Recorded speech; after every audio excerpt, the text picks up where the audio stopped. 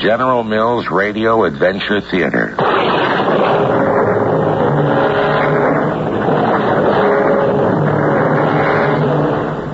Welcome to a wonderful world of your own making.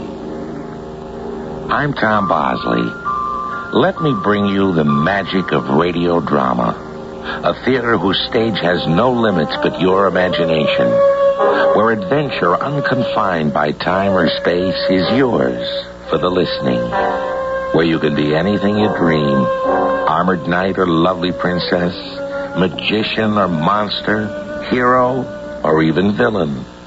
Sail seas, scale mountains, explore galaxies, all in your own minds. Do anything, anywhere, anywhen, on the wonderful stage of your own imagination.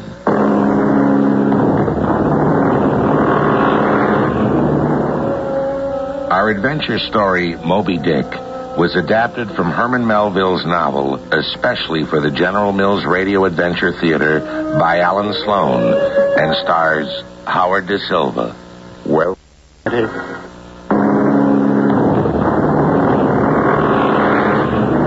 come with me now to the time of tall ships, the year of 1850, in the port of Old Nantucket, home of the whaling fleet. You are a penniless young schoolteacher, weary of the classroom, seeking a night's lodging before you try for a sailor's berth on a whaling ship. Your name? Call me Ishmael. Innkeeper, have you got a bed for the night? If you don't mind sharing it with a harpooner. Well, I like to be private in my sleeping, but I'll share half of any decent man's blanket. Fair enough. Right up them stairs, my lad.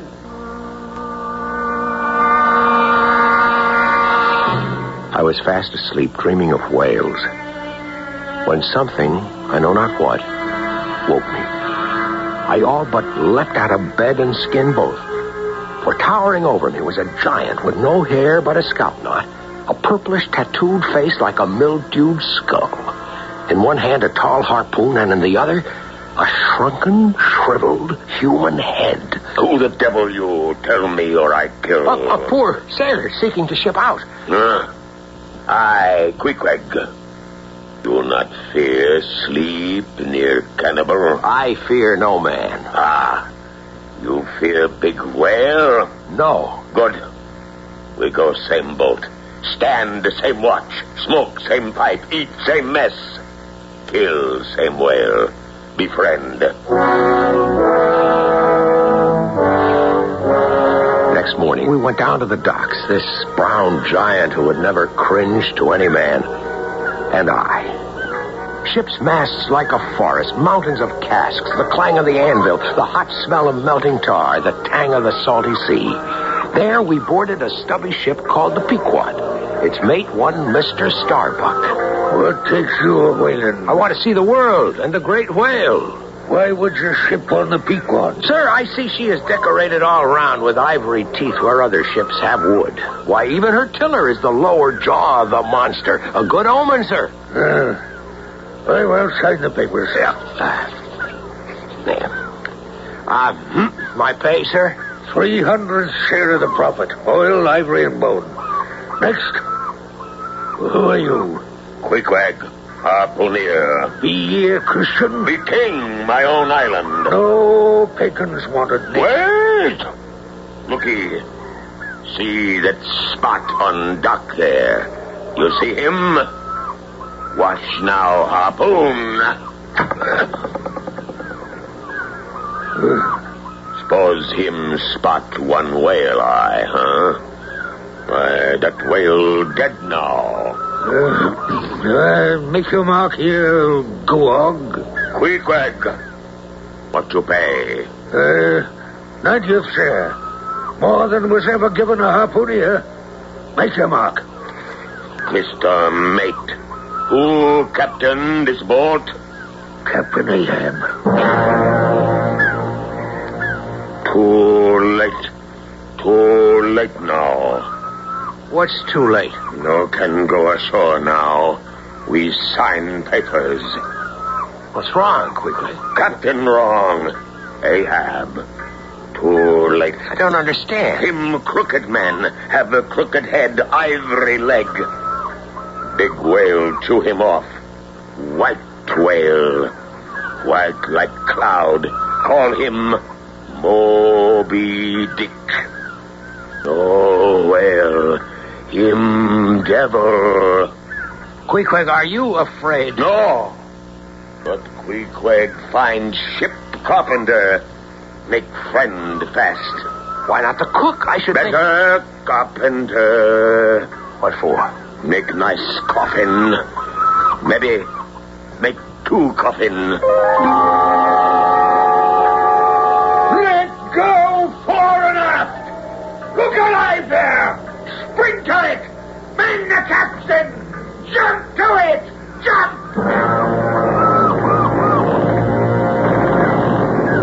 Within the week, we were at sea. The rattle of chain, the wind on the lines, the mew of the gulls, all my heart's desire.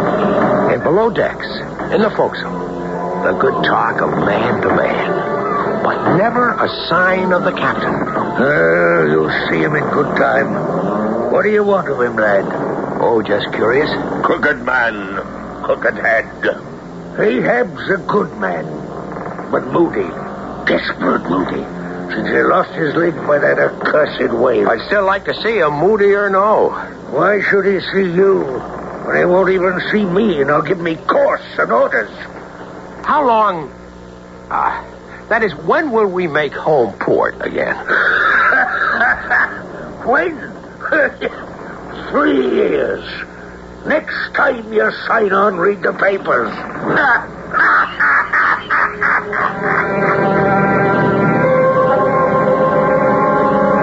Weeks we sailed, ever south, well past the Bermudas and into the Caribbean, but no sign of Captain Ahab.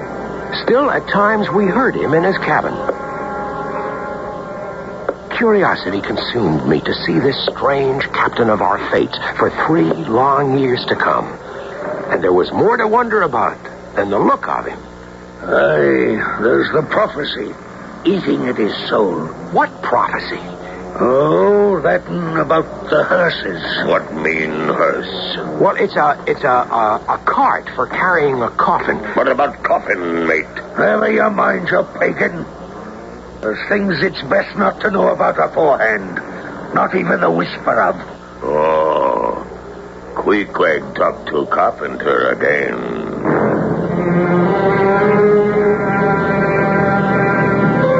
On we sailed, now well into the South Atlantic, hauling for the African coast. And still, no sign of Ahab. A fresh wind and a calm sea, the merry dolphins plunging ahead, but nary a sign of a spout, nary a glimpse of Ahab. By then, I'd found the second mate, Mr. Stubbs, more companionable. You say like you don't fear the whale? No, sir. Have you ever seen a whale? No, sir, I have not. Still, come time to lower away, I'll be glad I'll have ye in me boat. I will have no man who is afraid of a whale. Thank you, sir. And yet courage is all very well, but carefulness is better. I am in this ocean to kill whales for my living.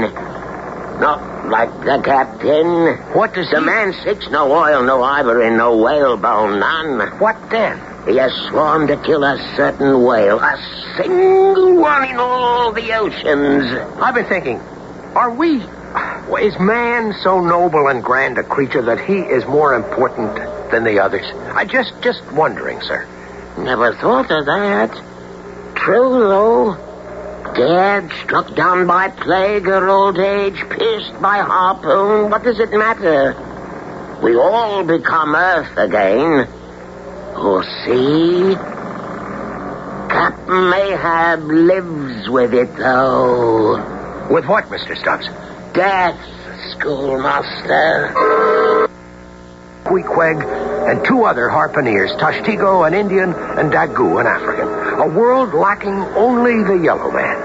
On this day, I was aloft and saw a spout. There she blows! She blows! All hands on deck! All hands on deck! On deck! On deck! My shipmates came streaming from their posts, scrambling up from the gloomy forecastle, and I down from my perch on the mast, when suddenly he was there, on his quarterdeck, Captain Ahab. Now I knew why holes had been bored an inch into the planking. Into one, Ahab planted his ivory leg, and secure against the roll of the swell, he surveyed us. He looked like a man cut away from the stake after the fire had consumed his limbs. Tall, broad, like some great tree.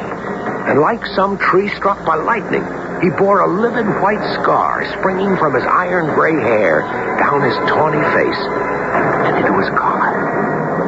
The brand of the beast of the deep. Let us lower away boats, Captain, and after him. No! But, sir... No! It is not he! But he's oil and fresh meat, sir. It is not he! Steady she goes. Steady she goes. Did you see his eyes, lad? Like powder pans. His brow flashing like a bleached bone. Is he mad, sir? I've heard him speaking in his cabin and no voice answering. Heard that thump, thump day and night. Does he not sleep? Not that I know. But whom does he speak to in there? The devil. Or the white whale. Maybe they be the same.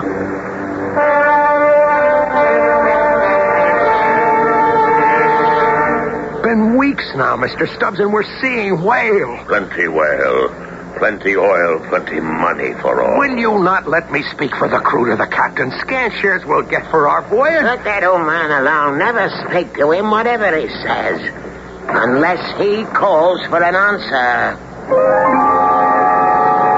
Week upon week of sailing and nary another glimpse of Ahab. Again, I was up at the masthead, uselessly singing out at sight of spouts, when he appeared among us again like a ghost. All hands on deck, and you all. Come down, start. Mark him, Ishmael. Men, look ye. Do you see this Spanish gold doubloon? What's that? A $16 piece, men. Do you see it? Mr. Starbuck, hand me yon top hammer. Now, whosoever raises me a white-headed whale with a crooked jaw, with irons in his milky hide like saplings, 3 holes punctured in his starboard fluke, he shall have this gold ounce I've nailed to the mast. The white whale, I say. Skin your eyes for him and him alone. I want no common blue, fin-back, nor humpback. I want the king, the emperor of the deep. Him they call Moby Dick. What ails ye there? No tongue? Captain, sir. Who be ye? Ishmael. Sir, the men aren't shares. Very well. You may take what ye need. But summon me not until ye sing out for Moby Dick. That accursed beast that made me a poor peg-leg lubber forever and a day. I'll never rest till he spouts black blood and rolls spin out. What say ye, my children? Will ye splice hands on it now and get me my vengeance? Vengeance!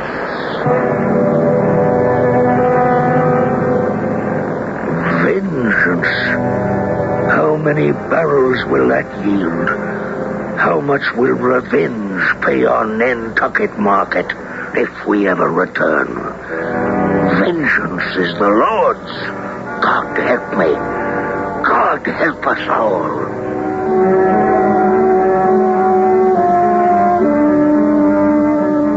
What will you do now? What can you do aboard a ship whose strange captain refuses to allow you and your shipmates to hunt any whale but one? The dreaded Moby Dick. A strange ship with a captain who must be mad, sailing under a prophecy nobody will tell you about. I shall continue shortly with Act 2.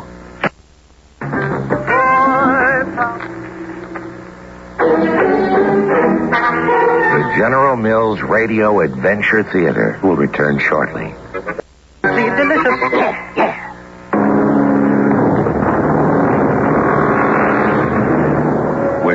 on the Pequod out of Nantucket, bound for the southernmost sea on the hidden track of the dread white whale. Storm and calm, wind and doldrum, watch upon watch, yet never the misty spout that marks the giant white whale Captain Ahab is sworn to kill. Not for oil, but for vengeance. Vengeance on a dumb brute, Mr. Starbuck? What of it, Ishmael? That's more than madness, sir. It's blasphemy. Ahab would strike the son of it insulted him. Still, 'tis but another fish to me, white or black. What think you, Queequeg? Queequeg think him sharp-eye sea whale first. Get gold. What if I see him first? I dream of the doubloon. Queequeg get gold. What would ye do with that doubloon, pagan? Put him in fire, melt him down. Take iron and make new point for harpoon. And waste it in the sea? Gold better for kill king of whales. Well, what about the prophecy? Mr. Starbuck, will you not tell us? No. Better you dream of gold than death. Not far, as the charts read from the Cape of Good Hope, I saw by chance into Ahab's soul. As the wind drove the ship, so was he driven by a storm within. I had roused myself from the night watch and made my way topside in the starry silence. Then from the captain's cabin I heard this telltale wakeful pacing. I placed my ear to the weather planking, and with my ears I saw into Ahab's soul. Aye, they think me mad. They know me not. But whom does he speak to? I am not mad. I am madness itself. Madness maddened. The men, I must set them afire too. And yet to set other stuff afire, the match itself must be destroyed. Well, so be it. I have willed to find the whale, and what I have willed I shall do. I shall not swerve. The path to my fixed purpose is laid with iron rails, whereon my soul is grooved to run, Fidela. Fidela? What word is that?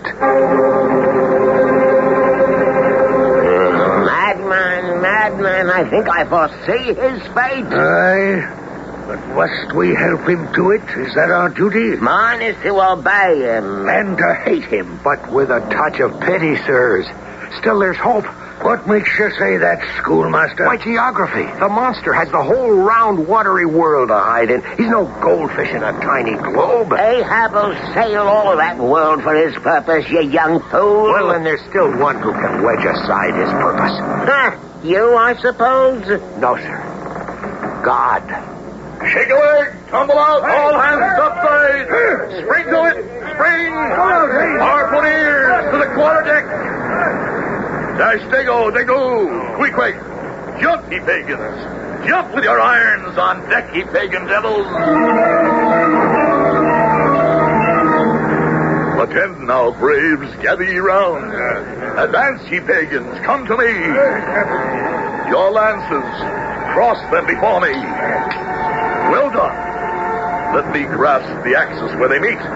Steady now. So. Ahab held the irons in his own iron grip and sent a baleful glance around us, meeting every eye. But I caught a look in Queequeg's eye, yes, and Daggoo's too, and Tashtigo's, a look of wonder, much like fear. Swear ye men that man the deathful whaleboat's bow. Death to Moby Dick. God hunt us all, if we do not hunt Moby Dick to his death. Queequeg. What happened there? When he grasped the lances crossed in front of him, I mean, what was it I saw in your eyes? Queequeg not know. Was it fear? I thought you feared of no man. Ahab maybe not man. Queequeg, what happened? Not know how, but Queequeg hand feel like fire run down spear from Ahab hand to Queequeg. Fire? Not hot like fire, like touch strange snakefish. It pain like small lightning. Electricity. run up Queequeg arms sting hard. You are afraid. Maybe so.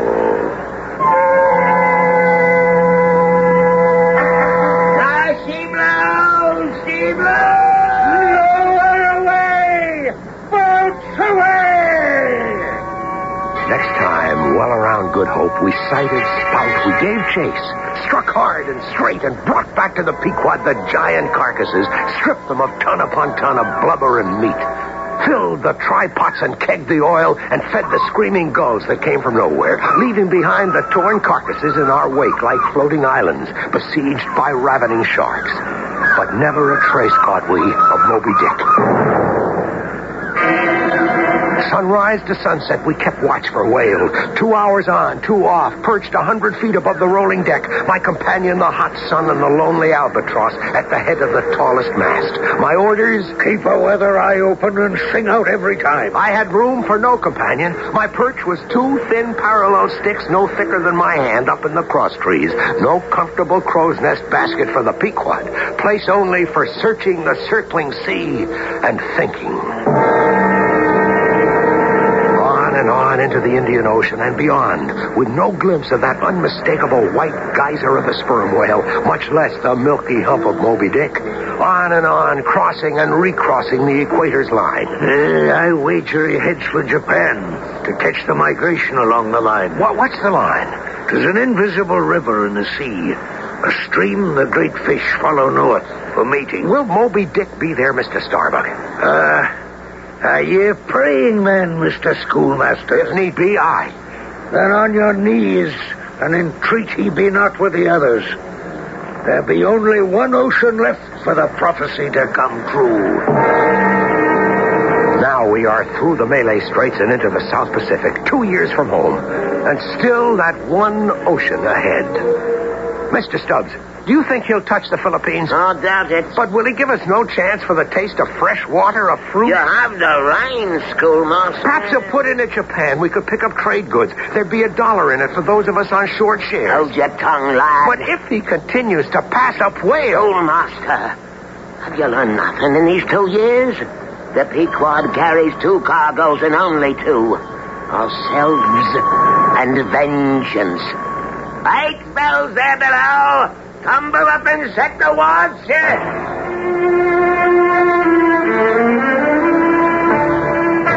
Captain, the wind has dropped. Then away boats and haul her till we raise one. Fedala! Fedala!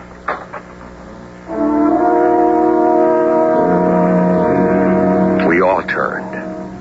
There in the door of Ahab's cabin stood Fedala. Tall and lean, one long tooth protruding over a thin lip like an ivory fang. His suddenly grinning face, a mystery. His yellow face. And now, we were in truth a world complete unto ourselves. White men, black, brown, red, and yellow men. Man in all the created colors. Man bound together against the beast, mightiest of all that lives. And instead of a wind, the sun broke and touched the golden doubloon nailed by the madman to the mast. Gold! Gold!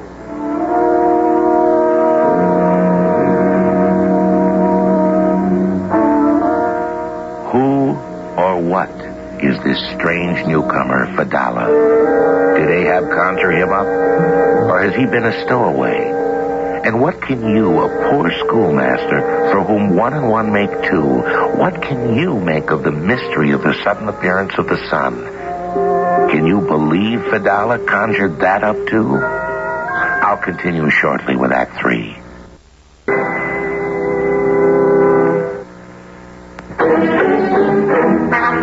The General Mills Radio Adventure Theater will return shortly.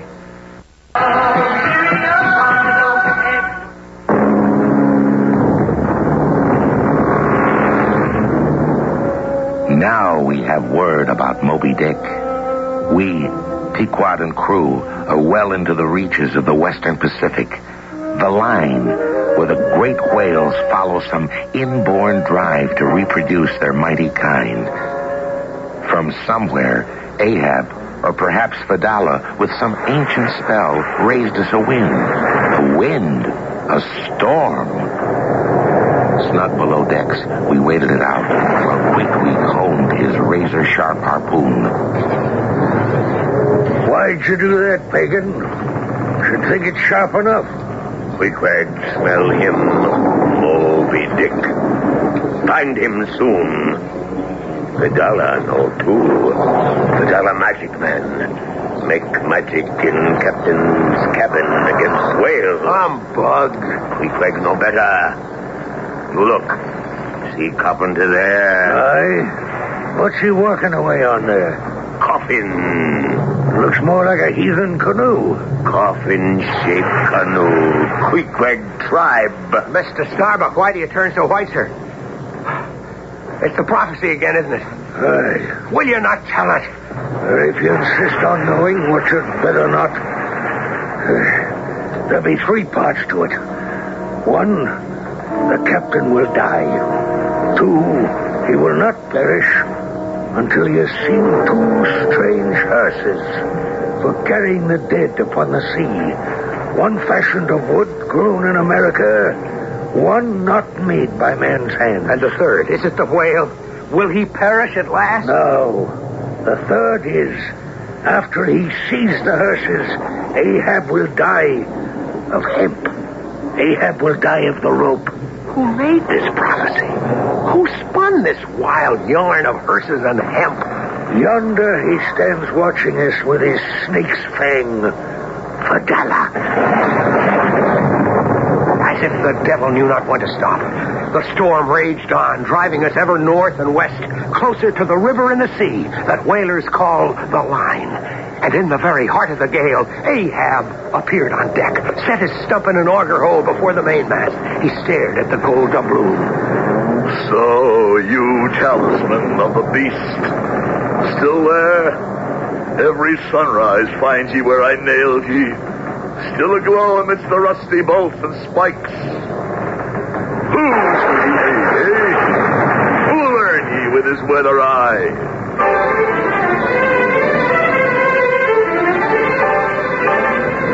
How it happened, I shall never know. But I was aloft, and he, Ahab, on his quarterdeck, every man-jack's eyes sweeping the sea when... There she blows! She blows! Where away, Captain? There off the starboard! Aye, and swerve at that by a spout. Look! He breaches, he rises. 'Tis he! The gold, I claim the gold. 'Tis Moby Dick, the white devil at last. All hands on deck! Stand by to lower away! Lower the boats! Ahab himself took up his place in the boat wherein I rowed. Queequeg poised by him at the bow, his iron at the ready, its rope coiled in its cask at my feet. Fadala in the second boat, with Tashtego and Mr. Starbuck, Dagu and Mr. Stubbs in the third. While ahead, the great beast plunged and spouted. Ahab spurred us on. There she blows. Right ahead, boys. Lay back on the oars. Lay back. Pull, my children. Pull, my little ones. Break your backbone. Snap your spines, ye dogs. Pull, will you? Can't you pull? Every mother's son of you draw his knife and pull with a blade between his teeth. That's it. We gain on him. We gain. Quick, stand to your iron. He sounds! And there goes Brooks down he goes! Spread yourselves. Give way, all boats. Be on him when he breaches. Moby Dick was gone down to the deep when Ahab could wait. Reaching, rising like a snowy mountain from the froth, Moby Dick comes up under Stubbs' boat. Ahab hefts his harpoon and poises to strike. The terrible brutes come crashing down on the little boat, and the boiling sea is strewn with shattered wood and drowning, dying men. And the monster dives again and disappears.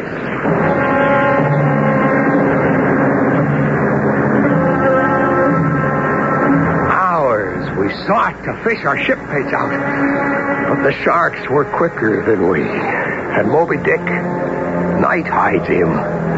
And we make our way back to the silent ship. Captain, Aye, Starbuck. away with that hated whale, sir. Let us go home to wife and children. Home. I know no home but the sea for 40 years. Captain, no mortal man can... I am more a demon than a man. Ah, Starbuck, I see your wife and children in your eyes. Stay on board, mate. Lower not when I do in the morning. Captain, I will not stay aboard. Do not command me to, sir. Ah, Starbuck, what nameless, unearthly thing it is that commands me against all natural longing and loving. What is it, Starbuck, that drives me to kill? What is the beast I seek to kill? Is it in the sea, or is it in myself?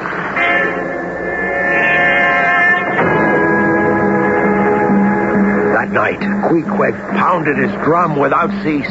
He spoke no word to me. His face a mask, dead as that head he held before my eyes that night so long ago on shore. None of us slept until that crack of dawn. Stand by, boats! Starbuck, keep the ship. Stay aboard. There goes Flukes. Lower away. Again, Ahab leads the way. Closer we come, until I can see the vast wrinkles of the cruel head and the shattered pole of yesterday's lance sticking like a toothpick in the mighty hump. The steam of his spout rises like a geyser, falls like mist, and now his whole marble body rises from the water in a high arch. Strike, Queequeg, strike before he sounds. Strike with me together. Harpoon, fly, take hold, and Moby Dick plunges on. Sail on the whale. There, to leeward. Him crushed it close too. Give chase. Sail on the whale. Aye, he rests for a rush. Reach your last to the sun, Moby Dick. Thy hour is at hand. This iron is meant for thee. Captain, he turns. He comes upon us. Then we shall take him head and head. Down, Queequeg, down all of ye. He's mine. Turning and splashing in furious speed, Moby Dick rushes among us with open jaws and lashing tail. Irons dart out of blind tangles. Red blood streaming down a snowy hump tinges the sea froth. And again, the monster rises beneath our boats. Again, shipmates struggle, sink, and drown. Only Ahab's shell of a boat is left unstruck. All are gone. Tashtigo, Fadal, and Dagu. We alone remain. But now he turns. And what I behold that day, upon that next instant, my eyes shall never forget, awake or asleep. Peace. I am the Faith's lieutenant. I act under orders. Captain, he comes on! He comes on! I am forever Ahab, ordained to kill ye 1,000,000,000 years before this ocean rolls. Ah, ye come at me again, eh? Only to spout your last. Steer for the open shore. Stand by to sway me up, Ishmael. Now brace me, schoolmaster, brace me well. Forehead to forehead, I meet ye, Moby Dick. The prophecy! The prophecy! My eyes behold it. Lashed to Moby's back, a thing in harpoon ropes, bound to his back like a toy, half torn by sharks, pinioned to the vast bull rushing down on us like some white stone wall. The corpse of Fadala, borne on the water as in a living white hearse. Aye, Fadala, I see ye. This is the hearse ye prophesied, not made by hand. And this iron, thou monster, is made for thee. Queequeg, strike. A hit. See, he turns his flank. After him. Seek me, will ye, sea devil. Captain, is it not too late, sir? Turn back. But it is too late. The whale has turned. We are all but choked in the midst of his bloody spout. But he passes us, drives on as if by some mighty engine, rushing toward my ship. Row, men, row. Will ye not save my ship? So, the prophecy again. The hearse upon the sea. The second hearse of oaken wood grown in America. Oh, my ship, my ship.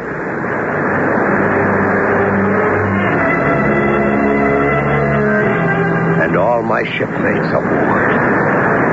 Oh, Lord, Where is our ship, the stubborn, sturdy Pequod of Nantucket? Flinders upon the boiling sea, here and there a head of flailing arm. And Moby Dick. There, he breaches it. He holds. What evil does he turn over in his heart? He comes on again. Must he perish without me, my ship? Very well, till last I grapple with ye all-destroying whales. From hell's heart I stab at ye. For hate's sake I spit my last iron. I am tied to thee in life and in death, thou damned evil thing. Thus I give up the spear. Ahab hurls his iron. We sit in a trance as it flies. The line runs out. The iron strikes. But the great beast still roars on. And on. And now, as Ahab stoops to clear the line at my very feet, He bleeds. See him bleed. Captain, the rope! Flying turn catches him around the neck, and in an instant, Ahab is shot out of the boat. Down he is hauled by the whale to the eternal bottom of the churning sea. And the last of the prophecy is fulfilled. Ahab died. Of the hemp, the rope, he died. And not of the great white whale.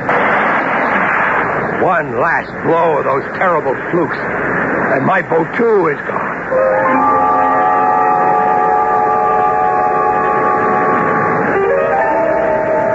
I am alone. Nothing remains. And I alone remain to tell the tale. Buoyed up until the ship did find me, by a coffin of wood shaped in the form of a savage's canoe. And the great shroud of the sea rolls on as it shall forever. The domain of the greatest creature on earth.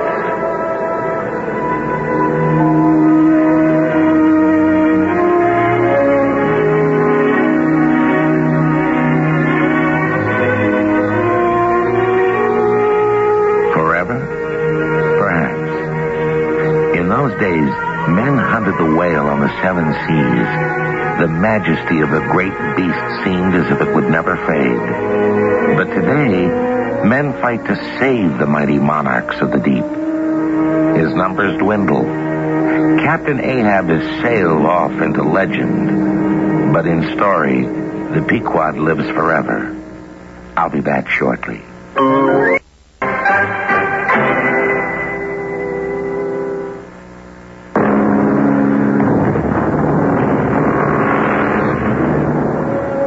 Today's story, adapted from Herman Melville's great novel, happened only in the writer's imagination and came to life in yours. But the fate of the whale is real. Today, we're not sure the mighty creature will even survive. His numbers are down to 1/5 of what they were. Perhaps to your children, they will exist only in imagination. We hope and pray that that never happens.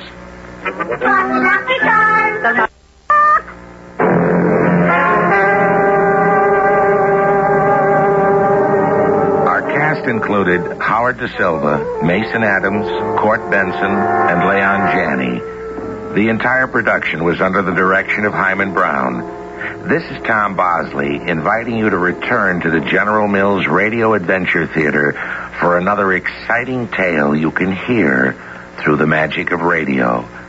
The General Mills Radio Adventure Theater is recommended by NEA, the National Education Association.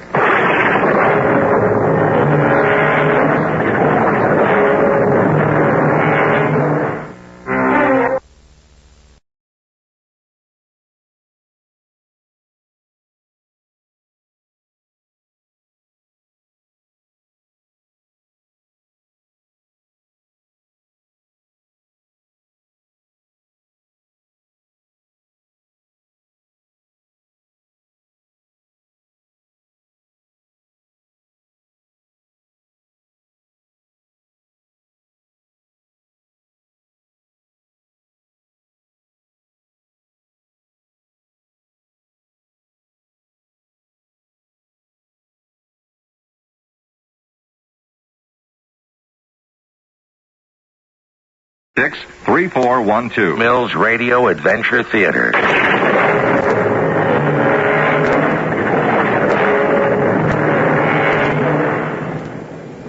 Welcome. I'm Tom Bosley. There's a world of adventure, a world of excitement, surprise, and drama. And this strange and fascinating world does not exist on some distant planet in a remote and faraway universe. It's a world you can reach right here. It's the wonderful world of radio, the wonderful world of your very own imagination. Explore it.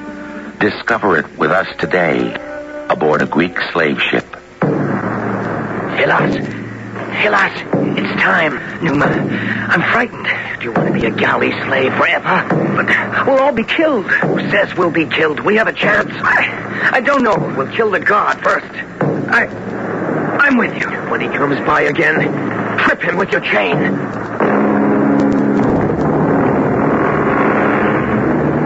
Our adventure story, The Boy Who Would Be a Sailor, was adapted from a Rudyard Kipling story, especially for the General Mills Radio Adventure Theater by Sam Dan, and stars Kevin McCarthy. I'll be back shortly with Act One. Sometimes my plans are all wet.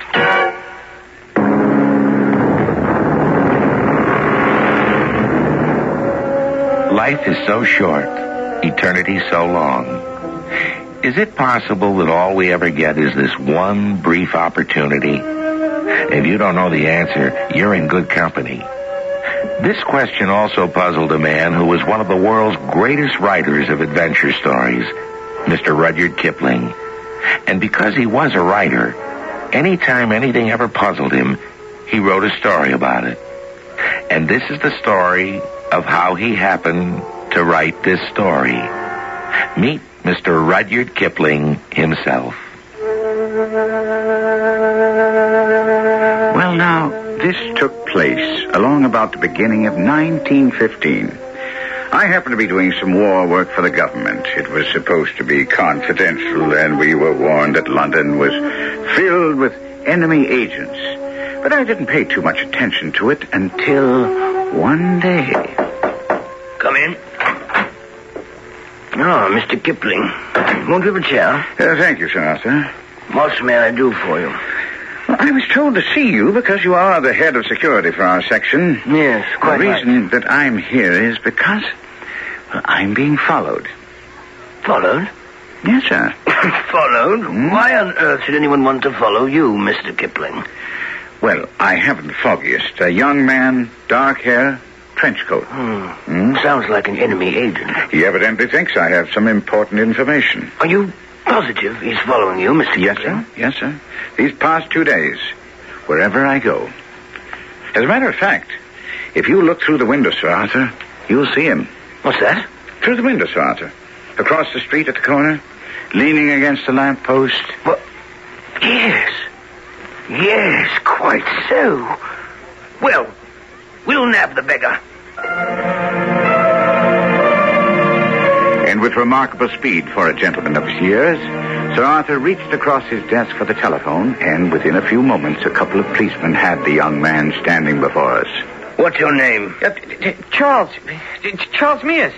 Charles Mears, indeed. A likely tale.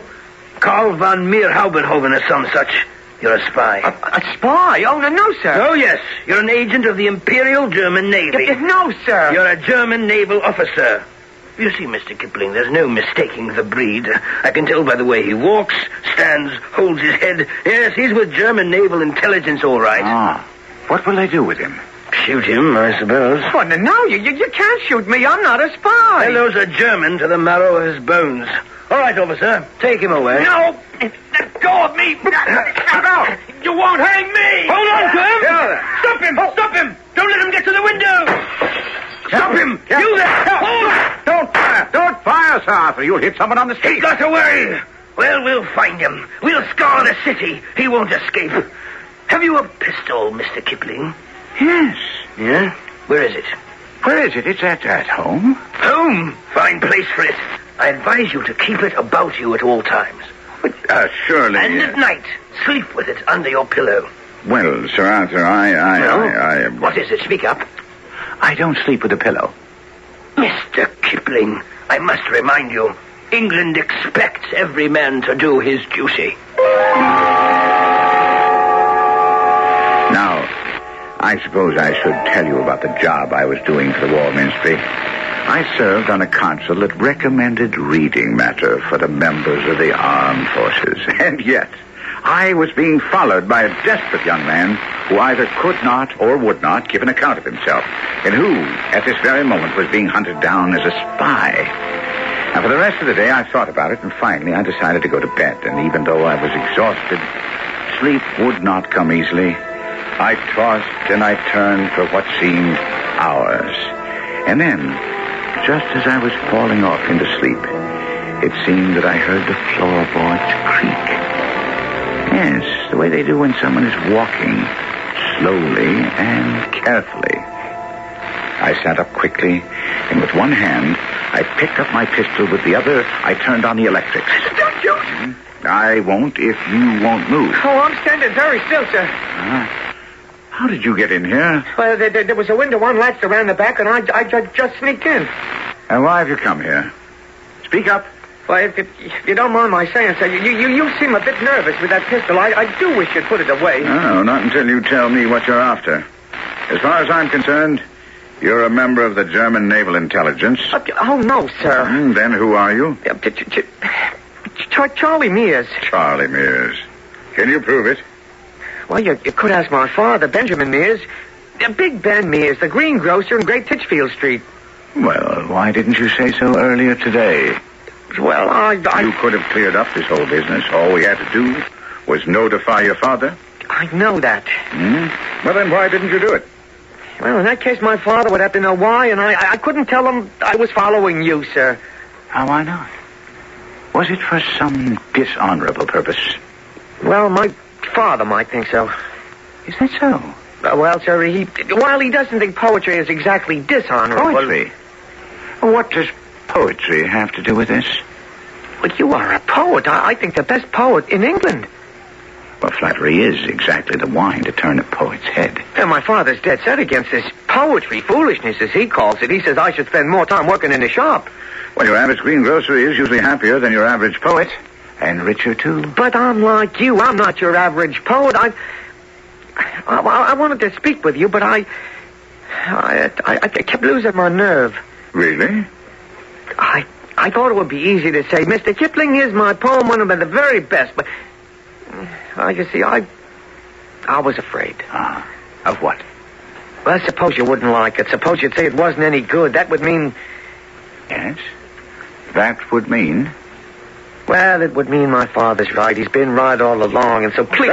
Don't reach into your pocket like that. Oh, well, it's only a bit of paper with my poem on it. Don't point that pistol at me. It's making me nervous. Almost as nervous as you are. Let me read it to you, sir. And no poet should ever be bold enough to read a poem to a man who is pointing a pistol at him. Oh, please listen, Mr. Kipling, and tell me what you think, huh? Oh, gallant was our galley. From her... Excuse me. Our what? Galley. A galley was an ancient ship that was moved through the water by oars, sir. Yes, I know what a galley is. Oh, well then, to continue... Have you written a poem about a galley? Oh, yes, sir. The second line reads... Why? Why? Yes, why have you chosen to write a poem about a galley? Well, because... Here you are. For the sake of argument, I'm willing to believe that you are not a German spy, but the son of a greengrocer on Great Titchfield Street. Now, what do you know about an ancient galley? Oh, well, sir... What kind of a galley is it? A Roman galley. And what would you know about a Roman galley or Roman galley slaves? Well, practically none of the slaves were Romans. They weren't? Oh, no, sir. Many were Gauls captured in battle. Now, on this ship, there were Scythians, Phoenicians, Greeks, and Syrians who were taken prisoner by the Emperor Vespasian. Well, you seem to have studied this period quite thoroughly. Studied it? Well, no, sir. I'm afraid I never did. I don't have that much schooling.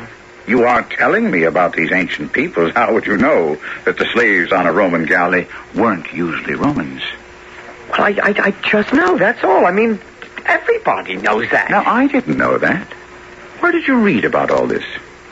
I never read about it. Well, then, how do you know? Like I say, Mr. Kipling, I just know, that's all. But you haven't heard enough of my poem to tell me what you think.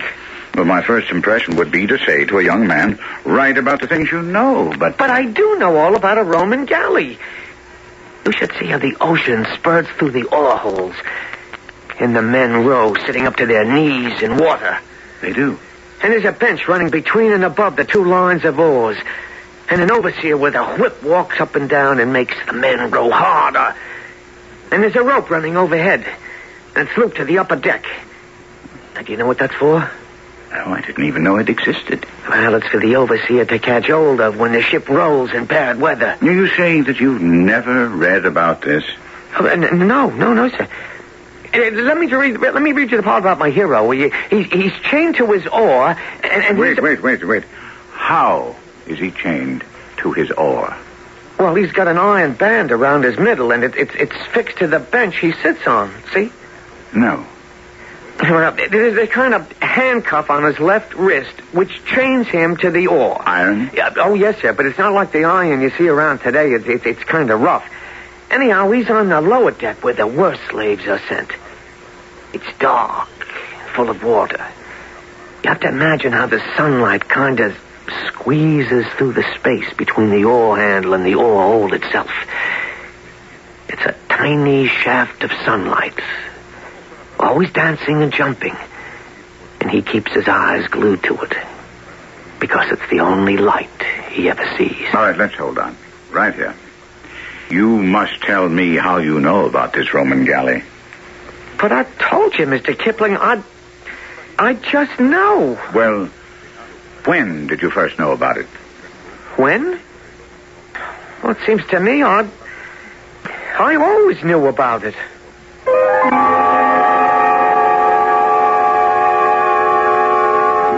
Now, you must admit, we have a rather remarkable young man here. At first, it appeared he was a German spy. And who knows? That hasn't really been settled. Now he tells at great length and in minute detail about the galleys and galley slaves of ancient Rome. And to know some of the things he mentions, well, you just had to be there. Was he there? Is it possible? Well, anything's possible on Adventure Theater. I'll be back with Act 2 shortly.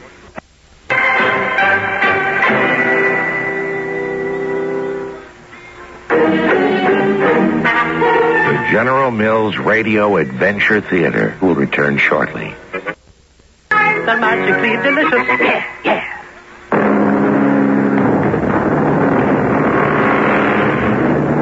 Life, as a poet once said, goes on forever. But does that mean our own lives, or life in general? Who can tell?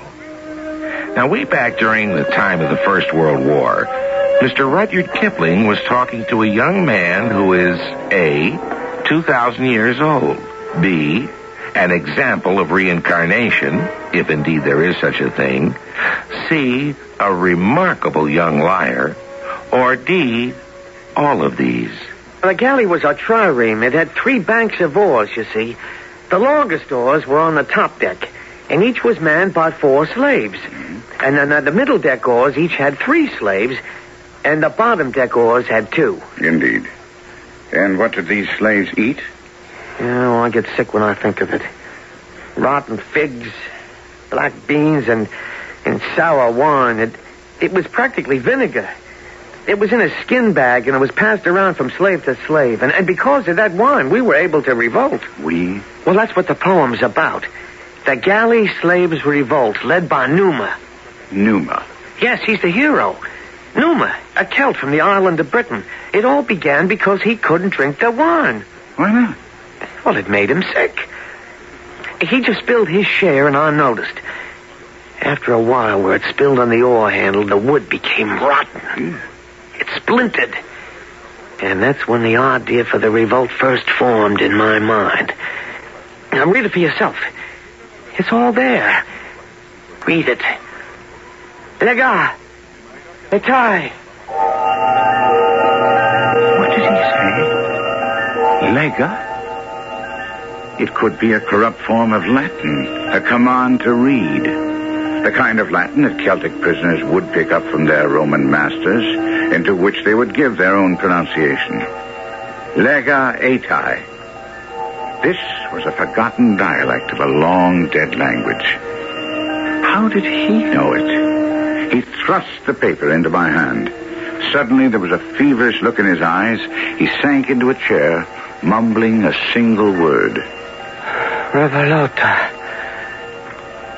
Revolota. Revolota. And then he seemed to fall asleep or into a trance. I couldn't tell which. I looked at the sheet of paper he had thrust into my hand, and I began to read. This is the day we shall break our chains. This is the day we shall end our pains. Never again shall we feel the whip. This is the day we shall capture the ship. It wasn't really very good poetry, but there was something about it. You could feel the movement of the ship, the pounding of the waves, the creaking of the timbers. You could hear the thumping of the quartermaster's drum as he set the insistent, punishing pace for the oarsmen. You could hear the savage crack of the taskmaster's whips. You could hear him shout. Pull! Pull! You could hear the groans of the desperate galley slaves, feel the blinding stab of pain from the taskmaster's lash, the cruel chafing of the rough iron chains. And then suddenly you were in the midst of it. You were inside the heart, the mind, the being of a Celtic galley slave named Numa, one of two oarsmen chained to a sweep on the lowest, darkest deck of the ship. Numa, who would lead the revolt of the galley slaves. Hélas. Yes, Numa. It's time. Oh, Numa, it's time. It's hopeless. How can we revolt? I told you that we all stand up together. We can pull the benches free from the deck. But, Numa... The oar shackles are all almost loose now. We'll be killed. Quickly, instead of slowly the way we're being killed now. But, Numa, while there's life, there's hope. Hope for what? Something, anything. Perhaps... Perhaps what? Perhaps the ship will be captured. By whom? Nothing that sails the sea can hope to capture a Roman ship of war. But what have we to fight with? On the upper deck are soldiers. They have swords and spears. Tell us. We already talked about it. It's late at night. All of them are asleep. Half of them are drunk. There's one thing to talk about. It's another thing to do it. Alas, it well may be that while there's life, there's hope. But this is not life. Yes, you're right, Numa. Pass the word forward. Ready.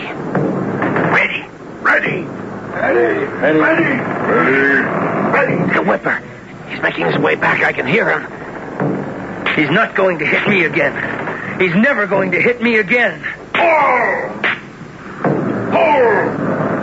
Now! Be up and down! Be up and down! Take me up and down! Follow me! Numa, the ship! The ship is sinking! The ship's sinking! The water! It's pouring in! It's up to my knees! The ship is sinking! We'll drown!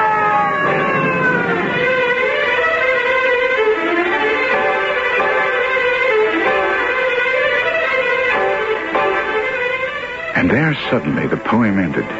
The water rushing in through a hole in the bottom of the hull. But what happened? What happened? What happened then, Charlie? What? They drowned. Drowned? Well, the hull was rotten. It was a scandal. You see, the Vesculatories who were supposed to repair the ship... The who? The who? Well, I think they were called the Vesculatories, something like that. Anyhow, that's the way it sounded. Well, it might have sounded that way to a Celt who didn't speak Latin. The first syllable, ves, might be for vessel. Anyhow, they were cheated. The ship wasn't seaworthy. And the water came in and the ship went down and everyone drowned. Yes. You were standing there and there was no escape. The water rose very quickly. I'm talking about the level of the water. But somehow, when it reached the level of my eyes, it seemed to pause. It was like a banjo string that was torn very tight, and you could hear a hum that grew louder and louder. You knew it was going to burst, and suddenly it did. Charlie, You'd better go home. Well, I've got so much more poetry. It's all in my head. It has to come out. Well, why don't you write it? Oh, where? I can't write it. Hell, my father simply won't have it. Well, why don't you write it here? Here? I have a big house. You can have a place all to yourself. Mr. Kipling, no, I wouldn't want to impose, sir. Why? We're two of a trade, you and I. Are you saying I'm a poet? Well, I'm saying that either you have the most fantastic imagination or... Or what, sir? Or... never mind. It's late. You'd better get some rest. Oh, but I'm not tired, sir. I am. I had a long day, and I'm exhausted just reading about the galley slaves on that ship.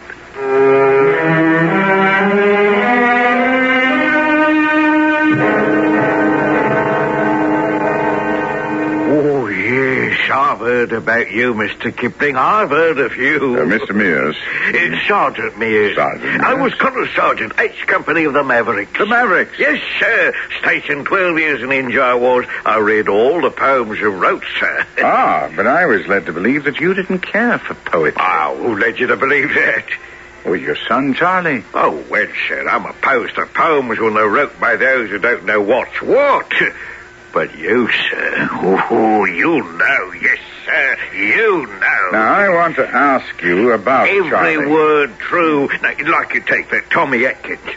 I walks into a public house to get a pint of beer. The publican he option says, we serve no lead coats here. Has your son ever studied about ancient The Rome? girls behind the bar, they laughed and giggled fit to die. I outs into the street again. To myself, says I. Yes, and now where does he come by his fantastic knowledge Tommy of this and of Tommy ancient that, Rome? and chuck him out the brute.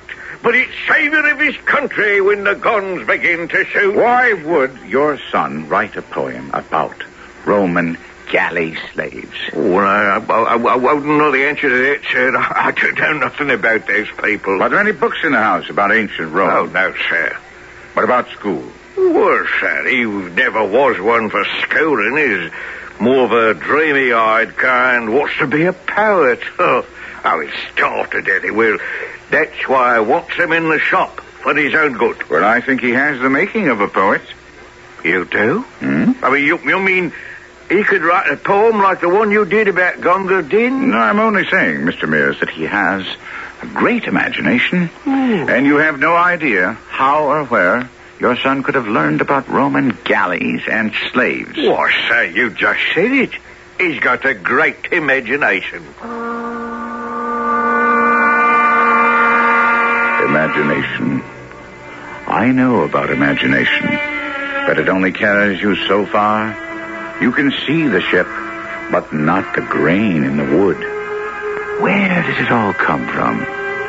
I went back home after a rather long and difficult day with Sir Arthur, who, to this day, believes Charlie Mears is a spy, to find Charlie hard at work with pen and paper.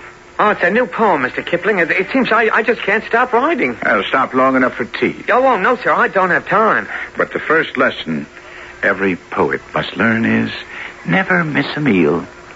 Have you decided to finish the poem about the Roman galley slave? What Roman galley slave? No, the poem you showed me last night. Well, which poem was that? The one you called The Revolt of the Roman Galley Slaves. But why would I write a poem about Roman galley slaves? Well, you... Well, I mean, what do I know about Roman galley slaves? Oh, wait. Where is it? There it is on the table. Here, this piece of paper. You see? The Revolt of the Roman Galley Slaves. You mean to say you didn't write this? Well, no, I don't remember writing that. Isn't this your handwriting? Well, yes, but I'm sure, I'm positive I never wrote it. I never saw this before. You're writing another poem, you say? Yes, sir. Huh? What's it about? It's about Canute the Killer. Canute the Killer? Well, he was a Viking pirate. What do you know about Vikings? Oh, well, I know everything about Vikings.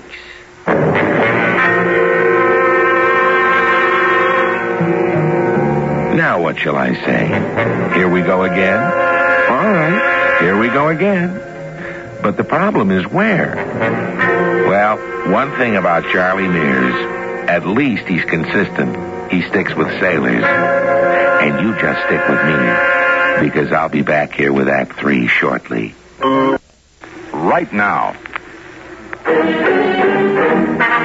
The General Mills Radio Adventure Theater will return shortly.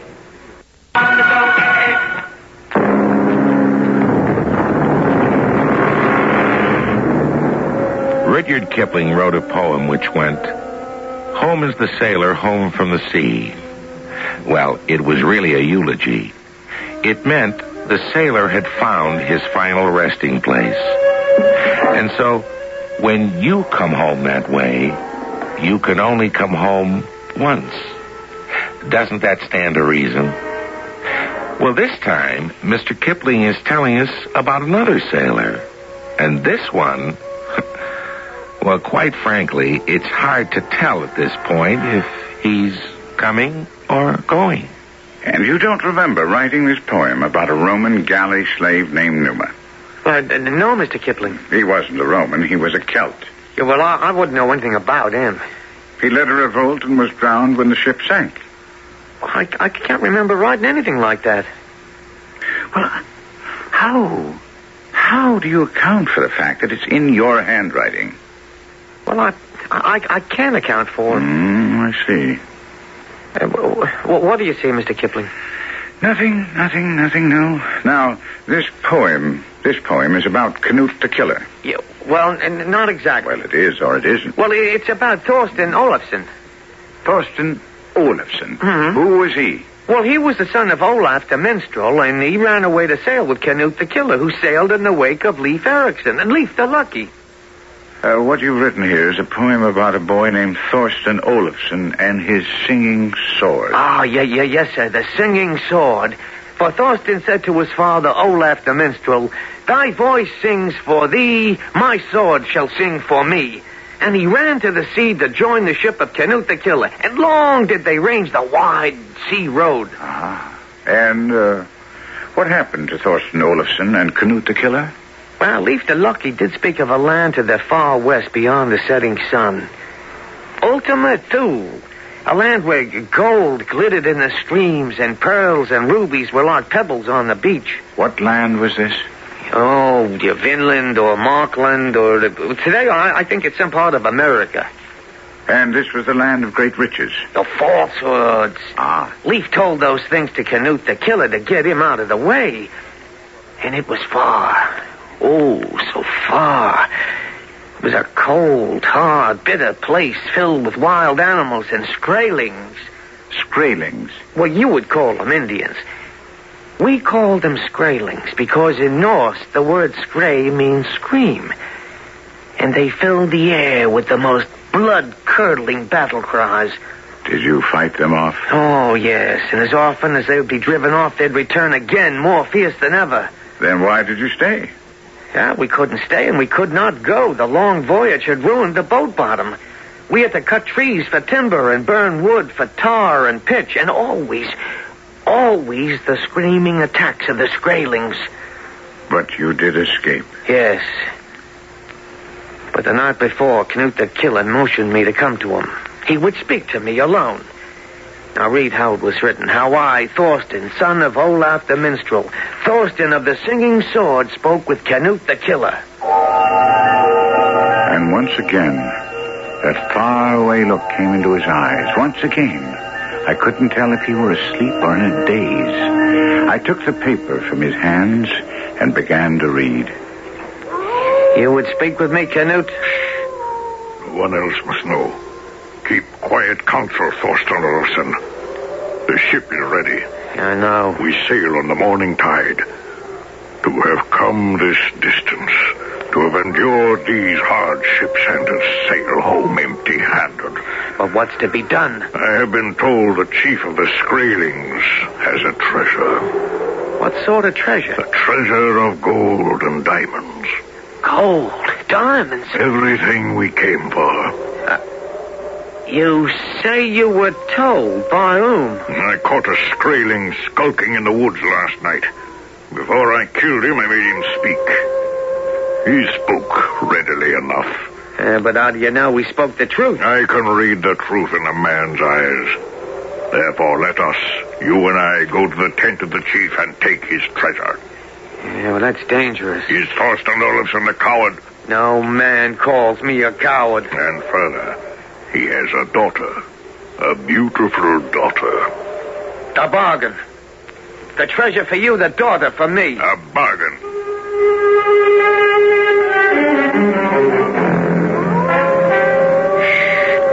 Quiet. This is the biggest tent. It must be that of the chief. How shall we enter? With your sword, cut a hole in the side. Quiet. Good. So, now, inside quickly.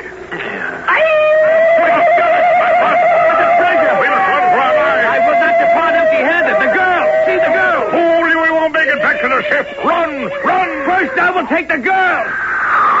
She's fainted. I'll carry her back. Leave her. You can't carry her and fight at the same time. I can do anything. I am Thorsten Olafson.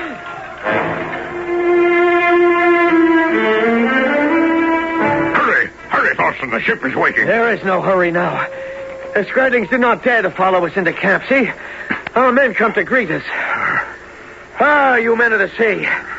Hey, you see what I have done? A Skraeling princess. I have stolen her from her father's tent. With my singing sword, I have done this. Put her down. I shall carry her into the ship. Put her down. She belongs to me. She was taken with my sword. I am captain of the ship. We made a bargain. The treasure for you, the girl for me. Fool. The girl is the treasure. She's a treasure worth gold and diamonds. We shall sell her for a queen's ransom. She belongs to me. I said put her down. I shall put her down only to draw my sword. You want the girl, Canute? Come, take her. You will have to fight all of us.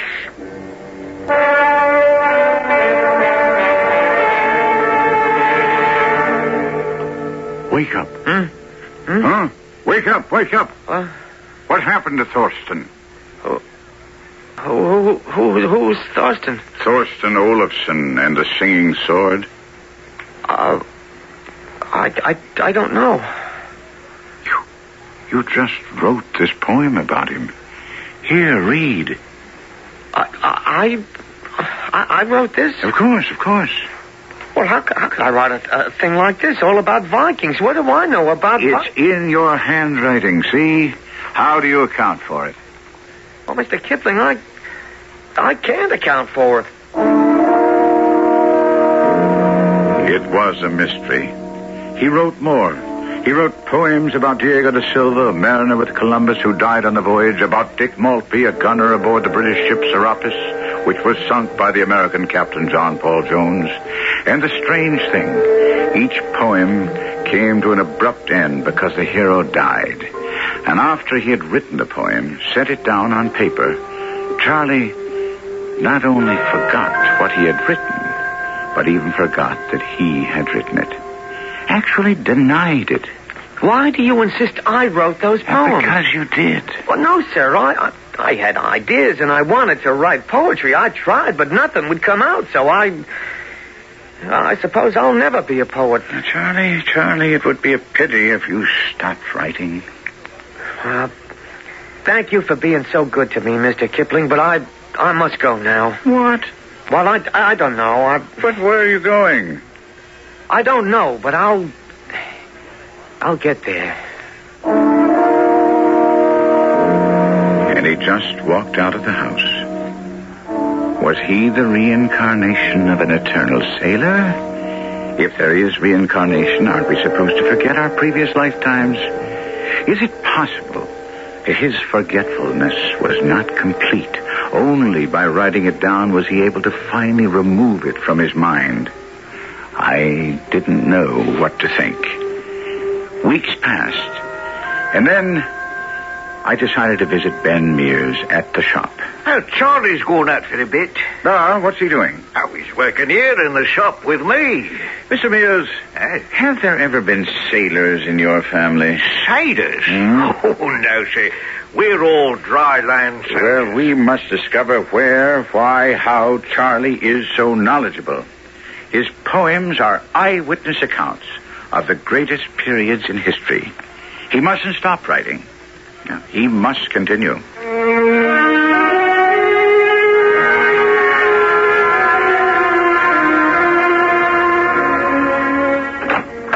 Hello, Mr. Kipling. Charlie, come in. Well, I can only stay a minute. Oh, sit down. Would you like something to eat or drink? No, sir. I must go to Victoria Station and catch the Liverpool train. Ah, you're going to Liverpool? Oh, yes, sir. I have a job. Huh? What kind of a job? Well, sir, I was walking along the street just the other day when I passed the office of the Cunard Company. The steamship lines? Yes, sir. I went in and asked for a job. Why?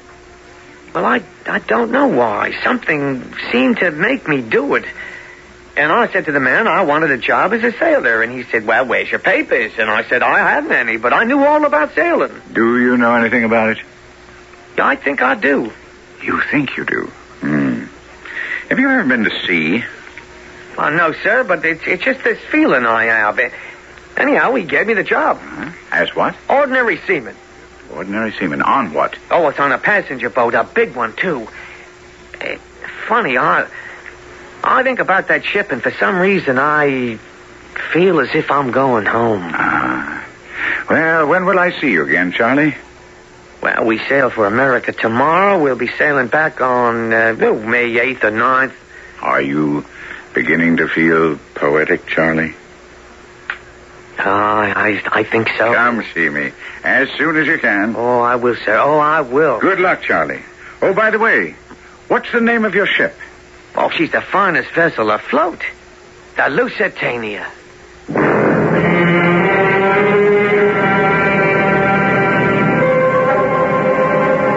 The Cunard liner Lusitania.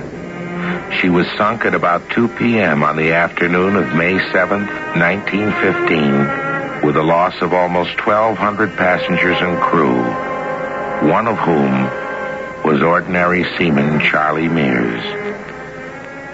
I'll be back shortly.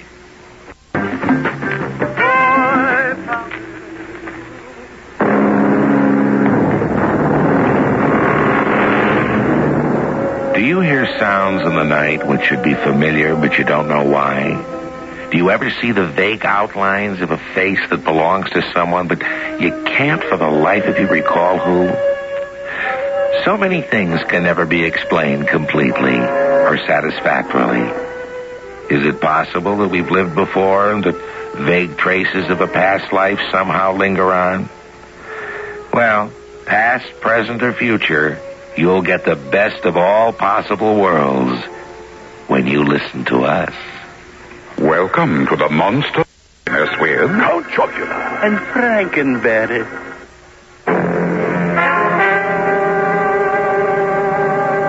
Our cast included Kevin McCarthy, Jack Grimes, Bill Griffiths, and Don Scardino. The entire production was under the direction of Hyman Brown. This is Tom Bosley inviting you to return to the General Mills Radio Adventure Theater for another exciting tale you can hear through the magic of radio. The General Mills Radio Adventure Theater is recommended by NEA, the National Education Association.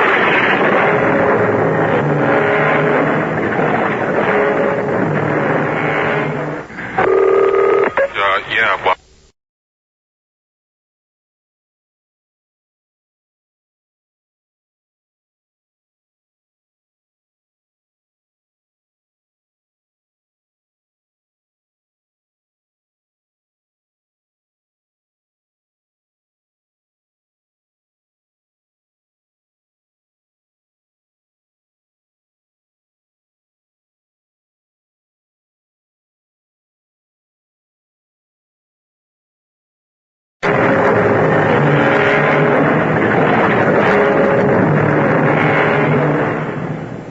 Welcome to the marvelous and incredible world of adventure. I'm Tom Bosley, and I'll guide you into worlds you never dreamed of through the magic of radio. You know, there's an old saying that truth is stranger than fiction. And many men have returned from an adventure and related tales of such unbelievable truths that they've been accused of being liars. Well, our story today was written as fiction, yet it is so interwoven with the truth, you'll be hard put to decide what you believe and what you don't believe.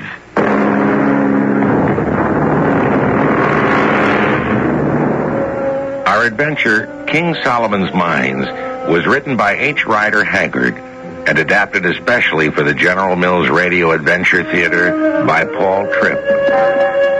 I'll be back shortly with Act One.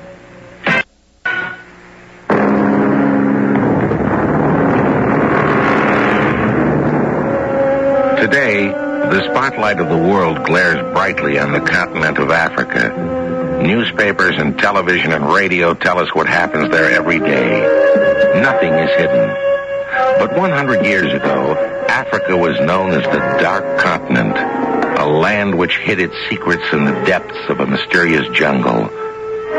Only an explorer and big game hunter like Alan Quatermain could possibly find his way through the twisting jungle trails.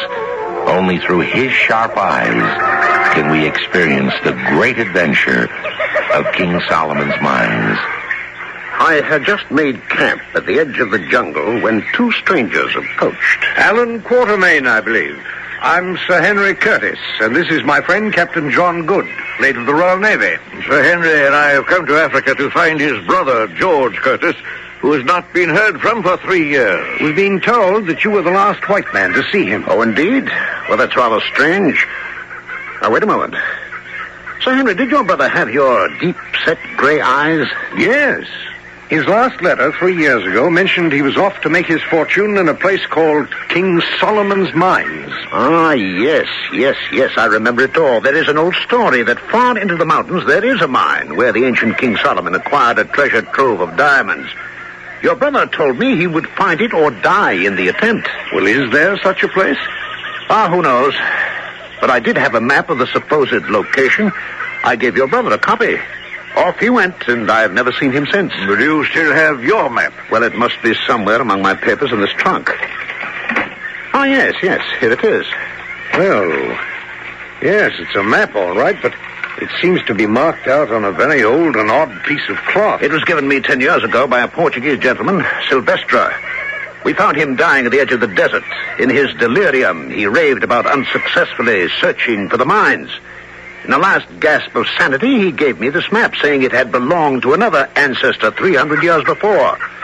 This ancestor, another Silvestre, had seen the mines, but died in the mountains while trying to return. And you never looked for the mine yourself? Oh, sir, I had better things to do than to follow a dying man's rambling dream. Mr. Quatermain, will you lead us to the mines? Sir, crossing an unknown desert under a blazing sun and climbing the highest mountains in Africa sounds more like suicide to me. Look, sir, I'm a rich man. I'll pay you well, and if we do find diamonds, you and John Good can share it all. But we are going, with you or without you. Very well, Sir Henry. I'll go. But more to save your skins than line my pockets. We'll need a week to organize the expedition. By the 7th day, we had hired enough porters, but still lacked a strong man to carry our guns. As I was loading our cartridge belts with bullets, a voice spoke behind us. Hail, O Maku Mazan, watcher in the night. Thy prayers are answered. I have come to carry the gun. Not so fast. Who are you? I am called Umbopa, a warrior of the Zulu nation. A warrior with a lying tongue. The Zulus are an ebony black people. Thou art pale-skinned, the light color of a dried leaf. Can you then also see the color of my heart? You are too bold. Go elsewhere and carry another man's burdens, not ours. Oh, I say, Quatermain, why not hire him? He looks strong. He's as tall and brawny as I. Aye, golden-bearded lord. We are men, you and I. Why does a warrior wish to be a porter like a woman? Because I have heard you will cross a great desert and climb snow-covered mountains and seek a strange country. I say, let him come. He looks like a useful man. Very well, Sir Henry. It's your expedition. Thank you, Umbopa. You will come with us. I will serve you well. We trekked for more than 500 miles before we came to the edge of the great desert. It was in the second week in May when we arrived, and the sun burned in the sky like a monstrous red-hot coal. Far in the distance, we could see the threatening outlines of the jagged Solomon Mountains, which we would have to climb if we ever lived through the desert. You know, Curtis, I've lived my life on the sea and never had an uncomfortable day. But the sight of those swirling sand dunes makes me positively seasick. If I were you, I'd worry more about drinking water. Only 1 cup a day for each of us. According to the map, there is a water hole in the middle of the desert 60 miles away. If we find it. We will find it. Have no fear. We decided to travel at night and rest in the daytime. But resting under a hot sun was almost impossible. Battalions of flies attacked us and covered us in a black cloud. We traveled 60 miles, but no sign of the water hole. Quarterman, I'm afraid we've run out of water. The heat seems to have evaporated it. Then we shall all be dead before the moon rise tomorrow. We struggled on as best we could, and when we could walk no longer, we fell on the sand like dead men. We slept, never expecting to ever wake up again. But when the sun came up the next morning, I felt my body being shaken. Mazan, I do not choose to wake the others. I have searched in the night by moonlight, and I have found the water hole. Umbopa, I owe you an apology. You saved our lives. Thank me not for saving lives.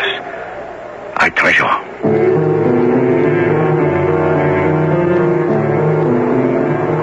We filled our flasks with water and continued on our way across the desert. Somehow it felt easier now. And 7 days later at noon, we reached the foothills of the mountains. We were too relieved to be frightened by the jagged rocks that seemed to tear into the sky. I shot an antelope, which Umbopa roasted over a fire. We gorged ourselves, and when finally we felt strong enough, we started to climb the mountains. The higher we climbed, the colder it grew. Oh, Curtis, next time we go on an expedition, let's head for the North Pole. It's probably much warmer there. By the time we had reached halfway up the mountain, the sun set, and we thought we would freeze to death. But luckily, the sharp-eyed Umbopa saved our lives again. Behold, there is a cave here. Let us crawl into it and sleep safely through the night. We huddled together to be warm and slept deeply. When morning came and I awoke, I accidentally flung my arm outward and touched a cold hand. The strange figure of an oddly dressed man, his head resting on his knees. Sir Henry, Captain Good, Umbopa, wake up, look. Oh, is it my brother who sits there, dead? Oh, I hardly think so, Curtis. Your brother did not wear clothes in the style of 300 years ago. Well, then, who can it be? Can't you guess? It's the old Sylvester whose 300-year-old map we have been following. The freezing cold has preserved his body all these years. And look at that pointed bone in his hand, at the wound in his forearm. He drew our map with his blood. God rest his soul. We paid our respects to the gallant old gentleman and climbed to the top of the mountain. Look, Quatermain, we're in luck. The mountain slopes away gently on its other side, and it's covered with tall grass. I've never seen anything more beautiful or peaceful in my life. Look, what the blazes? Someone just threw that spear at me. A group of armed warriors suddenly burst from behind the trees and threatened us with long, sharp spears. Despite my fears for our lives, I noticed that these men were tall and tan-colored, all of them resembling our friend Umbopa. And there was no time to think any more about that. The strangers advanced, pointing their spears at us. The guns we aimed at them did not frighten them. Evidently, they had never seen a rifle before. It looked like curtains for us. Strangers, who are you? Where do you come from? We are visitors, old man, from the greatest, brightest star in the sky that shines at night. You have offended us. You shall be punished. Be merciful, I beg of you. We did not know you were men of such great importance. My little exaggeration having seemed to work, I decided to embroider a bit more. A wicked-looking buzzard had just landed on a treetop. Look you upon that bird who comes only when death is near. My magic tube will speak the words of death to him, and he will scavenge no more. Thus shall my magic tube speak death to you, old man, if you do not obey us. We will obey. Oh, children from the great star. It is well. Now tell us who you are. I am Infadus, General of the army of Twala, King of Lurkuana. Twala the one-eyed. Twala the terrible. Then let us hasten to meet him.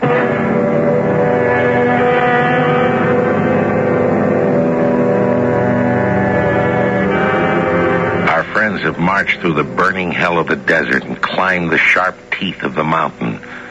What other dangers must they face?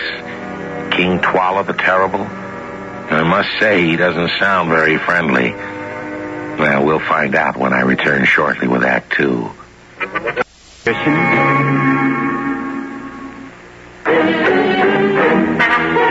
General Mills Radio Adventure Theater will return shortly.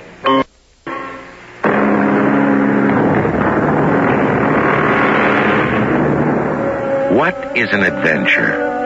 A question for which men sometimes give their lives to find the answer.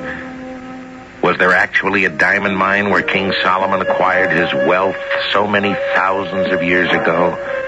Is the answer yes, no, or death? Soon we came to the great city of Lu. The gates swung open, and we entered a great clearing, which was encircled by thousands of fierce armed warriors with great feathered headdresses which swayed in the breeze. There appeared out of a great thatched house a gigantic figure of a man dressed in a magnificent tiger skin. He had one gleaming, baleful eye. Where the second eye should have been was a deep hollow. It was the cruelest face I'd ever seen. By his side hobbled a tiny, monkey-like woman, a frightening bundle of rags. Let the strangers approach my royal presence. White people, whence come you? What seek you? Greeting, Twala, king of the Kukwanas. We come from the stars. We come to see this land. You come from afar to see a little thing. They lie, O king. They seek the white shining stone of the ancient king. They lie. The monkey-like woman now sprang in front of us. Gagula, the royal sorceress of King Twala, a hideous-looking creature with a face no bigger than a child's, but covered with countless deep and yellow wrinkles. Heaven only knows how old she was. What say you to Gagula's words? Do you seek the bright stones? We have heard of them, and would see them. Lies! If you truly come from the stars, that man with you, does he also come from the stars? By George, Quatermain, he's pointing at Umbopa. It is true, O king. There are people of your color who come from the heavens above as well. Beware, O Twala, and heed what I prophesy. Kill, and you shall live. The white strangers? They are of no matter. But the brown man, who looked like a man of the Kukwana, him you must kill. Or you die, his life for yours. Quatermain, they mean to kill Umbopa. Calmly does it, Sir Henry. Let us all aim our guns at the king's heart. It is for tubes, O king. They are instruments of magic that speak with the voice of death. Lies! White man, speak the truth, O king. Myself, I saw magic tube speak death to a great bird of prey. Invados, take the strangers and make them comfortable in thy house. They have come far. Now let them rest. And tomorrow at noon we shall meet again at the great witch hunt. Oh, visitors from the stars, you are welcome in the land of Kukwanas. Farewell, and fear not. No harm shall come to you here. I would sooner trust a pair of cobras than Tralla and Gagula. I thank my 3 friends for my life. I shall repay. No need, my friend. I say I shall repay. I shall repay 1,000,000 times. No. What do you suppose you meant by that? I haven't the faintest notion. Let's go to the house of Infados and rest. Tomorrow sounds like a big day. It was a relief to be under a roof again after so many months in open country. Infados did his best to make us comfortable. Let my house be your house, O lords from afar, and let not the rudeness of Twala make you think that we Kukwanas are savages like our cruel king. But what is this witch hunt to which we've been invited? Another of Twala's cruelties. No man's life will be safe. Twala fears his people will someday rebel against him, and thus once a month he orders Gagula to smell out all men who are a threat to him, and then he has them killed. You mean the accused men are killed without trial by jury? I know not the meaning of these strange words, but this I do know. Tomorrow, I too may be killed. I am Twala's half-brother. I am too of royal blood. Then why not get rid of Twala and rule in his stead? Alas, I am too old. And if Twala died, he would be succeeded by his son Skraga, whose heart is blacker than his father's. Is there no one else? There is one. But alas, I fear he is dead. And, once our rightful king. This is all very confusing, Infados. What happened to all these people? Why are they dead? Ask Twala. Imotu was his twin brother and ruled as a just and gentle king. But Twala plotted against him and had him killed. Imoto's wife fled the country with her infant son, Ignosi. They were never heard of again. If the infant Ignosi had survived, he would now be our rightful king instead of the monster Twala. But alas, he is dead. How do you know Ignosi is dead? What mean you, Umbopa? Listen to me, and I will tell you a story. You say her mother and her child fled from the land of the Kukwanas. It was said they died upon the mountain. Is it not so? It is truly so. Not truly so. First they crossed the mountain, then the mother died. But the son, Ignosi, lived. He was found and adopted by a tribe of Zulu and grew up to be a great warrior. For years, he planned how he might return to Kukwanaland and become its rightful king. For long years, he waited for the right time to come. Then, at last, he met certain white men, and with them he crossed the desert and climbed the snow-clad mountain and came home at last to his native land. What mad talk is this? It is the truth I tell. For I am Ignosi, rightful king of the Kukwanas. Are you then my beloved nephew, Ignosi, whom I have mourned for dead these many years? Even so, my uncle. I bow to thee as my true and rightful king. Well, I'm speechless. Congratulations. Twala must go then.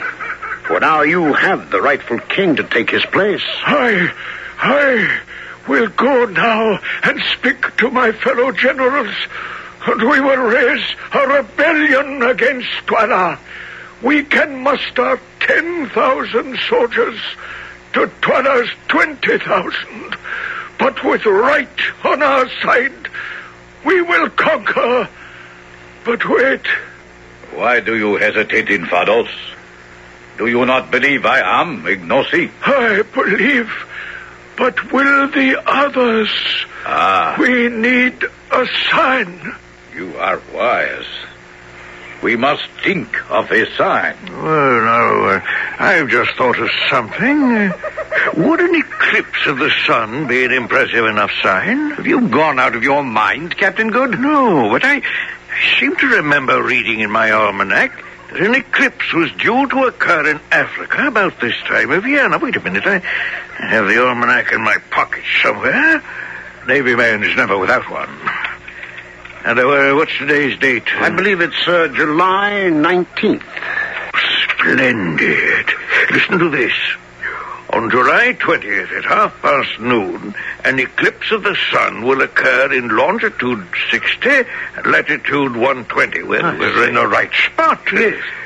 Infados, you shall have your sign tomorrow, 1/2 hour after the witch hunt starts.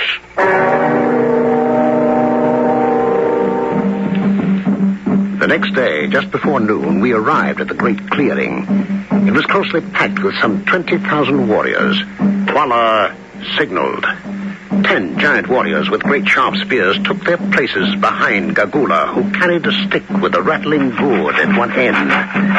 Gagula scampered along the ranks of the warriors, her fierce eyes seeking out her first victim. And then suddenly she stopped in front of a trembling soldier and shook her wand in his face.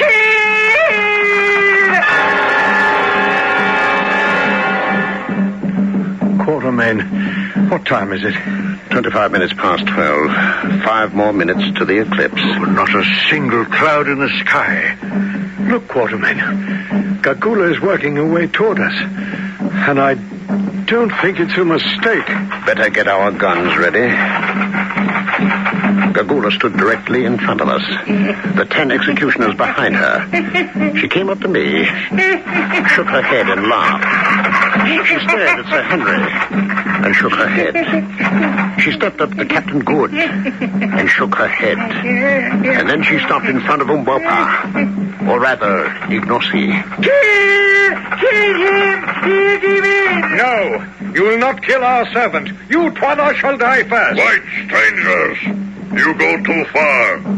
I say to my soldiers, kill. Then you, Twala, shall also be killed. Let all my warriors surround the white men and kill them.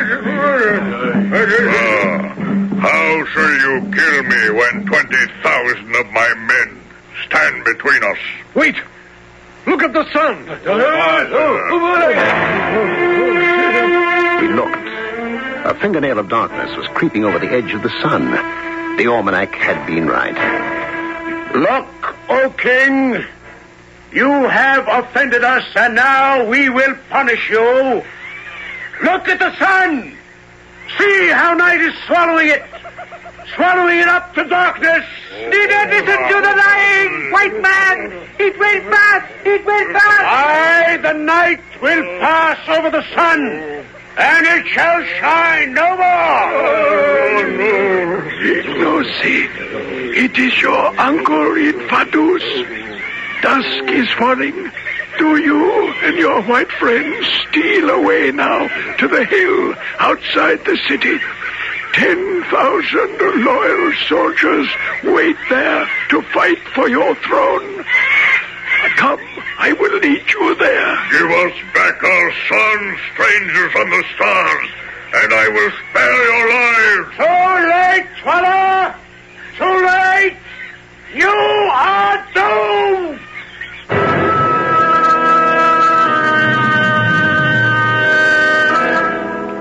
3 men set out to find a missing person. Instead of finding him, they find themselves involved in a battle for a man's throne. The hours before a battle are strange ones, filled with wild dreams and questions. Who will live to see another day? It's also a time of waiting. But you won't have to wait long. Act 3 will be here shortly.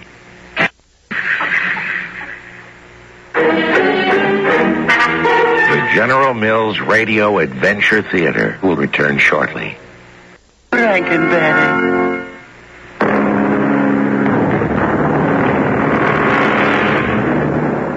A small army has been known to defeat a great army, but great armies have been known to destroy small armies. So what is the secret of victory? Bravery? Who knows? History doesn't play by any set of rules. With each battle, it throws a new set of dice. What are the odds? Twala's 20,000 warriors against Alan Quatermain's 10,000. Are the odds too great? We did not sleep that night. There was too much to do. Since we were camped on a hill, we had the advantage. We ordered huge boulders rolled to the top of the hill. Twala's men would be hard put to reach the top of our hill. We divided the men into 3 columns. Captain Good commanded on the left, I on the right, and Ignosi and Sir Henry, our best fighters, were in charge of the center. Here they would take the heaviest thrust of the battle. The Grey Regiment, the bravest men in Kukwanaland, had volunteered for this position. Twala and his army were marching toward us. The rising sun made the forest of spears sparkle so brightly the glare hurt my eyes. And frankly, I was also frightened. Hunting is my business, not war.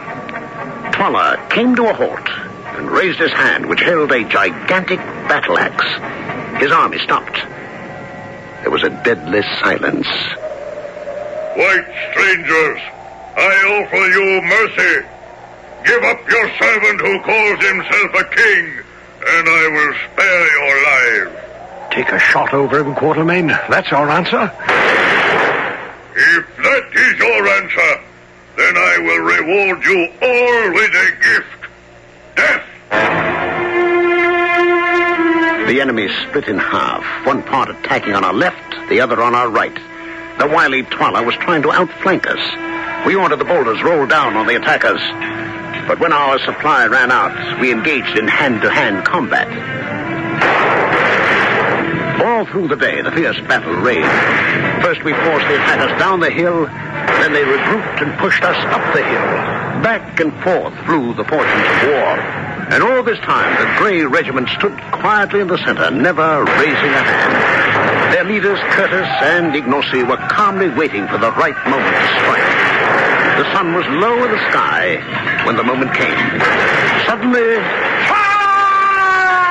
caught by surprise, the survivors of Twala's army ran headlong from the fight. The Grey Regiment pursued and attacked them as they ran. And just as twilight was about to fall, the battle ended.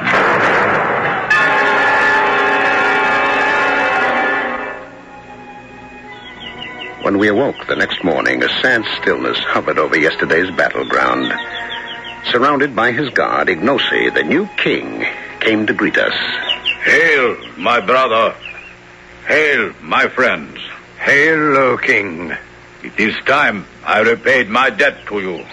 You owe us nothing. Yet will I still repay. Did I not promise you the white stones? You shall have them. We must speak to the witch Gaguda, for only she knows the secret place where they may be found. I shall take them to the secret place, and they shall curse the day they enter, for their precious white stones may be found only in the bony fingers of death.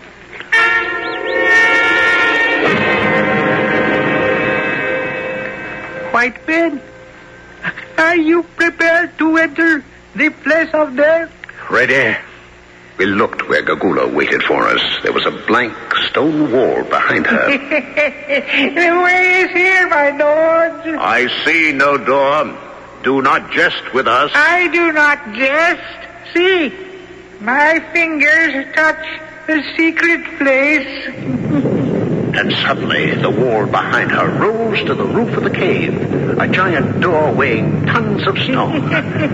Enter, white man from the stars. Here, light this other lamp, and behold, the stones you seek. Open the treasure chest and feast your eyes. Good Lord, I can't believe it. 7 great chests filled to the brim with diamonds. Gather them up in your hands. Eat them. Drink them. Choke on them. Diamonds worth millions of pounds. We are surely the richest men in the world. Stop her! Gagula's escaping. No, you don't, Gagula. You stay with us. I will go, and you will stay. She broke away from me and tried to scramble through the descending stone door. I will not die! Gagula struggled to escape the door, which was pressing down on her, but it was too late.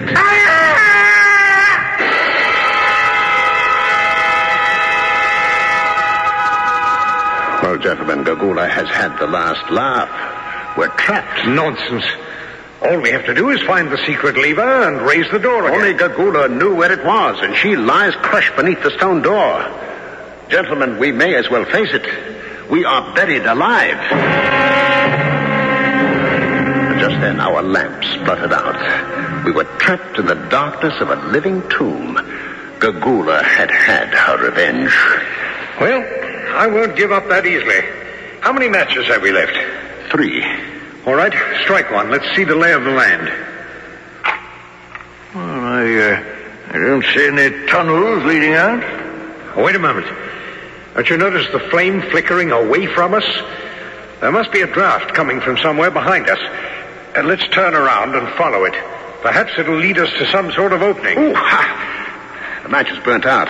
We'll strike another. Quickly, let's follow the draft of air. Oh, blast. There goes the second match. Strike another. No, it's our last. We'd better save it. Besides, the blast of air is getting stronger. What was that? But I tripped over something.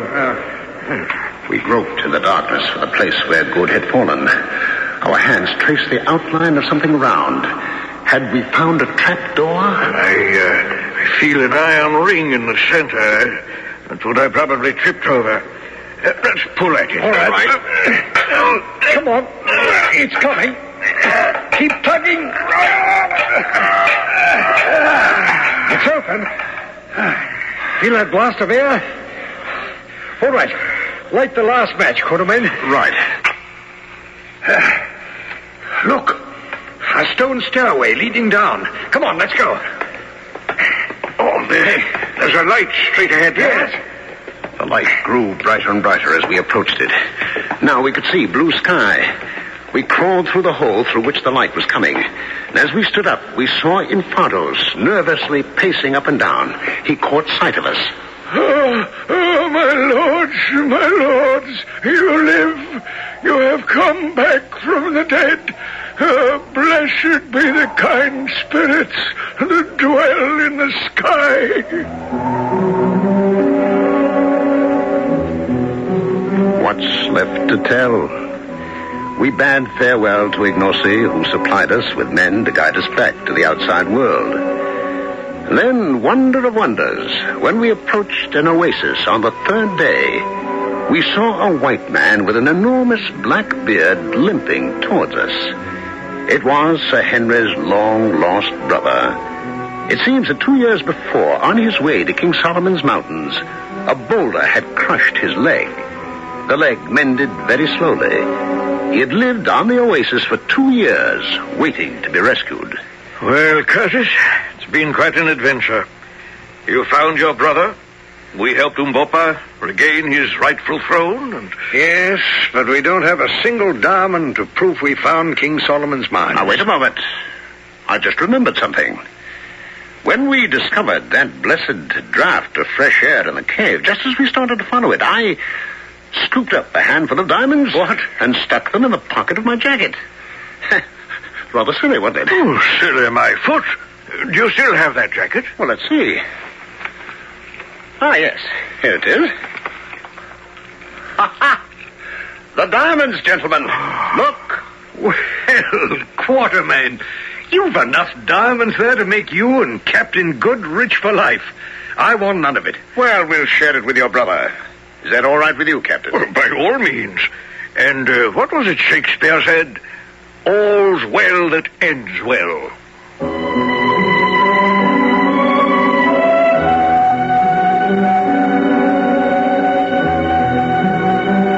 Well, as I said before, truth is stranger than fiction. But in our story, truth was also slower than fiction. Nobody before had ever suspected that diamonds were to be found in Africa. 10 years after this story was written, the Kimberley mines were discovered in South Africa, the greatest diamond mine in the world. Out of fantasy had emerged reality. I'll be back shortly.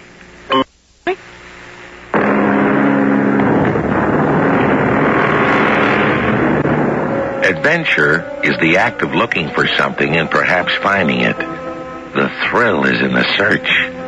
Now, you don't have to go to Africa to seek adventure. You don't have to go to the moon. Life is the adventure around you. Every day is an adventure. For me, bringing you these tales is an adventure in itself. An adventure we enjoy sharing with you. This is... said Abracadabra.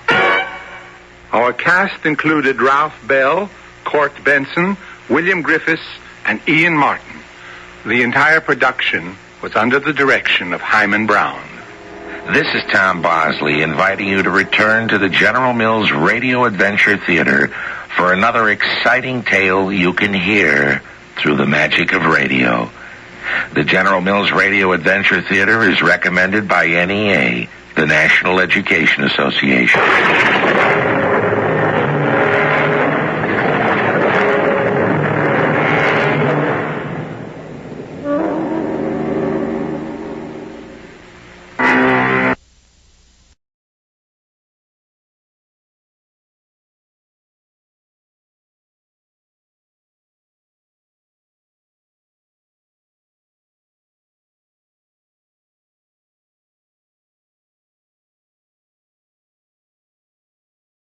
Six 3412. Radio Adventure Theater.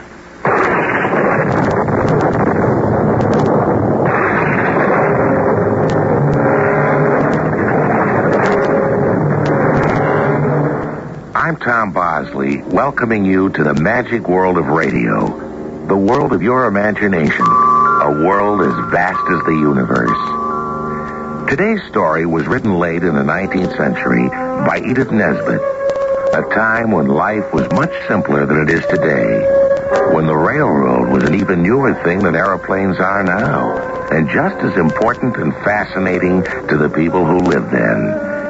It's the story of a family, a mother and two children, who face a serious crisis, but resolve their problems through love, ingenuity, and courage. The Railway Children was written especially for the General Mills Radio Adventure Theater by Robert Newman and stars Sarah Parker and Toby Parker. I shall be back shortly with Act One.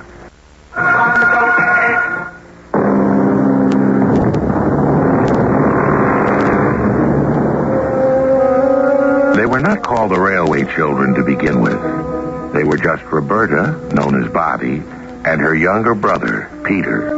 And they lived in a comfortable house just outside of London and thought of the railway as a means of getting to places like the museum and the zoo.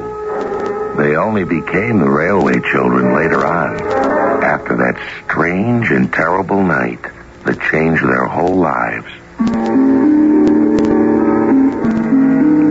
I can't tell you much about it, because there's so much I don't know.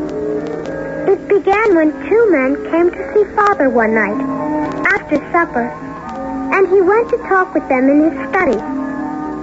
After a while, he sent for Mother, and when she came out, her face was white. Is anything wrong, Mother? Yes, Peter. I'm afraid there is. Those men brought some very bad news. What kind of news? I can't tell you that, but your father has to go away with them. For long? I hope not for long. And since if he's not here, we won't have much money, we're going to have to move. To where? To a place I've found for us in the country, about an hour from here. Are we moving because we're poor now, Mother? Yes, Bobby. Do we have any money at all? We have a little. Enough to live on for a little while. And as you know, I've been thinking of trying to write some stories, the kind I tell you at night. So I'm going to work very hard on that, and if I start selling them, we'll be fine. A few days later, we did move. The moving men came for our furniture, and we took the train. It was dark when we got to the house, so we couldn't see much of it. But it seemed very small after our old one. After we were in bed and Mother had said goodnight to us, Peter came into my room. I'm worried about Father. Where do you suppose he's gone? I don't know. Maybe they sent him on a secret mission somewhere, and that's why we're not supposed to ask any questions about it. Maybe. The next morning, we went out to explore while Mother got things settled in the house. By daylight, the house turned out to be quite pretty. A small white cottage with a garden behind it. There was a field beyond the garden, and beyond the field, there was a railway. We walked down to it and sat on the bank. It looks different here, doesn't it? Looks or feels different? I guess feels, but I don't know why. Maybe because that's how we came here, by the railway. So it's kind of a link to our old house, and our old life, and London. And Father. Yes, and Father. Listen, a train is coming. There it is, on its way to London. Shall we wave to it? Of course.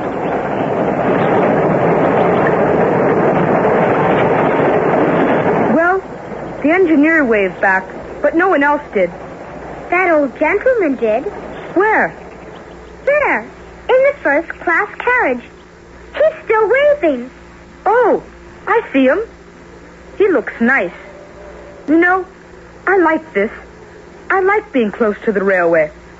I want to find out everything I can about it. And trains, and everything.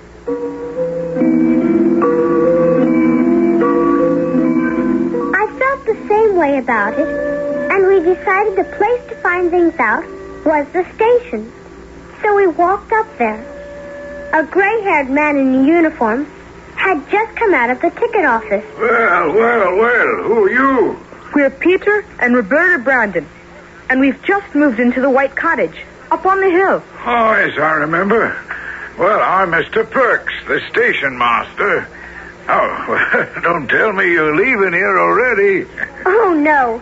We're not going away. It's just that we're very interested in the railway, and we'd like to learn something about it. Well, now, what would you like to know? What are all those tracks off to the side there that don't go anywhere? Oh, that's the yard. Freight cars are running there to be unloaded. And what's the big tower next to the track? That's the water tower. Engines need water, you see, and coal to run. And when one of them's low on water, they just stop there and fill up. And I suppose that's why there's that big pile of coal next to it. That's right. Oh, trains don't often need it. They take on coal further up the line where they start. But we have it here just in case. Thank you very much, Mr. Perks. Can we come back sometime? Why, any time. I'll be glad to talk to you if I'm not busy. So we now, Mr. Perks and the old gentleman on the train. The next morning, and every morning after that, we went down to the tracks and waved to the old gentleman in the first-class carriage. And he always smiled and waved back to us. Several days later, it was raining, but we went anyway. And when we got back, we found Mother warming her hands at the kitchen stove. Are you cold, Mother? A little. Spring's late this year, and when I'm up in my room for very long, I start to feel it. There's a stove in your room, too, Mother. Why don't I build a fire up there? Because coal's too expensive, Peter. We cook on this stove, so we need it, but we can't afford another fire. Oh, I'll see you both later. Mother really is working very hard on her stories. Yes, she is. And I think it's terrible that she should be up in her cold room. If Father were here, I'll bet he'd see that she had a fire there. He's not here. And if coal is expensive... I know where I can get some without money. Where? At the railway yard. But we can't take any of that, Peter. It's the railway's coal. But they don't use it. Mr. Perks said they just have it there in case.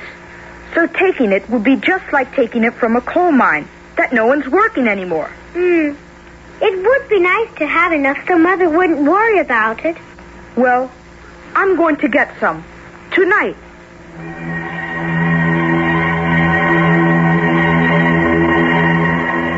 I felt a little strange about it, but I hated to have Mother worrying about things. So I said I'd go too. That night, after supper, we slipped out with a big sack and filled it with coal from the pile at the railway yard. We went there several times. And then, one night, when we just started filling the sack... Now, I finally got you, you young thief. Mr. Perks! Oh, yes, it's Perks, all right. And, oh, why, Peter. And Bobby, too. Oh, I am surprised. Two well-brought up and well-off children stealing like this. But we're not stealing. At least I hope we're not. Peter said it was just like taking from a mine that no one was using. And besides, we're poor. Poor? Yes. Mother said we can't afford more than one fire in the house, and she kept coming down to get warm at the kitchen stove. We didn't take much. And if you think it's wrong... Well, it is wrong. That's the railway's coal, and taking it is stealing, no matter why you wanted it. Are you going to call the police? Well, no. Considering why you took it, and if you promise not to do it again, I'll forget about it. We promise. Mr. Perks, you're a darling. We went home feeling ashamed because no matter what Peter had said, I think we both knew that it was wrong to take the coal. But the next day, we had something much more serious to worry about. Your mother's sick, children. She has a bad case of influenza. Is that serious? Well, it needn't be if she's taken care of properly. That's the next question. Who's going to take care of her? We will. We'll have to. There are just the two of us besides Mother. Oh, can you cook, Bobby? A little. Enough to make things for her and us. Well, I'd be happier if there was a grown-up around, but you seem pretty competent. I'll send over some medicine for her, but there are some other things she's going to need. I'll write them down.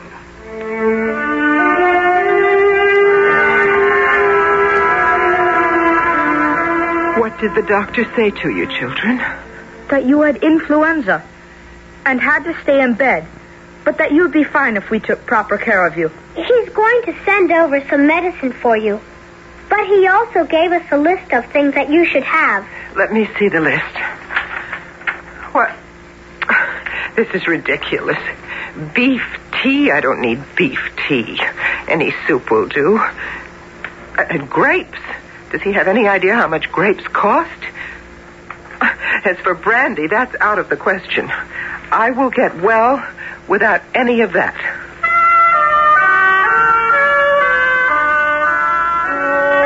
If the doctor says she needs these things to get well, she should have them.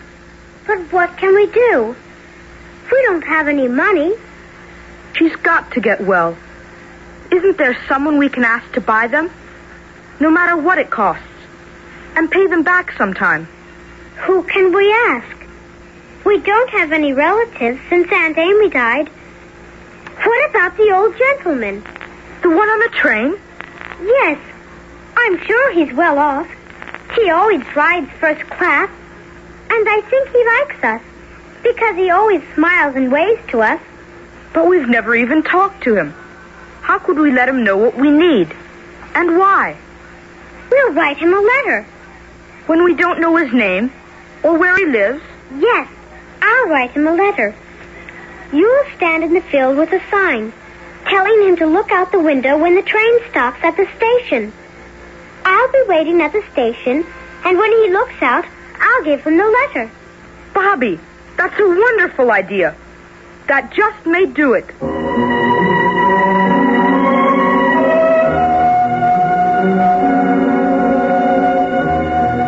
And so, out of their deep concern for their mother, the children decide to approach a man they've never met and ask him for help. Their plan is ingenious, but has a great many uncertain elements.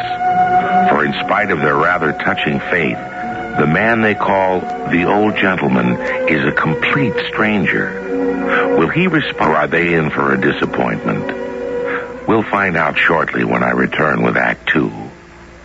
The kilometer and the kilometer connected to the... The General Mills Radio Adventure Theater will return shortly. Yeah.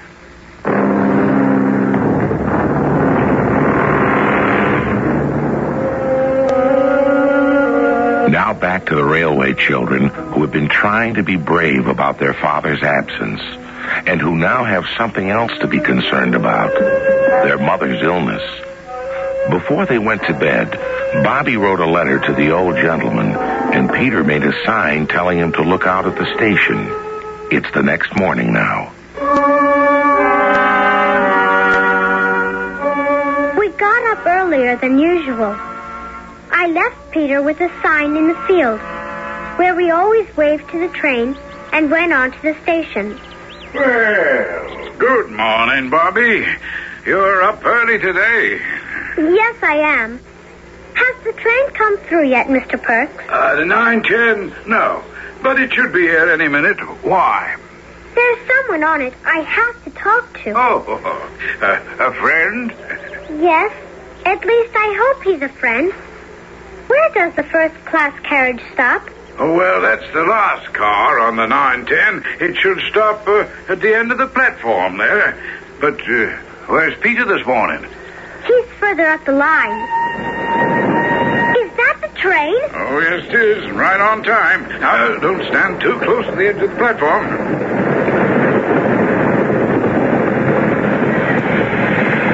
Oh, where is he? Where? Well, there's someone looking out up there, Bobby. Oh, thank you, Mr. Perks. Sir? Well, good morning, my dear. I saw the sign that your brother was holding up. He is your brother, isn't he? Yes, he is. He's Peter. And I'm Bobby. Roberta, that is. Well, I'm very happy to meet you, Roberta. I've been wondering who you were ever since you started waving to me. I find myself looking forward to it every morning. We do, too. And, sir, here's a letter for you. A letter? Yes. It will tell you who we are, and it also asks you to do something. And, well, I hope you won't be annoyed about it. Why should I be annoyed? Well... Hold on. Oh, dear, the train's going. You will read the letter, won't you? Well, of course, Roberta. Immediately.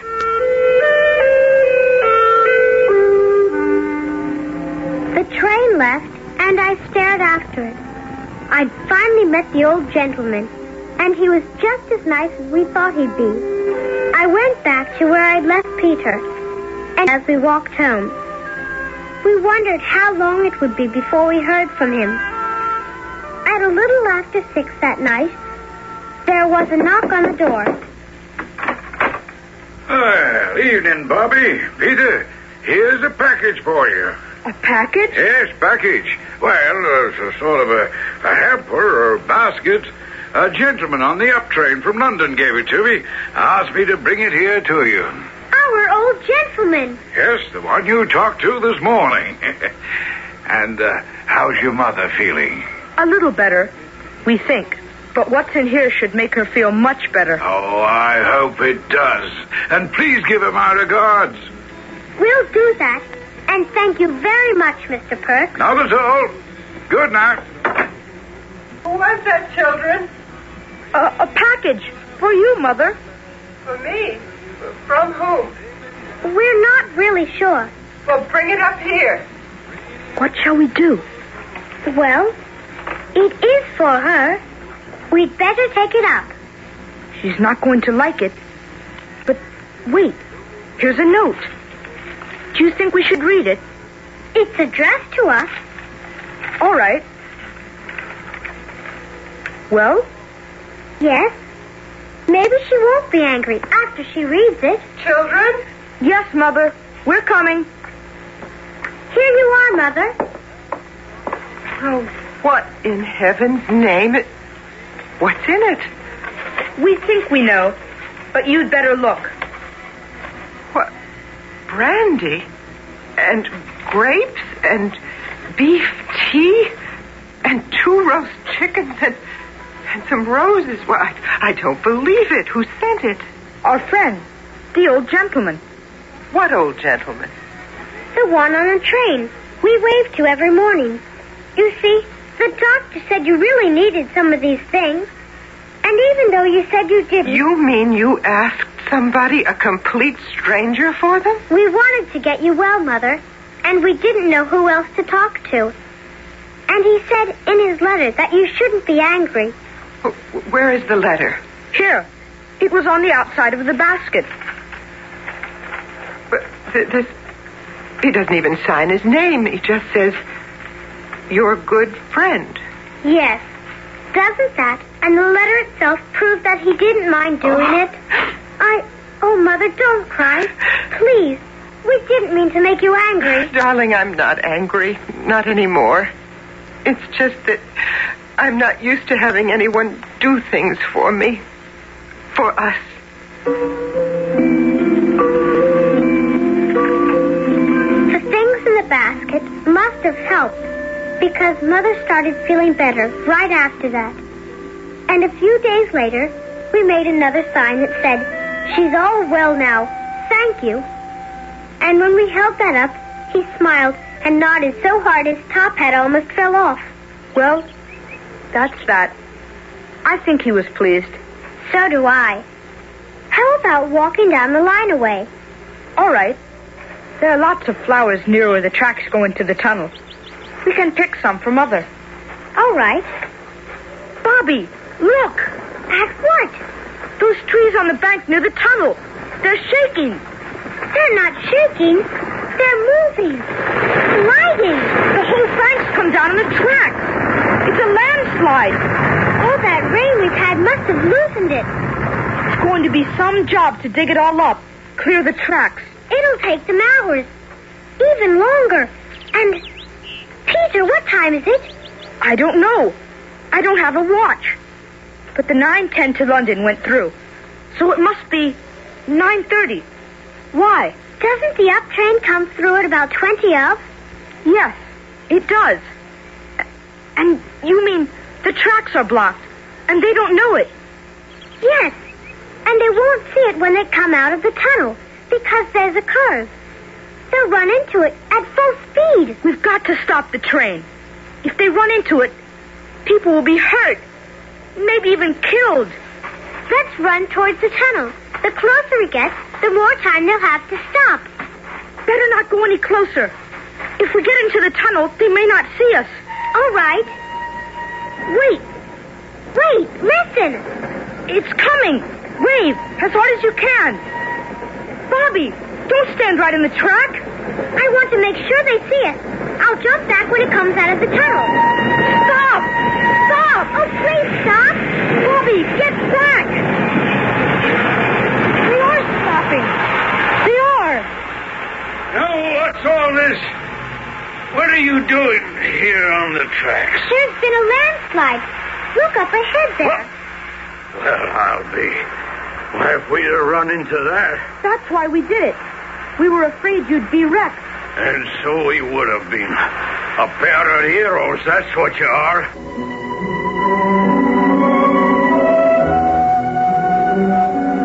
They made quite a fuss about it. And of course we were very pleased. The next day we got a letter from Mr. Jabez Inglewood, one of the directors of the railway, asking if we could be at the station on Friday for a presentation to commemorate our action. Look at all those people on the platform. There's Mr. Perks and the engineer and fireman of the train we stopped. And Bobby, isn't that... Yes, it's our old gentleman. Good afternoon, Roberta and Peter. Is this your mother? Yes, it is. Well, Mrs. Brandon, I'm Jabez Inglewood, one of the directors of the Northern and Western Railway. You're Mr. Inglewood? Yes, I am. I'm very happy to meet you, and even happier to have an opportunity to thank you in person for that hamper you sent me when I was ill.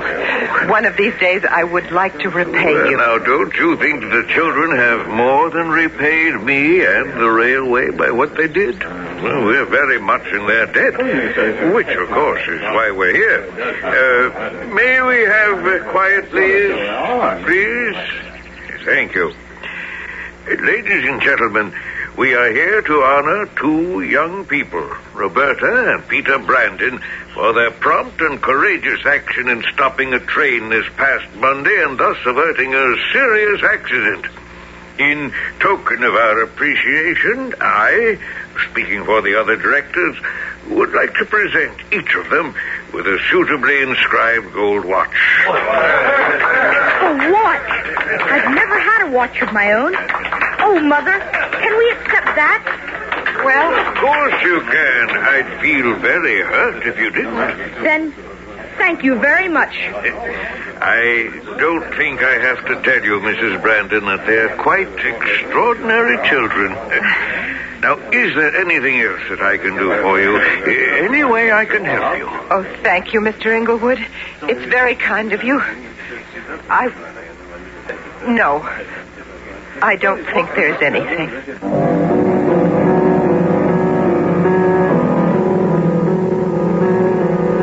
Mrs. Brandon hesitated as she said that, which means that there was something. Does it concern her husband, the children's father? It's possible, for it was his mysterious disappearance that changed their lives completely, caused all their difficulties. But if that's what it was, and Mr. Inglewood can help her, why didn't she say so? We'll find out when we return with Act 3. Well,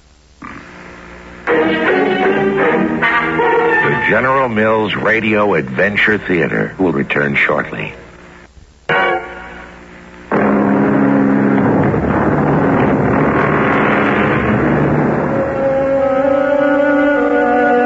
Now back to our story.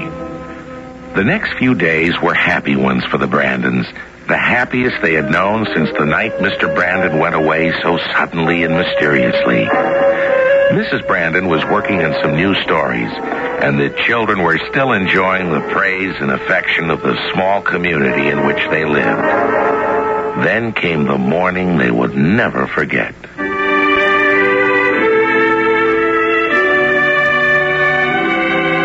It was finally spring. A lovely warm day. Mother had sent us into town to buy some fish, and the fisherman had wrapped it in some old newspaper, as he always did. And we were on our way home when Peter said, Bobby, what is it? This article here in the paper. What paper? The one the fish is wrapped in. The headline says that trial ends. Brandon found guilty. What? Let's see. You don't mean... That can't be, Father. But it is. It must be. The paper is several months old, from about the time that Father went away.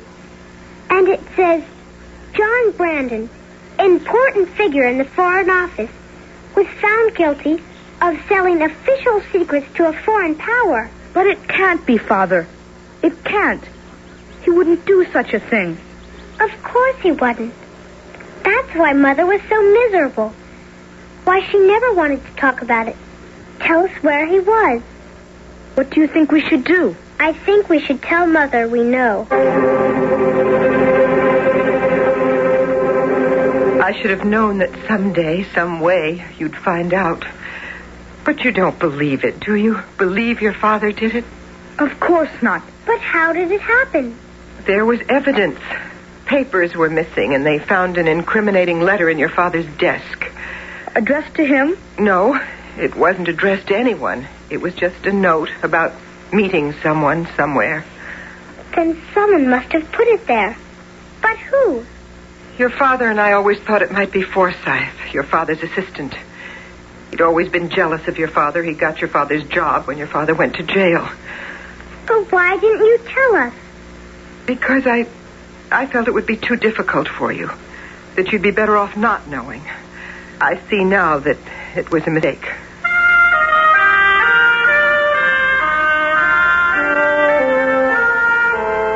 Do you have any plans for this afternoon, children?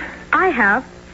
The boys at Chilton School are having a paper chase, and I thought I'd go watch. What's a paper chase? It's sometimes called Hare and Hounds. One boy, the hare, has a bag filled with bits of paper. He starts running, dropping the scraps of paper, and the others, the hounds, follow the trail and try to catch him. That sounds like fun. Can I come too? Of course. Do you know when it's going to be and where?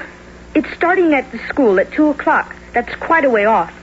But Mr. Perk says the hare will probably come this way because it's all downhill and run along the railway.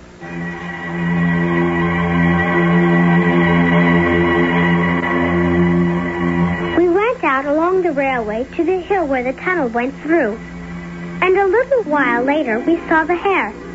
He was a tall boy of about 16, and he was running hard and dropping bits of paper as he ran.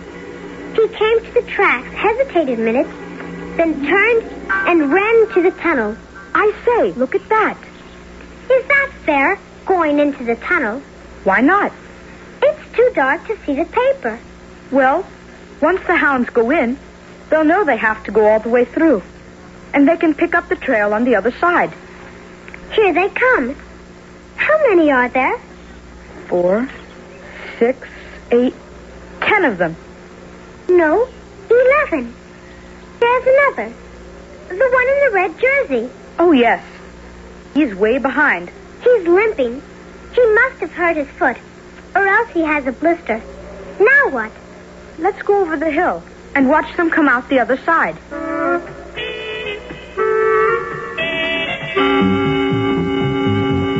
There's the hare. He's climbing up the bank. And here comes the first of the hounds. He's gained on him. And it's still a long way back to the school. He may catch him. Here comes the rest of the hounds. They may catch him, too. Yes. Well, that's that. Shall we go now? What? Shall we go now? I want to do some work in the garden. Weren't there 11 hounds?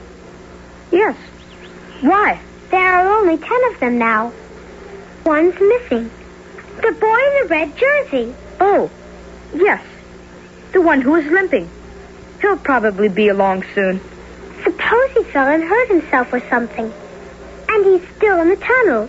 You mean the others wouldn't know it till they got back to the school? I think we ought to go down and look in the tunnel. I'm sure something's happened to him. And if it has, he may need help. Do you hear anything? See anything? No. It's awfully dark. We must be almost halfway through by now. I know. But Peter, I think... Yes! Here he is. Where? Lying here on the tracks. I think he's unconscious. And Peter, what time is it? I don't know. It's too dark to see my watch. But it must be almost 3. Why? Doesn't the train come through a little before 3? Oh, golly, yes. And he's lying right on the tracks. We've got to move him before he gets here, or he'll be killed. Move him where? There are bays on the side of the tunnel. Places for workmen to stand when the train comes through. Yes, here's one. We'll move him here. He's a lot bigger than we are. I don't know if we can. We've got to. Take his feet. I'll take his head. Now, lift. And pull. That's it. Maybe we should try to wake him again. If we can. We can't. There's the train. Lift. And pull again. Once more. There. Now this way, off the track. Is it clear? Yes.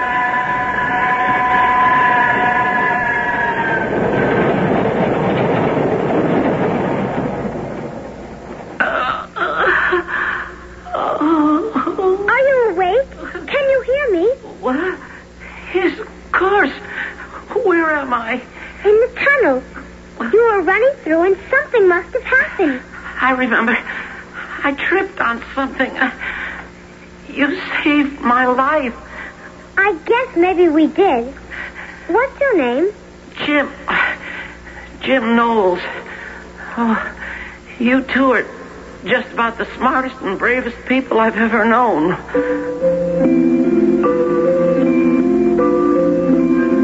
Peter came back with the men. It was too far to take Jim to the school. So they carried him to our house. Mr. Inglewood. Good afternoon, Roberta.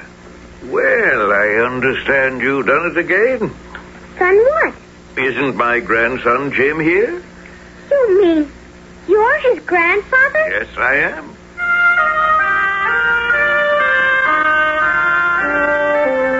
Mrs. Brandon, Roberta, Peter, I don't know what to say to you. I don't think there's any need to say anything. Oh, I do. The railway was greatly in debt to your children for stopping the train, and now I find myself even more deeply and personally in their debt. For as I understand it, they saved Jim's life. We were very happy to help Jim, even though it was pretty scary for a while.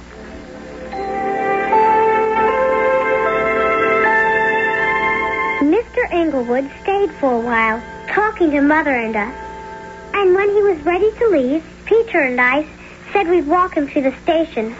There might be something you could do for us. Mother wouldn't dream of asking you, but we thought we would. And what's that, Roberta? It's about Father. I don't know what you could do, but if you could do anything, we'd be the ones who are grateful, more grateful than anyone ever was. Oh, well, you tell me all about it.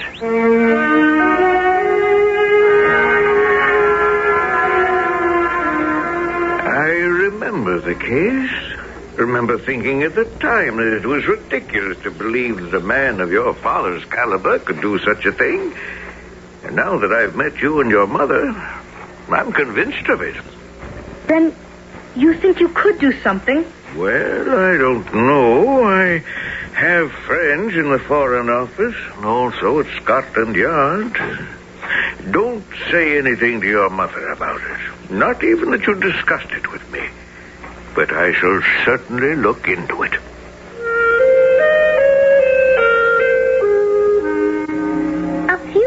went by, and on Sunday morning, I woke up feeling very strange. Not sick, but as if something were going to happen. After breakfast, I went out, and Peter followed me. Where are you going?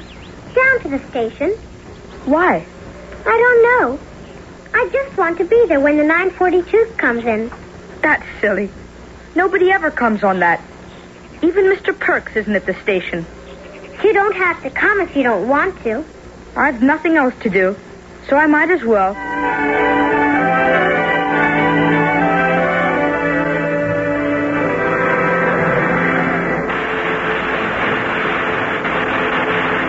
Well, there it is. And just as I said, no one's getting off. Bobby, isn't that... Yes, Father. Father! Bobby! Oh, Bobby, my darling. And Peter. Is it really you, Father? It certainly is. But where's your mother? At the house. We came down alone. Oh, but why didn't you get my telegram? Telegram? Yes, I was released late yesterday afternoon. I sent a telegram saying I was coming. But today's Sunday. The telegraph office is closed, so they don't deliver telegrams. Well, then, how is it that you're here? I don't know. I just had a feeling. I wanted to be. Father, what happened? Well, it seems a friend of yours got interested in the case. Mr. Inglewood. That's right. And he talked to people, and they began investigating again, and Forsyth panicked and tried to leave the country. And when they stopped him, he confessed everything. Then it's all over. You're really free? Yes, children, I'm free and completely clear. Now, come on. Show me the way to the house.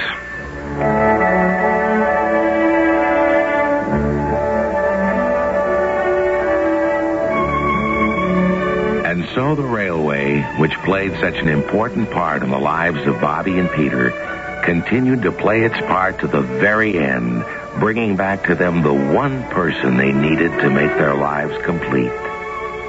I'll be back shortly.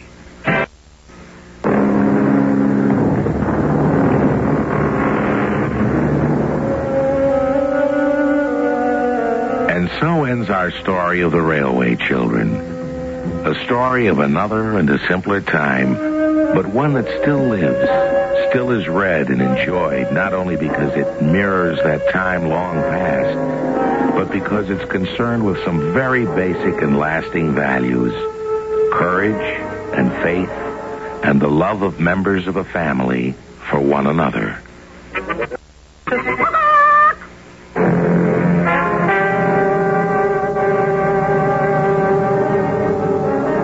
Our cast included Sarah Parker, Toby Parker, Ian Martin, Terry Keane, William Griffiths, and Gilbert Mack. The entire production was under the direction of Hyman Brown. This is Tom Bosley inviting you to return to the General Mills Radio Adventure Theater for another exciting tale you can hear through the magic of radio. The General Mills Radio Adventure Theater is recommended by NEA, the National Education Association.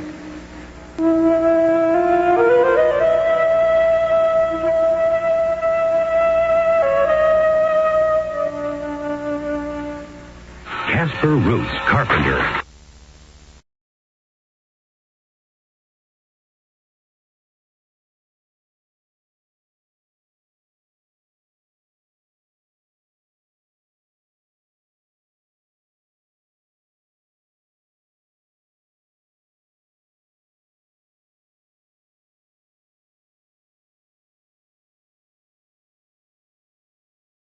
General Mills Radio Theater.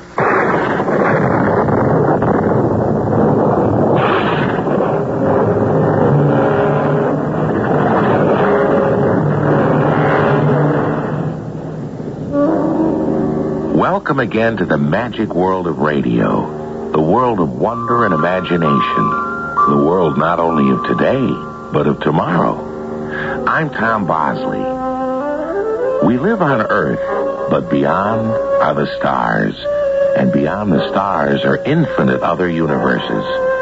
And we're not alone. And every so often, an alien wind blows in from another frontier to terrify us because it is beyond our understanding. Our adventure story, The Other World, was written especially for the General Mills Radio Adventure Theater by Ian Martin and stars Jada Rowland. I'll be back shortly. Complex on you, huh?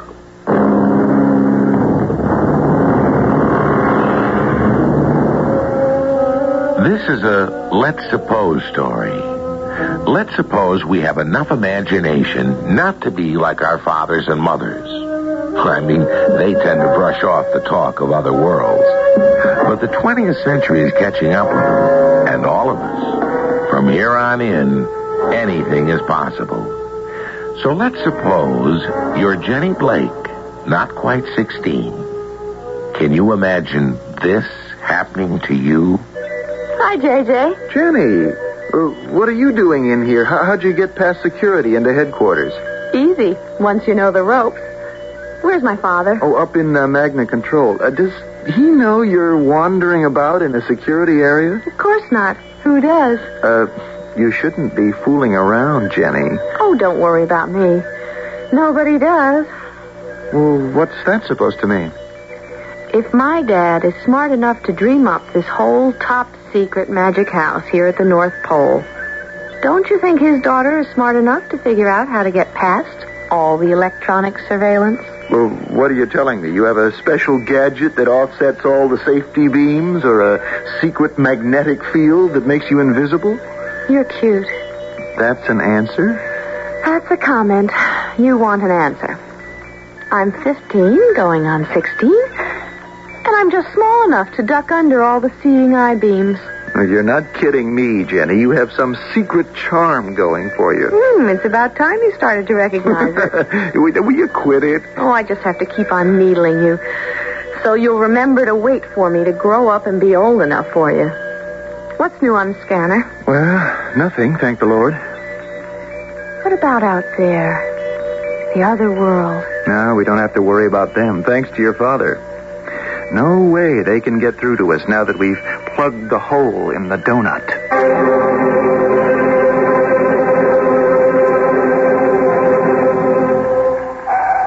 Well, Alex, what report? They've closed off our one chance to conquer them, but I'll find a way. We must. Our star is dying. We must have their planet to live, or we die too. Why can we never solve our problem? Why do we have to absorb more moisture than any star can provide for long? We do.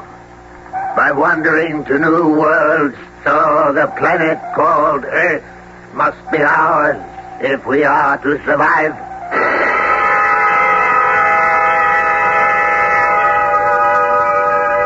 What do you mean? Plug the hole in the donut, JJ? Forget it. Right now, what's more important is how did you get into this complex without top-secret clearance? Easy. Daddy set it up. He did?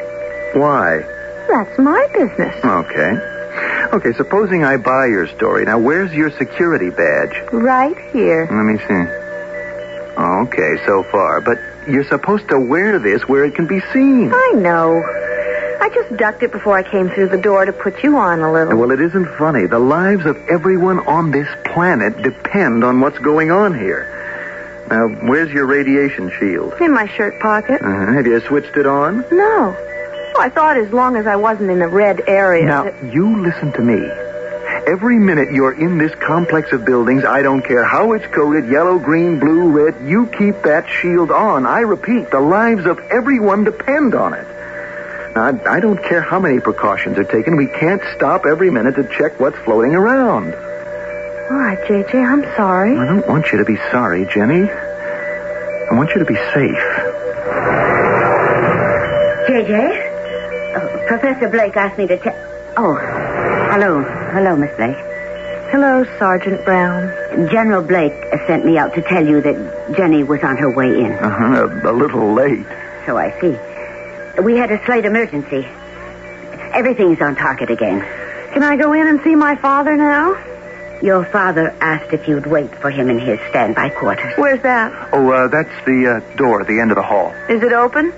Professor Blake told me to open it. I think I'd prefer to let myself in. No, you can't. I'll come with you. It's a combination lock. Oh, I'd appreciate that.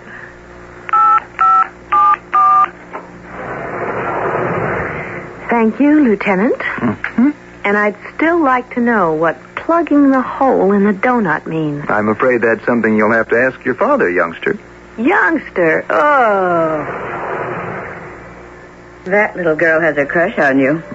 She's got better sense than you have, Trish. Oh, let's not go into that again. I get enough from Jenny. She hates me because she thinks I cut her out with you. I wish it was true. If you think Jenny has a hate on you now, can you imagine what it would be like if she knew about you and her father?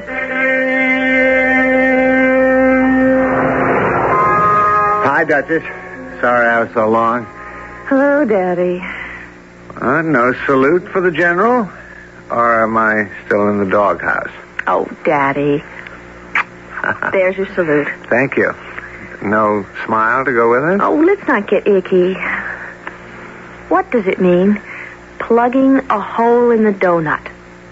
Where'd you pick up that phrase? Oh, around. What does it mean? I want to know who said it to you. I'm not going to tell, so don't try to push me. Why not try leveling with me instead of shutting me out? I'm not shutting you out. It's top secret. From me? From anyone. Except the very few who do know what it means. And I can't be one of them. What are you afraid of? Let's put it this way. It's something I don't want you to know because just having the knowledge could be dangerous to you. Did Mom know? Yes. She knew. Or at least what I was trying to do. Too late for her. If Mom knew, why can't I? Am I too young for state secrets? It isn't that, Jenny. Well, then what? You let me into the house of mystery, then I only get so far, and whammo, I'm shut out again. Just the way you've shut me out ever since Mom died. Jenny, listen to me. Well, maybe I'd listen if you'd level with me for once. I tried, believe me, I tried. Sure, by shipping me off to all those tacky boarding schools. And then when I keep busting out, the best you can do is drag me up here halfway to the North Pole. I wanted you to be with me. Well, that's all I wanted. But I never, ever am. That's why I tried to bring you right into the complex here. Being with a person isn't just being where he is. It's sharing. Being what's left of our family. I can't share what I'm doing here, Jenny. It really isn't mine to share. But I can have you living in the same quarters with me again, and when I have time off, we can be together. Oh, well, what do I do the rest of the time? Well, there's school and... Oh, stop treating me like a child. What are you? Will you wake up, Daddy, and stop living 5 years ago when Mom died? I'm almost 16. So grown up. Are you all that anxious to join the rest of us who wish with all our hearts the world had just stopped spinning then and never gotten to where it is now? What do you mean? I mean... This is Red Alert 3. Red Alert 3. Attention, General Blake. Sole attention, General Blake. Will he report to the control center immediately? Confirmation C158138. This is Patricia Brown. Please signify. Sorry, Jenny. Have to cut this short. Patricia Brown. Big deal. Don't be that way, Duchess. What is it, Trish? Scramble 5, sir. Enemy in contact. I'll be right in. Gotta go, Jenny. Daddy, you never have any time for me. The whole horror is if we can't stop it, none of us will have time for anything. We can't just let the other world take over. They would call it. How? It may not be completely sealed. Are we ready to take advantage of it? 8 interplanetary centrifuge airships are hovering, waiting for the word. They are manned. These must be. How many of us will we lose? A handful when they crash.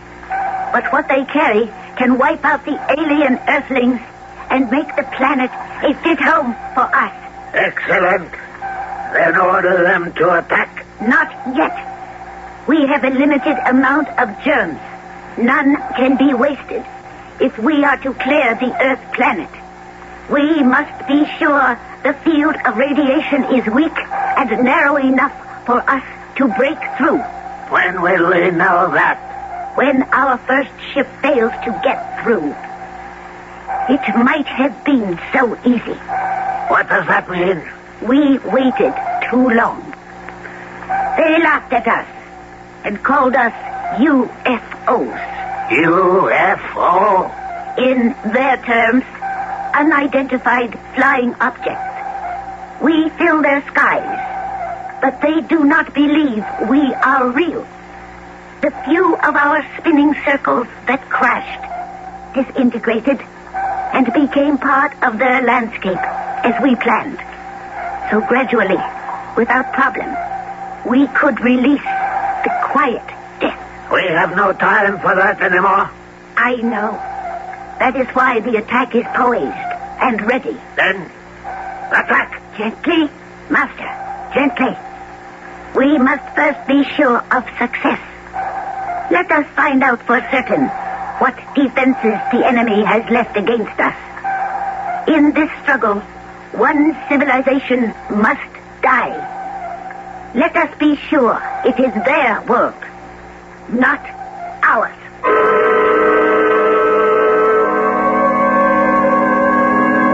So many planets ride the skies. How many of them are inhabited? And of those that are, or might be, how many of them are hostile to us? Those spinning circles, flat tops like a saucer that have been sighted everywhere. The so-called UFOs that dart elusively through our skies. Are they visitors from another world? I'll return shortly with that, too. The General Mills Radio Adventure Theater will return shortly. On a thanking, Betty.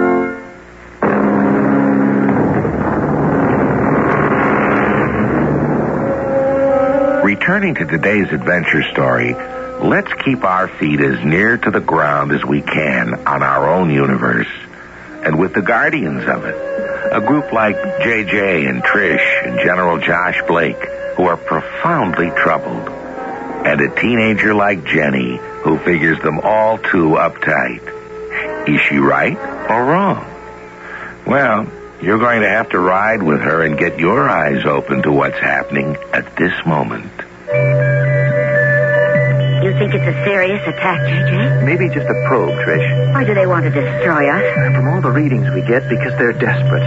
Their planet can't sustain them anymore. I just checked the scanners. Hi, Trish, JJ. What do you read out? It's hard to lay down, sir. My guess is they're not up to task force size. They're just testing the barrier. Oh, I wouldn't count on it. They just might figure a breakthrough. All right. We're on Red Alert 3. Step it up to Red 2 and have all units stand by on war footing. Yes, sir. Will do.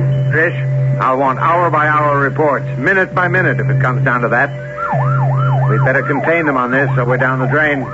Do you think this might be a full-scale attack, Josh? Whatever a full-scale attack is, how would you describe it? A world epidemic of disease. An attack of germs to destroy all of us and make the world ready for invasion by the other world? You're right about everything except the invasion. By the time that happens, if their plan works, there would be nothing to invade. Are we going to stand by and see that happen? You can ask me that. They killed Jenny's mother in the second wave because we were still standing by. They wouldn't listen to us. The microbiologists who isolated the virus, and the physicists, and the engineers, like myself, they claimed that the first epidemic was an accident of nature, not an invasion from outer space. The second wave shook the world, and me. When I lost my wife, I promised her I'd try to save the world. At least for Jenny, if no one else. Please, Josh, don't go back over it. Stepping up the magna projector. She's in phase 3 now. Will that shut them out? It has, up till now. We'll have to see. They must have found the way through the outer Van Allen radiation belt, which brings them too close for comfort. Let's hope the inner one and our patches hold. Why did we have to patch it, Josh? Because the Van Allen belts are like donuts. I never quite understand. I try to do my homework. I know, for example, that there are 2 belts of radioactive material that Van Allen discovered. And I always thought they were like envelopes or layers of protective skin around the globe. Well, they are, in a sense. But they're not skin. They're just pieces of atoms held together by magnetic fields. And over both the North and the South Pole, some negative magnetic force opens a hole in them. That is what you developed the magnet projector for. To fill those holes. The best scientific brains working together developed the magnet projector. I was their leader. The vision was yours. The final technique of maintaining the adhesive tape, the patches. So far, we've made it stick on the South Pole. That's relatively stable. But the North, something else again. Why? The hole we're trying to keep plugged is constantly changing shape. That's why the radiation we throw out from the magnet projector has to be constantly monitored, sprayed, just almost like a hose. Because if just once, we nod and leave any parts uncovered, they can bombard us with the killer germs and wipe out all life on Earth. We've made contact with them. Come on, let's get into the control center.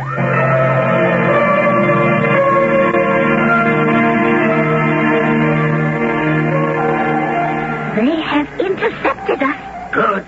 Let me see. Why are our craft breaking off and retreating? The ray, the death ray.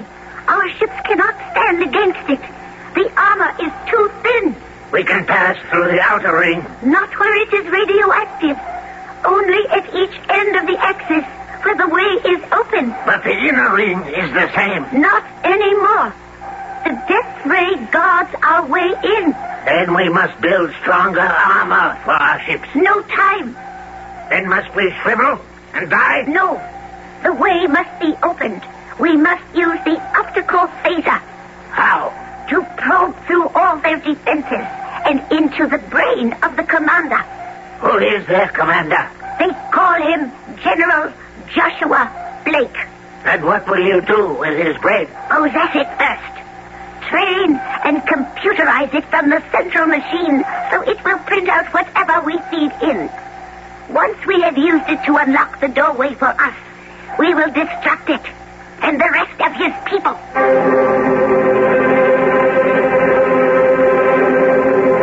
General Blake, sir. Yes, Lieutenant Hallman. Wish to report enemy turned back. They lost 4 spacecraft, just disintegrated when the magnet projector beam struck them. It was a rout. This time, J.J., this time, we better stay lucky. You mean it goes on and on like this forever? No. That's the one good thing. If we can hold them off long enough, they're the ones who'll be wiped out. We'll attack? We won't have to. You see, they may be a superior race in every other way, but they have an Achilles heel, too. What's that, sir? For all their vaunted brain power, they've never learned to adapt to their environment. Without water, they'll die of thirst. Yes, sir, but how long will that take? Sometime before they find a way to penetrate our defense armor, I hope. Well, I think I'll go back to my quarters and have dinner with my daughter. Then I'll be back. Why don't you get some rest, Sir, you need it. J.J. and I will watch things and alert you if you're needed. I might just take you up on that. What's today's code on the doors? 8574, sir. Thanks.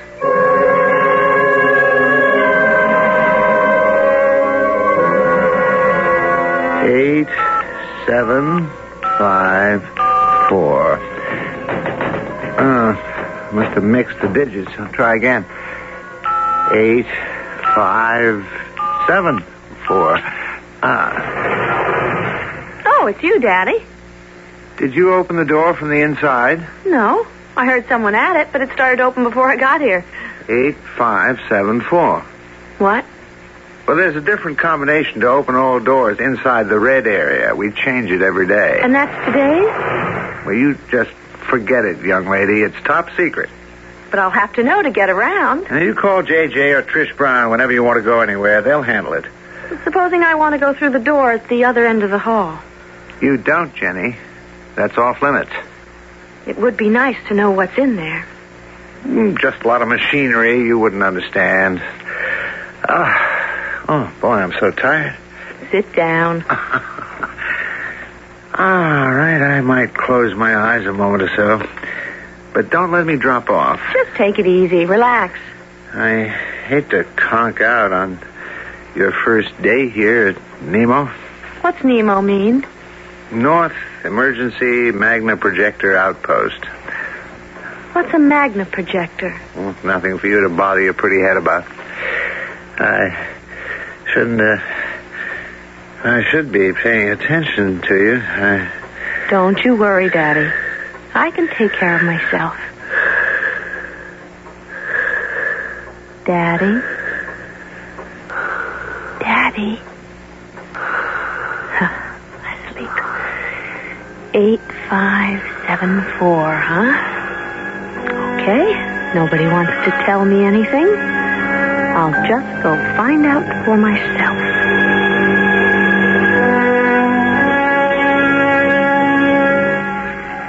Did the beam cut through? Yes. Did you find the man? Look for yourself on the screen. He's asleep.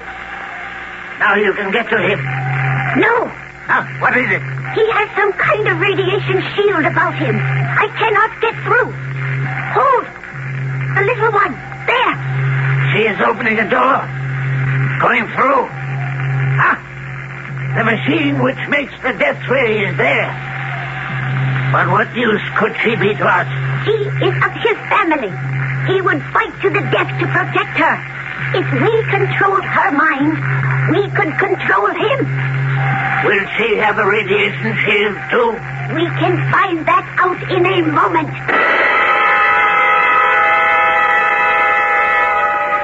All I have to do is open this door, and I'll find out what they're trying to keep from me. 8574.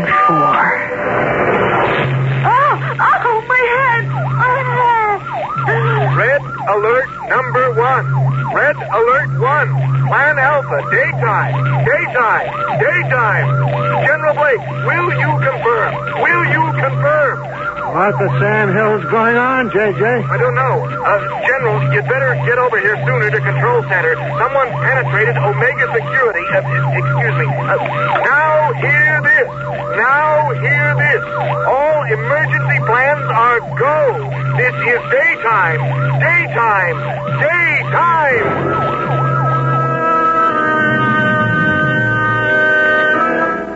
Over 2,000 years ago, a girl in Greek mythology opened the lid of a chest and let loose every plague which since has tormented the world.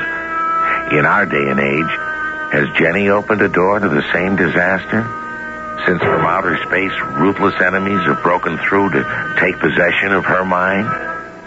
I'll return shortly with the exciting Act 3. The General Mills Radio Adventure Theater will return shortly. Deborah?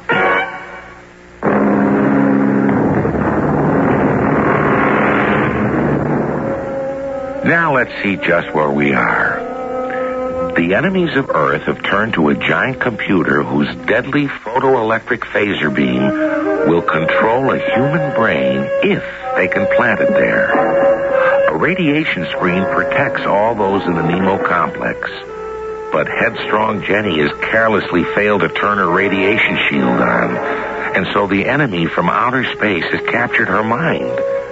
But not before Jenny has inadvertently set off Earth's full alarm system. All right, guard. Double cover on all entrances. Special detail, follow me to Control, and... Jenny! What are you doing here? I was just looking to see if...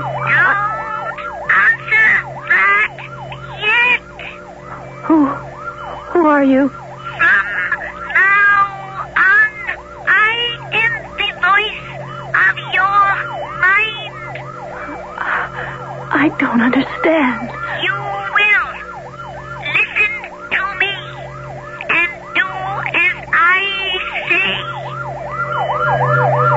Jenny, how did you get as far as the command post?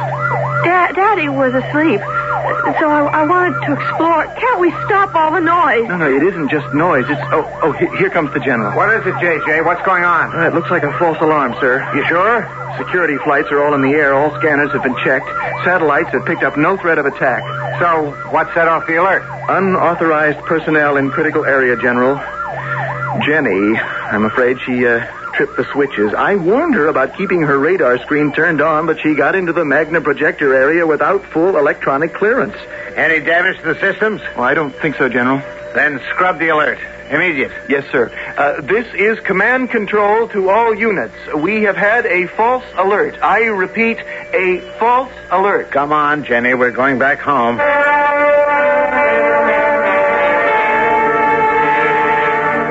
Jenny, I can't tell you how furious I am at you. Now, I want you to sit right there while I make some staff calls. Whatever possessed you... Well, we'll talk later.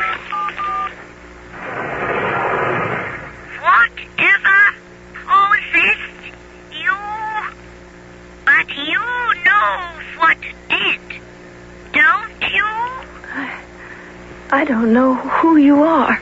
All you have to know is to do what I tell you to do. What is it you want? When the time is ripe, we will tell you.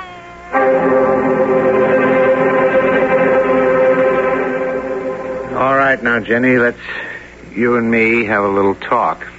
There's nothing to talk about. I was just curious and lonely. Wait a minute. Let me put the artillery away so I can sit with you more comfortably.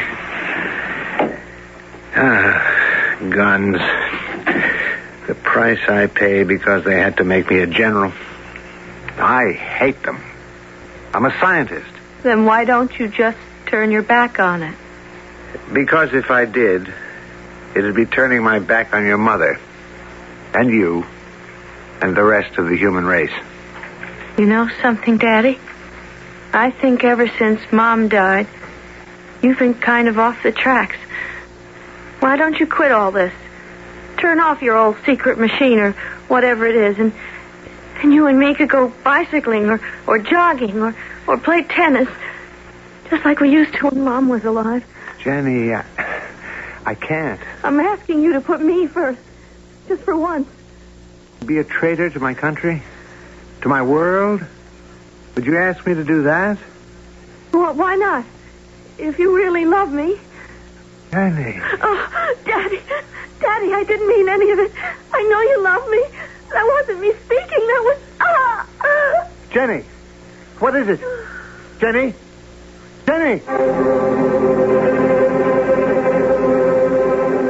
What happened, Alex? Slight mishap, Coleos. I had to put the little earthling to sleep for a while. Why? She is not so deeply programmed as I had thought. She will have to be monitored constantly. We must move. They're dying. We must risk everything in one last attack. Program her to do what has to be done.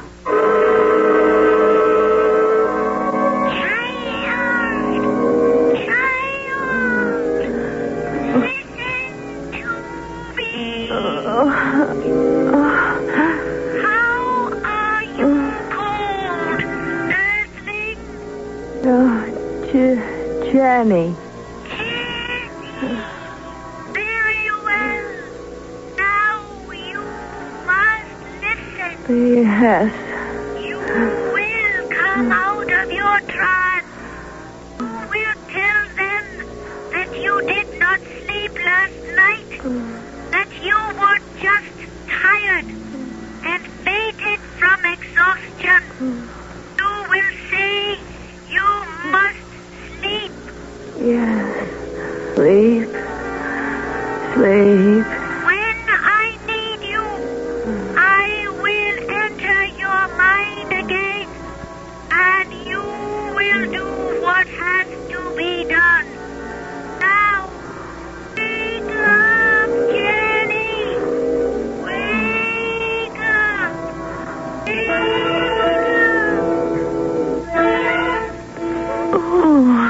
Is she coming out of it, Doctor? Yes, Jenny.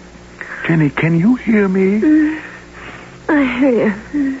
Who are you? I'm a doctor, Jenny. Oh, what happened? It's all right, Jenny. You just fainted. Oh, sorry, Daddy. Oh, I don't care about that. How do you feel? So tired.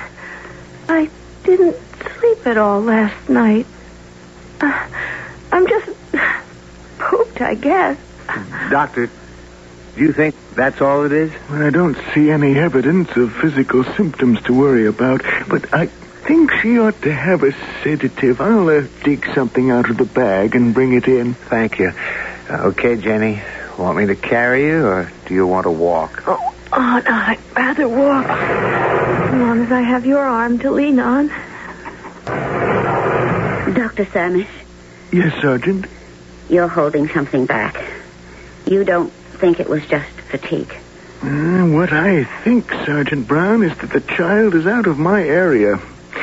That child wasn't suffering from plain fatigue. The pupils of her eyes told me that, and her muscles before she woke up, rigid as boards.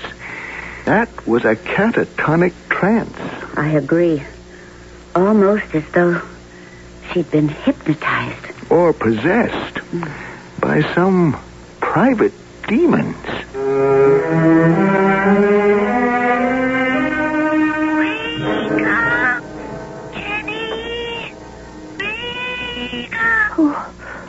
Who is it? The one who controls your mind. Get dressed. Time to go. Where? To the Magna Projector. The what? The machine that stands between your father and you. What are we going to do? You, Jenny, you are going to stop it. Then it will be destroyed. And you can have your father to yourself again. He does love me. Trish says he does love me. Hurry, Jenny. And when you are dressed, take this stun gun with you. The stun gun? It fires electric darts that stun but do not kill. You will see. And your father's revolver from the drawer. Why? No more questions. Do as you are told. Command post to control room. Lieutenant Holman here. 24 hours check. Roger. No, all clear, yeah. No, we changed combinations on all locks. Synchronized watches coming up 23:59 right now. You read me. Good. Change in 1 minute, Roger. Oh, Jenny, what do you want here? Don't change the lock combination. Are you kidding? I'd have my head handed to me if I didn't. Stop. Fire the stun gun. What's the matter with you? Hurry. Hurry. Now, Jenny, go to the Magna Projector. Jenny, what are you doing here? I'm going through that door behind you. What's the matter with you? Jenny, you're not yourself. You can't stop me. Of course I can. Oh, no. I didn't mean... Little fool. You can't stop. Quick, while you can still open the door. Jenny, what happened to JJ? And Trish? Keep away from me, Daddy. Not the stun gun. It's empty. Use the real gun. That's my gun. What are you doing with it, Jenny? If you come any closer, I'll shoot. You wouldn't kill me. Don't make me. What are you going to do? Shut off that thing in there. The Magno Projector machine. I can't let you do that. Don't make me have to shoot you, Daddy, please. I'll just have to take my chances on that for all our sakes. No, stay back. You can't go in there anyway. You're not authorized. You'll set off the alarm again. Not if I switch on my radiation unit. No, you little fool. You can't.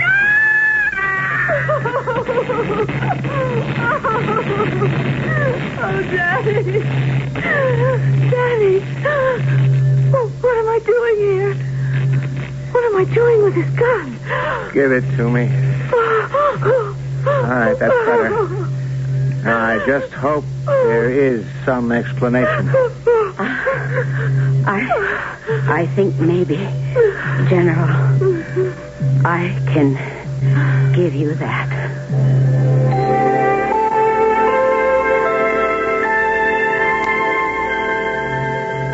Okay, Trish. From what Jenny has been able to tell me and from what you've guessed, I'm ready to go all the way down the line with both of you. So I'm going to turn off the Magna projector. Dare we risk it? To free us from fear, to end this threat hanging over the world, we have to. Our last protection against them. Let them start through the belt, as they're doing this minute. Then, when they're inside it, we'll have them trapped and return the radiation back on again and destroy them. Did that really work, Daddy? I believe so. After all these years, free. No, we'd have to keep working at it. Freedom isn't bought. It has to be fought for. Let's flip that switch and buy the future.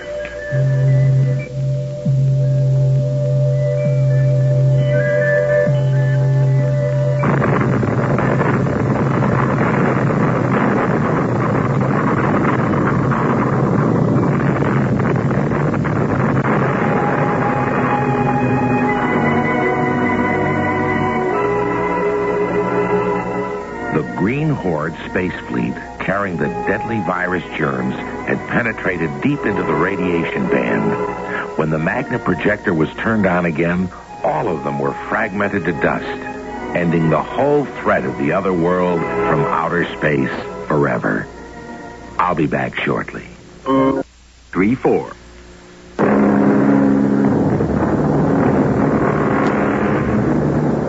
Well, as I said in the beginning, it was a let's suppose story. But between you and me, forgetting the old folks who were like the doobie bird, mightn't it just have happened? What's a doobie bird? Oh, that's a bird who flies backwards because he doesn't care where he's going. He just wants to see where he's been.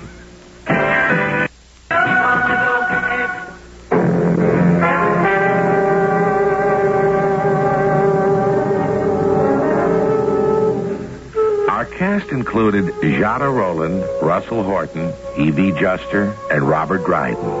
The entire production was under the direction of Hyman Brown. This is Tom Bosley inviting you to return to the General Mills Radio Adventure Theater for another exciting tale you can hear through the magic of radio. The General Mills Radio Adventure Theater is recommended by NEA, the National Education Association. Every day you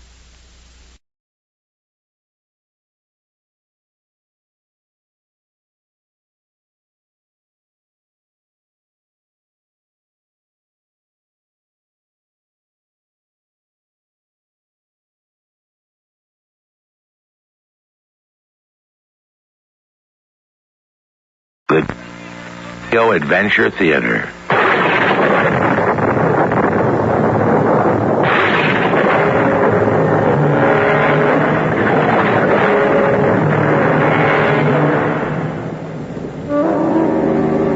Welcome to the magic world of radio. I'm Tom Bosley, and today I'd like to introduce you to an old friend whom I first met when I was just about your age. His name is Aladdin. One day, he found a wonderful lamp in which there lived a genie.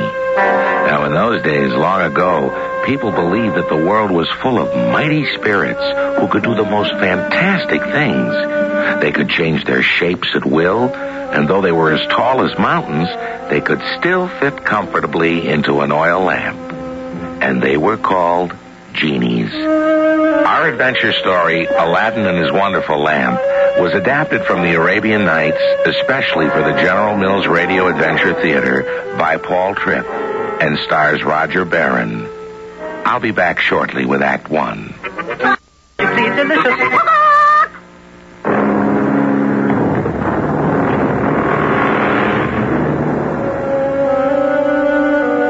adventure takes place in China, the oldest civilized country in the world. It was born over 4,000 years ago and has given us some of the most wonderful things ever devised by man. Printing and paper were first invented by the Chinese, and they were the first people to use gunpowder, silk, and porcelain. They also have a very interesting custom. When Chinese babies are born, they're immediately considered to be 1 year old. In a land where so many marvelous and interesting things have happened, it's not surprising that Aladdin should have had such a fantastic adventure with his wonderful lamp. Is there any more rice, Mother? I'm still hungry. Here, Aladdin. Finish my bowl. Oh, no, Mother. You eat little enough as it is. Oh, my son. How shall we live? This is the last of the rice. Our shop is open. There is merchandise on the shelves, but no one comes in to buy it. Oh, when your father was alive, the shop was always full of customers. I'm sorry, Mother. I guess I wasn't cut out to be a merchant. Oh, I'm not blaming you. You're young and inexperienced. But I'm also strong. There's just one thing to do. Go out into the city and find work. Then at least we shall not starve.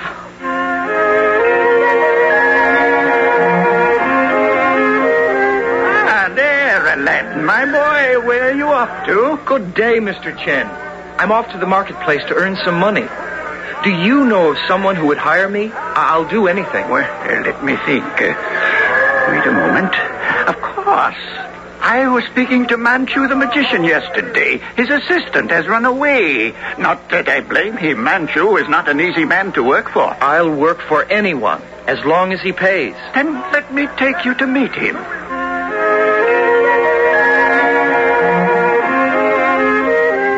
Greetings, most honorable magician. Permit me to introduce my neighbor's son, Aladdin. I have brought him to replace your assistant. Turn around, boy. Let me look at you. I have no experience, sir. Doesn't matter. I do all the work. You just hand me the tricks.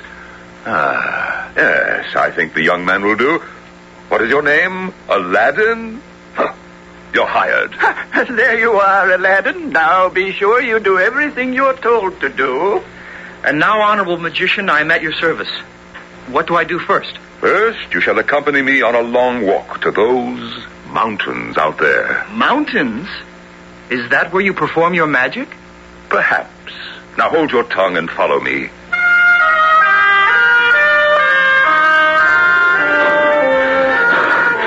We have searched on top of this mountain forever. What are we looking for? A square, flat stone with a brass ring in the middle. Now look sharp. The clouds are thick up here. That's it. My boy, your feet see better than your eyes. You tripped over it. Now, give me a hand with this brass ring that we may raise the stone. All right, heave now. Heave harder. Oh, but there's only a hole here. Is this what you were looking for? Yes. You see, at the bottom of this hole lies a great treasure. You will climb down through this opening and bring it up to me. Here. Now, I will tie this rope around you and lower you to the bottom. Quickly now. All right, but be careful you don't let me fall. I've reached bottom. Slack the rope and I'll look around. What have you found? Nothing. There's no treasure down here. A lamp. Have you found a lamp? Well, yes. A grimy old oil lamp. But I don't call that a treasure. Never mind that. Just tie the rope to the lamp and I'll pull it up. But what about me? I'll pull you up next. But why not both of us at the same time? Do as I say, boy. The lamp. First the lamp. No! You're trying to trick me. You said there was a treasure down here. You were lying. Pull me up as well, or you'll not have the lamp. And by the celestial gods, you shall stay down there forever. Farewell, Aladdin.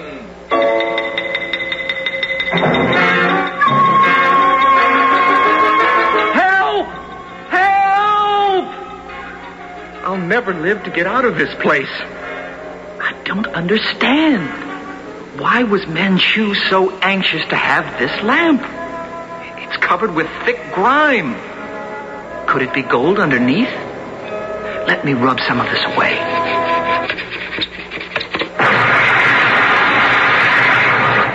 You called, Master? What is thy will? Command me, and it shall be done. Where did you come from? From the lamp, of course. Do not be afraid. Have you never met a magic genie before? No. But, I'll get used to it. Did you say I could command you? I am thy slave. What is thy wish? Get me out of this place and take me home. I hear and I obey.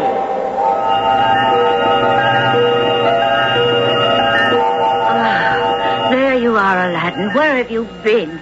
I've been so worried. Did you earn any money? No, Mother. Just this lamp.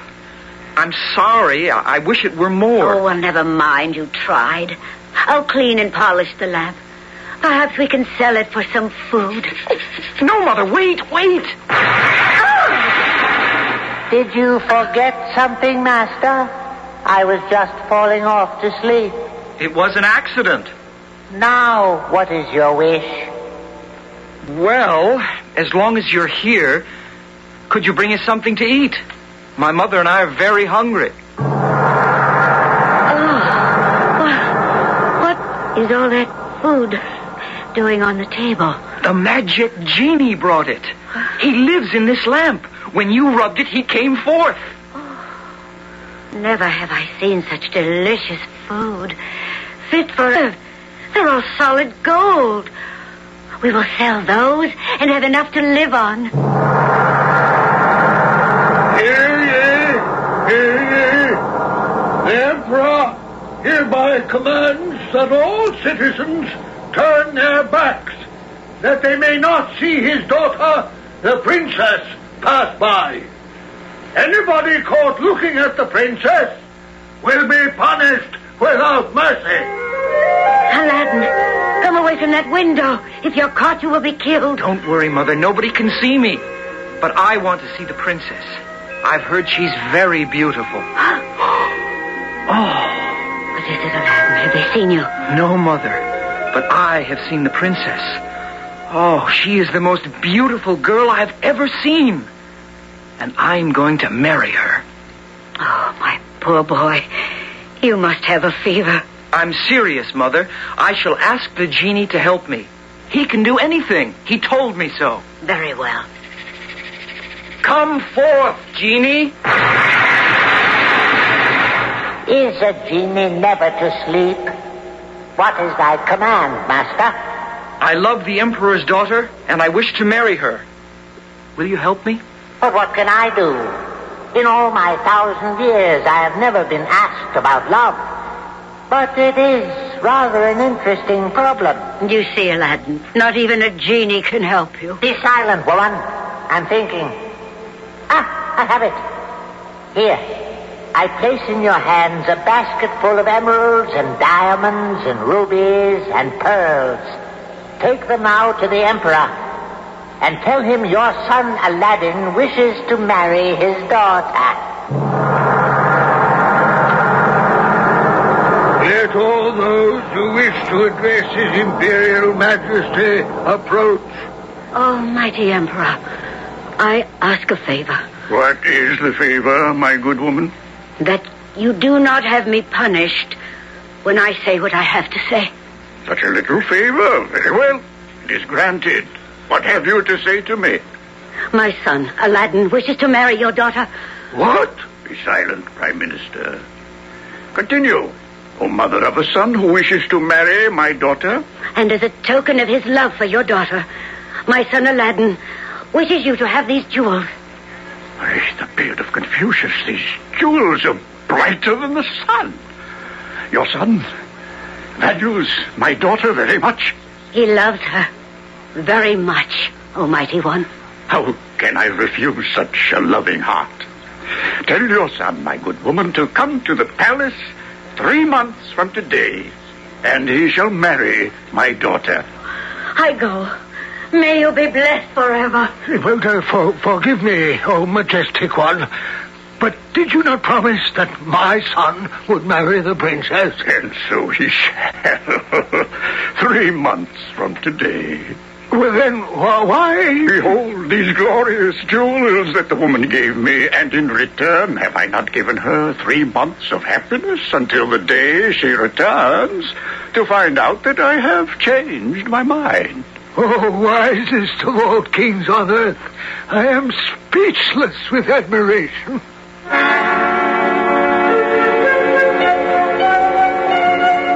Oh, Mother, this is the happiest day of my life. The 3 months of waiting have gone by like 3 minutes. How do I look? Oh, like a happy bridegroom, my son. Oh, I do so hope the princess will not notice the new patches on your clothes. Have you heard the news? The princess is being married today. I know, Mr. Chen. I'm the bridegroom. You? Oh, you are a great joker, Aladdin. The princess is marrying the prime minister's son, and I've been invited to watch. I must hurry now, or I shall be late. Oh, no. But the emperor promised you, my son. I heard him with my own ears. I won't have it. Even an emperor must keep his word. I'll make him keep his word. Aladdin, what are you doing? Calling forth the genie. He'll know what to do. Well, Aladdin, how did the wedding go? It didn't. The emperor broke his promise. In a few minutes, he's marrying the princess to the prime minister's son. What? Does the emperor think he is mightier than a genie? We must stop the wedding.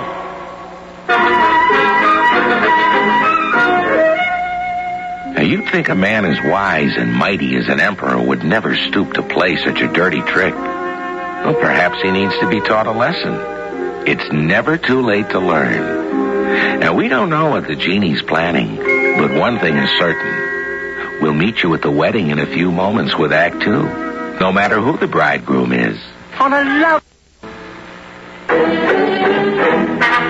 The General Mills Radio Adventure Theater will return shortly.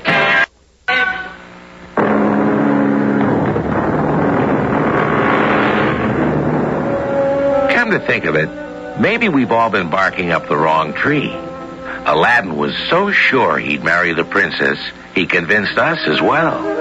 But let's face it, although the old saying goes, a cat can look at a king, nobody ever said anything about a pauper marrying a princess. But then, nobody ever said anything about a genie planning a wedding either. It's all settled. There will be no wedding. Listen. The music has stopped. Of course. Can't have a wedding without a bridegroom, can we? What's happened to the prime minister's son? He seems to have vanished in a puff of smoke. Go now at once, O Mother of Aladdin, to the palace, and tell the emperor he must marry the princess to your son, as he promised.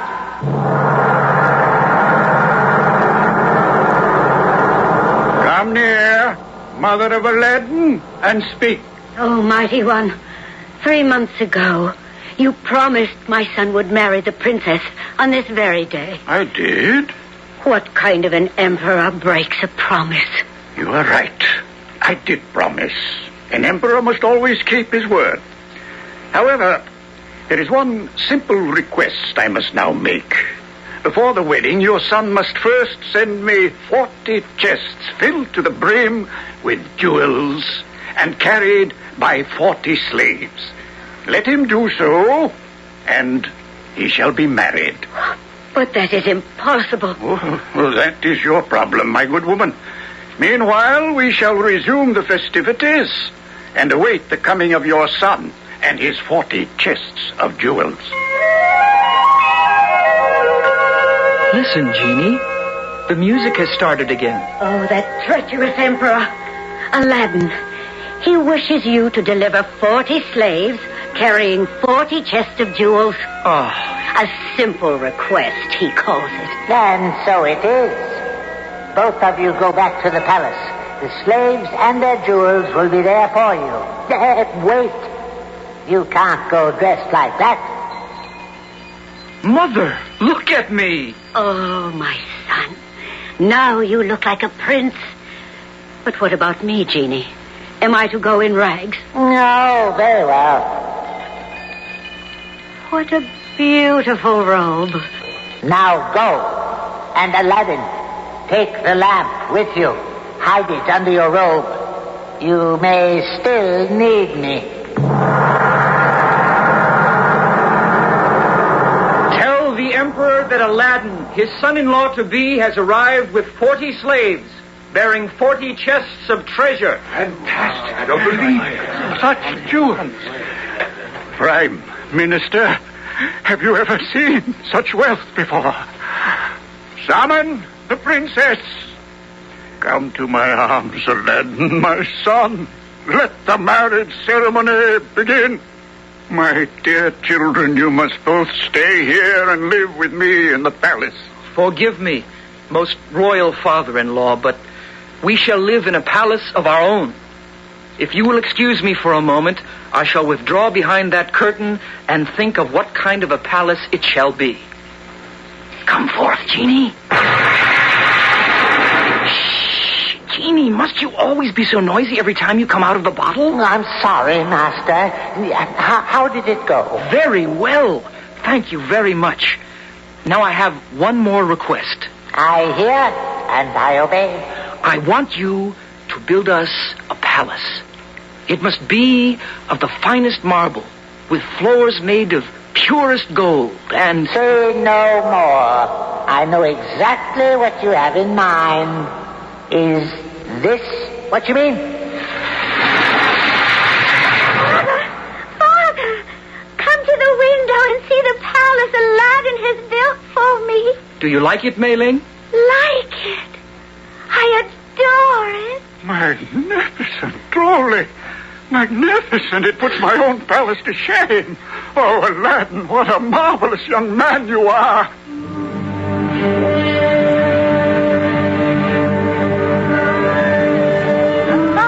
Greetings, most honorable Manchu the magician. We have missed you. Where have you been for so long a time? Persia, India, Africa, learning new feats of magic. Excuse me, Mr. Chen, but it is time to start my performance. Oh, Mr. Chen, who was that handsome general who just rode by at the head of his troops? Have you forgotten so soon, Manchu? That was Aladdin, the young man you once hired as your assistant. Aladdin? But I thought he was dead. Dead? Whatever gave you such a ridiculous idea? After he met you, he married the emperor's daughter, built the most fantastic palace you have ever seen, and will rule over China when the present emperor is dead. Can you believe it? I don't know how he's done it. I know. You do? Where did you say Aladdin's palace was? Well, I didn't, but it's next to the emperor's. Ah, yes, thank you. And now, if you will excuse me, I must leave. There will be no performance today. So, Aladdin did not die after all, and the wretch stole the lamp. How else could he have become so prosperous? But I shall have my revenge. I shall take the lamp from him and undo all his good fortune. I shall ruin him. But first, the lamp. I must have that lamp. New lamps for old, new lamps for old. You there, peddler? Yes, you. Come into the palace. I would speak to you. You called, most gracious lady? Oh, this is indeed a fabulous palace. Yes, isn't it? My husband, Aladdin, built it for me. And may I humbly inquire if your husband is at home with you? Oh, no. He has gone off to war. But I did not ask you in to discuss my husband or my palace. Tell me, peddler, are you really giving away new lamps for old? Oh, truly so, gracious lady. Oh, but you cannot be serious. Have you any old lamps, your royal highness? If so, I will take them and give you this bright, shining lamp in exchange. Well, we do have one old lamp around here somewhere. Aladdin seems very fond of it, though I cannot guess why. May I see it? Well, it's on that table over there. You see? Is it not an ugly, grimy lamp? Oh, yes, it is. Hardly fitting in such a splendid palace. That is what I am always telling Aladdin, but he just laughs. May I hold it? Of course you may. Here. At last. But why are you polishing the lamp? It is not gold, I assure you. What is thy wish, master? But you are not Aladdin. No, I am not Aladdin. I am Manchu the magician and your new master. I do not understand. What is happening? What have you done to Aladdin? He was a good master. Genie, you are now my slave. You are sworn to obey the owner of this lamp, and the lamp is now mine. Do not listen to him, Genie. Alas, I must. He speaks the truth. He is the master, and I am his slave, and I must obey him. What is thy wish, master? That you carry this palace, the princess and myself, to the most faraway place where no one will think to look for us. And where would that be, master? Insolent slave, you know as well as I do. To the Gobi Desert in Mongolia. Please, take the palace if you must, but leave me here. She comes with us, Genie. Do as I command. Very well, master. I hear and I obey. I'm sorry, princess.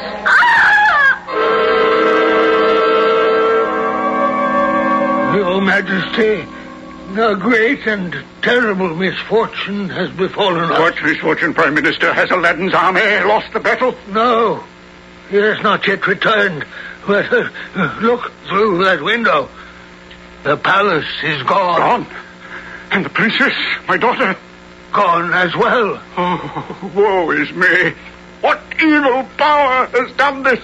Aladdin, Your Majesty. He has brought this evil upon us. Aladdin is an evil magician who fooled us all to win the hand of your daughter. But what's to be done? When Aladdin returns from battle, he must be forced to return your daughter, and then he must die. Great news, Your Majesty. We have beaten the enemy. But why do you look so stern, my dear father-in-law? Is this not a time for rejoicing? Where is my daughter, Aladdin?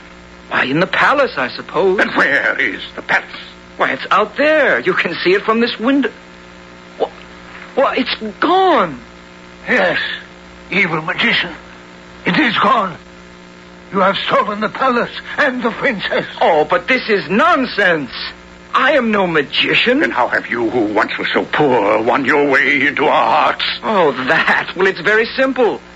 I found a lamp in which a genie lived. It was he who helped me with this magic. Show me the lamp, and I will believe you. Alas, I cannot. It was in the palace with the princess, my wife. Now, if they are gone, the lamp is gone as well. And you cannot return my daughter to me? Without the lamp, I can do nothing. Then you must be made to suffer. Send for the executioner and his sword. On your knees, Aladdin, and bow your head, for the end of your life has come. And just when things were going so well for Aladdin, to make things worse, the lamp is gone. And without the lamp and the genie, Aladdin is right back where he started. Just a poor young man wondering what's going to happen next. We'll rejoin you shortly with Act 3. The General Mills Radio Adventure Theater will return shortly.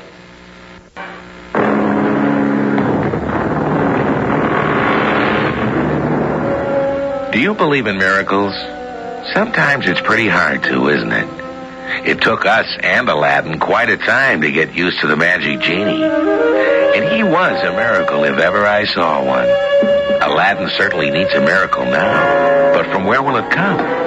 The genie is fast asleep in his lamp far away in the Gobi Desert. Aladdin's on his own now.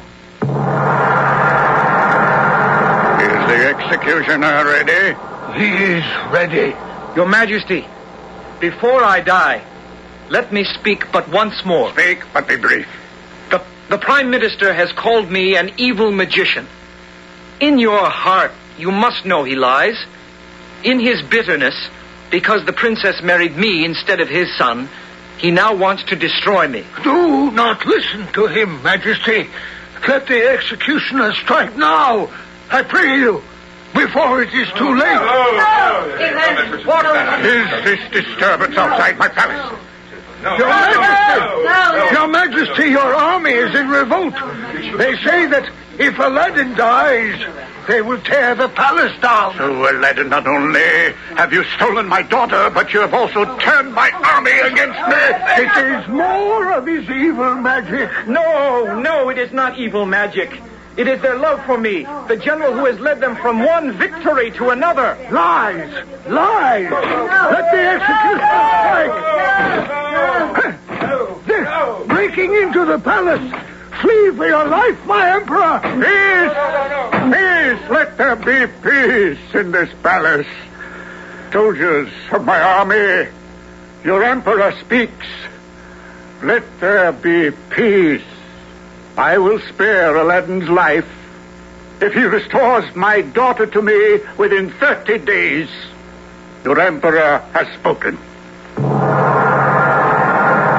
have heard my words, Aladdin? I have heard, and I am grateful, O merciful one. Then go forth and seek my daughter. Do not trust him, Majesty. He will go and never return. Then shall his mother meet the executioner in his stead. So, go, Aladdin, and make haste. I shall not be merciful again. Mother, we must speak quickly, for I have no time. Oh, Aladdin, the Emperor has spared your life. I had already begun to mourn you. But why should he wish to kill you? Because while I was away, fighting the enemy, someone came and stole the princess and the palace. Then call forth the genie. He will help you. Oh, no, Mother. The lamp is gone as well. Oh, then all is lost. Oh, go, my son. Flee to another country and do not return. Oh, if I do not return within 30 days, the Emperor will have you executed instead. How could anybody steal such a bright and shining palace? And in broad daylight? It was stolen last night when the city was asleep. Last night? Wait. I have a thought. Last night, I could not sleep. I went to the window to get a breath of air. Suddenly, I saw a star shoot across the sky. The greatest, most radiant shooting star I have ever seen. It turned night into day. Mother, that was no shooting star. That was the palace being carried off by the genie to some faraway place. What? Quick, which way did it go? It went in that direction, I think. Let me see. That would be a westward direction toward the north.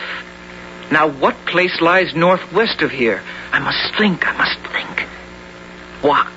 Why, of course, the Gobi Desert, where there is nothing but emptiness and sand. No one would think to look for a palace there.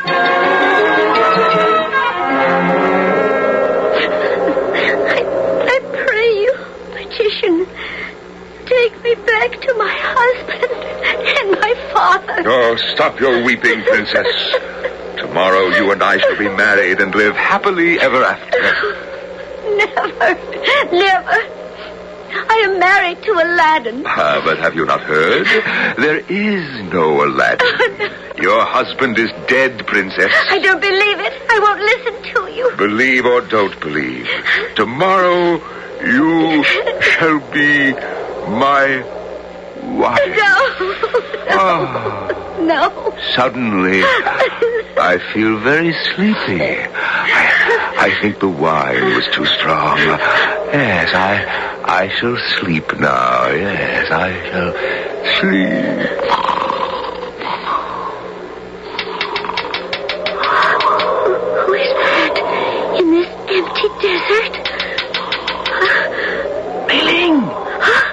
Open the window and let me in. Aladdin. Where is he? Where is the man who stole you away from me? There. Manchu the magician, I might have guessed. You know him? A long time ago, he left me in a deep hole to die.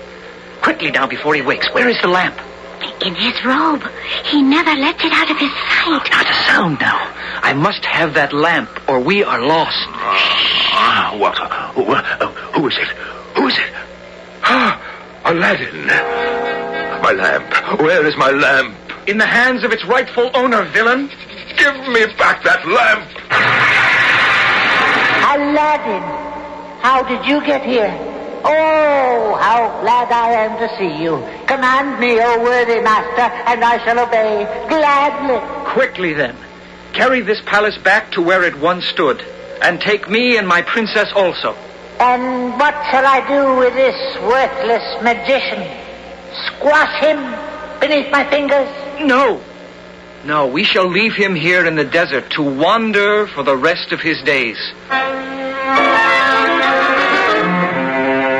Great news, O noble emperor. The missing palace has been returned. And my daughter, where is she? Father, I am safe. Thanks to Aladdin. Oh, my dearest daughter, I have given you up for lost. Hail, O mighty emperor! My loving father-in-law, your daughter is safe in your arms. Have I not kept my word? Oh, my most noble Aladdin, how can you ever forgive me for doubting you? There is nothing to be forgiven, O majestic one. You shall serve me as my prime minister. You are a true and faithful man. Greetings, most holy woman. You are most kind to receive me in your palace, O beautiful princess. Is your husband Aladdin at home at this moment? No, he has gone hunting. But he should be here any moment. I shall be honored to meet him when he returns.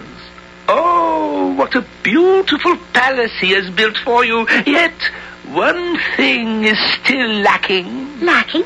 But this palace is perfect. It would be but for one thing. And what is that? The lights that hang on the ceiling above us are too dim for such a splendid palace. If the sun hung there, this palace would then indeed be perfect. What a marvelous idea. But how could that be done? I have heard that your husband has a wonderful lamp that can do anything. Bring it forth and command it to hang the sun from the ceiling before your husband returns. But I do not know where the lamp is. Aladdin keeps it hidden. Oh, I'm sorry. It would have been such a wonderful surprise. Welcome back, Aladdin. Oh, I have had the most wonderful idea while you were gone. Aren't you going to ask me how my hunting went first? Oh, later. First, bring forth the lamp. But why? I wish you to ask the genie to do something wonderful for us. Well, I don't understand, but I can refuse you nothing, Mei Ling. Very well, then. Here is the lamp. Oh, that is where you keep it hidden. Now, quickly, rub the lamp. Very well. What is thy wish, master? Let the princess tell you. Tell him, Mei Ling. Genie, I command you to take the sun from the heavens and have it hang from this ceiling instead of those dismal lights. What? Oh, wretched children. Have I not done enough for you? Such a command is unnatural and dangerous. If the sun hung from this ceiling, the palace would be in ashes in an instant. What evil person has suggested such a request? It was Fatima, the holy woman. She is no more Fatima, the holy woman, than I am. You foolish girl. Did you not recognize Manchu the magician in disguise? Where is he, Mei Ling? Where is he? In the other room. Too late. He has already escaped. Oh, no, he hasn't. Oh, guards! Catch that man running from the palace. The man dressed in woman's clothing. Let me go! I'm a poor innocent woman! Let me go! He is taken, most noble lord. Throw him into the deepest dungeon you can find. Put 20 strong locks on the door, and then throw away the keys. We are rid of him forever. But what if he should escape and steal the lamp again? He may escape, but he shall never have the lamp again. Worthy genie, I have been thinking. I have all the good fortune and wealth any man could desire, thanks to you. Therefore, I command you to take this lamp and hide it in a place that no man can ever find. But if no man ever finds this lamp again, then who will ever command me again? No one. I give you your freedom. Henceforth, you shall sleep in your lamp to your heart's content for as long as you wish. This is my last command to you. Now, do as I say. I hear and I obey. And thank you very much, Genie. You are most welcome, Master.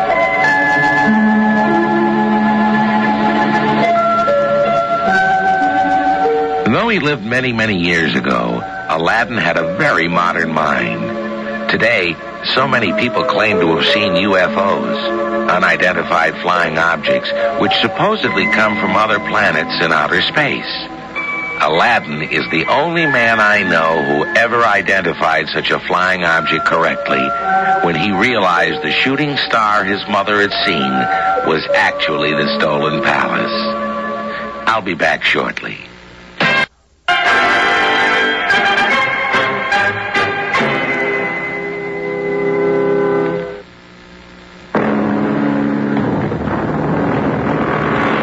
You may not have realized it, but there are genies in the world today, but we call them by different names. Electricity is the genie who lives in a light bulb and lights up the world at night. Steam, that's the genie which has run factories and driven locomotives for many years. Nuclear energy is a genie whose power is far greater than Aladdin's. And there's another genie who's carrying my voice to you at this very moment. The genie we call radio.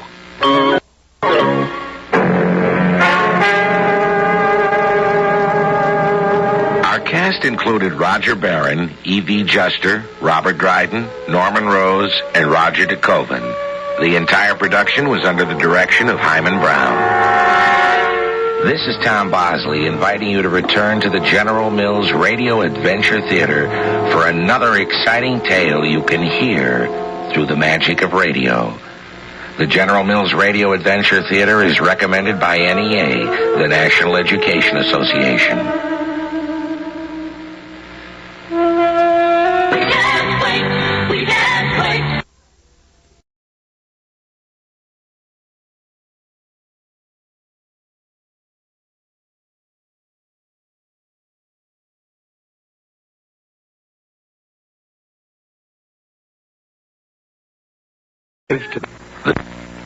Radio Adventure Theater.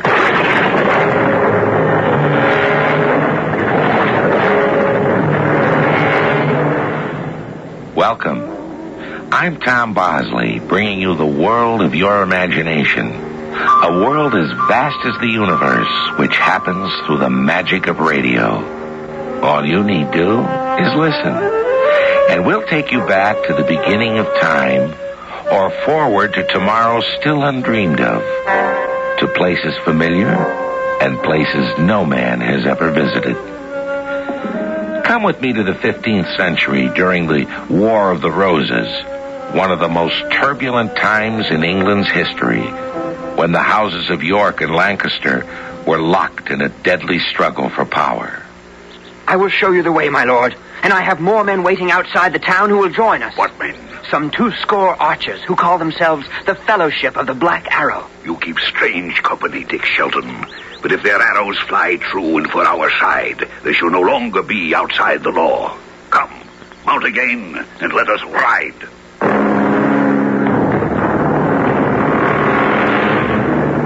Our story, The Black Arrow, was adapted from the novel by Robert Louis Stevenson, especially for the General Mills Radio Adventure Theater by Robert Newman. I'll be back shortly with Act One. Welcome.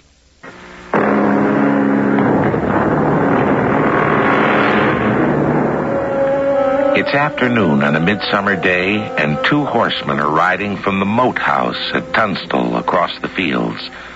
One of them is a hard-bitten, middle-aged man with a steel cap on his head and a sword at his side. He is Bennett Hatch, bailiff of Tunstall. The other is young, wearing a deerskin jerkin and with a crossbow slung across his back. He is Richard Shelton, ward of Sir Daniel Brackley, Lord of Tunstall. I like it not that I must stay when so many others are going. Sir Daniel wants it so. But why? I am as good a man with a sword as any. As good or better, but still you will stay. And you will go. Aye, and in time, you will go too. Well, here's Nick's house. But where is he? There, in the field. Aye, so he is. One of the best archers in the Shire tending cabbages. Well, we'll change all that. Appleyard! Nick Appleyard! Well, Master Hatch and Master Dick, what do you do here? We're here to fetch you. Sir Daniel orders you to come to the castle and take command there. I take command? Where do you go, Master Hatch? To Ketley. There's to be a battle, and Sir Daniel will join it as soon as I bring you more men. Rather battle, eh? And whose side will he be fighting on this time? Watch your tongue, Appleyard. Well, what have I said amiss? All the world knows that one day he fights for York and the next for Lancaster. And each time he changes sides, he ends up with more gold in his purse. I told you to watch your tongue. Are you coming, Nick? My arms are in the house. Let me get to it, I'll come. Well, hurry. We mustn't keep Sir Daniel waiting. An arrow! Nick! Are you hurt, man? Hurt? I'm sped.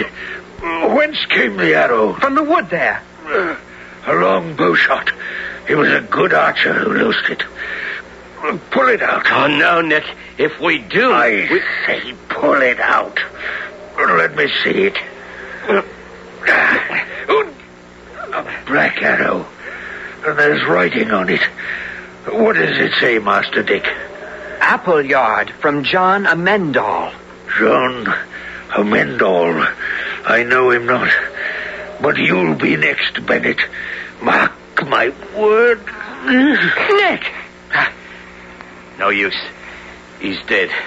Quick, on your horse and let's away. But we can't leave him here like this. Better that than stay and take another arrow in our backs.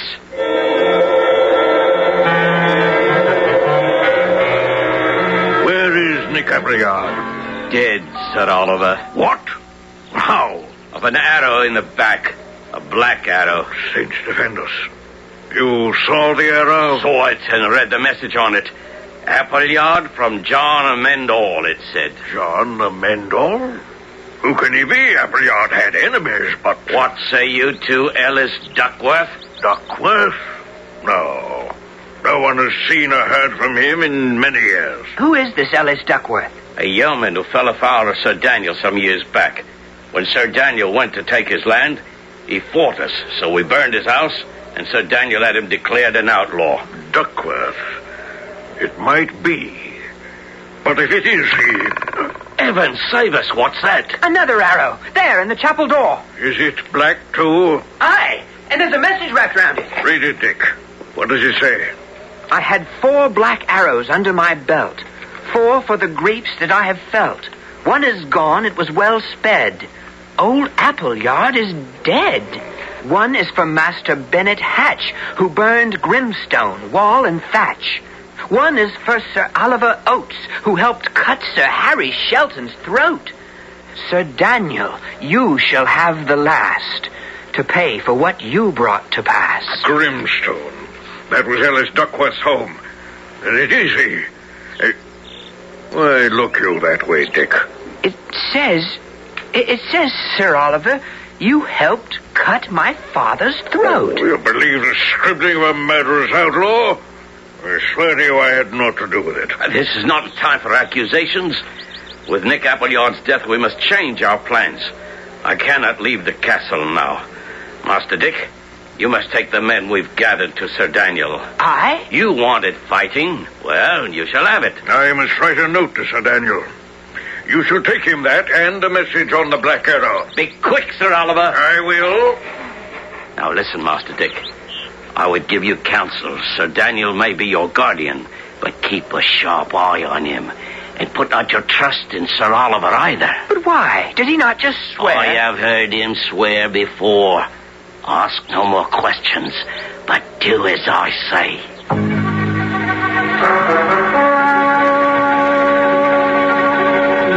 Is that you, Dick? Aye, Sir Daniel. What do you here? Where's Bennet Hatch? At the castle. He bade me bring you the men you called for, and Sir Oliver gave me a note, which will explain all. Give it to me.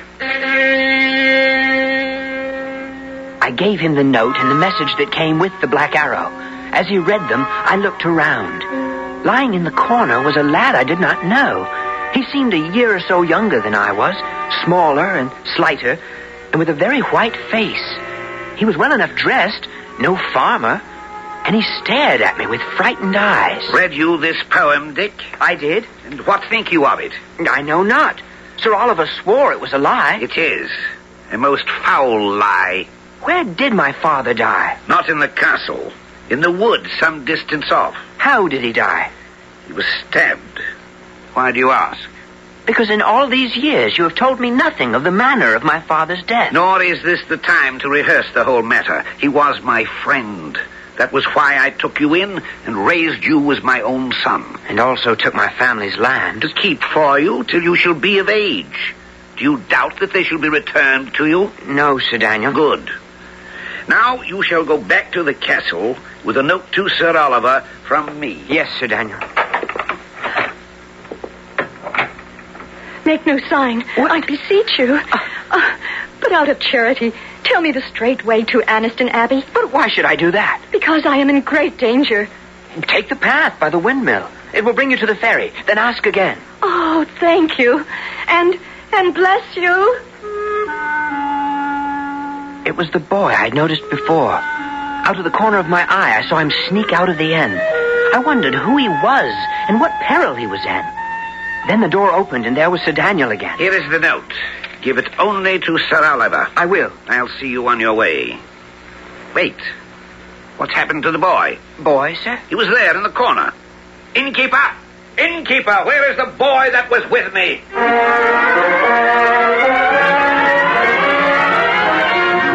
I mounted quickly and rode off. I had not known the boy was supposed to stay with Sir Daniel, and had no wish to tell him that I'd helped the lad to escape. I rode east through the marshes, keeping a sharp lookout for the boy, but I caught no sight of him until I reached the ferry. Why have you come after me? Are you going to take me back? I did not come after you. I go to Tunstall, and this is my road, too. But who are you? My name is John Matcham. And you? Dick Shelton. I have lived with Sir Daniel since my father's death. But what is this danger in which you find yourself? I fear to tell you. Why? Because it is from Sir Daniel that I flee. So much I guessed, but why? How has he harmed you? How has he not? I am an orphan, too, and he took me by force from my own place and kept me with him. Then why are you still here?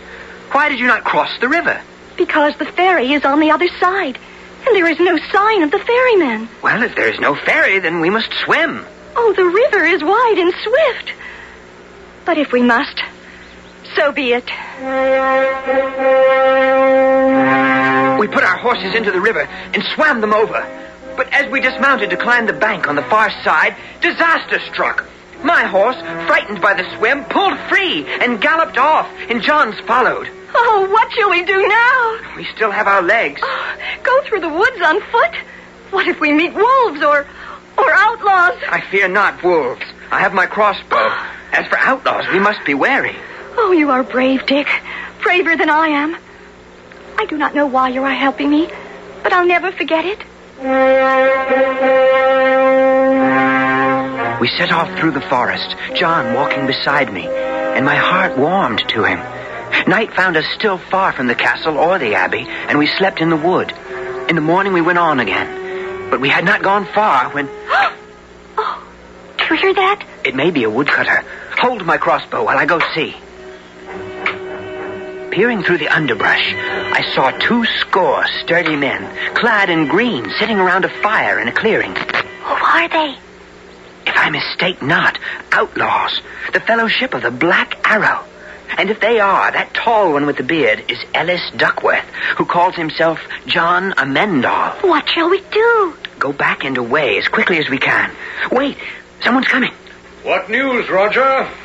Party of men-at-arms have crossed the river and are coming up the road. Sir Daniel's men? They wear his colors. Now I shall have my revenge for myself and for my friend Sir Harry Shelton. To your places. Revenge for Sir Harry Shelton. Was he not your father? Yes, my father. Give me back my crossbow and let us go quickly. Where? Why, to warn Sir Daniel. They mean to ambush him. Oh, no. Do not move. I am not skilled with a crossbow, but at this distance, I could not miss you. You'd shoot me? If I must, to keep you here. Sir Daniel is my enemy, and I suspect yours too. He swore he did not kill my father. And lied. I'm sure he lied. You're sure? What know you of such things? Give me my crossbow. No. Then I'll take it. So, and if I had the time, I'd beat you soundly. I gave you hell. And listen. I'm too late. They have attacked. I must return. Return where? The castle. The next attack will come there. Why do you follow me? The abbey lies that way. I am afraid to go alone. May I come with you? If you will. I meant well, Dick. I hated Sir Daniel, but I also feared for you. We ran through the forest toward the moat house. It was a long way, and when we got there, the drawbridge was up. I called and waved, and it came rattling. Was Sir Daniel. Sir Daniel! I thought you were dead. Why should I be dead? Ellis Duckworth and his men were waiting in ambush on the road. I thought as much. That's why I sent my men that way and went another in disguise. You let them be killed? Your own men? Who were they for the most part? Farmers. I am here and safe. Naught else matters. Raise the drawbridge, man the walls, and prepare for an attack.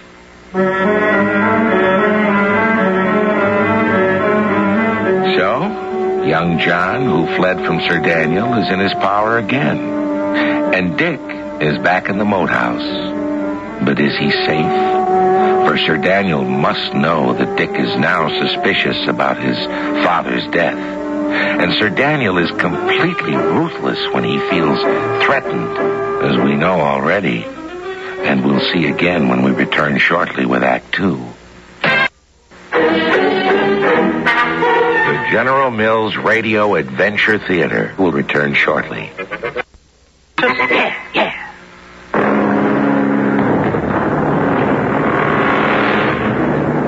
Let us return now to that dark time when England was torn by the struggle for power between the houses of York and Lancaster, the time of the War of the Roses. It is the next morning. Coming down into the courtyard, Dick finds Sir Daniel looking even more grim than he did the night before.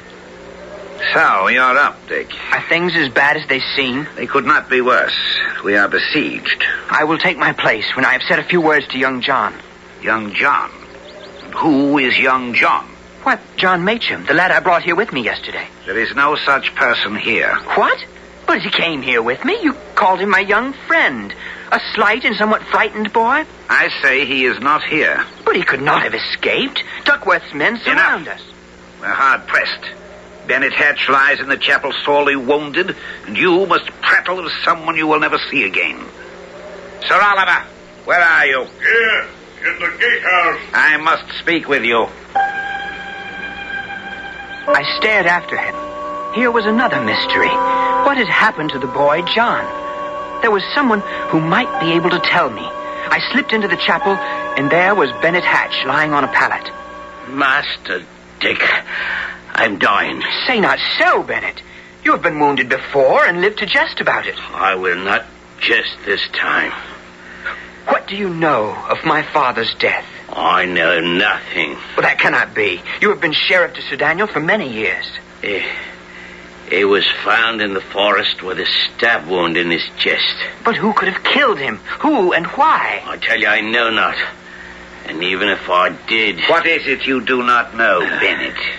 I was asking about my father's death. Your father again. Must you plague a dying man? And do you still suspect me of having had some hand in it, when I've already sworn that I had naught to do with it? I ask your pardon. I forgive you. To make amends for my harsh words, you shall have a new room. There's nothing wrong with my old one. It served you when you were a boy. Now you shall have one that is more fitting. The large one, over the chapel.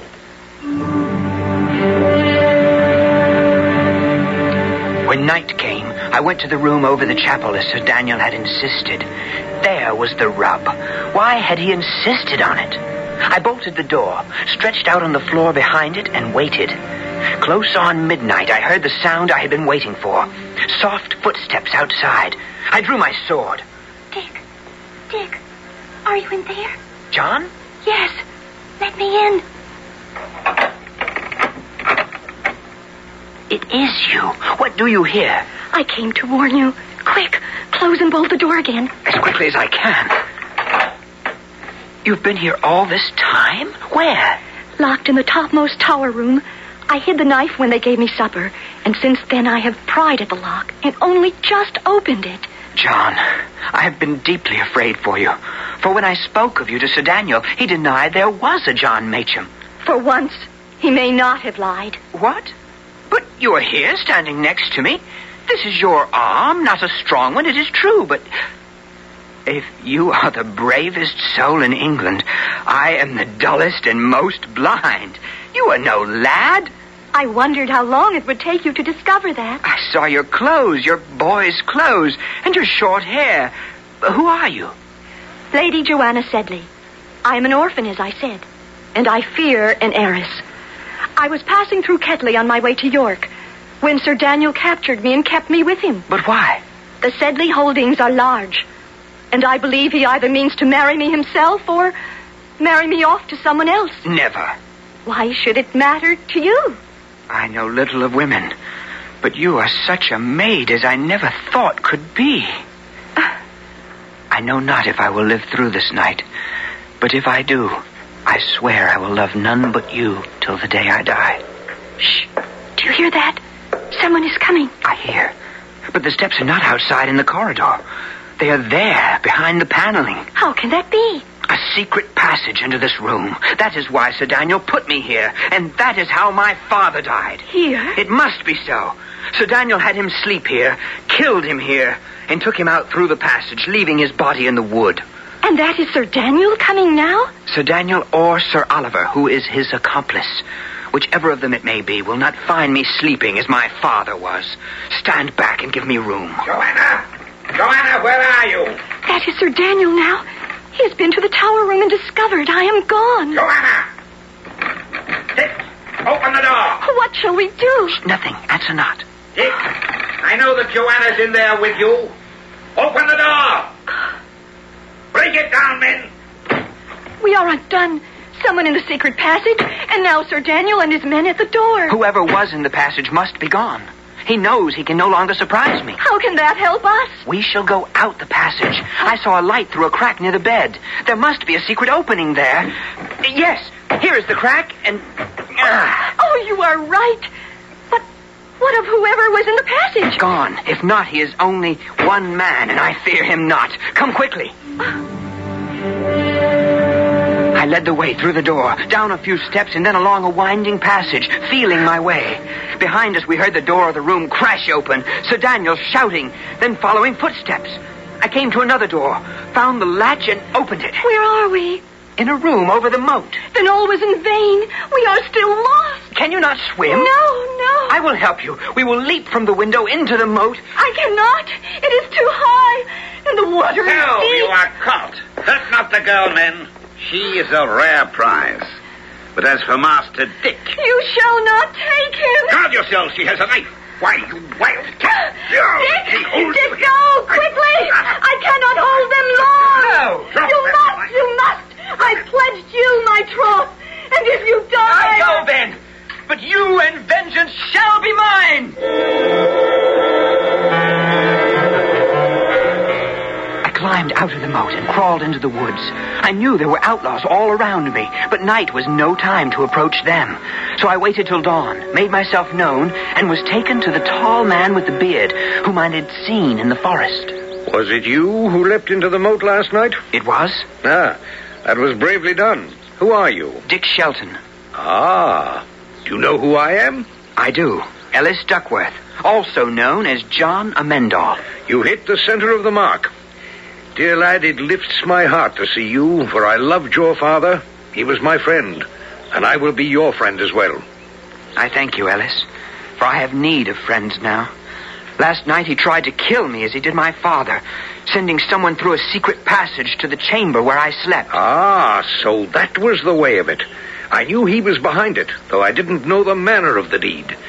Well, we shall both have our revenge. And I hope quickly. Will you assault the castle? Nay, lad, I haven't the strength. But I can keep him besieged. Why does your face fall? Because there is one in the castle who is very dear to me. The boy who came there with you 2 days gone? Aye, except it was not a boy. It was the lady, Joanna Sedley. Ellis. Aye, Roger. What news? Ill news. A large company approaches up the road from Ketley. Know you who they are? Their colors are crimson and blue, and they carry a boar's head on their pennons. Aha! That's Lord Risingham, a strong Lancastrian. Well, we've lost our chance. He will lift your siege around the castle. I cannot keep him from doing so. And then, if I mistake not, Sir Daniel and his men will go to Shoreby with him, for that is the chief Lancastrian stronghold. Then I have lost Joanna. Why do you say that? Because he will take her with him. Be not downhearted. We shall go there too. How can we do that? We shall go in disguise, I and all my men. The next few days were hard ones for me. Though I went about the town in disguise, I thought it best to keep away from Sir Daniel and let others keep watch on him for me. Thus, I could not even catch a glimpse of Joanna. Finally, our plans were ready. Sir Daniel had taken a house near the sea. It was well guarded, but each night he left it to consult with Risingham and other Lancastrian leaders. We would climb the walls, overpower the guards, and escape with Joanna. This is the likeliest place. Who's to climb the wall? I will. Once over it, I'll open that gate and let you all in. Right. Let me give you a hand up. Yeah. Ellis, we are not alone here. There are a score of men on the far side of the house. Sir Daniel's men? I think not. They wear checkered badges. I know it not. Well, Dick, I fear we must call off this attempt and go back. Too late, we're discovered. So if we must fight, let's give a good account of ourselves. I drew my sword, and a moment later found myself engaged with a man who seemed to be their leader. He came at me with sword and dagger, and for several moments I was hard put to defend myself. He pressed me hard, for he was a fine swordsman. Finally, determined to end it, I slipped in under his guard and tripped him. What madman's trick was that? My dagger is at your throat. If you yield, I will give you your life. I yield. I know not who you are. I would rather yield to you than to that traitor, Sir Daniel. Sir Daniel? Then you are not for him? Oh, there are few men I am more against. Then this has been a sad and mistaken encounter, for he is my sworn enemy. Well, if that is so, call off your men, and I will call off mine, and let us away quickly. Now, my young friend, tell me who you are. Dick Shelton. Son of Sir Harry? Yes. And your skill and courage does not surprise me. And you, sir? Lord Hawkhurst, one of the captains of the House of York. But you have not told me what you were about. I hoped to rescue the Lady Joanna Sedley, whom Sir Daniel is holding captive. We've been watching this house, planning the attack for several days now. You know the castle, then? I know it well. Then what seemed to be an unfortunate encounter may turn out to be a great stroke of good fortune. You are for York, I take it. Heart and soul. Will you undertake a mission, then, for me and York? Gladly. There was one I was to meet at dawn tomorrow at St. Bride's Cross. Will you take my horse and go there for me? I will, and gladly.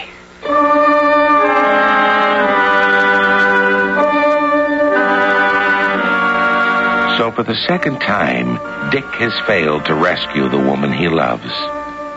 But who is this mysterious man he's to meet at St. Bride's Cross? Will he indeed prove to be a friend? Or will the meeting lead to even greater dangers? We'll find out shortly when we return with Act 3. This is... The General Mills Radio Adventure Theater will return shortly.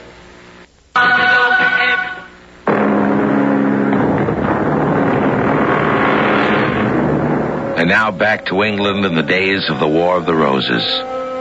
It's just before dawn, and Dick, approaching St. Bride's Cross, hears a strange sound, the clear call of a hunting horn. He pauses, and then, hearing the clash of steel, he rides on.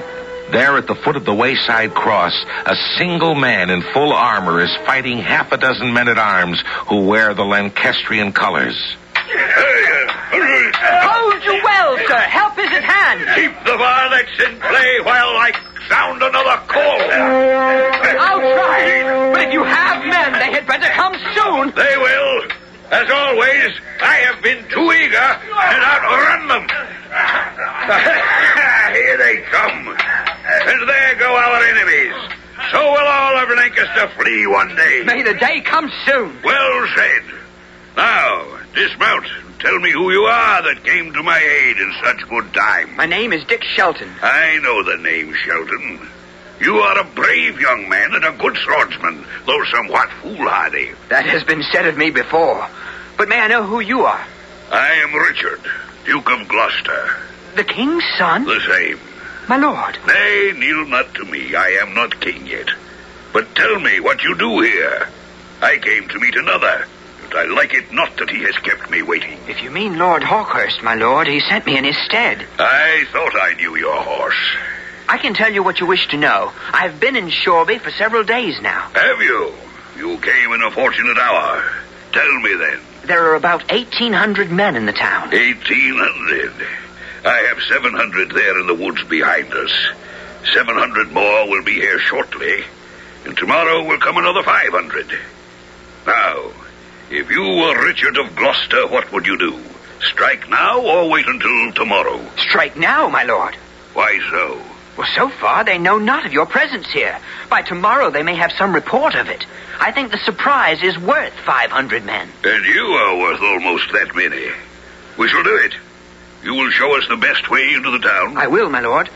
And there are a few waiting a short way outside who will join us. Who? Some 200 archers who call themselves the Fellowship of the Black Arrow.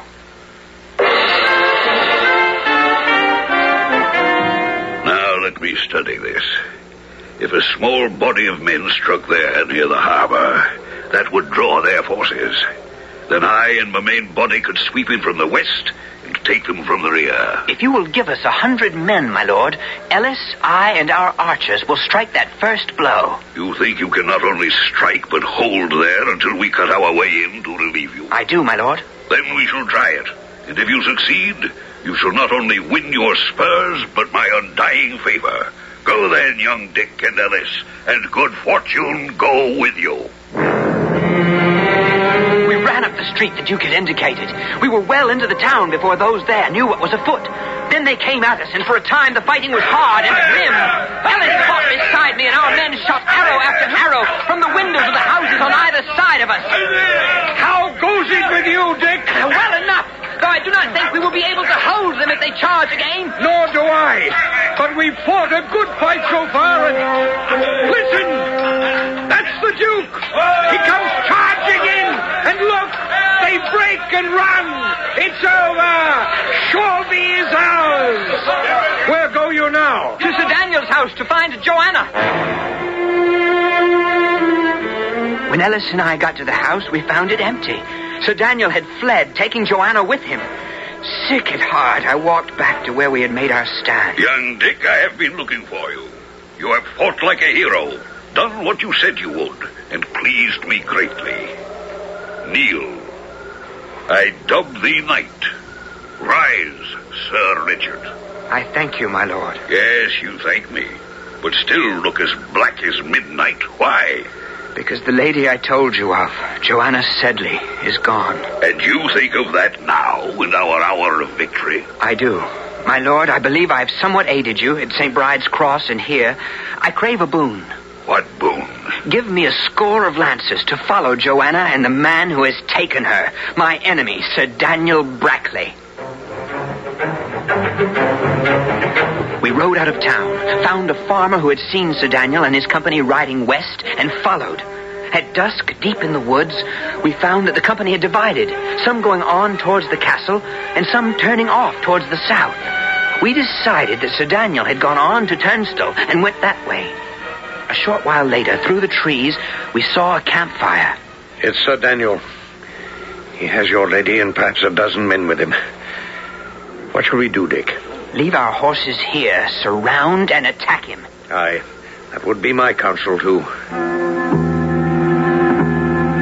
We dismounted, crept through the woods, and then attacked. York, Richard, and the Black Arrow! Joanna, here, to me! Dick, be careful, there are others! More men! What? Sir Daniel set this camp to entrap you. Most of his men went off and around to take you from the rear, and here they come! Dick, take your lady and go. We will hold them off. No! I say go. If you stay, you accomplish nothing and lose all. Life and lady. He's right, Dick! For my sake! Come! Oh, it chokes me to do it, but so be it. This way! We went on through the woods, and shortly after dawn we arrived at the abbey. Though it was early, the Duke was already there, standing in the courtyard. So, you are the young lady who was so much on his mind. The Lady Joanna Sedley, and it pleases you, my lord? It pleases me much. She's a pretty thing. But why are you both so bedraggled? My Lord Duke, I may have served you well at St. Bride's and Shoreby, but I fear I've failed you in this mission. Sir Daniel outwitted me, beat us soundly in the woods, and escaped. And the men I gave you? A score of lances? Lost, I fear, my lord. As for Sir Daniel, I believe he has made for the castle. You will not get there. I've sent men on to take it. But I am displeased with you, Sir Richard. I like not those who fail me. You have your lady. This afternoon you shall wed her in the abbey. But expect nothing more from me.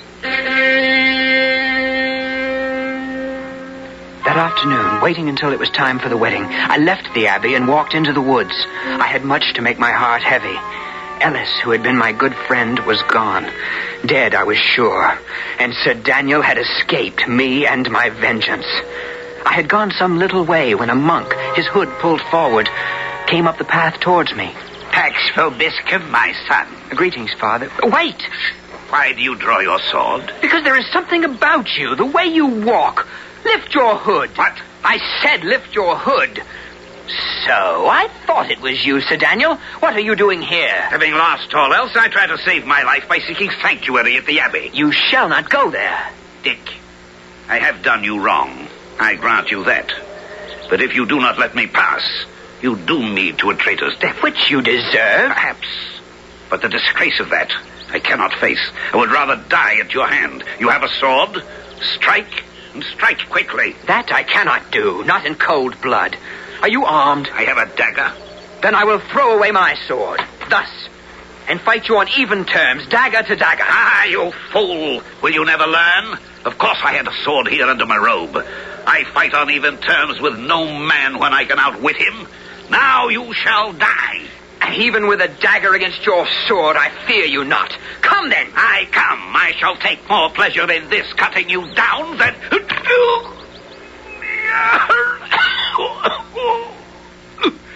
The arrow, is it black?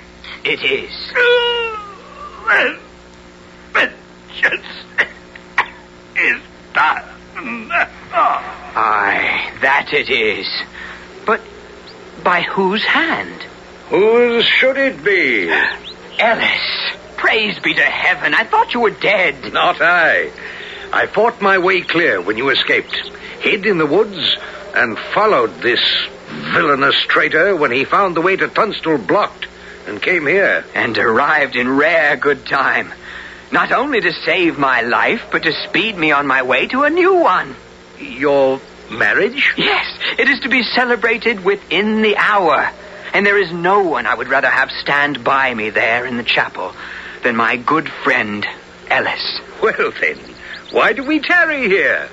On to the Abbey, and let the bells ring loud and clear.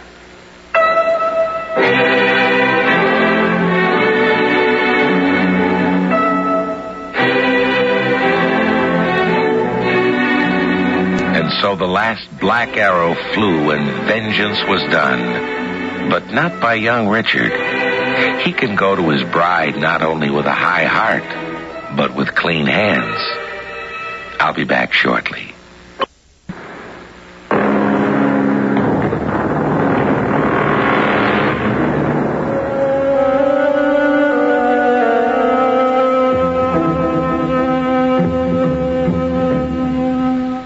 Our tale of the Black Arrow was a tale of days long gone when young men, by their courage and steadfastness, could win fame, fortune, and beautiful brides.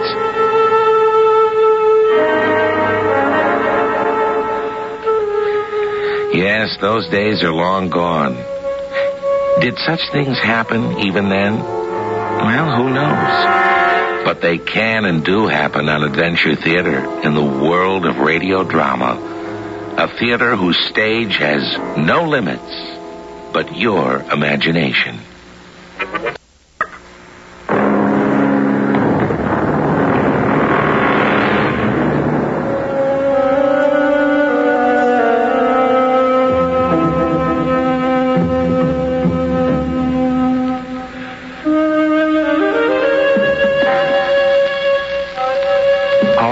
Included Skip Hinnon, Ann Costello, Jackson Beck, William Griffiths, Court Benson, and Gilbert Mack. The entire production was under the direction of Hyman Brown.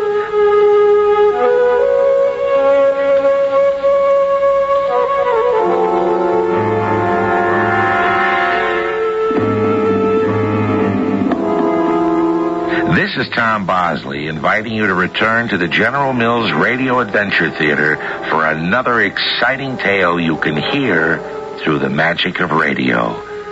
The General Mills Radio Adventure Theater is recommended by NEA, the National Education Association.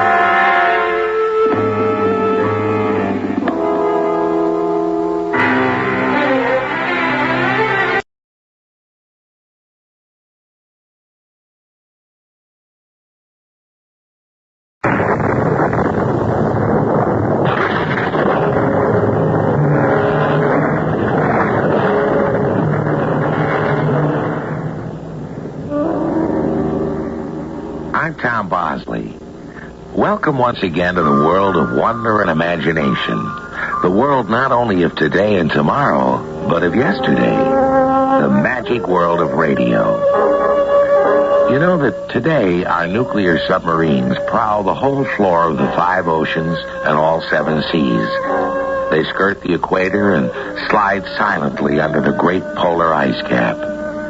But a century ago, only the genius of someone like Jules Verne could have prophesied its coming or imagined a ship like the Nautilus, that strange, unexplained monster of the deep that you are about to meet and live with now.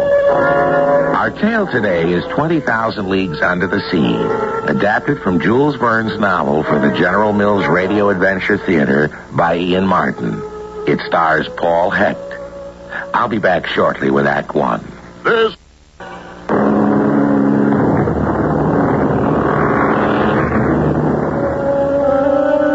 In the year 1866, a sea monster was sighted by merchant ships at various times in every ocean of the world. It was larger than a whale, long, cigar-shaped, gray-mottled in color, and when approached, disappeared beneath the surface so rapidly and mysteriously that no one could get near enough to classify it. What was it? Arguments, even among scientists, ranged from prehistoric monster to half-submerged wreck to some incredible man-made subterranean vessel. For myself, Professor Aronnax, I am convinced it is a machine. That can roam the world at will, Mr. Secretary, submerged for incredible lengths of time, and is at least the size of the largest whale. Incredible, I know, but as Secretary of the Marine, I would value your opinion. Well, then, consider the sightings of Australia and in the Pacific by the steamship Phoenix and the Columbus. They both thought of it as a sandbank until suddenly 2 columns of water shot upwards from it to the height of 150 feet into the air, correct? Those are the reports. Yes, well, does this not suggest some species of whale? With a natural force to spout that high? Besides, remember the steamship Moravian? And far worse still, the Scotia? Yes, those 2 ships which were struck. Exactly. Rammed by something powerful enough to pierce iron plates 2 inches thick and rip holes in them 2 yards in diameter below the water line.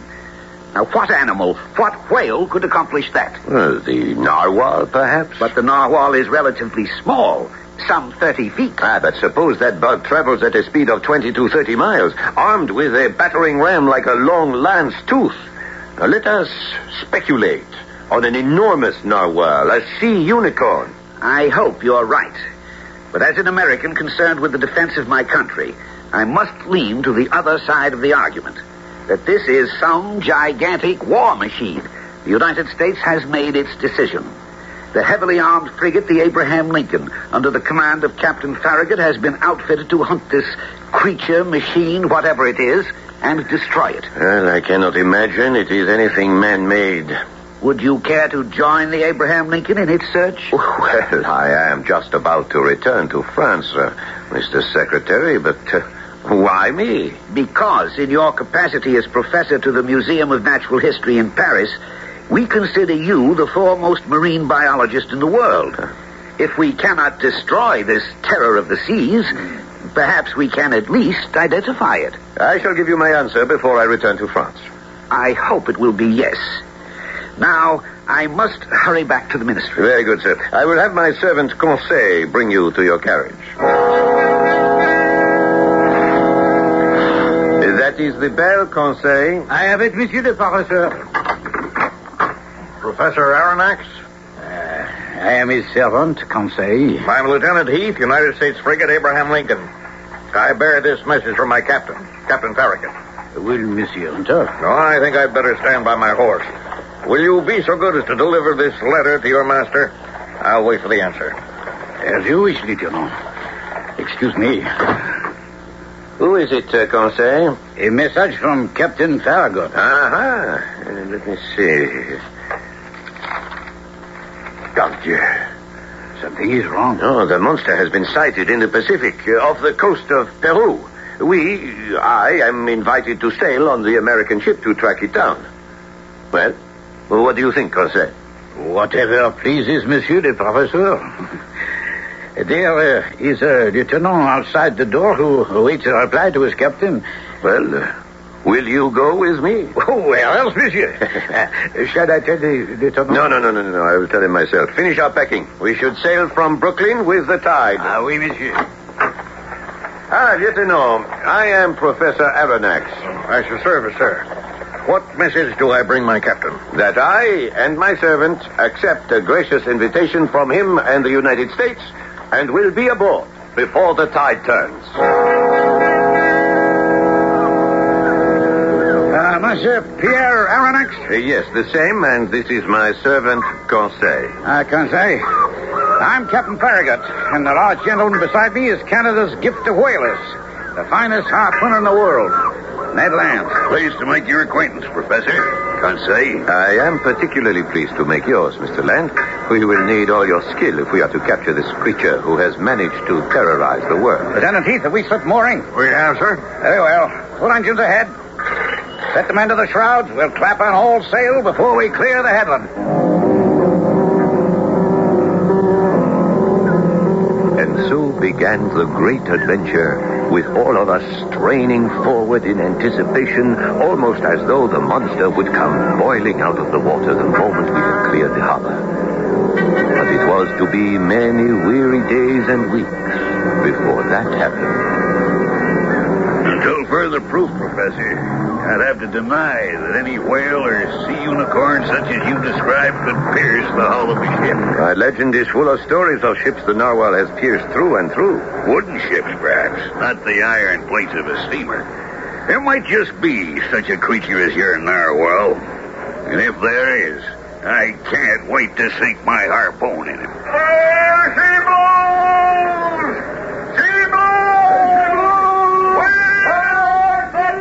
Mr. Land? You may just have your chance.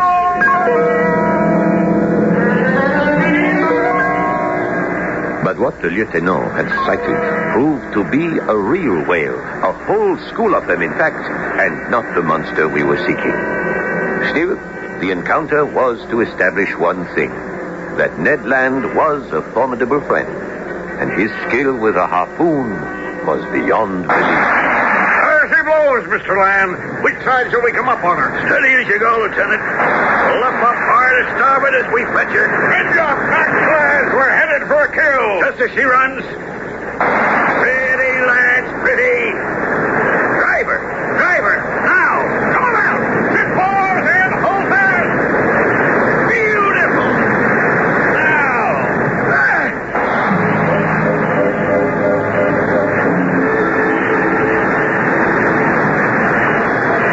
The harpoon throw was unerring. The bar bit sure and true, and suddenly, as the great mammoth reacted to the strike and sounded deep, our frail boat was streaking through a white, curling foam. Flag off on the line. Let her run. Let her sound.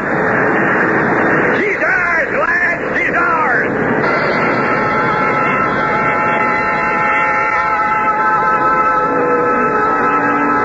It was on the return from this adventure that I started my log.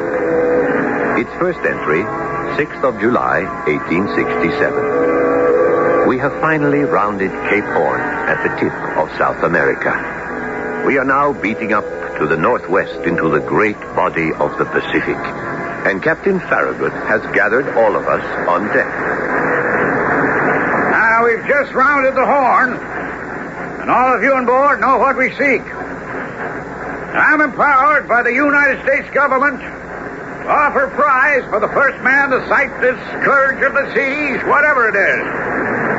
And the prize is a purse of $2,000. It was an excitement that was gradually ground to boredom, as during the next wearying 4 months we crisscrossed the waters of the Mid and North Pacific. Finally, on the 5th of November, with the coast of Japan only about 200 miles to leeward, the great moment arrived. Night was approaching, and 8 bells was striking. Every eye, telescope, set of glasses was still fixed on our horizons. Look sharp, Conseil. This may be the last chance of pocketing that $2,000. If I may be permitted to say, monsieur, I never counted on it. You are right. It is a foolish affair, after all. So much time and emotion lost. When we could have been back in France 6 months ago. We in your smart apartment. And the museum, with all the specimens we had brought from America. There she blows! But this is no whale. This is the monster we seek.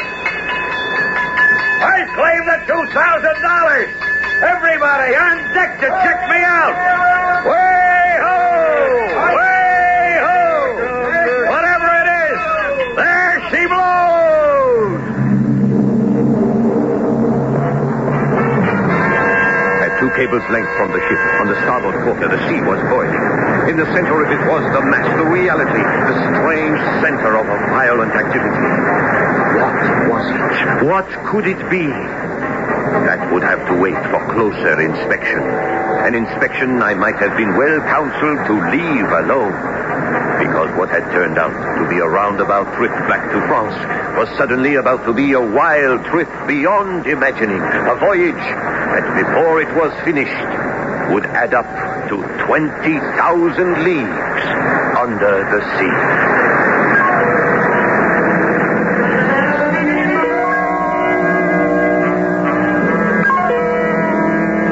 What is it that Ned Land and Conseil and Professor Aronnax are looking at? What strange monster of the deep has risen to challenge them? Is it a living, breathing monster? Or some strange undersea boat beyond anyone's understanding in that day and age 100 years ago? And if it is, who commands it? Is he a man? Or what?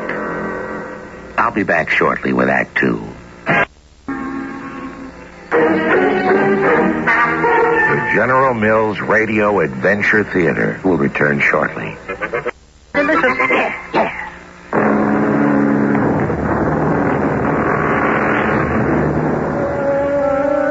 The chase is on. Zigzagging across the wide wastes of the Pacific, the USS Abraham Lincoln pursues the gigantic narwhal. It maneuvers with breathtaking speed, spinning around and away and back towards the ship. And as the shades of the night start to come down, more and more it glows like something red hot. Its darting and cutting and swooping bewilders its pursuers, and its evasiveness makes a mockery of the conical bullets designed to pierce armor which are loaded in the ship's guns. Is that a hit, Captain? No, sir, not yet. Another ball to the right. Keep your eyes on it, Mr. Aronnax. Hey, right on target. Well, it slid off without damage. Full steam ahead. I'll pursue that beast till my ship bursts. How fast are we going, Captain? 19 3/10 miles. It can't outdistance us. Would you break out the small boats to attack, Mr. Man? We'll never take the beast that way. What would you advise? I'll post myself by the bowsprit. Just get me within harpooning distance, and I'll spike it. I'll join you, Ned. I wouldn't miss this for anything. And I will not leave my master out on. Very well. Come along, Conseil. Good hunting, all three. I'll try to bring you within range.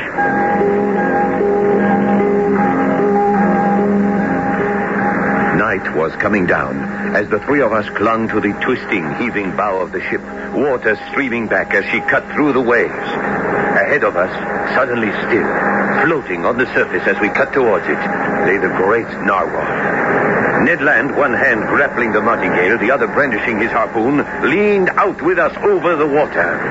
Then, all of a sudden, the monster came to life, the huge, dark mass suddenly glowing as it twisted toward us. Look out ahead, Ned! I'm watching, Professor. Oh, Dieu, it's enormous. It must be nearly 300 feet long. Well, let's see how it likes the taste of a harpoon.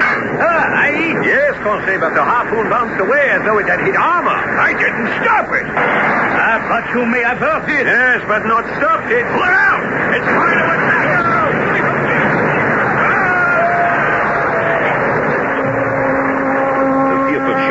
The frigate catapulted the three of us into the water. It was dark by now, and thrashing about, I was conscious that our ship was disappearing into the night. I was struggling and yelling, "Help! Help!" If Master would lean on my shoulder, he could swim with more ease. It is you. Oui, Master. And our ship. When I threw myself into the sea, I heard men cry that both screw and rudder were broken. And we are lost. Oh! Professor, are you there? Yes! The same. Still seeking his prize. You were thrown into the sea as well. Yes, Professor. But more fortunate than you, for I found a footing on a floating island. What are you talking about? And discovered why my harpoon was useless. I don't understand. Because, Professor, your gigantic narwhal is made of sheet iron. It's lying just under the water, and we can stand on it. Before I could reach for it with my feet, the strange machine came to meet us and carry us above the surface of the ocean. Desperately, we clawed and found a sort of tap rail to cling to. As long as it sails horizontally, I don't mind. But if it takes an ocean to dive, we're all goners.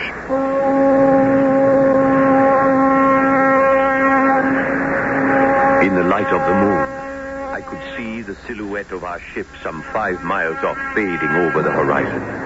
There was no more time for talk. Only time enough to lash ourselves to the railing and ride out the night. A long night, during which, from sheer exhaustion, I blacked out.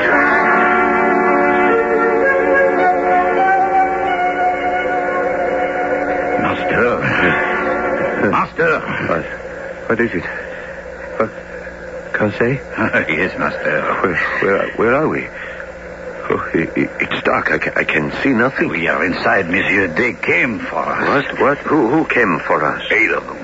Masked. Ned, is that you? No one else, Professor. Who were these masked men?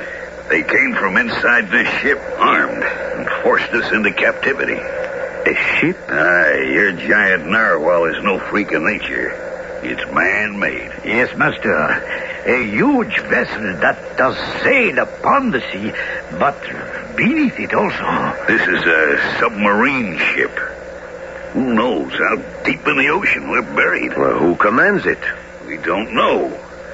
For all I know, they're pirates. But I still have my Bowie knife, and if there's any trouble... Ned, no, it's no point in useless violence. Let us first study where we are, and, if possible, why. I have been unconscious, but it seems you were not now. Tell me what happened. But he had little to tell me, beyond the simple facts that 8 masked men had driven us into the dark, confined cell in which we found ourselves, and that the language they spoke, however little it was used, was unfamiliar. Apparently, we were prisoners. But of whom, for what reason, and what our fate might be, was as mysterious as the room we were shut fast in. A room which had no break in its smooth walls, save for a door, which we discovered... What? Lights. But they don't show us much we don't already know. What time is it? No idea, except for my stomach. That says it's dinner time. If so, we must have slept 24 hours. And what we were given to drink after they hauled us aboard must have been drugged. That is very possible. I wonder what they mean to do with us. Starve us to death, maybe. I'll make them pay some attention. I'll break the door down, or cause enough excitement to get someone here to stop me. Calm yourself, Mr. I can't, Professor. I'm a man who wants results. Which you can get without forcing the issue if you'll only take time to see that the door is already opening. 5 men entered, 4 of them armed. The 5th man, tall, lithe, muscular, with a high forehead which suggested deep intelligence. His most remarkable feature, aside from a great mane of deep chestnut hair, were his eyes, spread so far apart that they could take in a quarter of the horizon at one glance. You arrogant pirate, I demand you set us free. Quiet, Mr. Land. How do you know my name? Whether you remember it or not, I've already interrogated all of you. While we were drugged? Say rather, Professor Aronnax, while you were under the influence of medication to help you recover from exposure. But we did not ask for it or need it. Possibly, Monsieur Conseil. But then it is I who give the commands aboard this vessel. By heaven, I'll not stand for this. You will, Mr. Land. And listen. Yes, please, Ned. We owe him that courtesy. Very well. You are all a threat to me, Professor. Unintentionally, sir. Unintentionally? Well, was it unintentional that your ship, the Abraham Lincoln, pursued me? That you took passage on that ship? That the cannonballs from your ship rebounded off the armor of my ship? That Mr. Land struck us with his harpoon? I don't think you understand what a mystery and a threat you pose to the world outside your own. I have done with the world. I am my own world. And in my own world, my word is law. But Hush, Ned. Very well, then. Since you control our fate, will you please tell us what it is to be? I will assign you cabins.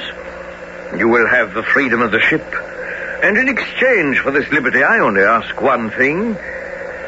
Your word of honor to accept its limitations. You are not offering us anything but a life sentence? Cruel and unjust. No, sir. It is clemency.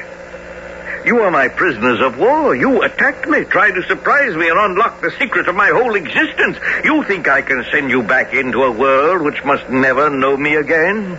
Oh, never.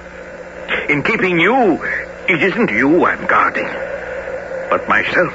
So, in effect, you are offering us life or death. Exactly. And there isn't much choice as to what our answer will be. But no word of honor will bind us not to escape, if we can. I will accept that qualification and offer in return one of my own. From time to time, certain unforeseen events may require me to consign you to your cabins for some hours or days, as the case may be. Other than that, you are free members of our society and the world of the Nautilus. The Nautilus?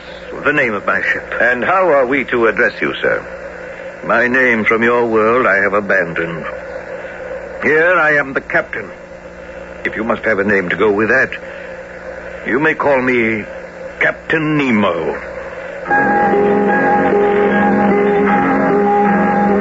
In the next days, I was to become amazed by the wonders of this strange world in which I found myself.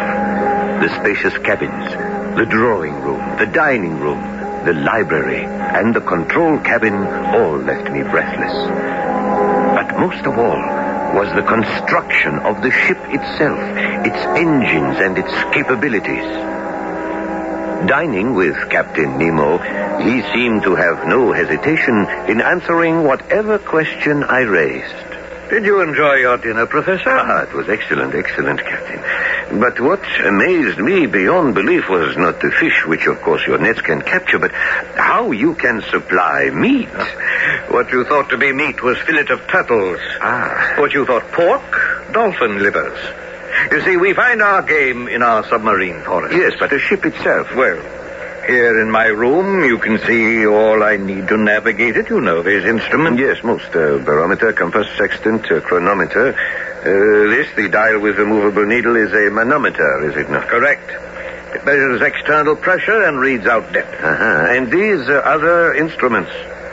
Do you really want to know? Well, I don't want to pry into any secrets. Oh, my dear Professor Aronnax, I need have no secrets from you. I am grateful for your trust in me. Oh, it is not a matter of trust. Where could you break it? Since I can assure you your life belongs here on the Nautilus, I will not permit you, or anyone, including myself, to leave this ship alive. The incredible Captain Nemo, captain of a ship built a century before its time. A sleek submarine run on power drawn from the sodium in the seawater, capable of speeds up to 50 knots an hour, constructed to travel on the surface or submerged to the deepest trough in all the oceans. The Nautilus, queen of the sea, a world to itself, and at the same time, a prison from which no man could escape. I'll return shortly with Act 3.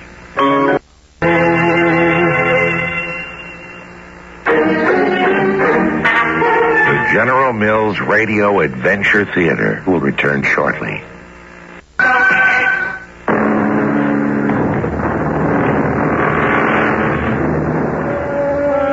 It is estimated that the amount of Earth covered by water is about 140 million square miles, about equal to all the water from all the rivers that they would pour into the sea in 40,000 years. Now, all this water is divided into 5 great oceans, and of all these, the Pacific Ocean is the quietest. Its currents are broad and slow. It has medium tides and plenty of rain. And it was on this ocean that the last voyage of the Nautilus began. Now, Professor, I brought the Nautilus to the surface. You see where we are now. We have climbed by the central staircase to the steersman's cage, all glass enclosed, as you see. But it is not this way when we are submerged. Oh, no. This and the other glass cage like it forward, which contains our great searchlights, are retracted into the body of the ship when we go down, as is the longboat. The longboat? Oh, you see the swell of the hull between the cages? Beneath those plates lies a small boat which can be released either on the surface or by a watertight arrangement when submerged. There. We've taken our bearings, and this voyage is about to begin.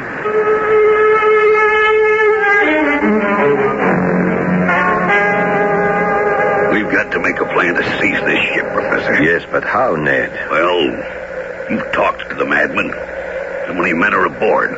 15, 40, 100? I have no idea, but I would think nearer the larger figure. Oh, it is that big? Oh, it is enormous, my good Conseil. Then this man must be the richest man in the world. I have no doubt that... The lights have gone out. I knew this ship wasn't safe. It isn't natural to sail under the sea. Look. He's going to drown us. Easy, Ned, easy. He's opening the hull to the sea. Yes, with glass to hold it back. Windows to the sea. But, Master, How could glass stand against the pressure of the water? I expect it's only one of the many miracles we will see before this strange voyage is over. No words can describe the enchanted forest we were looking upon. 75 fathoms down, lit by powerful electric floodlights, the sea was visible from the Nautilus for a mile around. For 2 hours, an aquatic army awed and delighted us. The green labret, the banded mullet, the round-tailed goby, white with violet spots, Japanese salamanders, spider lampreys, serpents 6 feet long, a breathless parade too many to mention. Until suddenly, the cabin lights went on and the panels shut as Captain Nemo, followed by 6 of his sturdy crew, entered, his brow black as thunder. Rush before you. Let go. What is it, Captain? Why have you ordered your men to seize us? Because I require to keep one of the conditions that bind you to me. You must be confined till I see fit to release you. You are the master, but may I ask you one question? None, sir.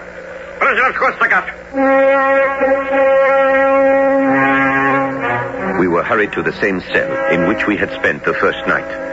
A meal was waiting for us. A meal that must have been drugged, for shortly after eating it, all 3 of us were dead to the world, with no knowledge of what had happened during the night. When we woke the following morning, only I was given some glimmering. Monsieur Aronnax, I know that several of your colleagues at the museum in Paris have studied medicine. Are you a doctor? Yes, I am. I am still resident surgeon to the hospital. Will you prescribe for one of my men? Is he ill? You will see. Well, I will prescribe for him, if I can. The man was not ill. He was wounded. Badly. A dreadful wound, some blow which has shattered the skull and hopelessly damaged the brain. Well, Monsieur Aronnax, what has caused this wound, Captain? It does not matter. Will he live? The man does not speak English. He will not understand. Very well. He will be dead before tomorrow. Can nothing save him? Nothing. You may go now, sir. I left Captain Nemo with tears in his eyes, bent in what seemed like prayer over the dying man. And that night, and for many to come, we saw nothing of him. But his presence was felt nightly as he played a great pipe organ whose oscillating tones filled the Nautilus as she sped through the ocean depths, headed we knew not where.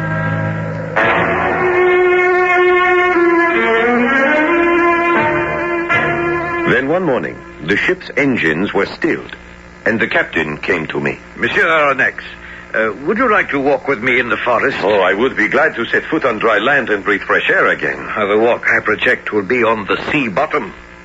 Its object a sad one, and not without danger. But how will we walk at this depth? In the diving gear I have designed, in which you will be as comfortable as a man on the surface. Ned and Corset were of the same mind.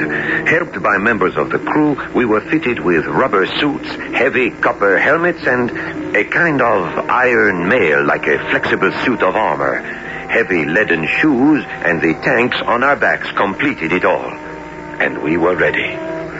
Once in the water, the heaviness vanished, and we walked easily and comfortably. We passed suddenly into an incredible coral kingdom in the center of which was a huge cavern like a sunken cathedral. It was only then I saw that the crew were carrying an oblong shape. Facing us was a huge cross of coral. And now they took this coffin, for that is what it was, and laid it gently beneath the cross. In a circle around their captain, they knelt and extended their hands in a last adieu. But it was on the way back that a new tragedy almost struck, A school of sharks were suddenly swarming about us. One of them, jaws opened wide like a factory shears, plunged at Captain Nemo. Coolly, he slipped to the side and buried his knife in its side, clinging with his other hand to the fin. The creature thrashed and whipped in a frenzy, the water boiling with such fury that it swept me from my feet. But as I fell, I saw Ned Land go to the rescue and with one mighty lunge bury his harpoon to the hilt in the shark's heart.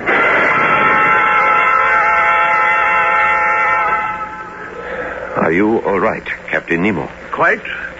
Thanks to you, Mr. Land. I owed you that one. Makes us even. Now will you let us go? Never. You expect us to live and die aboard this boat? It is the world I've chosen. But not the one I did. You chose to invade my world. I leave yours alone. What about that dead man you buried today? How'd he get killed? Be silent. That wound was no accident. He got that in a battle. Who told you? What is it you're trying to revenge yourself on? Who are you? That secret will go with me to my grave. If my men and I are outcasts, it is because we want to be.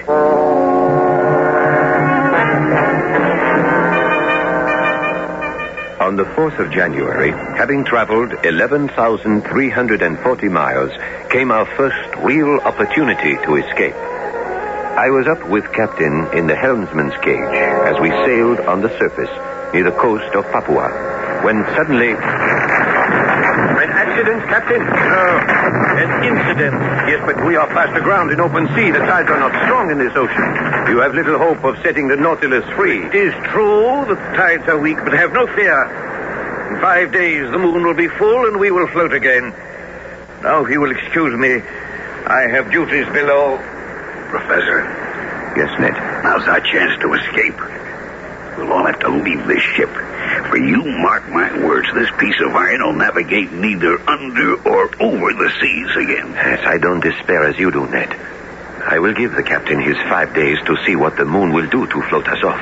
The captain is right, friend Ned. For Conseil, just to set foot on land again, to find some game, some fresh meat. Now it is Ned who is right, master. Will you not ask the captain for permission to go ashore? I will ask him, but I am afraid he will refuse. But to my amazement, he not only gave his permission, agreeably enough, but even furnished us with guns and hatchets. I should have known he had little to fear. We had spent 4 days ashore, and we had just dined on delicious game fowl, succulent yams with thick slices of breadfruit pie. What was that? Perhaps some fruit from the cabbage farm. That was a spear. Savages! Look, there must be 50 of them. Can we make it to the boat? We'd better, or they'll be the one filling their stomachs, and the dinner will be us. Ship-oars, Ned, ship-oars. We have reached the Nautilus. Hurry, Professor, hurry. They're right on our tail. No, come on. No hurry. All will be well. Not if those headhunters get to us. Nothing to fear from them. Let me have the men see to the boat. To the aft. Person aft. Come, gentlemen. Step below decks. Batten down all the hatches before they board. No need.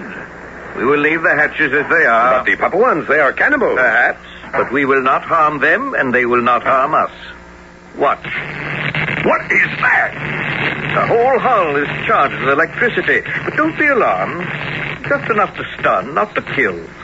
It's enough to scare off the natives. I have no quarrel with these people.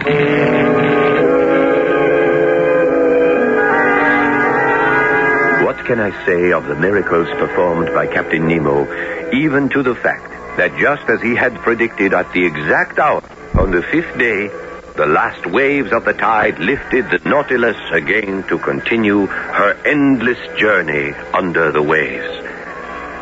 And now, after a year and nearly 20,000 leagues under the sea, this brilliant madman was heading us for the North Pole, up along the coast of Norway.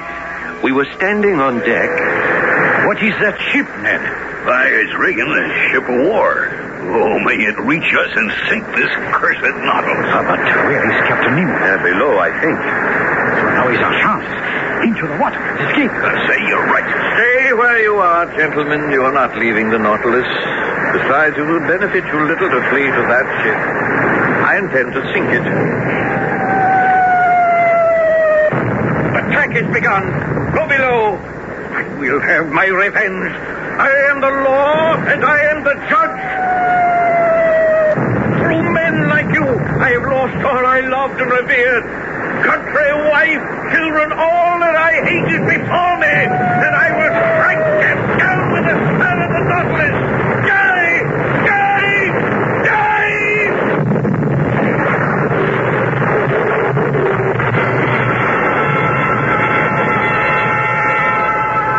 The bowsprit of the other ship as we crashed peeled back the helmsman's cage and spilled Conseil, Ned, and myself into the sea. Frantically, we swam away as the two vessels, still locked together, went down into the sea, almost sucking us down after her. Had it not been for Ned's strength, we would not have escaped. And only we three did, picked up by a Norwegian fishing boat. The strange ship that attacked us was lost with all hands. Captain Nemo and his men chose to go down with the Nautilus to a watery grave. Or did they? Perhaps they still roam as free as any undersea creature beneath the waves.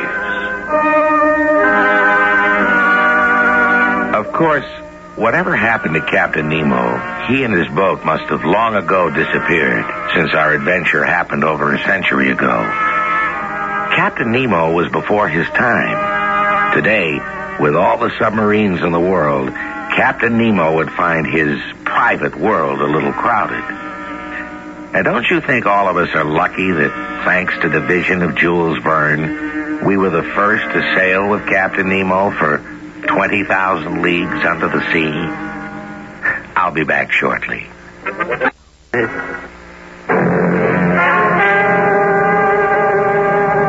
Our cast included Paul Hecht, William Griffiths, Ian Martin, and Jackson Beck.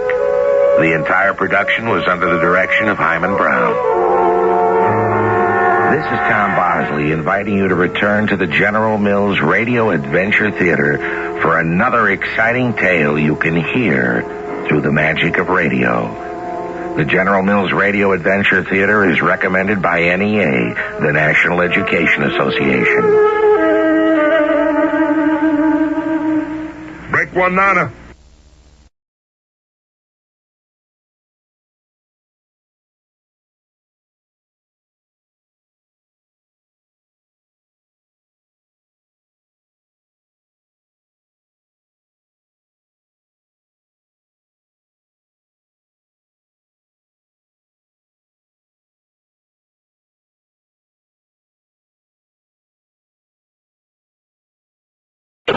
Mills Radio Adventure Theater.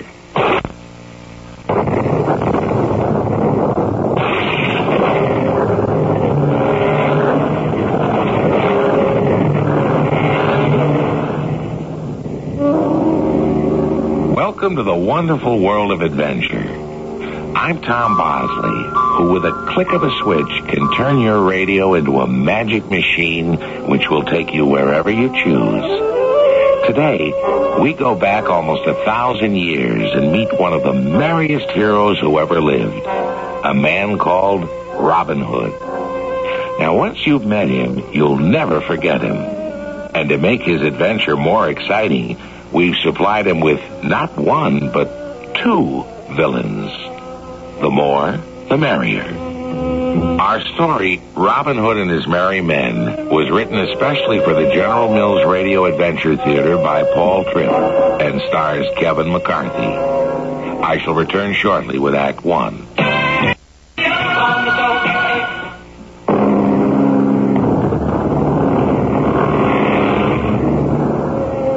1,000 years ago, when England was ruled by cruel kings, there was a real man named Robin Hood. He fought for the rights of the poor against their vicious ruler, Prince John. Now, the legends about Robin Hood are many, but one thing is absolute fact. There was a Prince John who ruled over England while his brother King Richard the Lionhearted was away fighting a war. When the war was over, King Richard was captured and held for ransom money. Now, there's an old saying that goes, while the cat's away, the mice will play. In our story, we should use the word rats.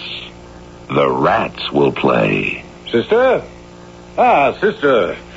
I have just received a letter from Prince John. Wondrous news. Quickly, tell me what it says. To my dearest friends, the Lord High Sheriff of Nottingham and his beautiful sister, Lady Agatha. Does he really say beautiful about me? Well, see for yourself. A slight exaggeration, of course, but most courteous. How can you be so cruel? Does Prince John say anything about his brother? Is he gathering the ransom money to free King Richard from captivity? He has already collected the money from the whole country, but he will not send it. He'll keep it for himself. Then Richard will rot in jail forever. And Prince John will be king. His letter commands us to seize the lands of all those lords who are loyal to King Richard. I have a list here of those noblemen that we shall ruin. The first name is Robert, the Earl of Huntingdon. Now, he's away in London at the moment. It should be an easy matter to take his land while he's absent. Give me 20 of your men and let me go this instant to take possession. I will. You go there while I dispose of the second name on my list, Sir Lionel. He's here waiting to see me at this moment. And by the time I'm finished with him, he will be ruined.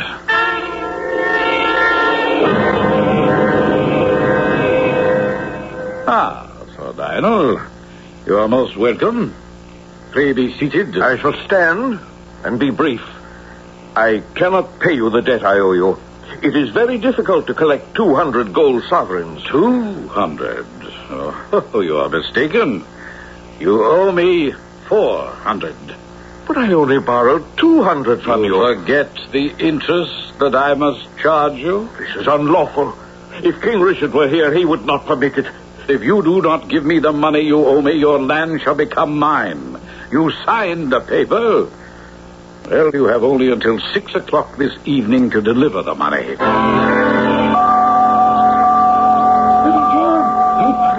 Little John, where are you? I have terrible news. Here I am, Friar Tuck.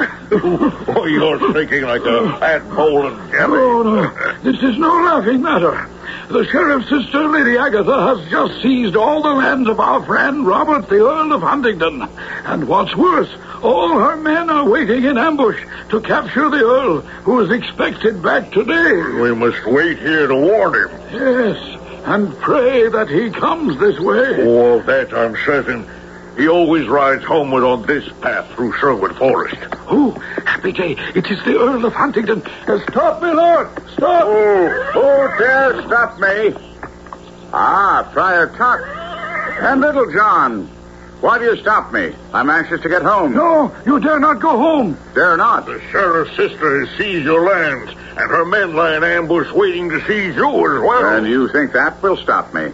I have my sword, my bow, and a quiver full of arrows. Out of my way! You shall not go! At one time or another, you have saved all of us from the vile sheriff. Now it's our turn to repay that debt. Well, I'm most grateful to you, my loyal friends, but... wait a moment. Look yonder. Isn't that the sheriff's sister? There with the 2 mules coming through the glen. Quickly, hide everybody. Let me handle this. Oh, there, Lady Agatha. Well, we are well met. And who are you, sir? Your brother sent me on ahead to guide you safely back home with the gold you have taken. Sherwood Forest is full of outlaws. I admire your courage, Lady Agatha. Outlaws do not frighten me. And you may call me the Countess of Huntingdon. Countess? I was not aware that I was married to you. You? You are the Earl of Huntingdon? I beg you, my lord, do not harm me.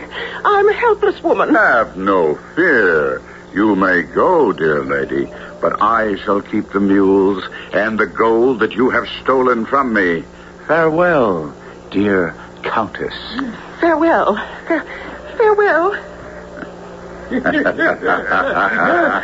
now on, my lord, I think you will be safer with us here in Sherwood Forest. Wisely spoken, and since I am now one of you, an outlaw, do not call me my lord anymore. Henceforth, let me be known as Robin Hood. My mother called me that when I was a child. Hey, Robin Hood! And will you not become our leader. Gladly. Now listen, my friends. From now on, the sheriff's men will be hunting for me as well as for you. And I promise you that the sheriff and his sister will rue the day that they first offended Robin Hood and his merry men of Sherwood Forest. We seem to have another visitor. And a sadder-looking man I have never seen. No, I know who it is. Oh, there, Sir Lionel. Well met. No, it is ill met. This is a black day for me. By 6 o'clock this evening, I shall be without my lands, unless I can repay the sheriff the money I borrowed from him. You borrowed from the sheriff? I did not know he was your friend. Friend, indeed.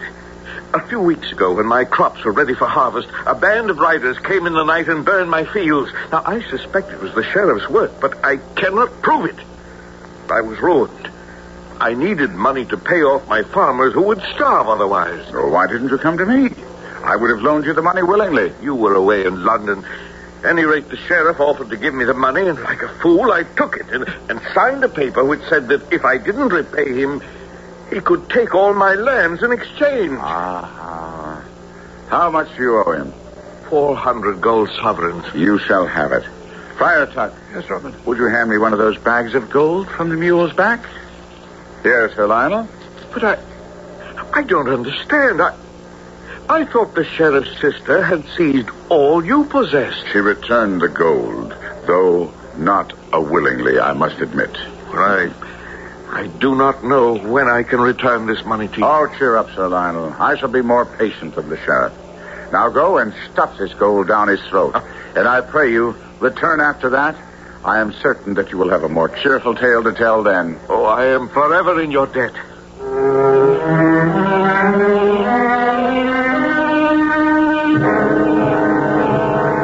And then he stole the gold from me. How dared he? The scoundrel. The moment I lay my hands on him, he shall hang. I promise you. But will his hanging return my gold? I'll be of good cheer, sister. You shall still be the richest lady in Nottingham. By tonight, all of Sir Lionel's land shall belong to me, and I shall give half to you. Forgive me, my lord sheriff, but I must speak with you. Well, Sir Lionel, back so soon? You are most welcome. Here is the money I owe you. Count it. 400 golden sovereigns, compliments of Robin Hood. Robin Hood? The man once known as the Earl of Huntingdon. He sends his warmest regards. Now, my lord sheriff, the paper of my debt, if you please. Well, here it is, and the devil take you. And here, my lord sheriff, is your vile paper in a dozen pieces. And when you eat them, I beg you to chew carefully, lest you choke.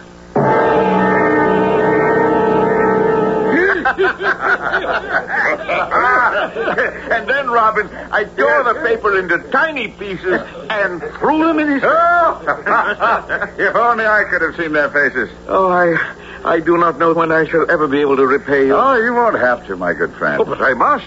It's a debt of honor. No, it shall be repaid, but not by you. The good sheriff will repay it for you. But how? I shall think of a way. Another visitor. Little John, is there always so much traffic in Sherwood Forest? There never was until you came, Robin. Oh, there, my friend, dressed in green. You look to me like a human forest greeting. And greetings to you, my happy friend. I see by the meats on your cart you are a butcher. Where are you bound? To Nottingham Market to sell my beef, mutton, and one scrawny chicken. Well, by my soul, this is the happiest butcher I've ever met. Why should I not be? My heart is filled with joy. Butcher, will you sell me your cart full of meat? I will pay well, for I have a notion to become a butcher myself. Robin, what are you up to? I've just thought of a plan to outwit the sheriff, Lionel, and make him pay off your debt to me. I'll give you 10 gold pieces, butcher. Is it a bargain? A most generous bargain. Therefore, I will also throw in my butcher's smock and cap. Here, let me help you put them on. Robin, this is rash. The sheriff may recognize you and arrest you. Oh, he'll never guess I've suddenly become a butcher. How do I look? Like my very own brother. Here, now hop on the cart and be off with you. With 10 gold coins jingling in my pocket, I shall dance all the way home. Prepare a feast, my merry men. And when I return, we shall celebrate the homecoming of Robin Hood, the Jolly Butcher.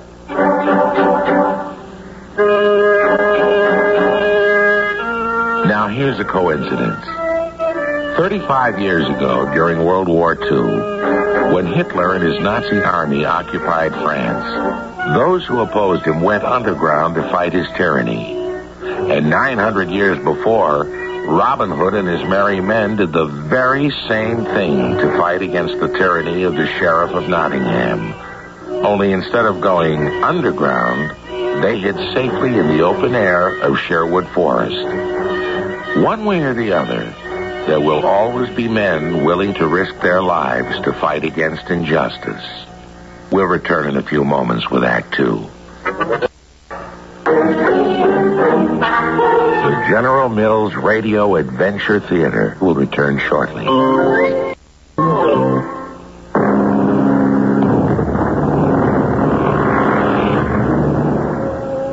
A piece of cheese will usually catch a mouse. But how will a piece of meat catch a sheriff? Only Robin Hood knows. He's disguised himself as a butcher with a cart full of meat. But what does Robin Hood know about being a butcher? He's never done anything like that in his life. But as we've already discovered, Robin Hood learns quickly. Fresh meats for sale, fresh meats. Who'll buy, who'll buy? What are your prices, butcher? The fairest prices in town. For those who are fat and wealthy, I charge double, for I do not wish their trade. But for those who are honest and hungry, I will charge only half, for I wish them to eat hearty and well.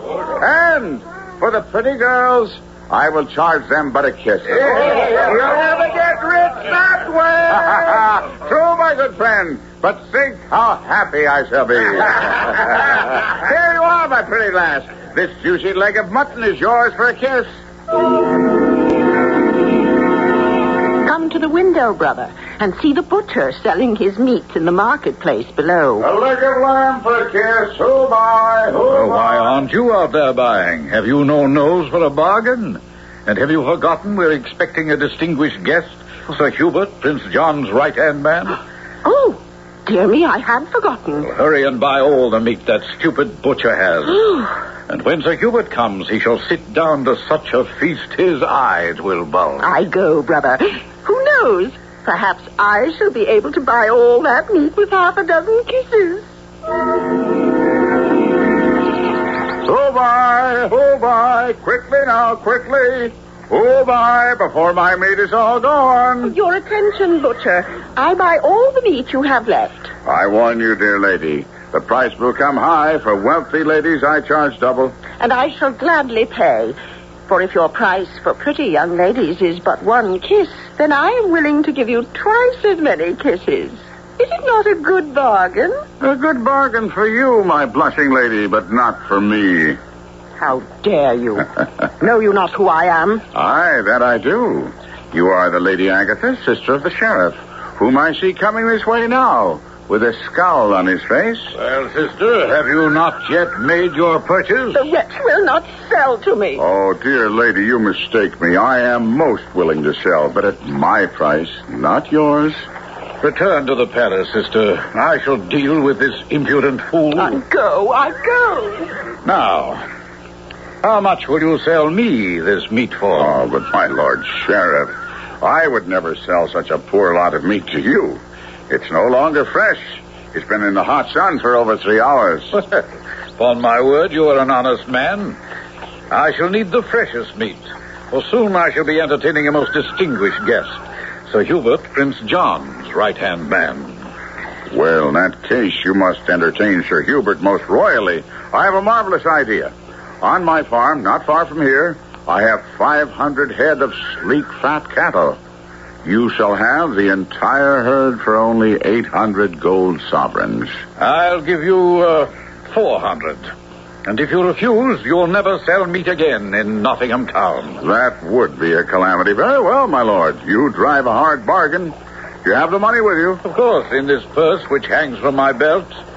Wait a moment, and I shall get my men to drive the cattle back to my... No, my lord sheriff. That would be unwise. My farm is on the edge of Sherwood Forest, where Robin Hood and his outlaws live. We must go in secret and not attract them. Come, ride with me on this cart. My own men will deliver your cattle for you. Well, what an honest butcher you are. Come, let us go. And while we wait for my men to collect the cattle, you will have a feast that will make your mouth water for days.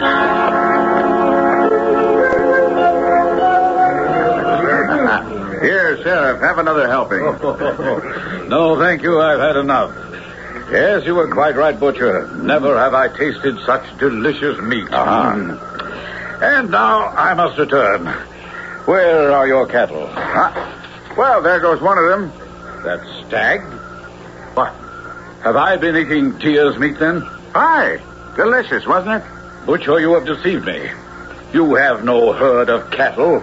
I did not agree to buy deer's meat. As you wish. But since you have dined so well, at least you will pay for the feast. Not a penny, you scoundrel. No, my Lord Sheriff, you shall not pay a penny. You shall pay me the 400 pieces of gold you carry in your purse. Never. I beg to disagree.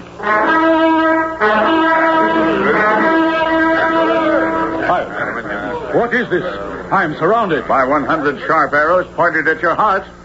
Robin Hood. I wondered when it would dawn on you. Now, the money, if you please. Well, I have no choice. But beware. It is stolen money, you thief. Aye, money you have just stolen from a dear friend of mine. Thank you. You may go now. Use my cart. It's not healthy to walk on a full stomach. Here, Sir Lionel. The money the sheriff stole from you. I don't understand. Now, return the money to me. Oh, very well. My dear friend, you've just paid off the money you borrowed from me a little while back. You are now free from all debt. Oh, Robin, was there ever a friend like you? I tell you, sister, I shall not rest until I see that outlaw hanging from the gallows. I shall summon all my men and hunt him down. Softly, brother, softly. You will never catch him that way. We must lure him back to Nottingham for some purpose he cannot resist. Then you shall capture him and hang him. Now listen carefully, for I have a plan.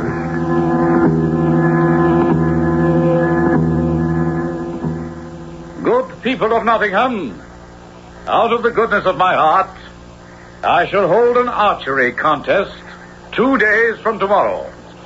And the winner shall receive as his reward a solid gold arrow. Come one, come all, and bring your bows and arrows. I beg you, Robin, do not enter the contest. It is a trap. No, of course it is. But how can I resist receiving a golden arrow from the generous hands of the sheriff himself? This time you may not fool him. Oh, nonsense. Look at me. How would he ever recognize me dressed as a beggar with a patch over one eye? I am going. Then I shall go with you, also dressed as a beggar with the same patch over my eye. Then, should he recognize you, I will call attention to myself. We shall both run, and the sheriff will not know which one of us to chase first. Splendid.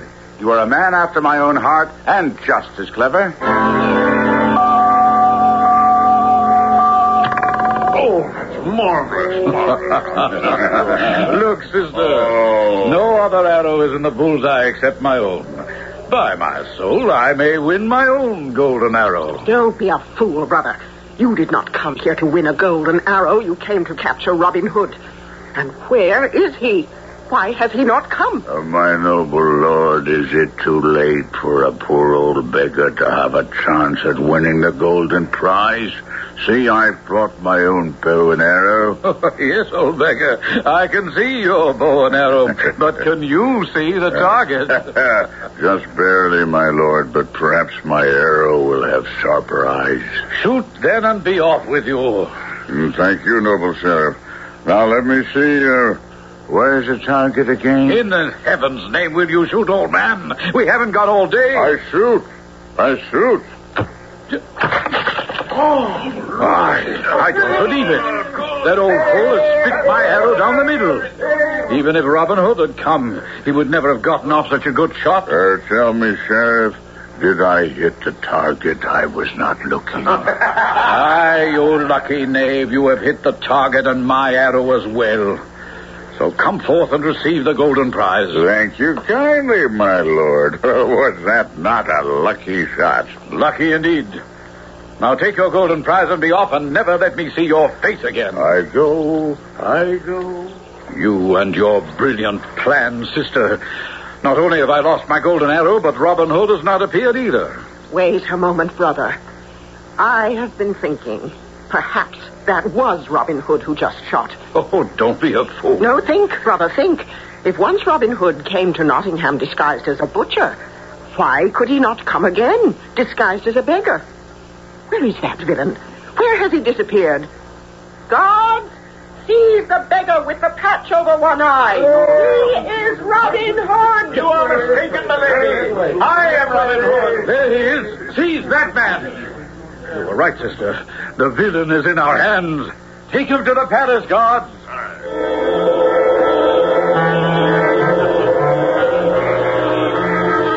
Oh, at last, Robin Hood, you are in my power.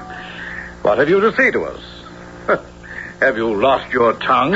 What was that? An arrow, which has been shot in through the window. Let me see. There's a message wrapped around it. Let me read it. Fool of a sheriff, you have captured the wrong man. Signed, Robin Hood.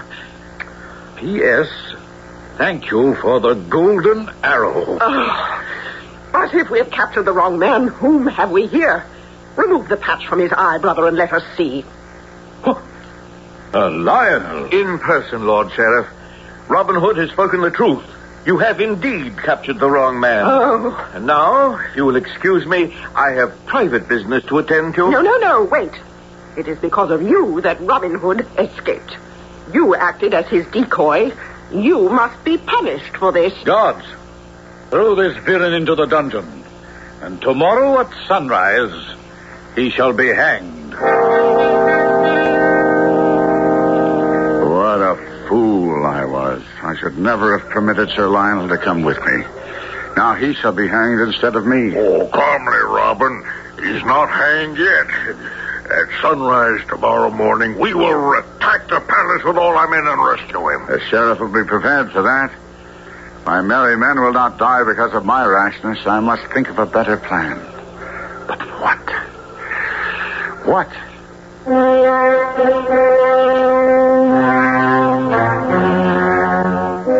What indeed? Our friend Robin Hood has dunked himself into a pretty kettle of fish, hasn't he? He's fooled the sheriff and his sister twice. Now, to fool them a third time is too much to expect, even from Robin Hood. But then, perhaps he may know something we don't know. After all, he is the hero of our adventure, not we. I'll be back shortly with Act 3.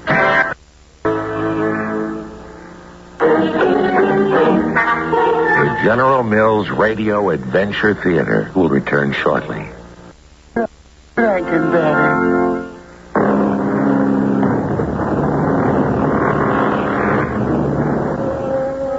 One thing is certain. Robin Hood has not slept this night. How can he sleep when his friend's life is in danger? Now, perhaps Robin will go to the sheriff and give himself up and ask to be hanged instead of Sir Lionel. But knowing the sheriff as we do by now, I doubt if that would work. The sheriff would probably hang them both.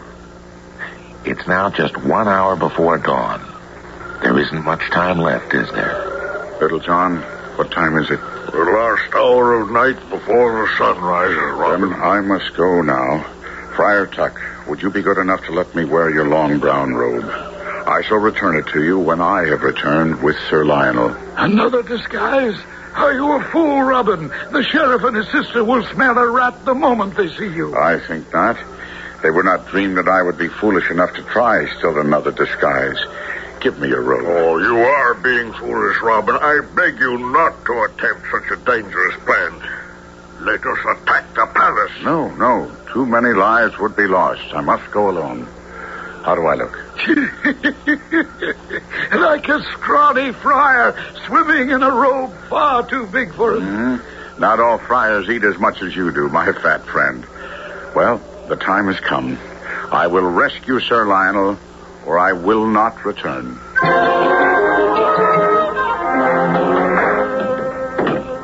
Good morning, sister. Oh, I didn't sleep a wink last night with all that hammering going on. Do not fret, brother. They are building a good, strong gallows. After Sir Lionel is hanged, you and I shall go back to sleep and dream happily of the day when Robin Hood hangs from that gallows as well. And the dawn is coming up. You down there, is not the gallows finished yet? Ready, my lord. We shall bring down the prisoner directly. How did you get in here, Friar? What do you want? The guard let me pass. They know it is the custom for a man about to die to say his last prayers. Where is the prisoner, that I may pray with him? He's below in the dungeon. You may go, Friar, but be brief. I will be very brief. Bless you. Good morning, Friar. Have you come to pray with the prisoner? Yes, guard. The kind sheriff has given me permission. Let me open the prison gate. There is the prisoner. Sleep well, guard, and pleasant dreams. Robin! Oh, I knew you'd not forsake me. But what are you doing dressed as a friar? Praying that we both get out of here alive. Quick, Lionel, get into my robe. Now it's your turn to be a friar. But what then? You will go upstairs, thank the sheriff and his sister, and then leave and make a beeline for Sherwood Forest. How will you escape? I will not go without you. I will escape later, dressed as this sleeping guard. Now go quickly. Oh, and on your way out, tell the sheriff the prisoner wishes to speak to him. Tell him the prisoner wishes to confess. What prisoner? What are you talking about? Oh, very well, I'll do as you say. You're much too clever for me. And for the sheriff as well, I hope.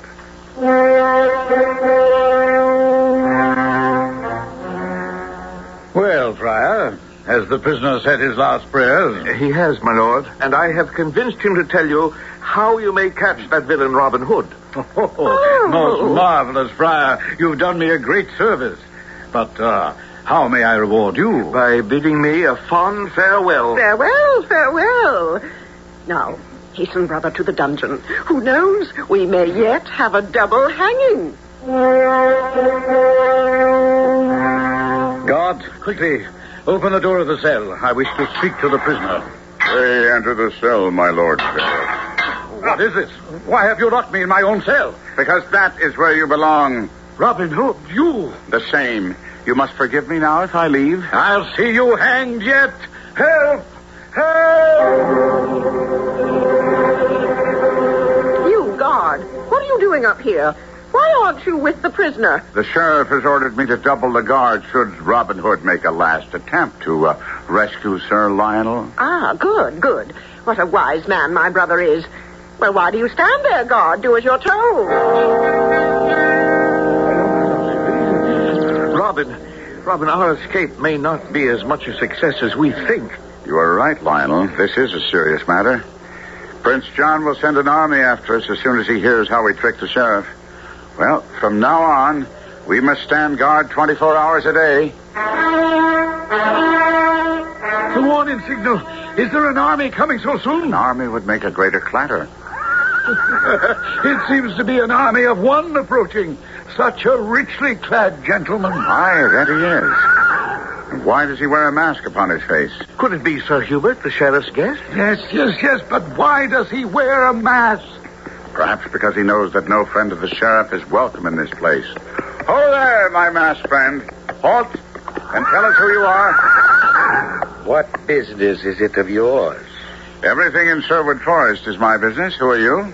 And since when does the king's forest belong to a mere woodsman? Since the king now lies in a dungeon in the country of Austria, I am keeping it safe until he returns. And who gave you that right? I took it upon myself. Who are you? It is none of your business. Who are you? What a stubborn man you are. Very well, I will tell you. I am Robin Hood. Robin Hood? I have heard much about you. You have been declared an outlaw by the Sheriff of Nottingham. Because I am a loyal subject to King Richard, not to Prince John, who rules in his place. Beware, sir. You speak treason. Not I. If you wish to hear treason spoken, Then visit the Sheriff of Nottingham. There is the real traitor to King Richard. What proof have you of that? Is the name of the Earl of Huntington familiar? I know the name. I have been told he is brave and loyal to King Richard. But what proof of your innocence is that? Because I am the former Earl of Huntington. Former? By order of Prince John, the Sheriff of Nottingham seized my lands because I am loyal to King Richard. There is now a price upon my head. King Richard would not be happy to hear this. Well, how much can a king hear when he lies in a dungeon far away? That is his affair, not mine. Now release my bridle, Robin Hood. I must be on my way. Not before you tell us who you are. And suppose I do not? Well, then these 100 arrows aimed at your heart will make you speak. And do you think I am afraid of your arrows? I, who have fought in more battles than you can count. You're a brave man. Unloose your bows, my merry men. This man has too much courage to die. But before you go, sir, I would still see the face that is hidden behind that mask. And so you shall. But you will have to take it from my face. Then so I shall. Dismount from your horse, stranger, and we shall wrestle for your mask. Very well, I am willing. Here I am, Robin. Take my mask if you can. Here for Robin. The stranger is twice as big as he is. Well, friend Robin, have you had enough, or will you try for another fall? No, thank you. You may have thrown me, sir, but see, I have your mask. Oh, on your knees. On your knees, every man. This is King Richard the Lion-Hearted, our true king. Your Majesty, thank God you are free. We had given you up for lost. What are you doing in England? With the help of a friend, I escaped from my prison. Oh, God be thanked you are back. Evil things have happened in your absence. Robin Hood has spoken the truth. Your Majesty, I do not ask you to believe me alone. Ask the Sheriff of Nottingham. But if he is a traitor, what truth would he tell? To King Richard, none. But to Sir Hubert, all. Sir Hubert? Why, he is my brother John's best friend. I'm sorry, Robin, but I do not understand. Well, it's quite simple, Your Majesty. Sir Hubert is expected in Nottingham this afternoon. You shall go instead and say you are Sir Hubert, and the sheriff will speak freely. But he knows my face. Not if you wear your mask. And to further convince him, I shall come with you. You will tell him you captured me and put me into chains. No, Robin, it is too dangerous. Oh, where is the danger? Am I not the true and rightful king of England? Who will dare harm Robin when I stand by his side? No, it is a good plan.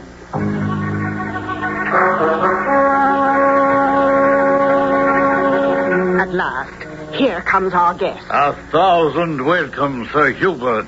And how is our dear Prince John? Exceedingly well. And he sends you both warmest regards. But why do you wear a mask, Sir Hubert? Because in riding through Sherwood Forest, I did not wish to be recognized. Ah, very wise indeed. Robin Hood is a dangerous man. Which reminds me. Oh, guards, bring in the prisoner.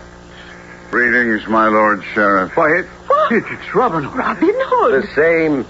On my way through Sherwood Forest, I caught him unaware and put him into chains. Prince John will be pleased. The gallows is outside. Let us hang him now. There is no hurry. Robin Hood is safe with me. Well, then, tell us, noble sir, what news of King Richard? We have not heard in some time. What was the last news you have heard? Oh, not much, except that Prince John was collecting the ransom money from all the people, but he was not planning to free King Richard with that money. His exact words were, let my brother rot in jail. Yes, and so say we all, do we not, Sir Hubert? No, we do not. What? Time to unmask, Your Majesty. King Richard. Aye. King Richard, you foul traitor. Mercy, my lord. I saw a gallows standing outside when I arrived. Oh, no, do not hang us. Have pity. What pity did you have when you took Robin Hood's rightful land from him? Forgive me, Your Majesty, but I know of a better punishment than hanging. Let the sheriff and his sister be stripped of their wealth, and then I shall give them a small plot of land on which they will farm and try to grow food. There's a little place I know that has more stones than earth on it. Let them, at last, know what it means to live by the sweat of their brows instead of the greed in their hearts. So be it. It is a true punishment to fit their crimes. Oh. Take the villains away. No, my liege. I beg for mercy. I beg you, please, declare Your Majesty. No. And now, Robin, how shall you be punished? You and your outlaws. What outlaws, Your Majesty? Now that our rightful king is returned, we are outlaws no longer. We are your humble, obedient, and loyal subjects. And whenever we hear your royal trumpet sounding a call to arms, you may be sure we will be at your side to fight for a just king.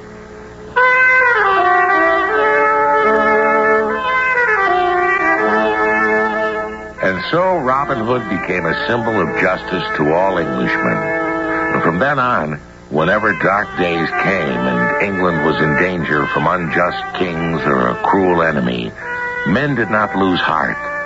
They remembered Robin Hood and his fight for the right. In their hearts, Robin Hood lived forever.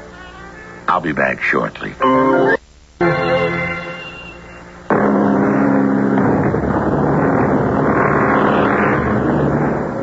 History sometimes plays strange tricks.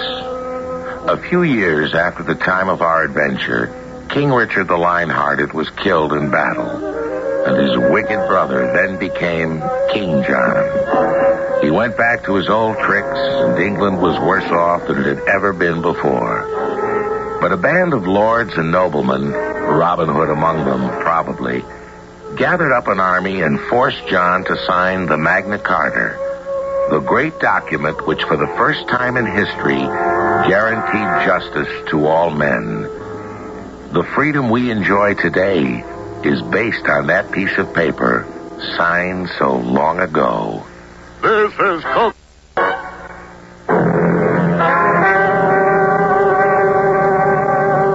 Our cast included Kevin McCarthy, Francis Sternhagen, Paul Tripp, Court Benson, and Ian Martin.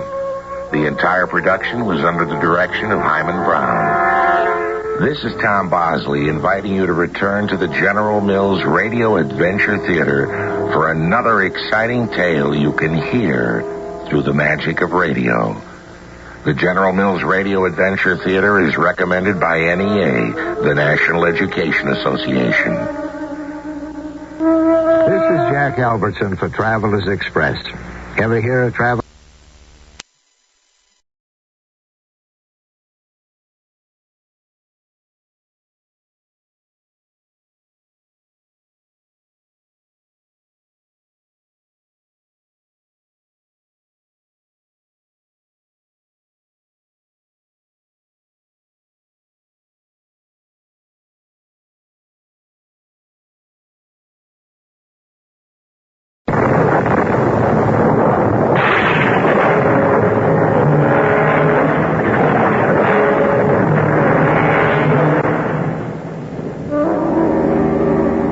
Welcome to the magical land of radio, where adventure is yours for the twist of the dial. I'm Tom Bosley, your guide in this wonderful and exciting world. In the weeks before, you've met many heroes, but today you shall meet the young man who was probably the first of all heroes. His name is Jason, and when he went forth on his dangerous quest for the Golden Fleece many thousands of years ago, he set the style for all the adventures that have been told since. Our adventure story, Jason and the Golden Fleece, was written especially for the General Mills Radio Adventure Theater by Paul Tripp. I'll be back shortly with Act One. We're thinking about it.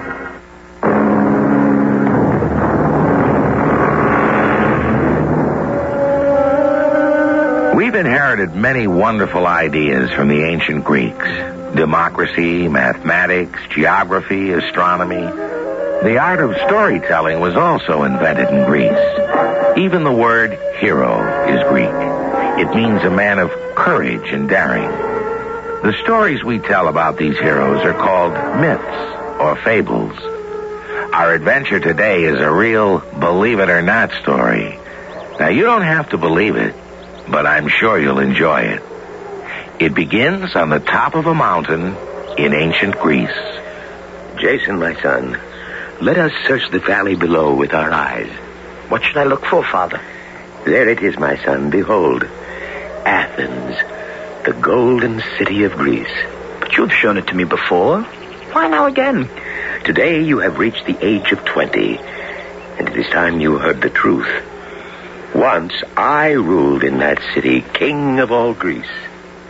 If that is so, then why do we live on this mountaintop instead of in the palace of Athens? Because another king now rules in my place.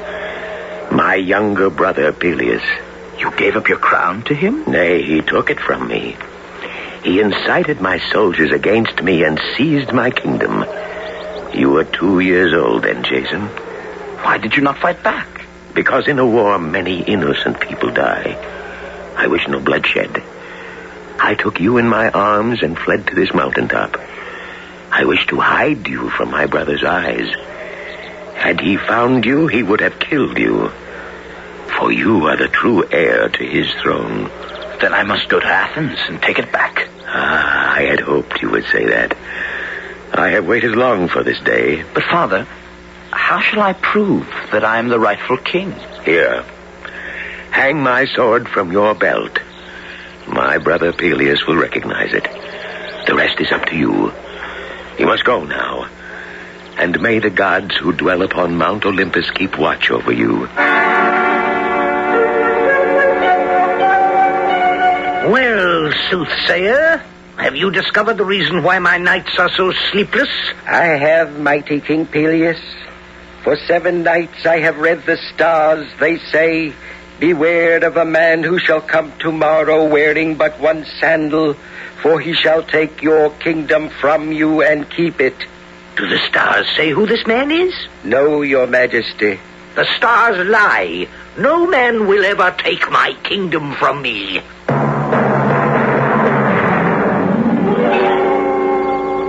You there! Why do you block the road to Athens? Let me pass. Why, what manner of beast are you? With the face of a woman on a winged lion's body? They that know me call me the Sphinx and are afraid. I'm not afraid. Now let me pass. Take your hand away from your sword. No one can kill me. If you answer my riddle, I will let you pass. Ask. What is your riddle? What is it that in the morning goes on 4 feet, at noon on 2, and in the evening on 3? It goes on 4 feet in the morning, on 2 feet at noon, and on 3 feet in the evening. Well, that's very simple. The answer is man. Now let me pass. Not so fast. First, you must give me your reasoning. If you insist, the answer is man. Because in the morning of his life, he crawls on all 4s, his 2 hands and his 2 feet. In the noon of his life, when he has become strong, he walks on 2 feet. But when the evening of his life has come and he is old and needs support, he takes a staff for his 3rd foot. Now will you let me pass? At last, my riddle has been answered. There is no longer room for me in Greece.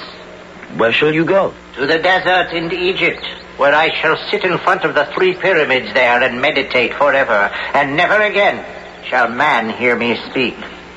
Go, Jason. Your road to Athens is open. One word of warning. In a little while, you will come to a raging stream which will bar your way. No matter. I shall find a bridge. No. You must wade through the stream, for in the stream you shall find your fortune.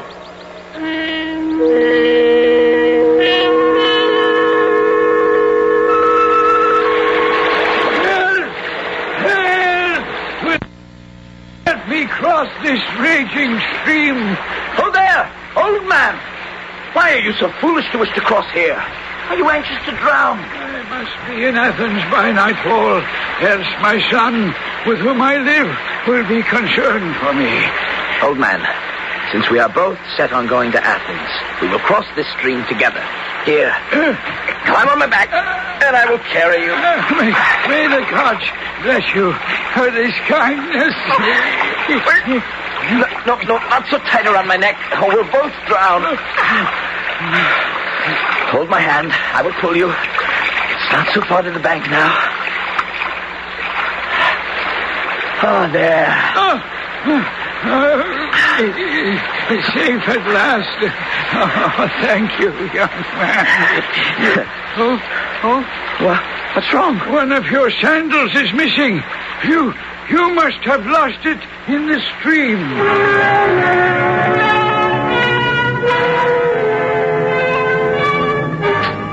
Let me pass! I command you! Where is he? Where is the king who was so frightened of strangers? Let him rise and fight for his kingdom like a man. Put your sword away. How dare you greet your king so rudely? You are not my king, Peleus. I am yours. What madness do you speak? Look closely on my sword. Tell me if you recognize it. Why, it's the sword of my brother. I thought he was dead. No, uncle. He lives, and I, his son, Jason, live as well. Well, so my long-lost nephew comes to visit me after so many years. You know I am the rightful king.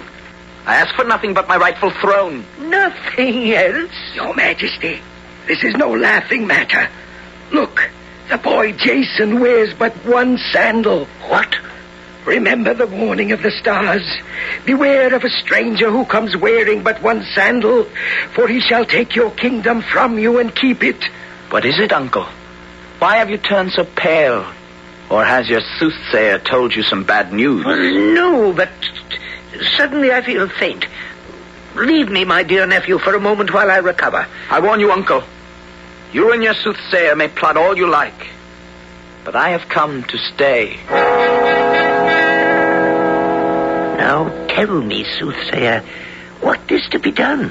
Send Jason off on a dangerous journey from which he will not return. Send him to fetch the golden fleece, which hangs from an oak tree at the farthest edge of the world. Others have ventured to find it, but none have returned. An ingenious plan, soothsayer. You will be well rewarded. Oh, there, Jason, come back. And what have you decided, uncle?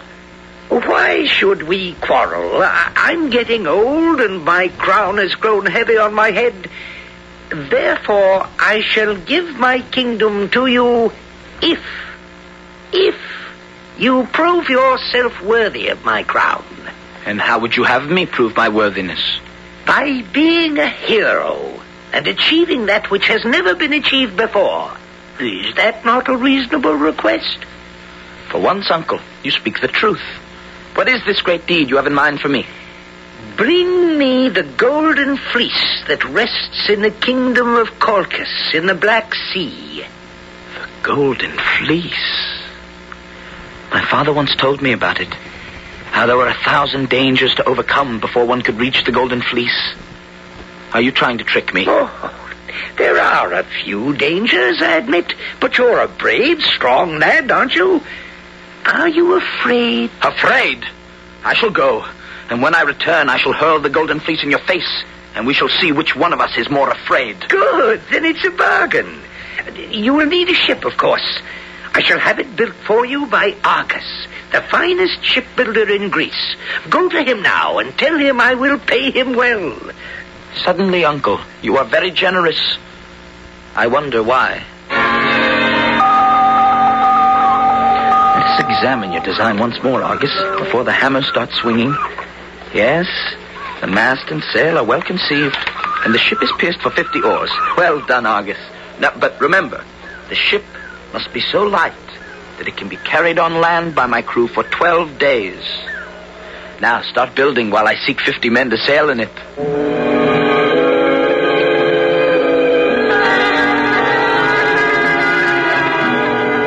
What lies ahead for Jason?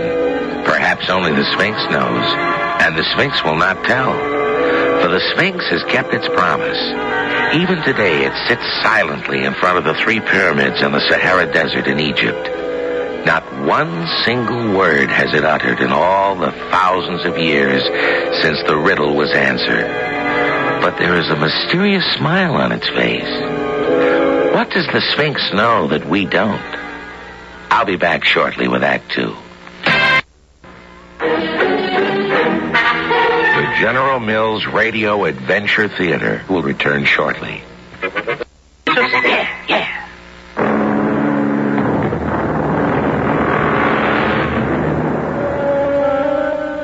What is this golden fleece that Jason should risk his life to find it?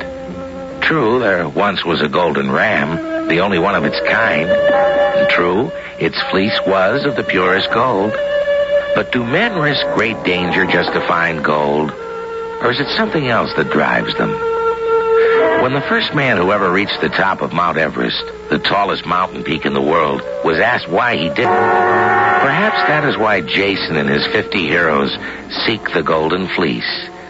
Because it is there to test how brave they are. Jason, by the gods, it is a beautiful ship. Argus, my shipbuilder, has done well by you. That he has, Uncle. And for that reason, the ship is named after him, the Argo. Ah, a noble name. But why do you not sail? I see your crew waiting with their oars. There are only 48 of them. I need 2 more. Not any longer, Jason, for we are here. I am called Nestor, and that mountain of a man who approaches behind me is known as Hercules. Nestor, I've heard of you. Are you not called Nestor the Wise? By others, perhaps, but not by me. Only a fool would call himself a wise man. But I am not so modest. I am Hercules, the strongest man in the world, and it would be foolish to deny it. You are both welcome. Will you come with me on my journey? That is why we are here.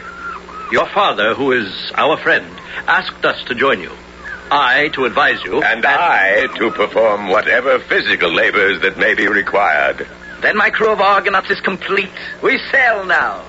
And Peleus, I pray you keep the crown polished and bright while I am gone. For when I return, you yourself shall place it on my head. Ho there! Hoist the sail! Do not fear, your majesty. Jason will not return. Do the stars say so? I have not asked them. See how like a tiny feather the ship tosses on the water. Aye. Can it survive the dangers that lie ahead? Do you think, my lord, that the fierce king of Colchis would let them leave with the golden fleece alive?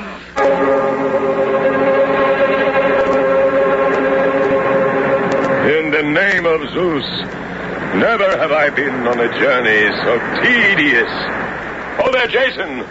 Where are the dangers you promised me? I am getting bored. Be patient, Hercules. It seems as if the gods have heard you. What say you, Nestor? Aye, Jason. The gods are sending a storm. See, the black, angry clouds racing across the sky, Hercules. This is more like it. Blow, winds! Come to my arms and I will turn you into gentle breezes. Row for your lives! Sit down, Hercules, and row. The gods are stronger than you. Fight with the sea if you must. Row! Oh, what a marvelous storm this is! Jason, turn your helm and let us head for that mass of land over yonder. Perhaps we may find a sheltered bay and escape the storm.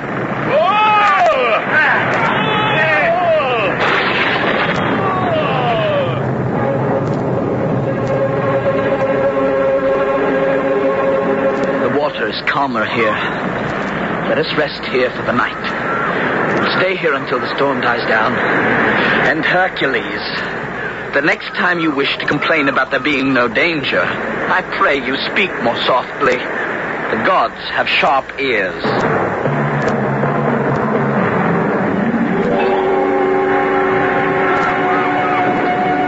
Wake up, strangers. Who gave you permission to sleep on the shores of my kingdom? What? Who disturbs my sleep? Who dares? I dare.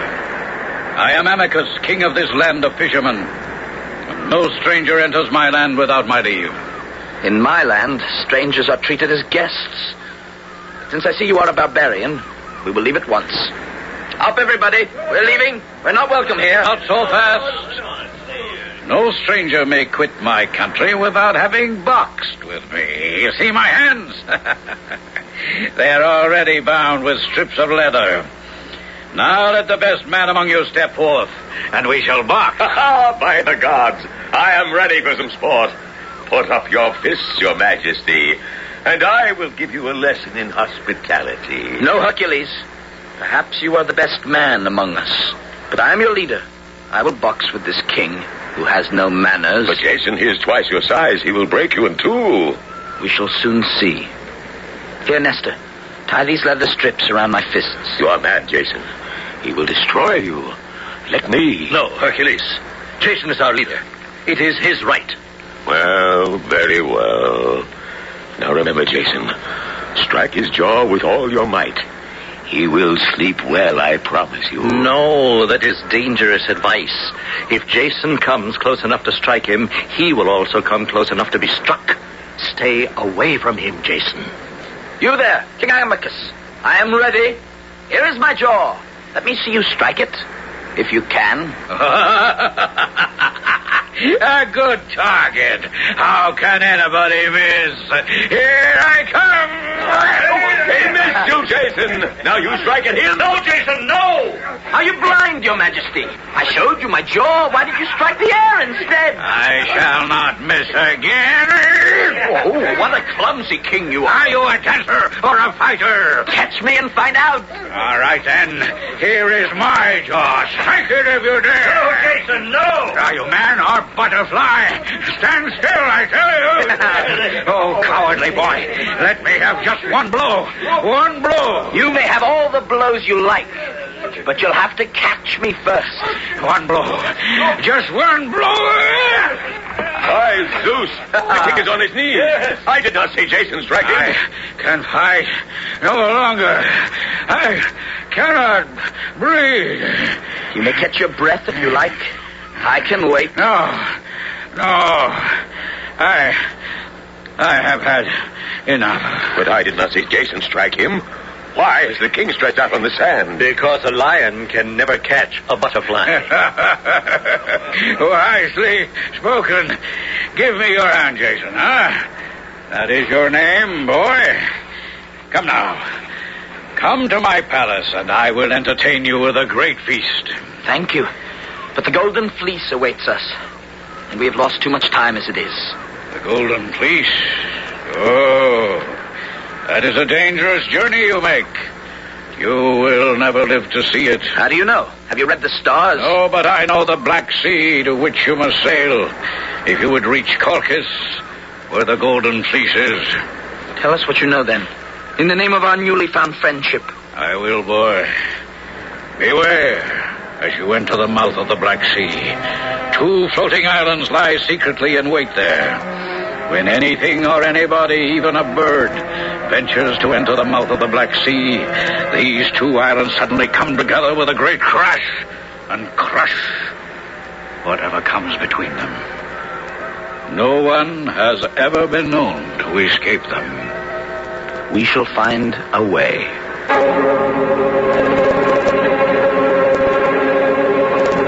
Jason, I have been thinking. If we reach Colchis safely, how shall we win the Golden Fleece? We will fight for it, if we have to. Oh, it would be better not to fight. We would be outnumbered. I think we should first try peaceful means, give a precious gift to the king, perhaps, that he may look kindly upon us. That would be wise, but we have nothing precious on board with us. I know of a garden where grow the golden apples of Atlas the giant. Next to the fleece, there is nothing more precious. But do you know where these golden apples may be found? I have studied the maps and know where to go. Give me the helm, Jason, and I will steer us there. Jason, do you see that tall mountain that rises on the coast of Africa? On top of it, you will see Atlas, crouched over with the weight of the heavens which he carries on his back. Welcome, strangers. It is lonely on top of this mountain. I am Hercules, O mighty giant. And this is Jason, captain of our ship. We seek the golden apples that grow in your secret garden. You may seek forever, but I will not tell you where they are hidden. But if you wish, I will fetch them for you. But is that possible? If you take the great sky from off your shoulders and set it down, will not the earth be crushed under the weight? True. Perhaps your friend there can carry my burden on his shoulders for a few moments while I get the golden apples. He seems strong enough. By Zeus, and so I am. Here, Atlas, I will kneel down.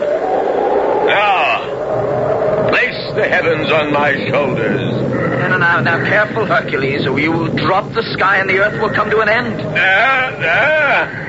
It is steady on my shoulders now. Go quickly, Atlas. This is a heavy burden. I shall return in a moment.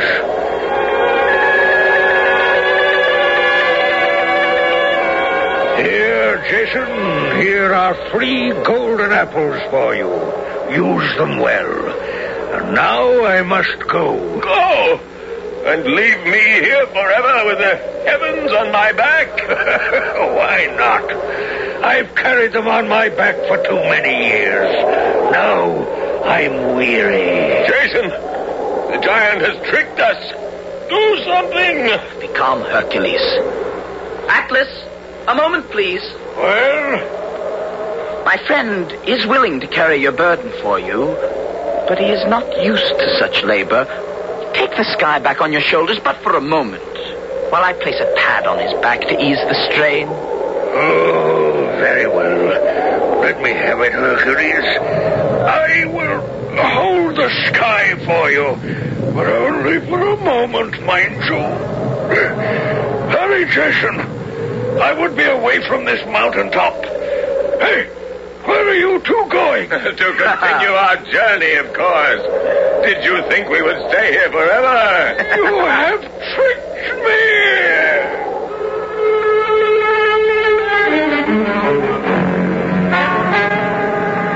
Look, Jason, the Black Sea at last. We are almost at journey's end. But where are the floating islands we were warned about? Probably lying in wait for us until we sail closer. We must tempt them to show themselves. Hercules, you are a great archer. Shoot an arrow high into the air ahead of us. Now we shall see. There! Yes, there are the islands. We shall never be able to pass between them without being crushed.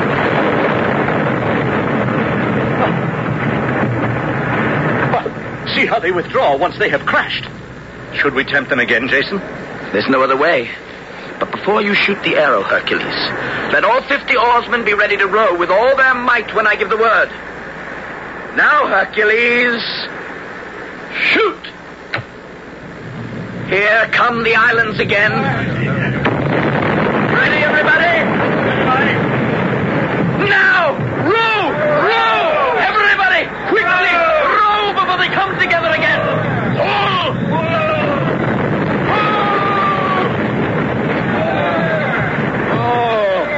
That was a close one. They missed us by a hair. Aye, we are now safely in the Black Sea. Give thanks to the gods, my brave company. And look yonder where the tall towers of the land of Colchis gleam in the sun. Give thanks, for half our journey is done.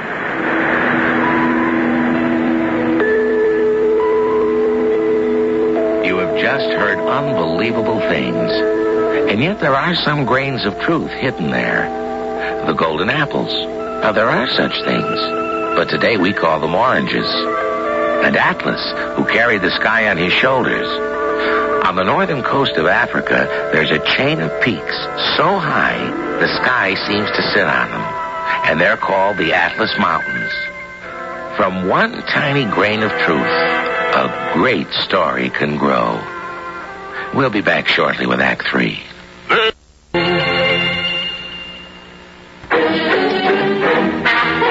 General Mills Radio Adventure Theater will return shortly. Listening to right now.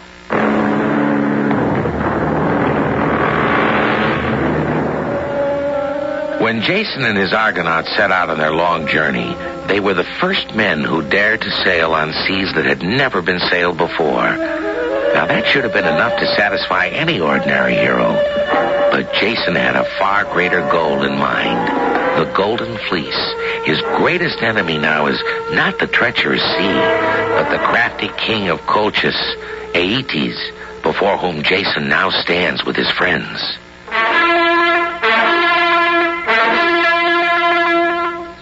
I, Aeetes, lawful king of Colchis, greet the strangers from a faraway land.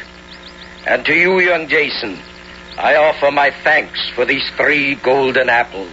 You are most welcome, gracious king. Speak bluntly, Jason. What do you want? The Golden Fleece. As simple as that, eh? And if I do not give it to you, what then? Then we shall fight for it. Bloodshed is not to my taste. I like you, Jason. You shall have the Golden Fleece if you prove you are worthy of it. And what will satisfy you as to my worthiness? You will perform 3 simple tasks. Name them.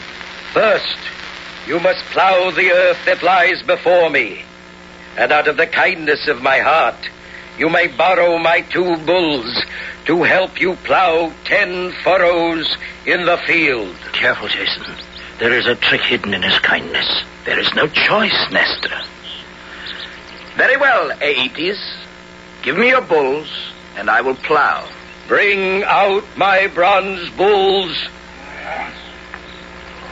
Jason, I cannot let you do this. See how huge those beasts are. They breathe angry fire through their nostrils. Nestor, will you advise me? Here, take my crimson cloak and go out into the field. The bulls are at opposite ends. Goad them, taunt them with my cloak, and just as they are about to catch you between them, quickly jump out of the way. The rest will be simple. If I am fast enough. Give the signal, Aeetes. Call forth the bulls. This is madness. He will be killed. I cannot bear to look. Oh, my pretty bronze bulls. Come and see my pretty red cloak. There, catch it on your horns and play with it. Now, Jason, jump! What happened? Is Jason still alive? See for yourself. The bulls have collided with their heads and knocked themselves almost senseless. See how tame your bulls are, Aeetes. Now I will yoke them to plow, and you shall have your 10 furrows.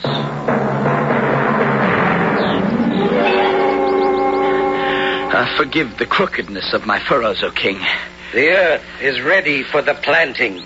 Here, take this helmet filled with the teeth of a dragon. Drop them gently into the earth. That is the second task.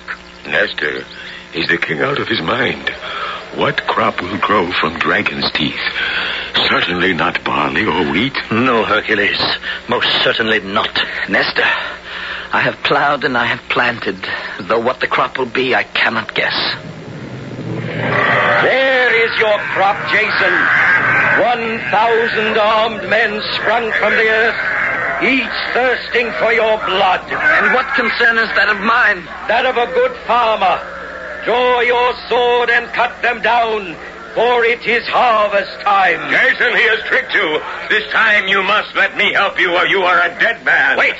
Do you not see how blind with rage these earthborn warriors are? You are right, Nestor. There is no need for your help, Hercules. If I hurl my helmet among them and strike them, they will turn upon each other, thinking one has attacked the other. Draw your swords, O men of dragon's teeth. Jason is among you. Here goes the helmet. Who's away? Where is Jason?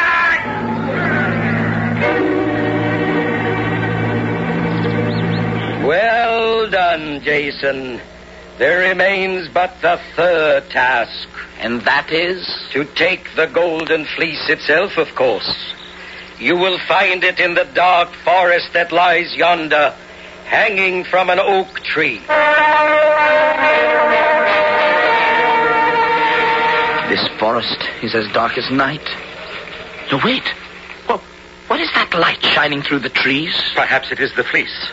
What else could shine so brightly? It is the Golden Fleece hanging from an oak tree. Its brightness blinds my eyes. Shall I take it down from the oak tree for you, Jason? Wait. Look there. 2 eyes gleaming at us from the foot of the tree. It is only a serpent coiled around the tree. This is no ordinary serpent, my friend. I remember once hearing that the woman known as the Medusa had a brother who was a serpent. The Medusa? Whose face turned all who looked upon it to stone? The Medusa's brother who guards the fleece has the same powers. I have a plan. Nestor, loan me your silver shield. It is polished to the brightness of a mirror. If the serpent sees itself in this mirror, perhaps it will turn itself into stone. Now stand back while I advance to the tree. You've done it, Jason. I can now step on this stone serpent and take down the fleece. Here it is, my wise boy. You have earned it. Thank you. Now we must go before the king changes his mind.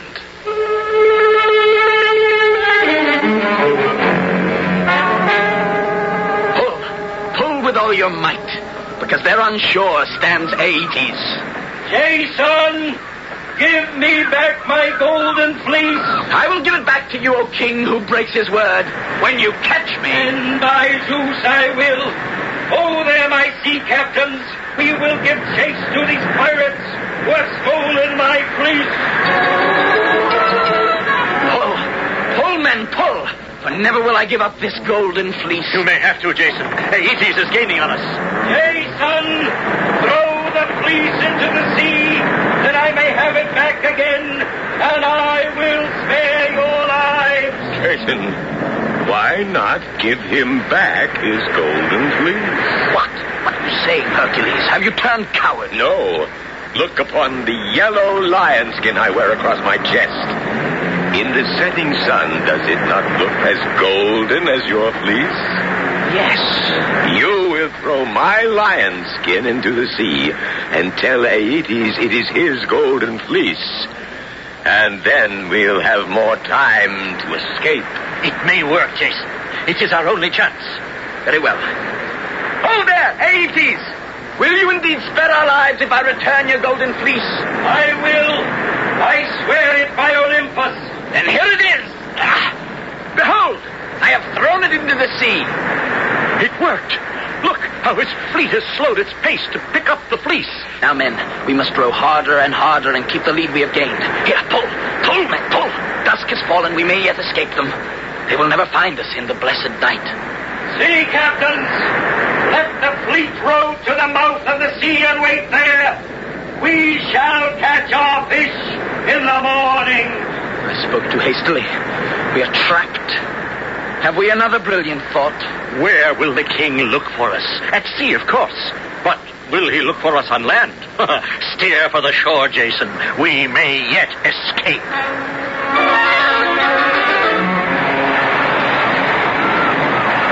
Jason, let us leave the Argo here and start climbing. No, I will not leave our faithful ship here. It has carried us across the seas for so long. Now we shall carry it across the mountains. Come, let us lift it onto our shoulders. It was built light enough for us to carry it. Look below, my comrades. Athens waits for us. Let us set down our ship. Come, my friends. Come to Athens and see me crowned King of Greece at last. No, Jason. You shall go alone. The golden fleece is yours. Let the glory of the homecoming be yours as well. He is right. Besides, we have been gone too long from our own homes. I shall abide your wishes. But before we part, let us burn our ship on this mountain top as a sacrifice of thanksgiving to the gods who watched over us for so long. Hercules, set the torch to the ship.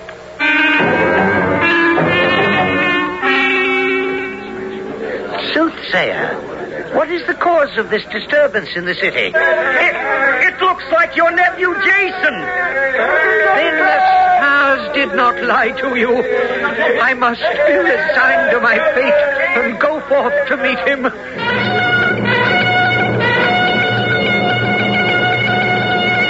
Here is the golden fleece, uncle. Now, will you give me the crown, Or must I fight for it as well? No, nephew. I am too old for fighting, and you have earned the crown. Herald, sound the trumpet. Citizens of Athens, people of Greece, make welcome to your new ruler. Long live Jason, King of Greece!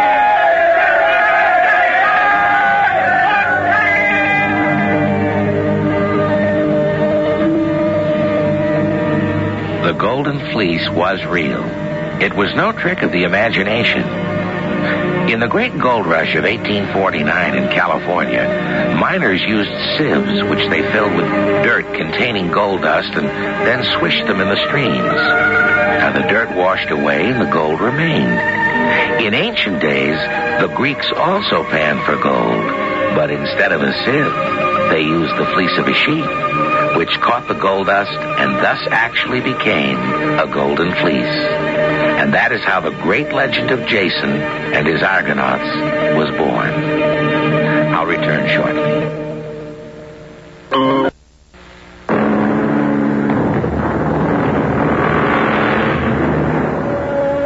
Ancient Greece was known for its real heroes as well as its mythological ones.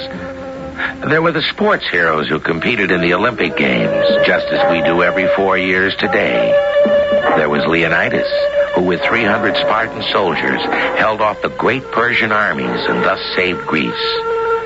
And of course, there was Alexander the Great, who conquered the world when he was only in his mid-20s. To seek excellence is the mark of a true hero. To achieve excellence is possible for all of us.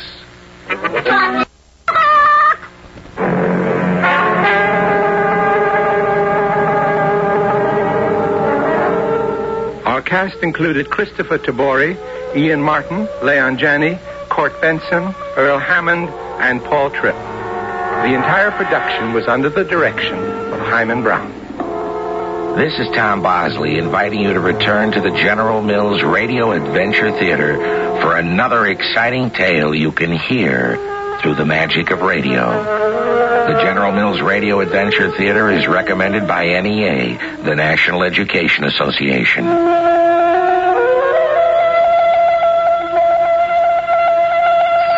Keep that great J.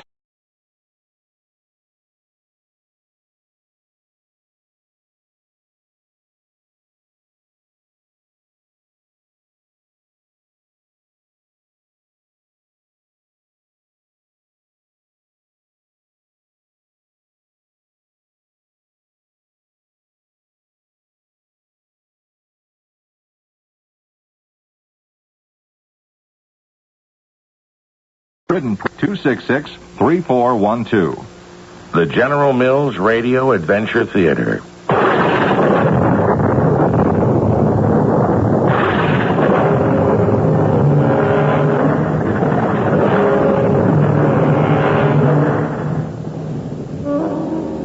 I'm Tom Bosley. In 1896, that's over 90 years ago, which is a long time, a very great man named Rudyard Kipling wrote this exciting story of the sea and about a little stinker of a boy who was changed into a regular Joe during 5 months at sea with a handful of Gloucester fishermen. But not till he had lived through more adventures than he could have had in 5 years ashore. Our adventure story, Captain's Courageous, was adapted from the great saga of the Gloucester Fisherman by Rudyard Kipling for the General Mills Radio Adventure Theater by Ian Martin. It stars Skip Hinnant and Fred Gwynn. I'll be back shortly with Act 1.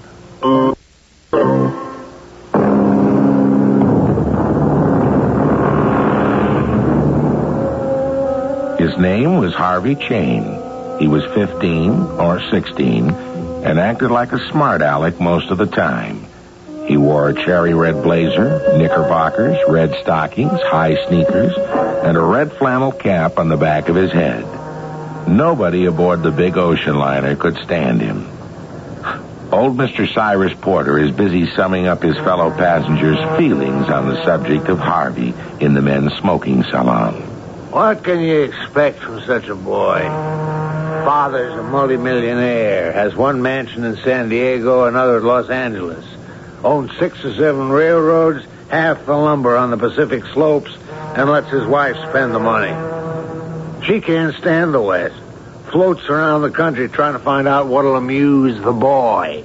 Now she's taking him to Europe. Month pocket money he gets.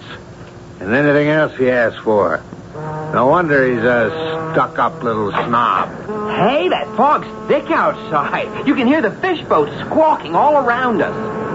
Wouldn't it be great if we ran one down? Shut the door, Harvey. No. Get yourself outside at first and then shut it. You're not wanted in here.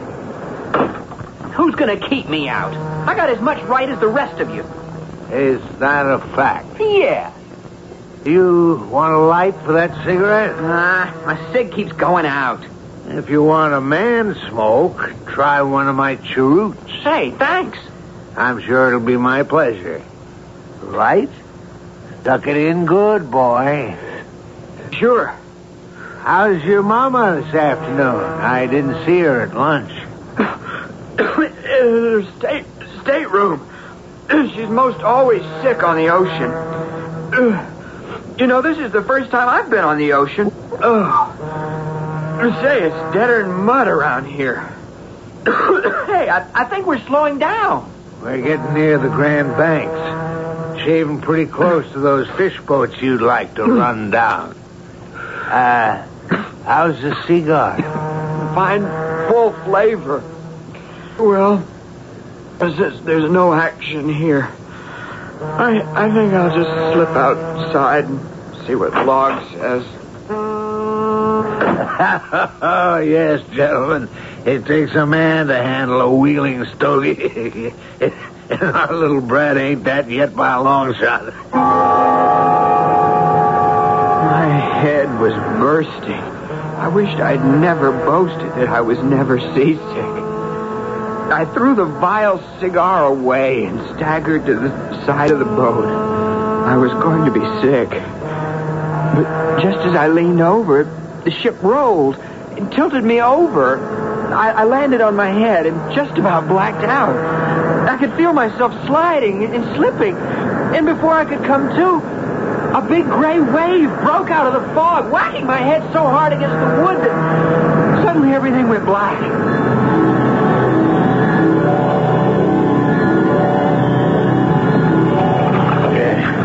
Santa Maria! You big boat!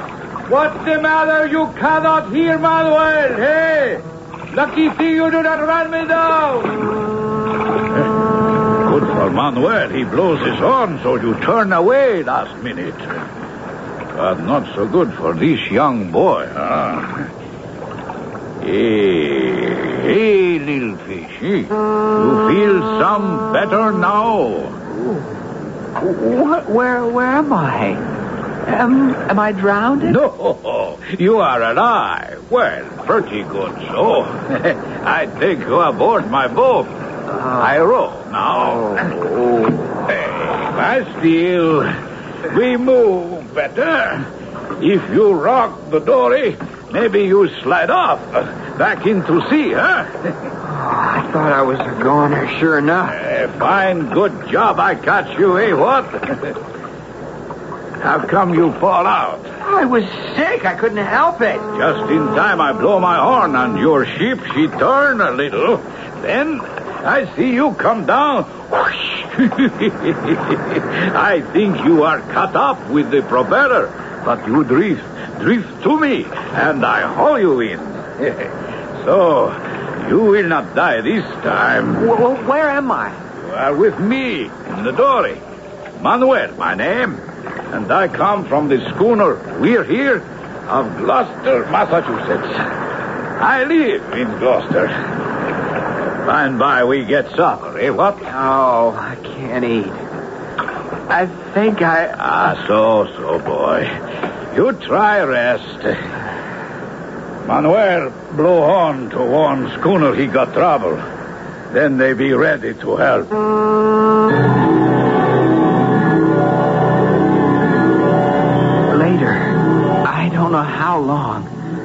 I felt hands lift me. And suddenly I was dropped down a dark, heaving hole with men in oilskins who gave me a hot drink and took off my clothes. I must have fallen asleep.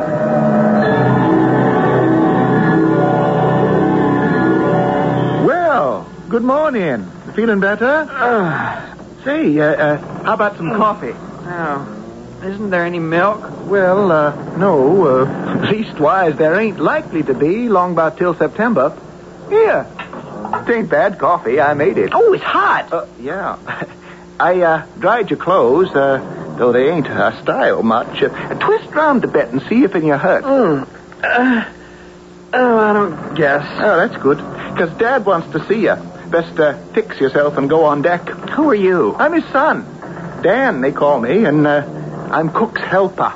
And everything else on board that's too dirty for the men. You'd better move it. Dad's waiting. Well, if he wants to see me, he better come down here.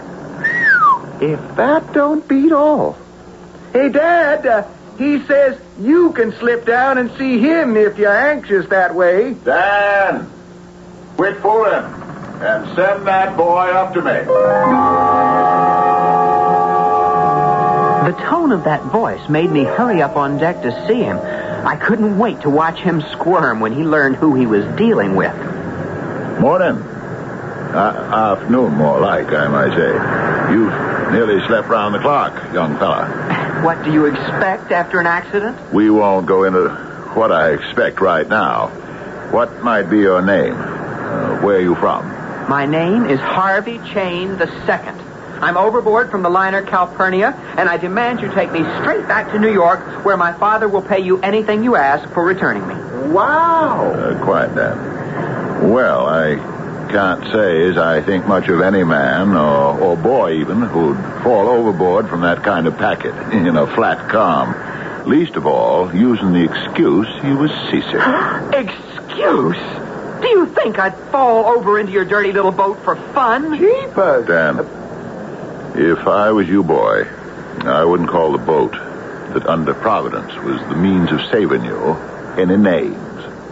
I'm Disco Troop, and this is my boat. The We're Here, out of Gloucester, which you don't rightly seem to know. I don't know, and I don't care. I'm just telling you, the sooner you get me back to New York, the better it will pay you. How would that be, young fella? Cold dollars and cents. If you want an advance now, I can give you 100 or so. Is that a fact? What? It's gone. My money's been stolen. So, I'd have to wait to see your pa to get the reward. I had $134 in my pocket. You stole it. Give it back. Now, what would a boy be doing with that kind of money? It was part of my pocket money. I get $200 a month. You don't say. 200. You don't suppose he might have hit his head, maybe, Dan, scrambled his brains? Why, you... We're sorry for you, son, and we won't talk any more about the money. About getting back, we've just come onto the banks, fishing. So with good luck, we ought to make it ashore about the middle of September. But this is May. I can't stay here doing nothing while you fish. Right and just and right. We won't ask you to do nothing. You'll go with Dan here and help him do as you bid, and I'll give you 10.5 months. 10.5? You must be crazy. For what? You don't expect me to wash pots and pans and things. And lots of things. No call to shout.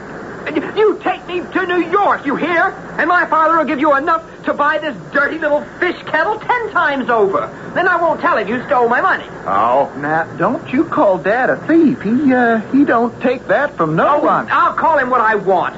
Pirate, thief. I won't do menial work for anyone. You hear me? You see? Shut up! Oh, you hit me. You hit me right in the nose. Dan, I was set again this young fellow when I first saw him. Now I'm sorry for him because he's not quite all there. He ain't responsible for the names he calls. You be gentle with him, Dan. I'm going below for a while. My nose is bleeding. Harvey, I tried to warn you. Dad ain't no ways hasty, but you asked for it.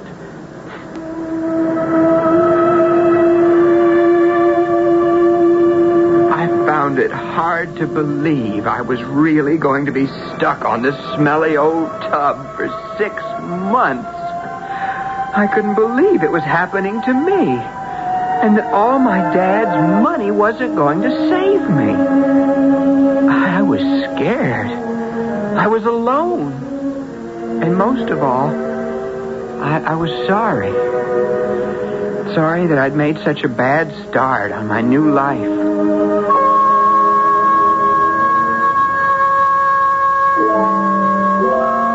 Well, how would you like to be in Harvey Chain's shoes? Or maybe I should say high sneakers.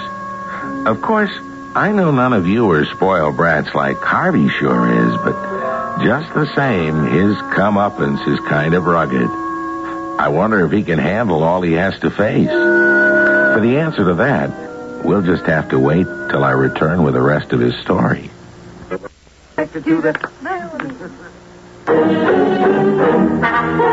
General Mills Radio Adventure Theater will return shortly.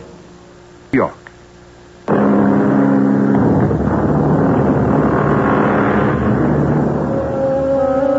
Well, now, let's see.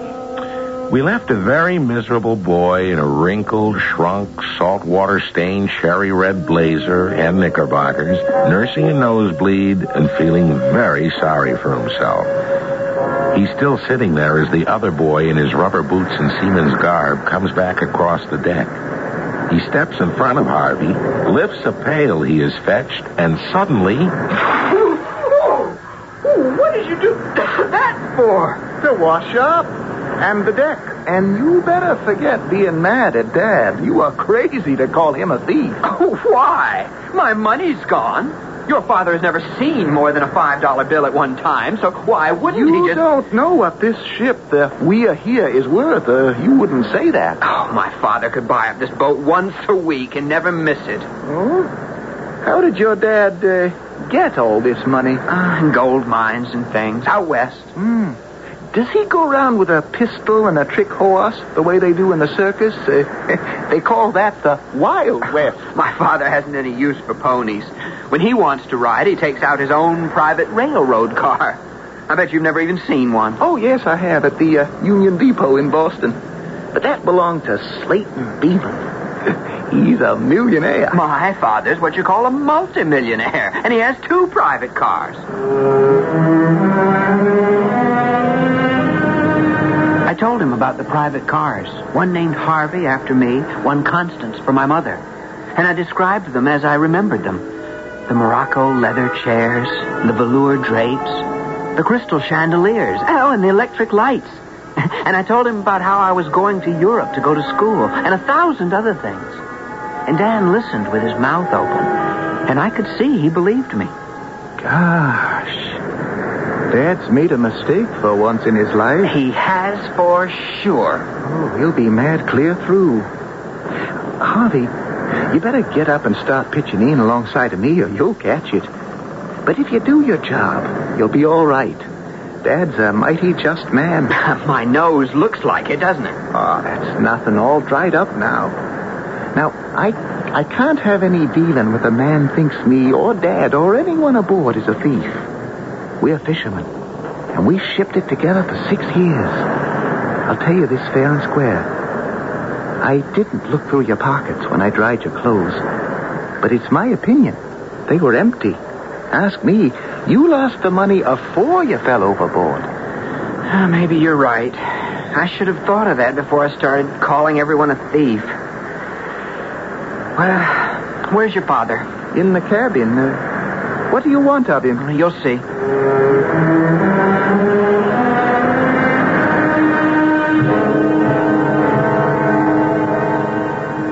Excuse me, Captain Troop? Huh? Watch it now, boy. I'm here to take things back. I want to apologize, sir, and to thank you. Yeah? Well, you'll make a man of it yet, if you go on that way. That'll be the men coming back with a catch. You go back to Dan and tell him to fit you out in some seafaring clothes.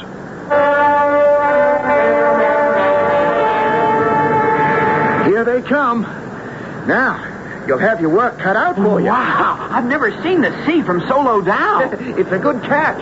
Look at Manuel there. Couldn't take another fish aboard. He's as low as a lily pad in still water, ain't he? Oh, which is Manuel? There he is, with the curly black hair and the yellow earring in his left ear. Portuguese, he is. He's the one who found you last night. He'll be the first aboard. Who are the others? Behind him, to his starboard side, Long Jack, Irishman from South Boston. Port is Tom Platt.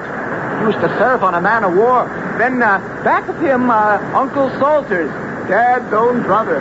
And if there's any bad luck around, it'll fetch up with him. Only man stung up today, I'll wager. And what would sting him? Strawberries, mostly. Pumpkins sometimes, and sometimes lemons and cucumbers. Strawberries? Lemons? You're pulling my leg in the ocean. You don't want to believe me? Someday, you'll see. Hey, here's Manuel. Lay a hold of that tackle there. The what? That rope by your hand. Ain't you ever done a ton of work in your life? Well, I'm going to try to work now anyway. Only it's all new. What do I do? We'll be swinging him aboard soon. Hey, Manuel, how many? You count with me as I park them aboard. 231. Look out!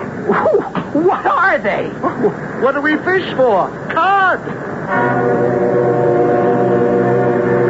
You wouldn't believe how fast and how easily Manuel flipped those big fish onto the deck, while Dan held the dory close with a boat hook.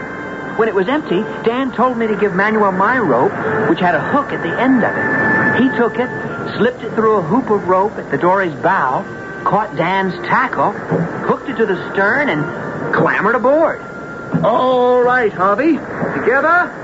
Pull! Pull! Pull! Hey, hold on. That's high enough. Now, swing her in and lower her away. Steady as she goes. These dories don't weigh nothing empty. Well, that was right smart for a passenger. Yeah, well done, Nino. You feel pretty good now, huh? Yes, thank you. Well, what is to be thankful to me? I only do what I must when I pull you from the sea. Hey, I am stiff, and I have not cleaned my boat today. Too easy. You clean him for me, Danny. Oh, I will. I want to. Well, here, catch this swab. Oh, I got it. And best make haste for his Long Jack. If you don't, his boat will be nesting on top of you. Long Jack's dory whacked against the weir here, and in no time, another stream of glittering fish were thumping on deck. 200 and more. He was followed by Tom Platt with 190-odd. Dan and I were just nesting his boat with the others when Uncle Salter's boat thudded against the hull, and another boat I hadn't noticed. In it was a small man with a small voice, very quiet and sort of dreamy. He and Uncle were in an argument of sorts. I think it's 42. Well, then my luck's turned for once, because I caught 45. Well, 42 or 45, I've lost count. Who's that? Uncle Salters and Penn counting their catch. This beats the circus any day. 42, you said. I'll count again, then. Patience in Jerusalem. What possessed a farmer like you to set foot in a boat beats me? What's the stir here? You get that fish aboard. Don't spoil the fun, Dad. They're arguing who caught the most again. Well, supper's waiting, and Salters is on first half. I'll count for you, Salt. 1, 2, 3. Make fast, Uncle, and come aboard. You too, Penn. Toss them lines, Harvey. Aye, aye, Dan. Come on, Uncle Salters. You too, Penn. Aye, thank you, Danny. You're a good boy. What's count? 47 for Penn, 41 for you. Salt, Penn here beat you. I thought you called yourself a sailor. Well, 'twant a fair count. Come on, Salt. After supper, we'll go to dressing down. You'll fish to me, Tom and me'll stow. We are second half, Harvey. You, me, and Manuel and Penn. Now, what's second half? Oh, well, we sit down to eat second. What's dressing down? You'll see. I saw. I stood by my tub at the edge of the hold. Long Jack, with one scoop and a wrench, cleaned the fish and waxed their heads off. Uncle Salters caught the fish as they were slid to him. There was a wrench, and the backbone was out. And the fish splashed into my tub. From there, I pitched to Dan. Pitch 'em bunched. Don't scatter 'em, Harvey. That was Dan crying out from deep in the hole as he stacked. After an hour, the fish were heavy as lead, and I wanted to quit, but you couldn't. And I made up my mind to keep at it till I dropped. Which, by the time we were finished, I was ready to do. Water! Turn in! Well, I did a little better that time, Denny. Aye, Pen. And I think it's my duty to help clean. I wouldn't have your conscience for 10,000 cod, Pen. Turn in. You've no cause to do a boy's work. Good night, lads. Good night, Captain Troop. Here's your water, Dan. Oh, thanks. Where do you think you're going? Bed. Oh, no. Boys have to clean up after dressing down. And first watch is boys' watch in calm weather. Oh, but I can't keep my eyes open. Oh, you will, Harvey, or a rope's end will teach you. I saw a lot of things as the days went by. Like the first day Dan got permission from the captain to take me fishing in his little red dory called the Hattie S. My first holiday, I thought. Go short, Harvey. If you crab your oar, you're liable to turn her over. Where's the sail and mast? You don't sail fishing dories, you pull. But isn't my little Hattie a daisy? Don't you wish you owned her? I guess my father might give me one or two if I asked him. Oh, that's right. I forgot your father's a millionaire. Ship oars, Harvey, and we'll try a line over the side. Where are the fish?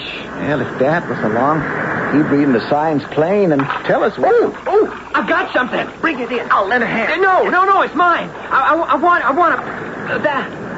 Why, these are strawberries. Leastways, they look like. That's right, sea strawberries. Now you know what strawberry bottom means. Nothing except fish should be touched by the naked hands, Dad says. Oh, it stings. Worse than nettles. It'll pass. Here, now take my line and give me yours. I'll clear it for you and bait up. It's stinging. I don't know if it... Oh! Now what? I've caught one this time for sure. The line's running out. Ooh, hey, he's a big one. Give him room. Yeah? Let him run. Test his strength. No, I'll help you. No, you won't. No. This is my first fish. Is it a whale? Halibut, maybe. Wait. Oh, there. I glimpsed him. I'll lay my wages. He's over 100 pounds. Are you still so everlasting anxious to land him alone? Yeah, I'm going to. If it's the last thing I do.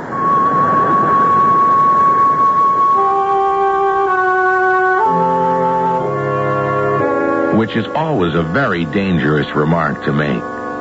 Supposing it turned out to be just that, the last thing you really did. A 100-pound fish.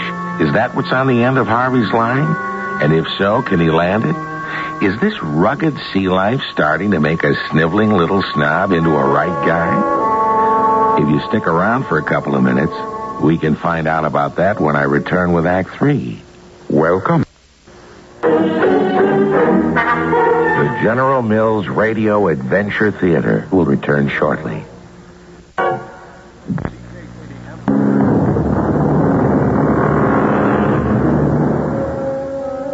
Remember when Harvey asked Dan about second half and about dressing down? And that Dan's answer was always a sort of mysterious, you'll see? Well, mostly when Harvey sees, it turns out to be something not too pleasant. But to get back to the story, just what is it Harvey is hooked on his line? Well, if we listen, we'll see. You've let him run enough. Check him. I can't. Look at my hands. They're bleeding. I'd better help you. No, he's my fish. You run out of line, he'll be nobody's. I had to let him help. If I didn't, I'd have lost him for sure. Dan came over and snubbed the line in the bow cleat. Then the two of us started to fight him. He took off all over the place, and for the next 20 minutes, he was in charge of the dory. Then suddenly, with my face blue from hanging on, and my hands near cut to ribbons, he went dead on us. And Danny let me haul him in. Bring him home, Harvey. He's all yours. I'll gaff him soon as you get him alongside. I don't know if I can make it. Oh, sure you can. You can't lose him now. There. He's breaking water. What is it? Halibut. Bring him in. I'll sink the gaff. There. Oh. Hey, beginner's luck. You'll go at least 100. Is he that big? Big? Why, I've been fishing ever since. What's that?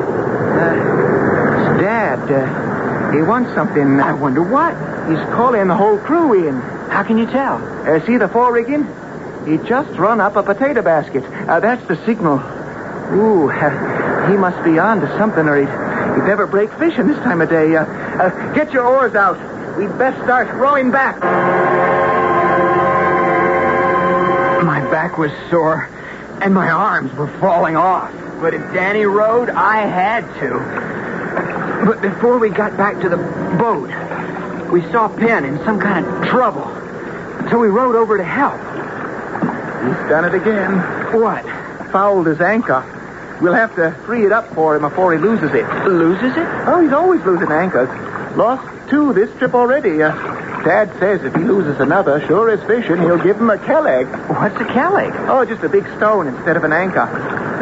That'd break Penn's heart. He seems to try hard. He can't rightly help it. He's not quite caulked, huh? He's not all there. See, there was a big flood at a place called Johnstown. Oh, the Johnstown flood. I heard of it. A dam bust open. Yeah, and the water drowned most of the town. Penn lost his whole family in it. And his mind, too. He was a preacher in the Moravian church. Jacob Moeller was his name, and he had a wife and 4 children. And they all drowned? Yeah. My Uncle Salters was a friend of his, so seeing the way Penn was, he brought him back east and gave him work on his farm. Poor Penn. I'm glad you told me. Now, don't you never breathe a word about Johnstown in front of him, though. Dad says if Penn ever remembers who he really is and about his wife and kids, he'll die. By the time we helped Penn free his anchor and got back to the weir here, all the other dories were in, and Captain Troop was making ready to sail. Dad sniffed out where the big cod are. He knows them like he was one of them. And the fleet knows he knows. See all the other ships coming up one by one? It was Danny that whispered to me, and when I looked, I could see the whole ocean was crawling with other boats, just about like ours. Boys, I reckon we're getting a bit crowded. Yeah. So we'll just leave them be to bait big and catch small. But how are we going to sleep them, Captain? When the weather makes up. Fog's on the way. Fog? I don't see it. Time we weigh anchor, it'll be here. We'll slip them in the smother. Up anchor, then, and stand by to raise jib and foresail. How can he know there'll be fog? He knows. You'll see. I saw. The captain was right, and we did slip away from the fleet. The fog's so thick, Manuel. Oh, see, Nino, I could cut it with my knife, eh, what? If we're over the Grand Banks, couldn't we run aground? Not with our captain. But I teach you a trick, huh? Momentito. He's going to show you how to fly the blue pigeon. What's that? And don't say you'll see again. It's the sounding lead, lad. Here she be. All greased and ready. Drop the jib. Come up on the wheel. We're sounding. Watch Manuel now as he slings it round his head. Little pigeon, fly! Look at her go! Way out over the bow! Sounding is an art. There she drops. What do you make it at a guess, Dad? 60, maybe, if I'm any judge. Oh, she's bottomed. What does she mark? The captain, he is right. 60 fathom to the mark. Why are we hove to, Dan? Bait a line like the rest of us and... Don't say it. Because we are over the fish. Fish haul! 20-pounder, big fellow! And hungry, too. They'll fight even a bear. Oh. How did your dad know they were here? Dad could smell fish in a graveyard. Brought back the sexton, Captain Troop. I didn't mean to interrupt, sir. That's all right, Harvey. Just brighten up the log. You find some sun to shoot? Yes, sir. You caught on real smart using that old sexton. You're getting to be quite a seaman. Just learning from what you and Dan and the others have taught me. Yeah, learning a heap more about things than just the sea, I think. Captain? Yes, son? How many days is it by the log since I came aboard? Oh, power of them, Harvey. Most 5 months. Oh, that's a long time. Yes, son, it is. But chin up. It won't be long before we're turned for home.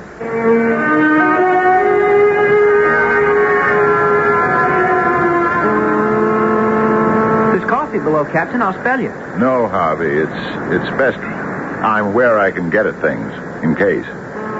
I mistrust I hear something. You hear anything? No, sir. Nor see anything in this fog.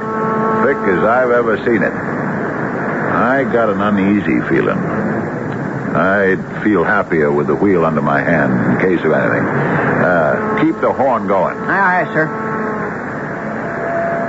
It came on me sudden, after all those months away from home, how I used to be a no-good stinker of a kid in that cherry red blazer. How I once thought it would be great if a steamer ran down a fishing boat. How I hated what I used to be. And how much better I liked myself now.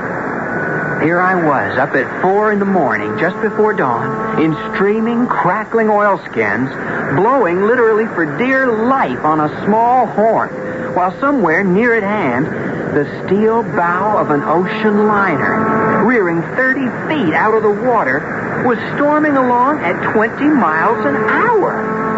And then, I wanted my dad, so bad that I cried till my face was wet as my oilskins. And I prayed, please, God, just get me home to them. Like a bad dream come true, she came sweeping out of the fog.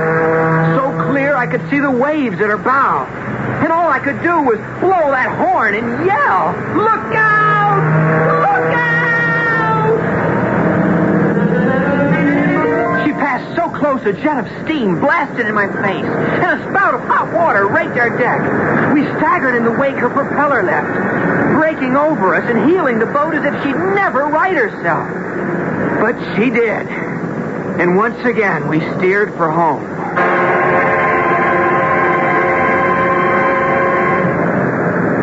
You sent for us, Dad? Me and Harvey? Why, yes, boys, I did.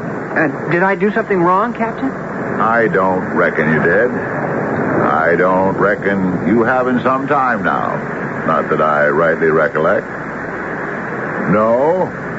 All in all, I'd say I find you a fair man. Both of you. Now, I have a job for you. Skip up that rigging and let me know when we sight land.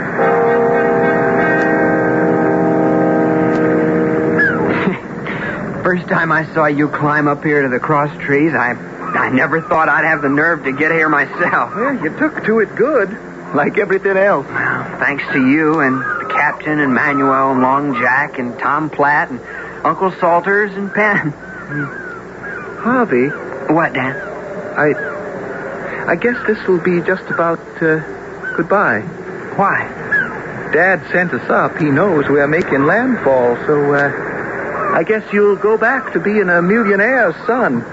You know, like you was. No, Dan. I'll never go back to what I was. All of you took care of that. And you'll be seeing me. Why, you're my father. And you just wait till you see what he'll do when... Hey, Danny, look! Yeah. I saw it afore. Land. I never thought I'd see it again. Especially that morning in the fog, the steamer nearly ran us down. I never thought we'd make port. Oh, Dad always does. That's why he called his ship the We Are Here. Harvey, you let him know we've made landfall. Aye, aye, Dan. Off the port bow! Land ho!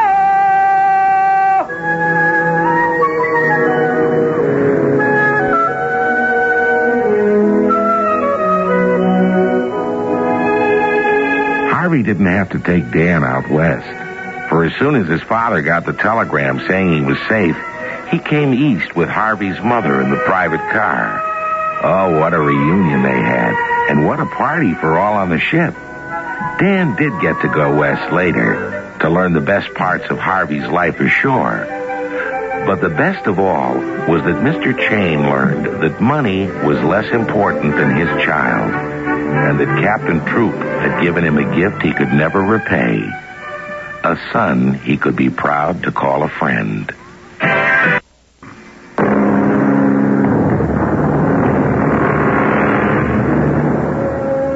The gift is repaid now.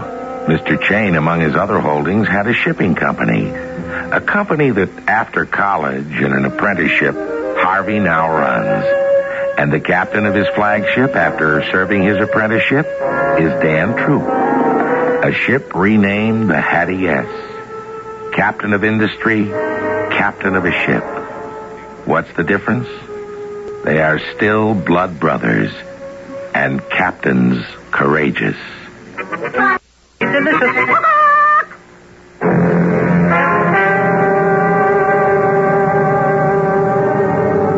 Our cast included Skip Hinnant, Fred Gwynn, Russell Horton, Ian Martin, and Robert Dryden. This is Tom Bosley inviting you to return to the General Mills Radio Adventure Theater for another exciting tale you can hear through the magic of radio. The General Mills Radio Adventure Theater is recommended by NEA, the National Education Association. The trucks are loaded and rolling, taking...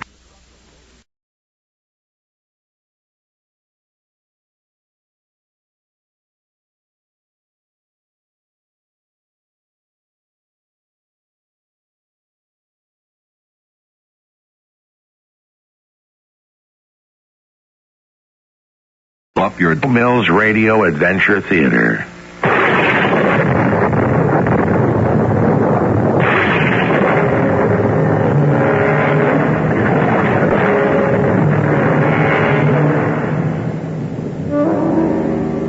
Welcome to the magic world of radio. I'm Tom Bosley. We've traveled together all over the world and up into the stars, seeking the thrills of adventure. But today, we don't have to cross any oceans. Our story is waiting for us right here at home. From the very beginning, America has been one of the greatest adventures of all time. The story of America is packed with enough heroes to fill a fat telephone book. Our story, The Last of the Mohicans by James Fenimore Cooper, was adapted specially for the General Mills Radio Adventure Theater by Paul Tripp and stars Ian Martin. I'll return shortly with Act One.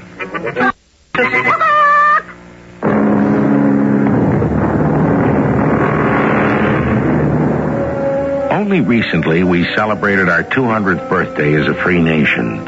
But before we became the 13 United States of America, we were 13 colonies, ruled over by the King of England.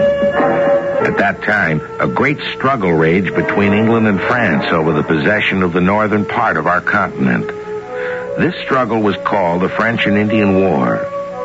Now, only a string of forts protected our colonies against the French and their Indian allies who kept coming down from Canada to attack us. Our story begins at Fort William Henry, which was situated on Lake George in New York, under the command of Colonel Monroe. Come in. Yes, what is it, Sergeant? Urgent news, Colonel. A message just came in from Nathaniel Bumpo. Nathaniel who? Bumpo, sir, your special scout. The Indians call him Hawkeye, sir. Ah, much simpler. For once, I agree with the Indians. Well, now, what's this urgent message? An army of 8,000 French soldiers and Indian warriors under the command of General Montcalm are on their way to attack this fort. Good Lord. 8,000 men? We'll be hard put to defend ourselves. We've only half that number. And that includes our own Indian allies. Excuse me, sir, but speaking of our Indian allies, their chief, Magua the Fox, is still out in the square with his head and hands and feet locked in that wooden contraption like a monkey. Well, serves that scar-faced villain right. Stealing guns and ammunition right from under our noses. Well, his tribe isn't taking it very well, Colonel. When we're attacked by the French, we'll need all the help we can get. We can't afford to offend Magua and his warriors. Well, perhaps you're right, Sergeant. Have Magua released and sent in to me. Yes, sir. Corporal, release Magua and send him in to the Colonel. Oh, good Lord, I almost forgot. My daughter Alice is away visiting some friends at Fort Edwards, 40 miles to the north of us. Oh, when the French come, they'll hit that fort first, Yes, sir. precisely. Sergeant, I want you to saddle a horse immediately. Ride to Fort Edwards and fetch my daughter. She'll be much safer here. Come in, Magua. On the double, sir. All right, Magua. What have you to say for yourself? You have disgraced me in front of my tribe. I will not stand for stealing in my fort. Oh, come now, Magua. This is no time to quarrel. What's done is done, eh? We have a great task ahead of us. A great army sweeps down upon us from Canada. I shall need every warrior in your tribe to fight beside me. First you shame me, now you need me. Is that the way of the white man? Oh, Magua, let bygones be bygones, eh? Why don't you go now and prepare your braves for battle? I will go and speak to them.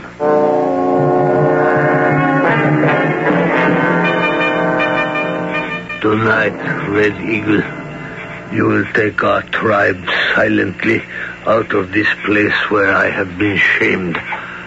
You will lead them toward Fort Edwards. But you, Magua, why will you not lead us? Because I leave now. The colonel has sent his sergeant to bring his pale-faced daughter from Fort Edwards to safety here.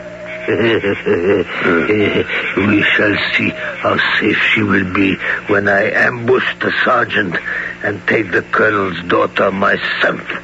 Are the English about to be attacked, Magua? Yes, but we shall not fight on their side. We shall fight by the side of the French. But we are allies to the English. Would you have us break our word to them? Do not teach me how to be a chief. You will do as I say.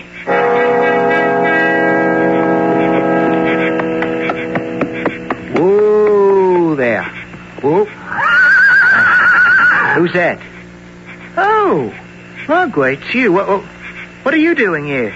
The colonel sent me to help bring his daughter. He thought it would be safer. Hey, he certainly changed his mind about you in a hurry. Is that so surprising? We are good friends now. Wait. Why is your horse suddenly limping? Has he caught a pebble in his hoof? What? Oh, yeah, let me see. Easy, boy, easy. Now, let me see that hoof of yours. I don't see anything. Lie there, white man. Tonight, when my warriors find you on this trail, they will know what to do with you. Magua will fetch the colonel's daughter.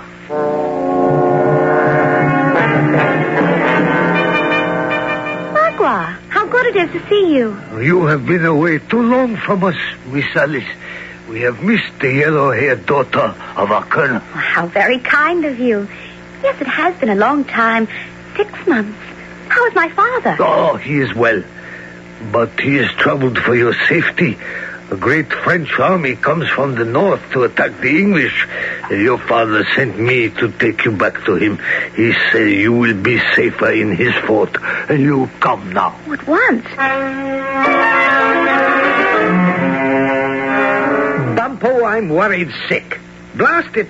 I can't keep on calling you by that ridiculous name, Bumpo. Among my red brothers, he is known as Hawkeye. Oh, yes, of course. I remember now. Hawkeye, yes. Well, now, see here, what are you doing in my headquarters? Indians are not permitted unless they're invited. This young Indian is my friend. Where I go, he goes. I am Uncas, son of Chingachgook. He's the last surviving member of the Mohicans, the most honorable tribe in this entire state. Now, you treat him with respect, or we'll both skedaddle out of here. Yes, well, I'm sorry, Hawkeye. I didn't mean to offend you. But I'm beside myself with worry. For your information, it was Uncas here who first discovered General Montcalm's plan to attack this fort. Oh, I see. Well, most grateful. Now, about Alice. When I got your message about the coming French attack, I immediately sent my sergeant to fetch her from Fort Edwards. I figured she'd be safer with me here. A wise decision, Colonel. Fort Edwards will be attacked first. Yes, but she hasn't arrived yet. She should have been here hours ago. You didn't happen to see any sign of her on your way here? No, but I wouldn't worry too much about it, Colonel. There's no sign of the enemy yet as far as Uncas and I could see. Oh, by the way, when we got here, I didn't notice any sign of your Indian allies. They hiding or something? You're going to need all the help you can get when the French attack. The French and their Indian allies are as countless as the leaves in the forest. Yes. Well, I don't have any Indian allies anymore. I had an argument with our chief, Magua. When I caught him stealing guns and ammunition, I had him punished. The next thing I knew, he'd walked off with his whole tribe. You have made an enemy, Colonel. When you punished him, you made him lose face. Yeah, this Magua character's a low-down snake. Come on, Uncas, we better make tracks. The Colonel's daughter is in a bigger danger than I first thought. We will wait here. If Magua has stolen her, he will come this way. Shh. Uncas, you were right. It's Miss Alice. And you were right, too, Hawkeye. See who leads her horse? Magua Bakori. Magua, are you sure this is the way to the fort? We must have lost our way. I'm sorry, but you must trust me. Well, I don't. Mr. Hawkeye. Howdy, miss. So, friend Magua, you've lost your way in the forest? No Indian can lose his way in the forest, Magua. There is water in your veins. You are a squaw. We shall see which one of us is a squaw. Later! After him, Uncas! I missed him. Now we're in for it. We better hightail it out of here right quick. Magua will be back with a whole war party. Oh, my fault. I never should have trusted him. Now, don't you worry, miss. We'll get you out of this somehow. I have hunted many times in this place. There is a cave. We shall hide there until dark. Then we shall escape. Miss Alice, dismount, please. We go on foot. Yeah, and I'll stampede this horse the opposite way so he'll throw Magua off the track. Get, boy, move! Now, we go this way. Quickly. Oh, no, I tore my sleeve on his plan. Don't stop. Keep on moving. Here they come. Now we have them. So, they think they have tricked me. They do not know Magua. Come, we will go back in the direction from which the horse came. They cannot be too far away. This is the place where I left them. Now, which way did they run? Look, Magua. There is a red piece of cloth hanging from that branch to the right. And the pale-faced girl wore a dress of red. Come, we go this way. They shall not escape us.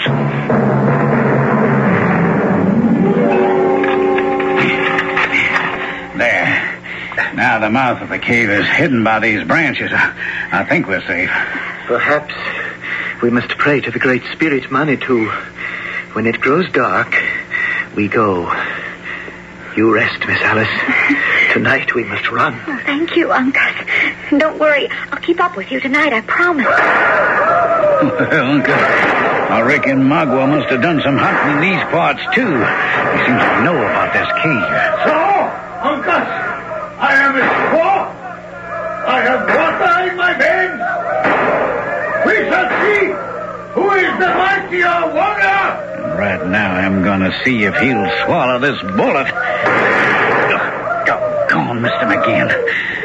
Well, we might as well make ourselves comfortable. Looks like we're going to stay here a little while.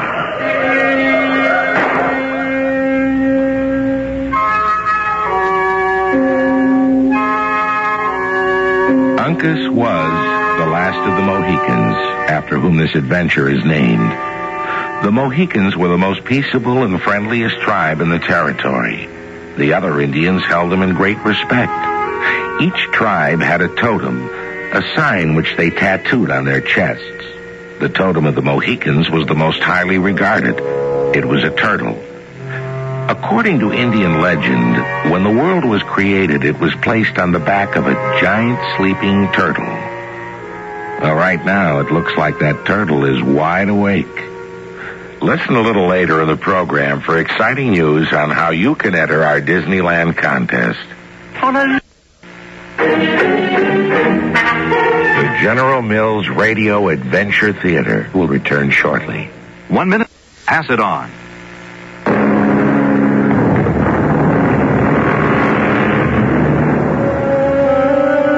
Hawkeye was among the great heroes who protected our settlements from unfriendly Indians when our country was very young. Daniel Boone was another one of these brave men. They respected the Indians, learned their ways, and became friends with them. The Indians invented their own names for these heroes.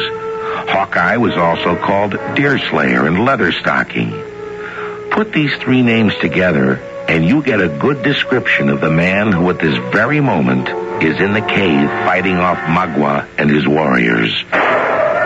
Uncas, how much powder and bullets do you have left? Not very much. Well, I'm running short, too. Don't fire unless you get a good target. Magua and his warriors don't seem to be running short. I have a plan. It is a dangerous one, but we have no choice. The girl and one of us must surrender to Magua. We'll do anything you say, Uncas. But if we surrender, how will that help us?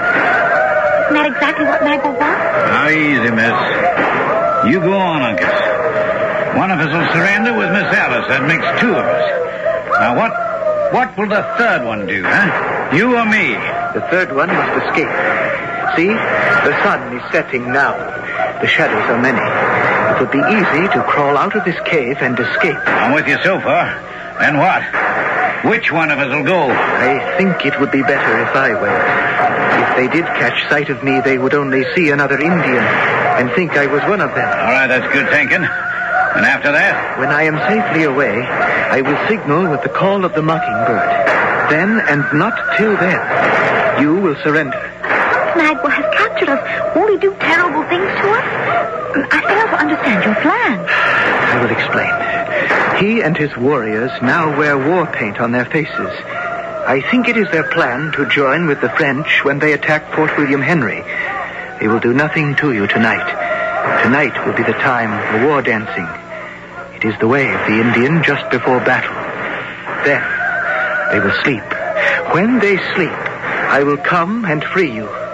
In the morning, we will be gone. Well, like you say, Uncas, it's a dangerous plan. But it sure is better than the three of us sticking around here like sitting ducks. I will go now. Hawkeye, fire some shots now so that Magua does not suspect a trick. Till we meet again, my good friends.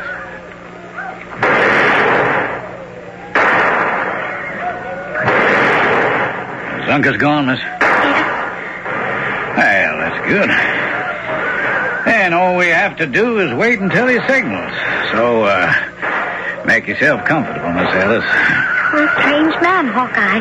Nothing ever seems to bother you. There's no sense in losing sleep over something happening when it hasn't happened yet. And your friend Uncas, he's such a fine young man. Indians and white men could learn to live at peace with each other. This is such a wonderful new country. It's a shame it has to be spoiled by hatred and bloodshed. Shh, wait. That's Uncas signaling us.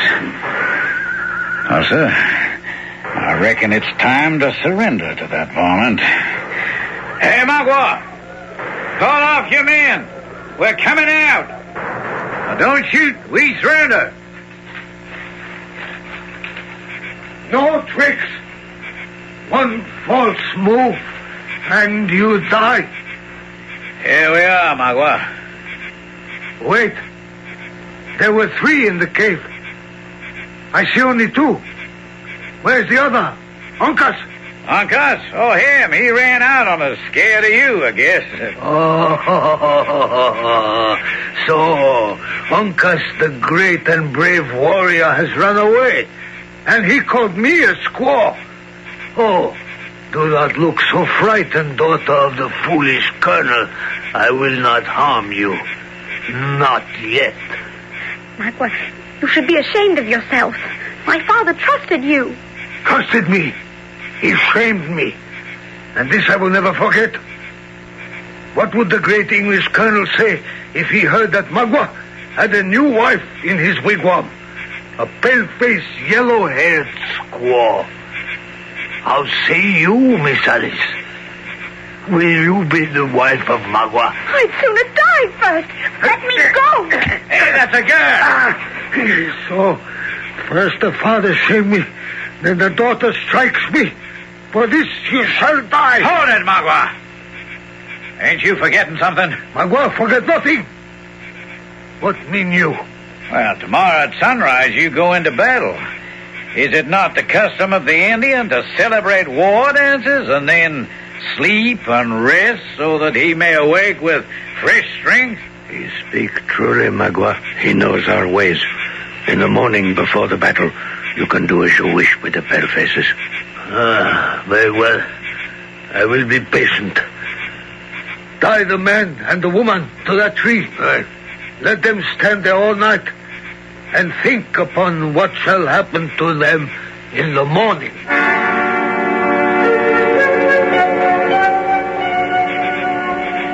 You all right, Miss Alice?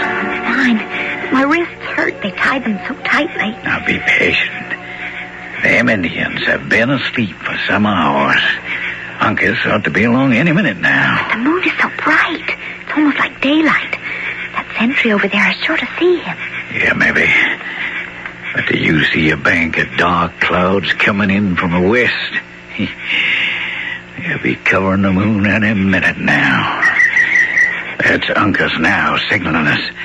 I'll answer him back. Won't be long now, miss. Hey, Uncas, here we are. Quietly. Now, while I cut you loose. Oh, what a relief to be free again. Quickly now. We must go before the moon is uncovered again.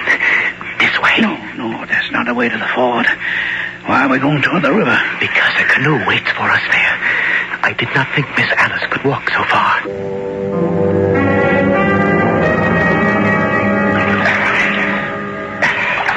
We are getting closer to the fort. What are those flickering lights ahead of us? The campfires of the French army. During the night, while you were tied to the tree, the soldiers and Indians surrounded Fort Edwards and made camp. At sunrise, they attack. Lucky for us, there's one of the clouds in the sky hiding the moon. We'll never get past the guard. There is the fort ahead of us. Now, you two go on ahead without me. Aren't you coming in with us? Now, from the looks of all them campfires around us, the French general has brought more of an army than we figured on. You're going to need plenty of help here. I'm heading back to Fort Edwards. Maybe if I ask politely, General Webb will send a rescue party back with me. In you go now. There's light coming up from the east. Oh, thank heaven you're safe, Alice. Father, Uncle saved my life. Oh, well, I'm much obliged, young man. Oh, where's Hawkeye? Why isn't he here? He's gone to Fort Edwards to bring us some help. Help?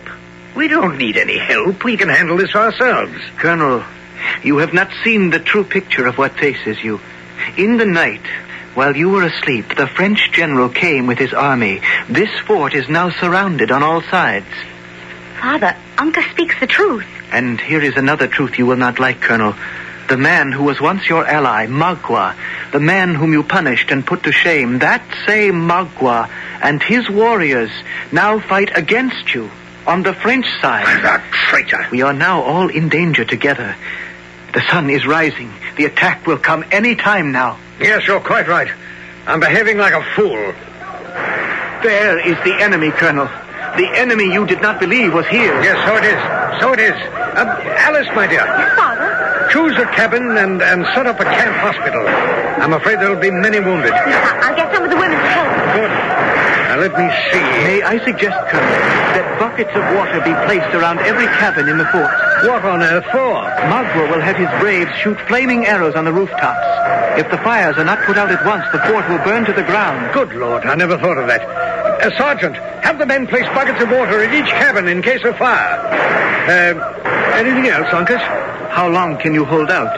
Do you have enough food and water in the fort? Well, enough for 3 days, I should say. It may not be enough. If I were an English colonel, I would order my soldiers to cut their rations in half. Then we could hold out twice as many days. By George, Uncas, you should have been a general. Thank you. I'll pass the word along. Yes, Uncas, I know what you're going to ask now. We have plenty of ammunition. And if we run out before Hawkeye comes with help, we'll fight them with our bare hands.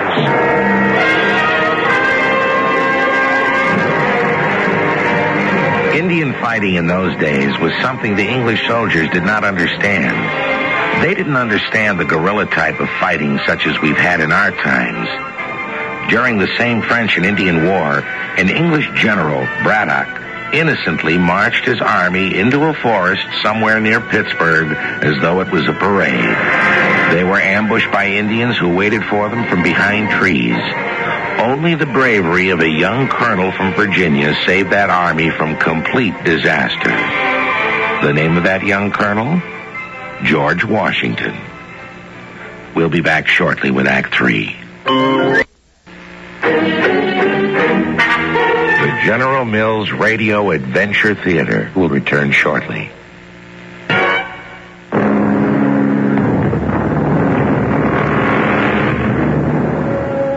In those early days when our country was young, all the forts, including Fort William Henry, were made out of wood, which explains why Uncas was so worried about flaming arrows. A fort was usually a cluster of log cabins surrounded by a tall wall of thick logs, which all were whittled to a point to prevent the enemy from climbing over. And behind this wall, platforms were placed from which soldiers shot down at the enemy. It's on one of these platforms that we now discover Colonel Monroe and Uncas. How much food have we left? Enough perhaps for another day. But what is worse is that we have only one box of ammunition remaining. Well, then there's only one thing left to do. And that is to pray that Hawkeye gets through to Fort Edwards to get help. Look, Uncas. French are wheeling up a cannon.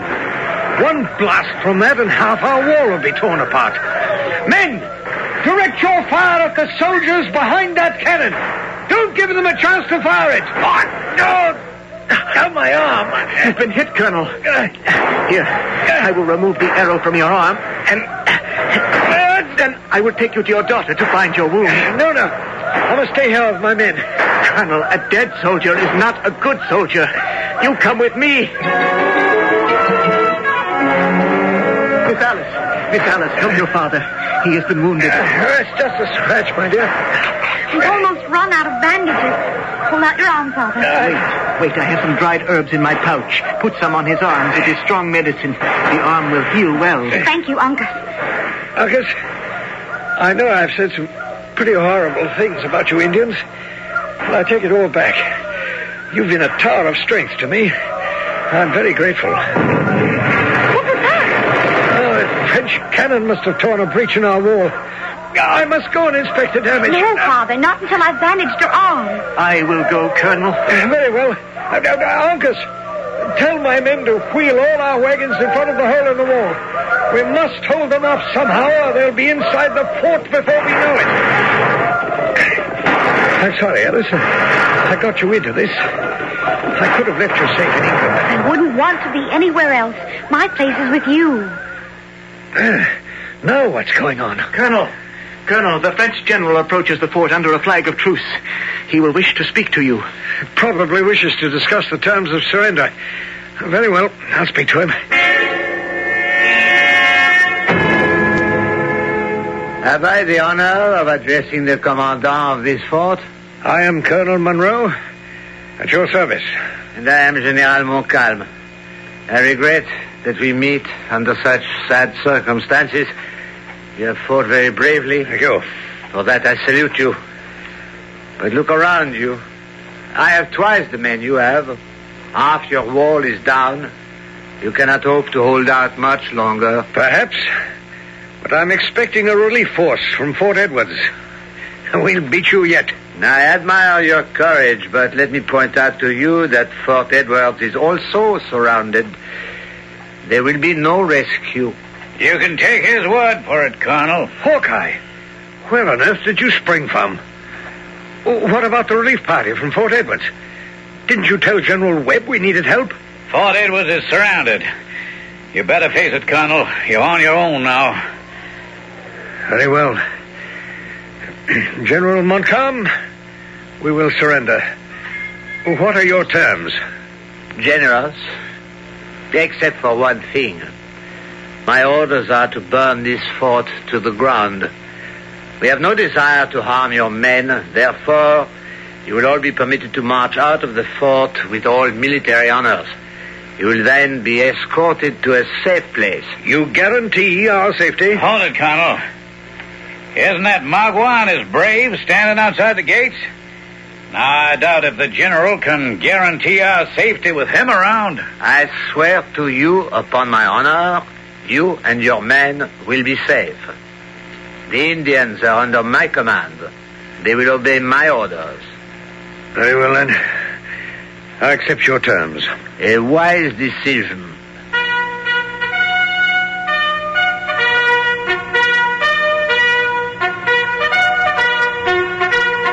By the way, Colonel, where's your daughter, Alice? Still in the fort with Uncas. She'll be safe with him.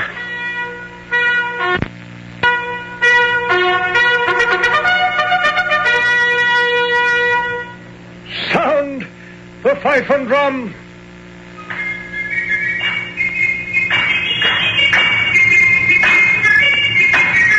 Forward! March!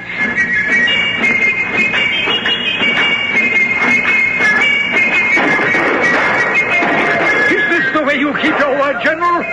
Your Indians are attacking my men. Stop it before it becomes a massacre. It's Magua who's leading the attack. I better find Miss Alice and Uncas before he does. My apologies, Colonel. Blast your apologies, General. Do something. Soldiers of France, your general has been dishonored.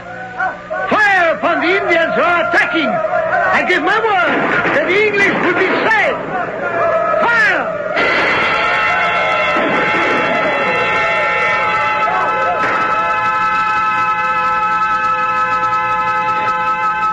Colonel, I will never forgive myself for this breach of honor. But at least the Indians have been driven off. And I promise you, Chief Magua will be punished immediately. Well, you can punish Magua when you find him. But I got bad news for you, Colonel. What's that? Your daughter Alice and Uncas have disappeared. A little more of Magua's dirty work. General Montcalm, you must send your soldiers after them immediately. They have my daughter. Easy does it, Colonel. If Magua and his men are attacked, we'll never see your daughter and Uncas alive again. No, I think a little brain work is required. General Montcalm, I wonder if one of your officers would be good enough to lend me his uniform. Yes, of course. You expect to disguise yourself as a French officer? But Magua knows your face. You'll never get away with it.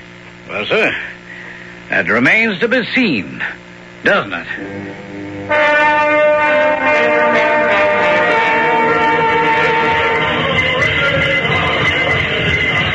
Great and ancient Tamamun, great chieftain of Indian nation, tell me, why you look so angry and scowl at me. Am I not a guest in your camp? Let the dancing cease. I command. Listen to me, Magua, and listen well. Your French general gave his word that the English soldiers would be safe.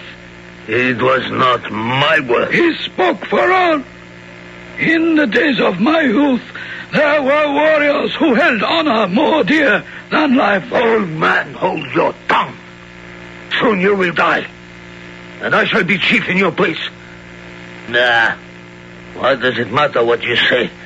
I still have my 2 prisoners. Bring them in. So, Magua, brave warrior, I see you also fight against women. Chief Tamamund, I heard your words to Magua. Don't let him harm me and my friend Uncas. Silence! You are my prisoners, not his. I'm free to do with you as I like. Ah, bonsoir, my friend Magua. I'm glad I found you. French officer? What do you want here? I am the personal doctor of General Montcalm. He ordered me to come to your camp to see if I could help your wounded warriors. Where are the wounded? Over there? Well, very well. I will go and see what I can do. And permit me to release this white woman. I will need her for help. But she is my prisoner. Monsieur Magua, do you not trust me? Am I not your friend? Very well. Be quick. But of course. Come, mademoiselle. And please to bring that blanket with you. I will be quick, Magua.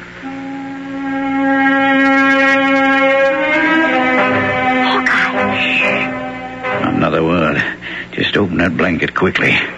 Now lie down a minute and let me wrap it around you. I don't understand. I'm carrying you out of this camp right under Magua's nose. Uncas, what about him? First things first. Excuse me now while I cover your face and your hair. Now, here we go. French medicine man. What you carry in your arms? One of your warriors. He has a great fever. I take him to my hospital to care for him better. The mademoiselle will be with you directly. Au revoir, Magua, mon ami. You see, old Tamamund, the French pale-faces are my friends. But they will never forget your evil deed. Old man, the years have put too many words in your mouth. Wait. Where is the yellow-haired squaw? Tricked. I have been tricked. She's gone. That French doctor was Hawkeye, Magua. Did you not recognize him? Uncas, you shall pay for this. You shall pay and pay with every bone in your body. I am ready, squaw warrior. Oh, enough of this wrangling. Enough. Angry word for one day. You, Uncas, are you indeed Mohican? I am the last. Can you not see the totem of the turtle tattooed on my chest? Aye.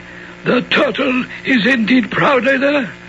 Magua, you shall not kill Uncas while he is helpless. A Mohican deserves better. Why have you freed him, old man? That he may defend himself.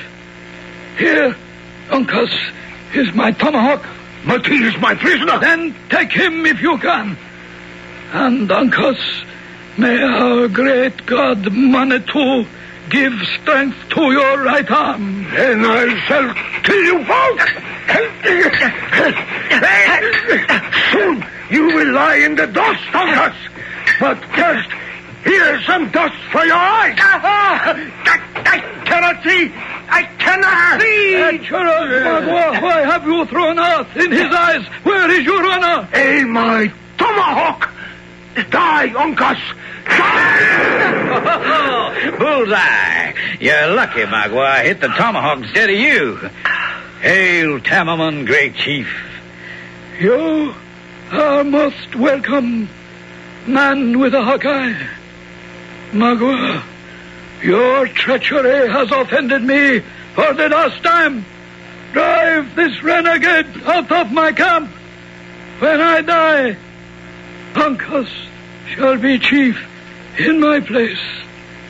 Warriors, hear the last words of Tamamund. Because Magua has brought the anger of the white men upon us, soon the red man will be forced to go toward the setting sun to find new hunting ground. But do not be afraid, for a young and wise chieftain will lead you. Uncas, son of Chingachgook, known forever as the last of the Mohicans.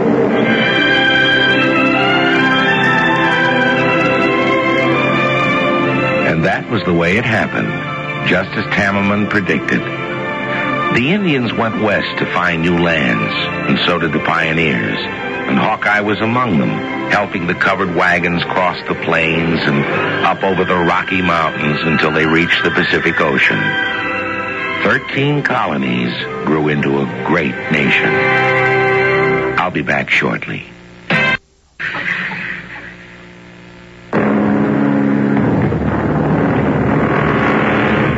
More than 200 years have passed since the time of our adventure. Lake George, where once Fort William Henry so bravely stood, is now a peaceful place where people swim in the summer and ski in the winter. There are no scars left from the past. And Canada, from where the French and Indian Army once invaded the United States, is now our neighbor and a good friend. There are no unfriendly borders.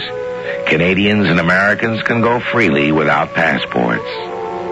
I think the early settlers would be very pleased.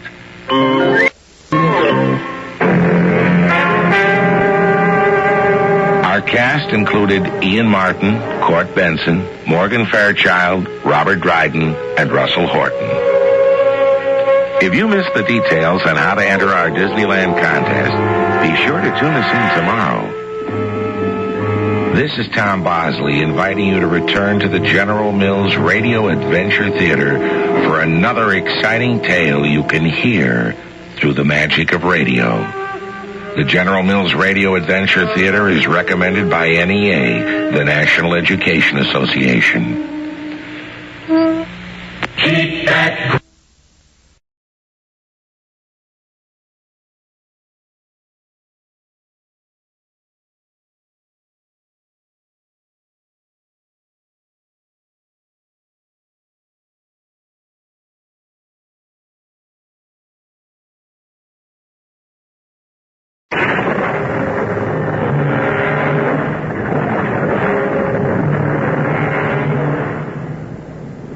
Welcome to the world of adventure. Welcome to the magic of radio. I'm Tom Bosley. You and your imagination are going to take a trip with me. Together, we shall dream dreams. We'll go back, a long way back, to a century quite unlike our own, when people rode on the backs of horses, when they learned things from the lips of their elders because there were no books. A century when wild animals roamed the forests and there lived out their short lives. And the lives of men and women were almost as free and as wild and as brief.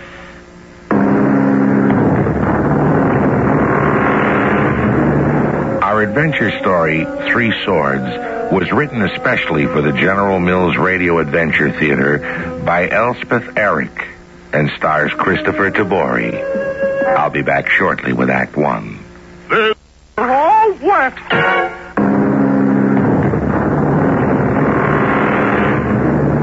The setting of our story takes us back to the 4th or 5th century. The place is far across the ocean in the south of England, the city of London. Our hero is a boy named Arthur. Right now, he's no more than 16 years old. But before long, this unknown boy will become a famous king. Listen.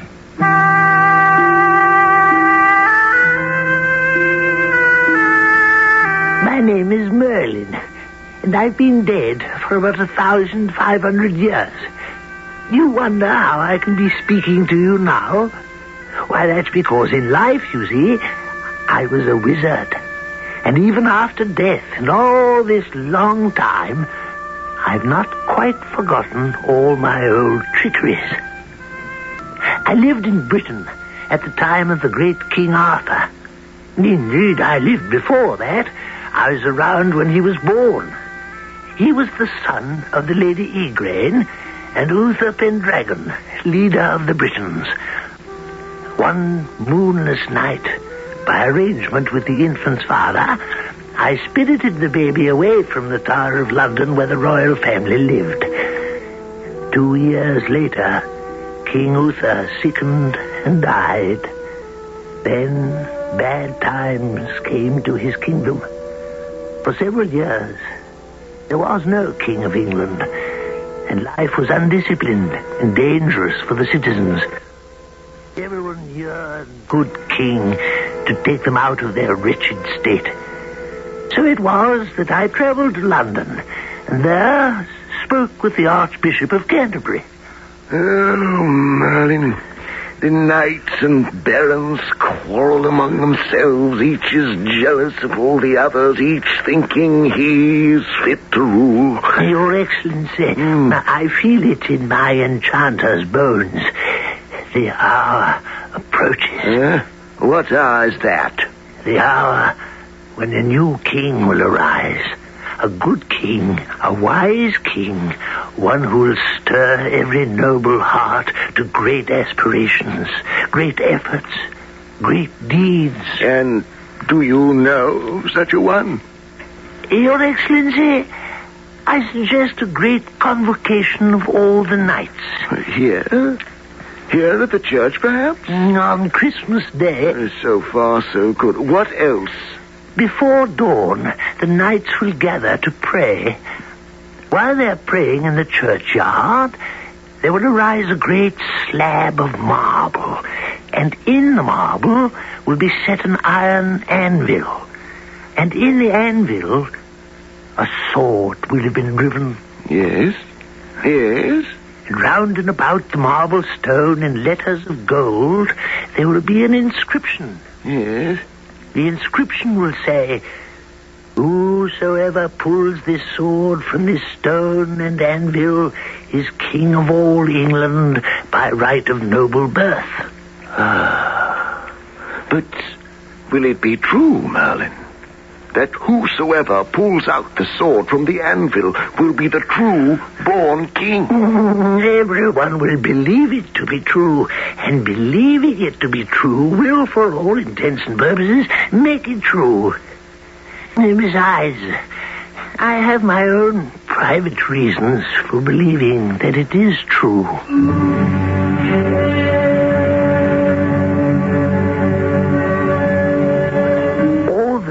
Came to the church, and one after another tried to pull the sword from its iron sheath, the anvil.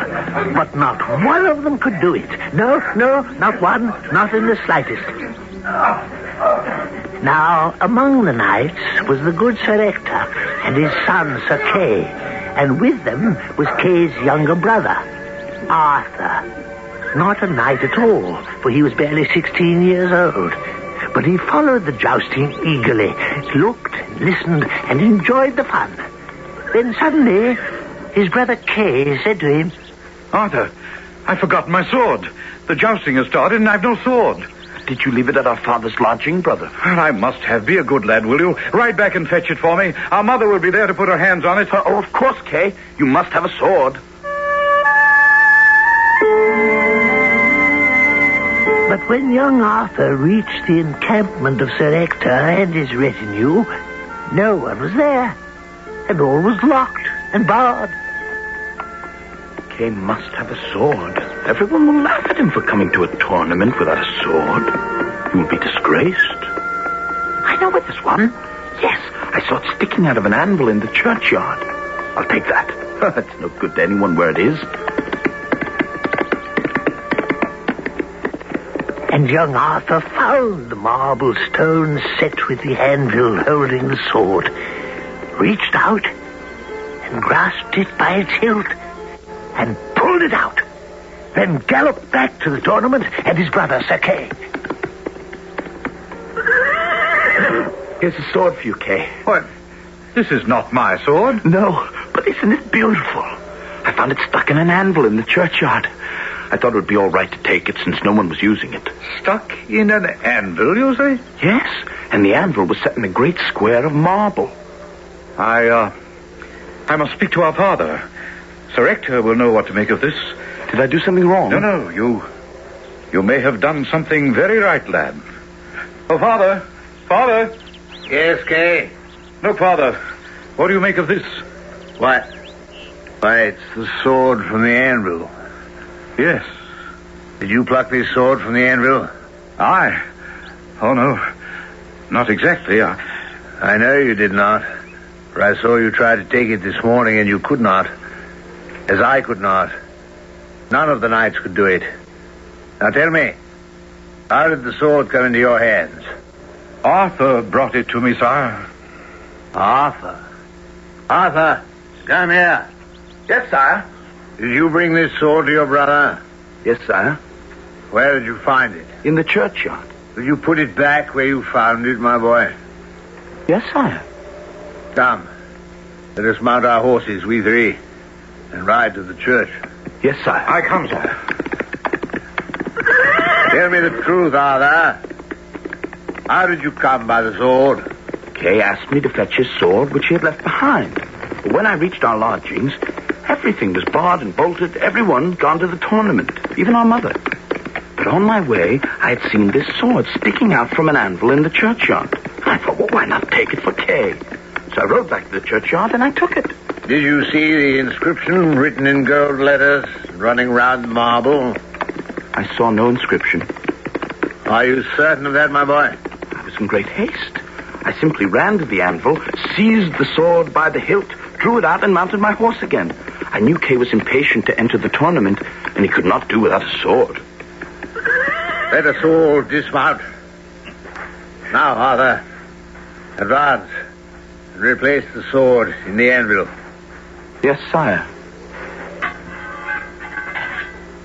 No trouble? No trouble, sire. Then come back and stand with me. Arthur, you tell me the truth of how you came by the sword? Yes, Father. It was as I said. I cannot move it. Kay could not move it. All the other knights tried this morning and could not move it. Yet you, a mere boy, show me again how you took the sword. Yes, sire. Like that, sire. And the sword slid from the anvil as easily as anyone could wish. Arthur held it aloft and looked with anxious eyes at his father and his brother, frightened to have accomplished something that had baffled them. Then the look in his eyes turned to astonishment as Sir Ector fell to his knees, and Sir Kay did the same, and both bowed their heads. Father, Kay, why do you kneel to me? Why? Read the inscription round the marble, Arthur. Read it, and you will know why we kneel. Whosoever pulls this sword from this stone and anvil is king of all England by right of noble birth.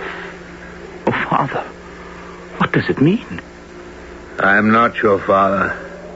I was never your father. You are not my father? What are you saying? I love you like a son, and always have. But you're not my son. The enchanter Merlin brought you to me when you were a babe in swaddling clothes. As my son, I raised and loved you. Now, I love and revere you as my king.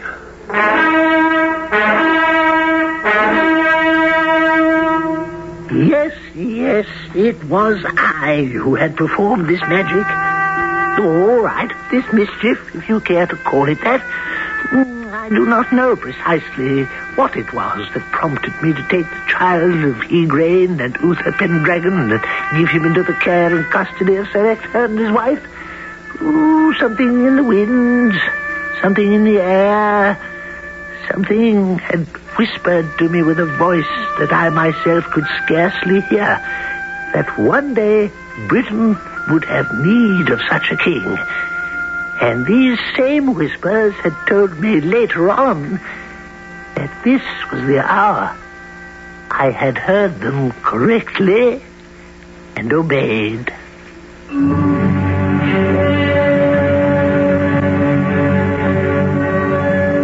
Strange indeed are the ways of magical men like Merlin.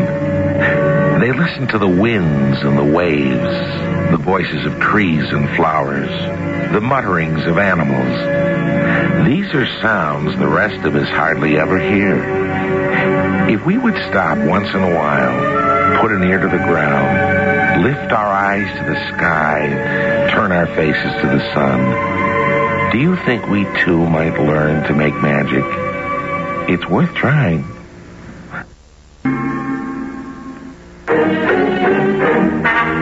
The General Mills Radio Adventure Theater will return shortly.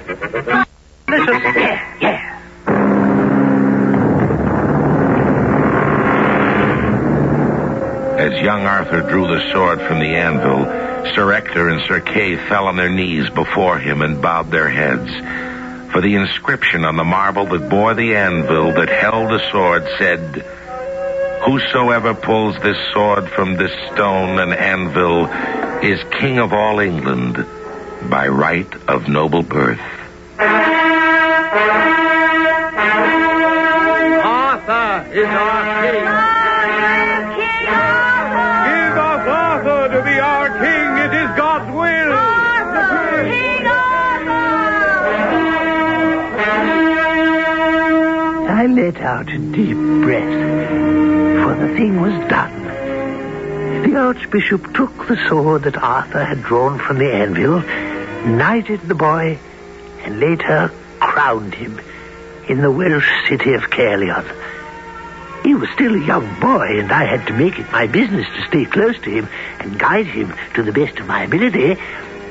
So it was that I was at court when a young maiden arrived one day, leading a horse, and across the back of the horse was the dead body of a man. King Arthur. Fair lady, you wish to speak with me? You see here, my lord, the cold body of a knight. A good knight he was, my lord. Yes, lady. And my beloved. Why do you bring him here? My lord, this dead knight's name was Sir Miles. He was slain in your forest. Who did the deed, if you know?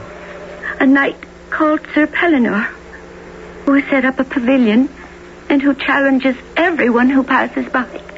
That is most grave. I ask of you, my Lord Arthur, that my beloved be buried with all honors due him. It shall be done. And that one of your knights ride forth to avenge his death. My lord Arthur. Who is that? A young Grifflet, my lord, a simple squire. May I speak with you, my lord Arthur? Advance, Grifflet. My lord, I wish to ride forth and avenge the death of this knight, Sir Miles. You are young, and I am told you're but a squire. All true, but my dearest wish and the favor I ask of you today is the favor of knighthood. Is it right that one so young should take upon himself the grave and heavy responsibilities of knighthood? Sire, I fought for you in the wars, and I think I fought well.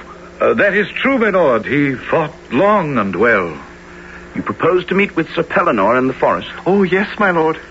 Then in exchange for your knighthood, give me your promise that you will run but one course against Pellinore, one course only. Then return here. Have I your word? You have my word, sire. Upon my honor. Then kneel, Grifflet, and be knighted.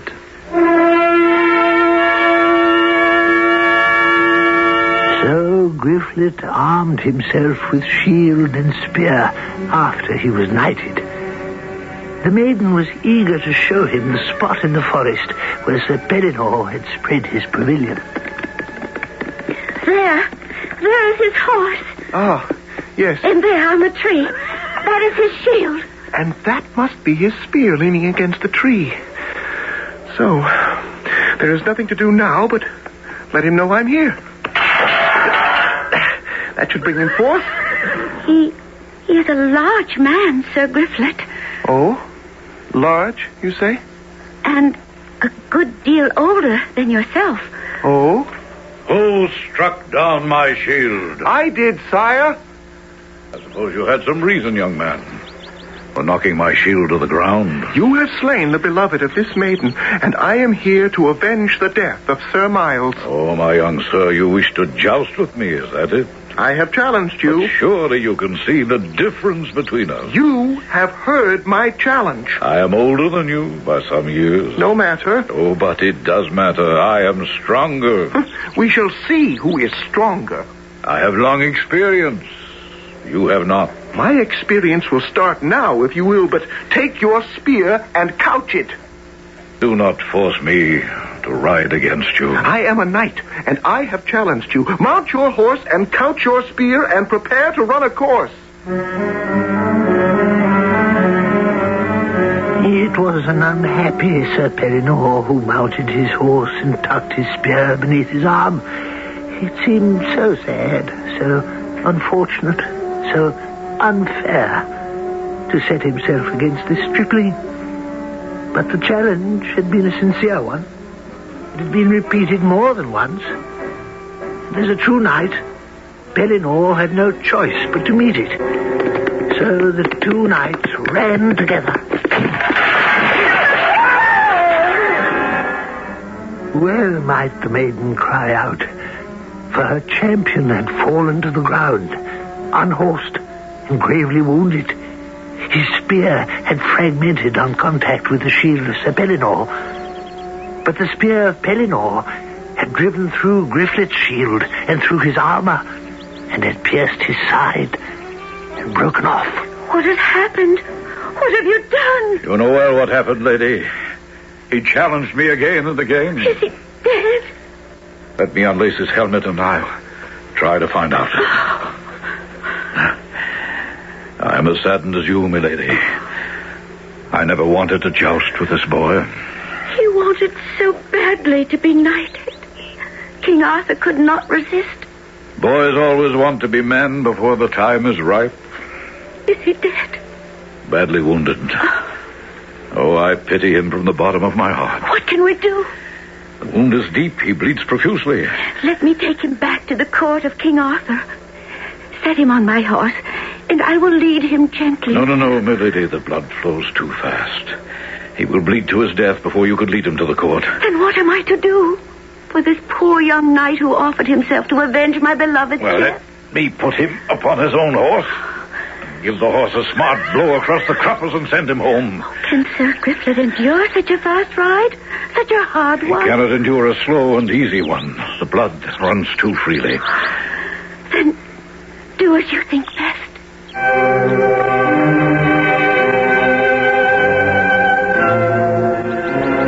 My Lord Arthur, Griflet has returned. How did he fare? Badly, my lord. I'm sorry for that, but it was his first knightly joust. He will learn. He may not joust again. He may not live to learn. What are you saying, Sir Kay? Oh, he's gravely wounded, sire. He has scarcely breath in his body. He is not dead. Close to death, my lord. Bleeding. Carry him inside, cleanse his wounds, and care for him. Who is that? It appears to be the maiden who took Sir Griflet to joust with Pellinore. King Arthur? Go attend to Griflet. I shall speak with the maiden. We'll try to save him, sire. Oh, my lord. I rode as fast as I could. How is the young knight Griflet? Sir Kay says he is sorely wounded. I know. The spear of Sir Pellinore pierced his side deeply. He may recover in time. Now, maiden, if you wish to go inside, you may be able to help the others tend his wound and make him comfortable. Oh, I see. My magician Merlin is approaching. I know he would speak with me, and by his look I judge that his words will not be kind. I shall withdraw, my lord, and say prayers for the young knight's recovery. Well, Merlin. Well, Arthur. What have you to say to me? I have nothing to say, my lord. Nothing? Nothing. Do you not know that young Grifflet's body has returned on the back of his horse, grievously wounded? Oh, yes. That he was wounded by the spear of Sir Pellinore when he went to avenge the death of Sir Miles? Yes. That had I not granted his wish and knighted him, he could not have gone off on this ill-starred adventure? Yes, I know. That I know that I am responsible for his wound? Yes.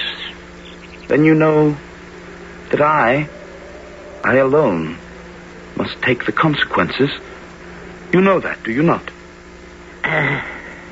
What I know. What you know.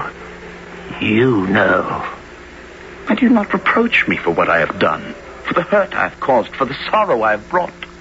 I have no need. You reproach yourself. You are right. I do.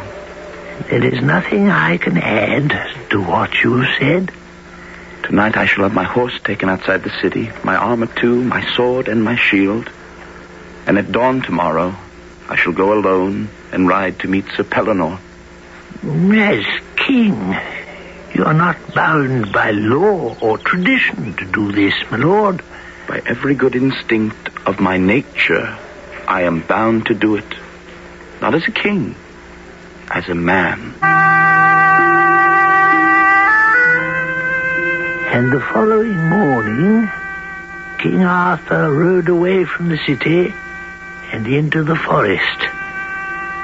My gifts told me that there was awful danger ahead.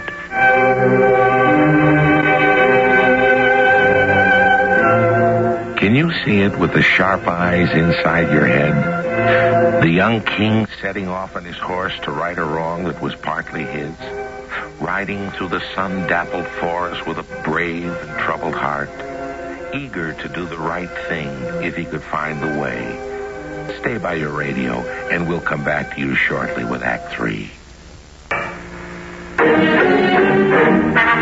The General Mills Radio Adventure Theater will return shortly. New York. Enter today.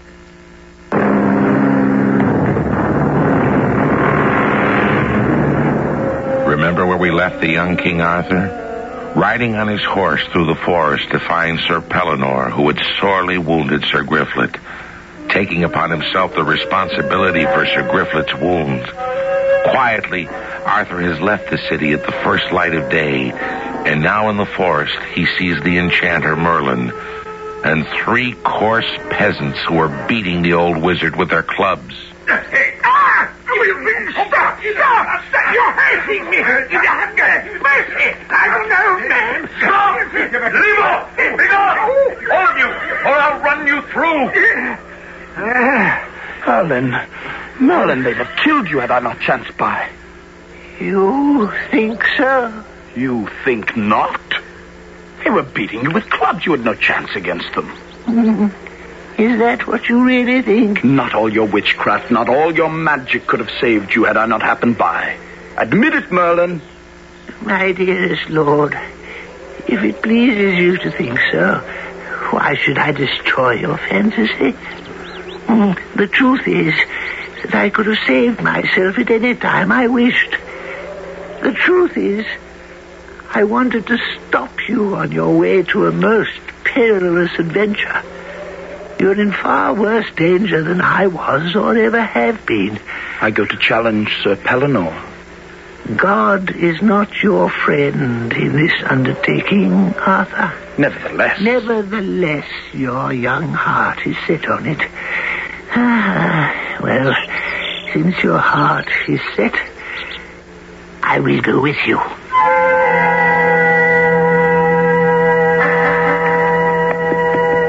Look there. The pavilion of Sir Pellinore. And there is Pellinore sitting in a chair outside it. He looks quiet and composed and not in the least afraid. Speak to him. Sir Knight, why do you guard this way and challenge every knight who passes by? It is my custom, that is why. A flimsy excuse. I tell you here and now to change your custom. It is my custom, and I will not change it. Whoever does not care for it is free to change it, if he can. I am here to to change it. And I am here to defend it. And with those few words, Pellinore mounted his horse and couched his great spear, and the two rode at each other, and their spears struck. Both spears shattered, and Arthur drew his sword, but Pellinore said, No, let us joust again with spears. I have no more spears, Pellinore. I have plenty. Take one of mine.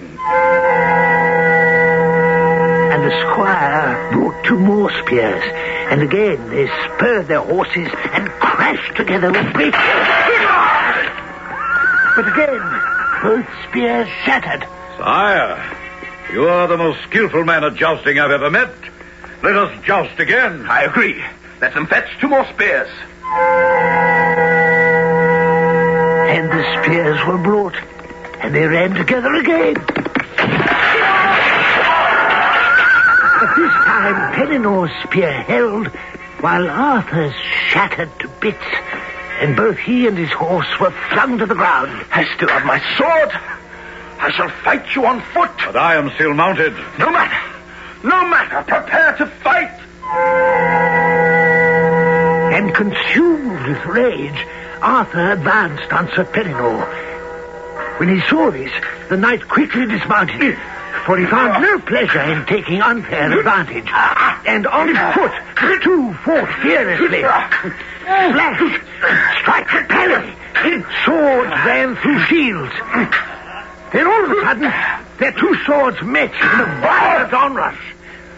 Arthur's sword broke in two, and Arthur stepped backwards and hung his head in shame and sorrow. Well, it would seem that I have won, sir. So it would seem. I could kill you now. It's true. Or I could let you live. I ask no favors. Yield to me or die. When death comes to me, I shall welcome it. But defeat, I shall never welcome. I will not yield. It was a glorious sight. Arthur, all unarmed as he was, on foot, without a sword or any kind of weapon, leaped at Pellinore and grabbed him about the waist and threw him to the ground and tore off his helmet. They wrestled thus till Pellinore in turn ripped off Arthur's helmet and raised his sword to kill him. Then I stepped in. And go away, old man. He has earned his death. You do not know what you propose to do. I propose to end his wretched life. If you do, you may end the life of a whole kingdom. How say you? This is King Arthur. A great spreading look of fear came into the eyes of Sir Pellinore. Fear of what King Arthur might do to him in retaliation. And he raised his sword again to kill him. It was time for one of my enchantments, so I looked deep into those fear-filled eyes, and Pellinore's sword dropped to the ground, and he himself fell into a deep sleep. Merlin, have you killed him? Have you slain this valiant knight with your weird magic? He was one of the best knights I ever went against. I need him back and by my side. He is asleep, my lord. He will waken soon. Oh, good. He will live to serve you well. Why do you stay with me, Merlin? I, who am nothing. I have my reasons. A defeated king. Not defeated utterly. Not yet. Wounded, disarmed, helpless. Not helpless. Not yet. Without even a sword. At this moment, you do not seem a king. You do not talk like a king. You seem and you talk like a child. A hurt and humiliated child, made angry by the hurt and the humiliation.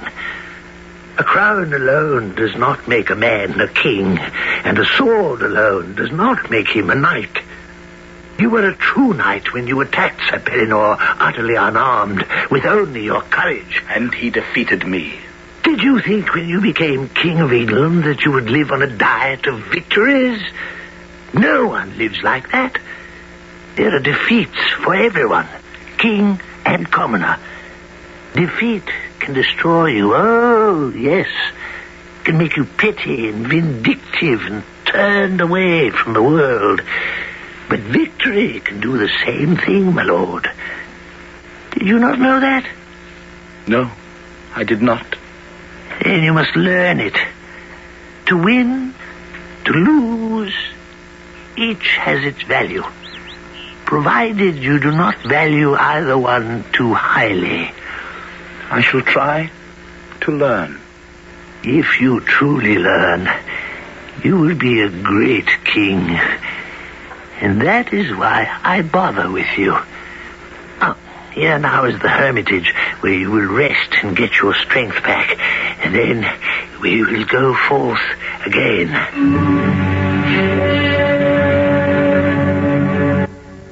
3 days' time, we did go together again. Arthur strong and rested, and his wound on the way to healing. Merlin? Yes, what is it? I still need a sword. Well, you shall have one. A particular sword. One made for you and you alone. There is such a sword? It was fashioned for you in Avalon. But where? Where is Avalon? Here, now, pull up. Look there. What do you see? A lake. A lake of purest blue. Look to the center of the lake. What do you see? Why, it seems to be an arm. Yes, an arm, clothed in a sleeve of white silk. And it is holding up a sword. Yes, a sword in its scabbard. That is your sword. My sword. Take your eyes from the sword a moment. What else do you see? I see a lady, a damsel walking on the lake. She steps lightly on the water, light as a feather floating. She comes towards us. She is the lady of the lake. Lady, forgive me if what I'm about to say is impertinent or in any way presumptuous. You are Arthur. Yes, lady. Speak on. I have no sword. I have need of one. Please tell me, what is that sword that I see out there in the lake? That is my sword. Oh. I had thought, I was told... My lord, see the little boat by the shore. Get into it and row into the lake until you reach the arm clad in white silk. Reach out. Take the sword and the scabbard. Both are yours. Guard them well. And Arthur went to the little boat and got in and rowed out to the arm in the center of the lake. And when he had reached it, gently he put his hand upon the sword's hilt, and gently the hand that had held it released it into his. And hand and arm disappeared beneath the waters of the lake. And Arthur rowed back to shore. But when he got out of the boat, the lady of the lake was no longer there. So Arthur and I mounted our horses and started back to the castle. Tell me, Arthur, which do you prefer, the sword or the scabbard? Oh, the sword. The sword, of course. It is a poor preference. How can you say that? It is a wonderful sword. That it is. And its name is Excalibur. Oh, Excalibur. But you would do better to prefer the scabbard. It is far more precious. No, a scabbard is only a scabbard. A thing to hold a sword when it is not in use. While you wear this scabbard, you can lose no blood. What? No matter how deep your wound. For it is a magic scabbard. You should keep it always near you. That I shall, Merlin. Now, that is enough in the way of preaching and teaching. I say that we should ride hard for home, where we can feast on curried porpoise, iced fruit salads, jellied eels, and tankards of ale. And how about a barrel of wine? Come, Arthur, we're off.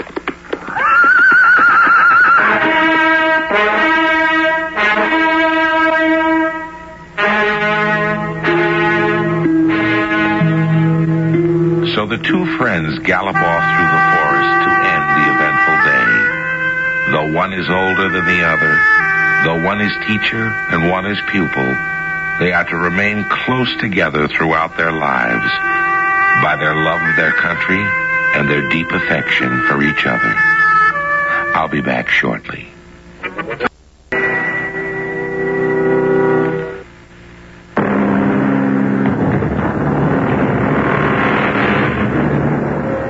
I dearly love what your radio can do.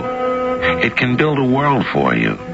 A world so different from the one you and I must now return to. Because it's the world of your imagination. A world as vast as the universe. A world in which you could be anything or anyone. Have you enjoyed our visit to another century and England's youthful king? Well, if you have, we'll call our journey a success. If you missed the details, I can bear it.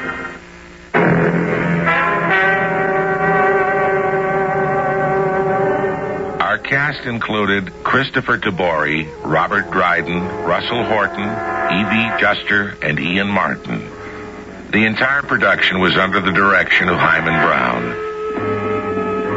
This is Tom Bosley inviting you to return to the General Mills Radio Adventure Theater for another exciting tale you can hear through the magic of radio. The General Mills Radio Adventure Theater is recommended by NEA, the National Education Association. It's springtime and a young...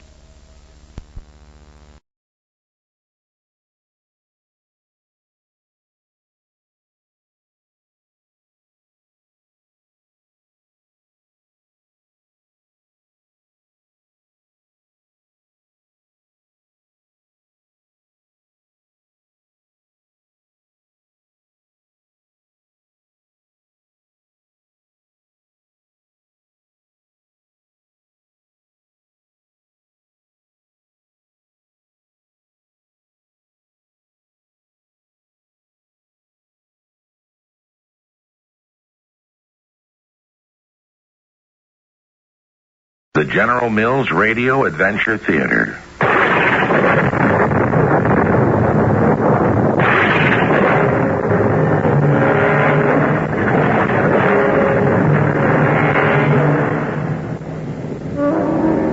I'm Tom Bosley. Is there anything more exciting than the circus? The blare of the band, the smell of the tan bark, the tumbling clowns, the hair-raising, death-defying aerialists, the lumbering elephants and the snarling lions and tigers, the bareback riders and all the rest. But suppose you were 16 and suddenly found you owned a circus that someone was trying to sabotage, and you were so alone that you had to play detective to find and face the criminal. Our adventure story, The Clown Who Wasn't, was especially written for the General Mills Radio Adventure Theater by Ian Martin. It stars Chlorine Orr and Ralph Bell. I'll be back shortly with Act One.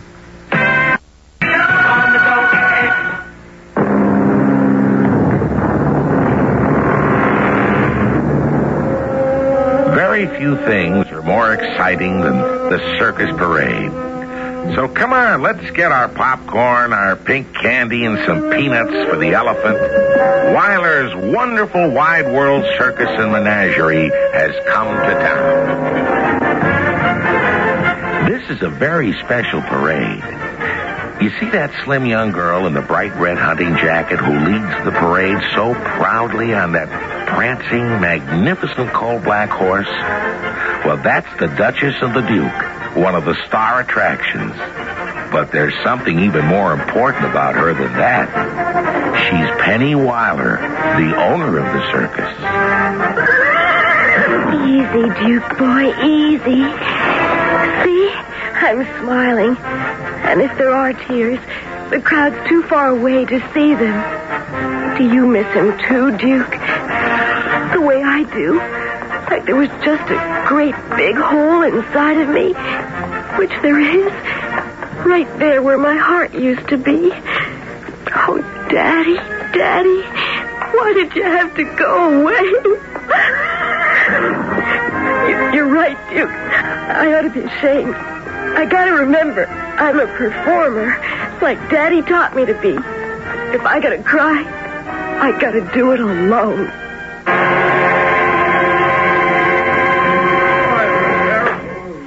You drive them snakes good, Peavy.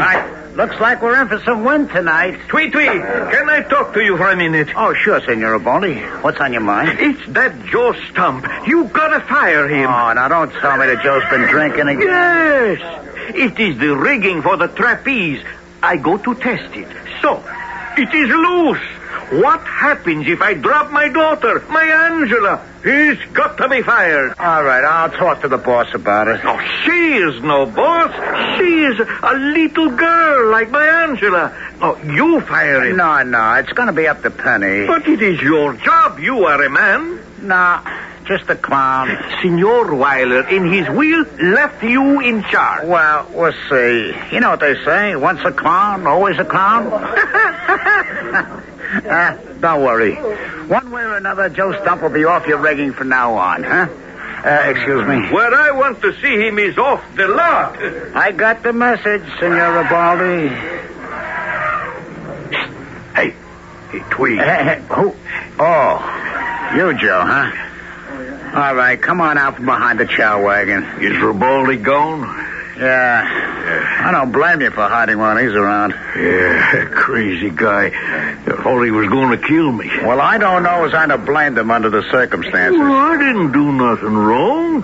It was loose, but I didn't leave it that way. What, do you think he did it? Well, I don't know.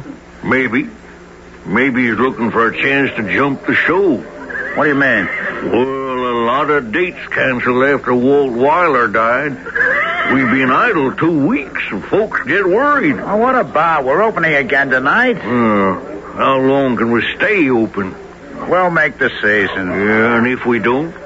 There isn't an act in this circus can't find work somewhere else. Well, if they look for it now, sure, they could make a deal with Colonel Carter Tatum. A fair deal. But if we fold, you know he'd pay nothing but peanuts. Everyone, most of all roustabouts like me, would have to settle for them. Well, let's not cross any bridges, huh? Speak of the devil. What? Oh, Colonel Tatum himself. What's he doing on our pitch? Well, hello, Joe Stump. Still rousting, eh? Oh, I got it in my blood, Colonel Tatum. Good man. And, Tweed, isn't it? Yes, that's right. Forgive me, I'd recognize you any time in makeup. Tweed, the famous clown everyone knows and loves. Frank Tweedle is not so well known. That's right, sir. Yeah. Setting up for tonight, eh? Right again. Where is Miss Wilder, do you know? In a wagon, I guess, with Angela.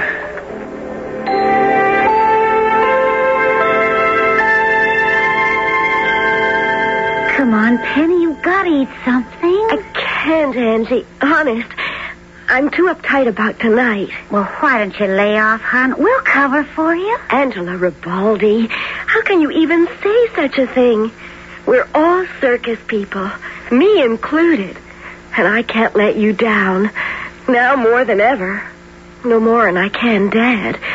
We're going to show him that not only the show goes on, but the circus. I can't quite see out of this window.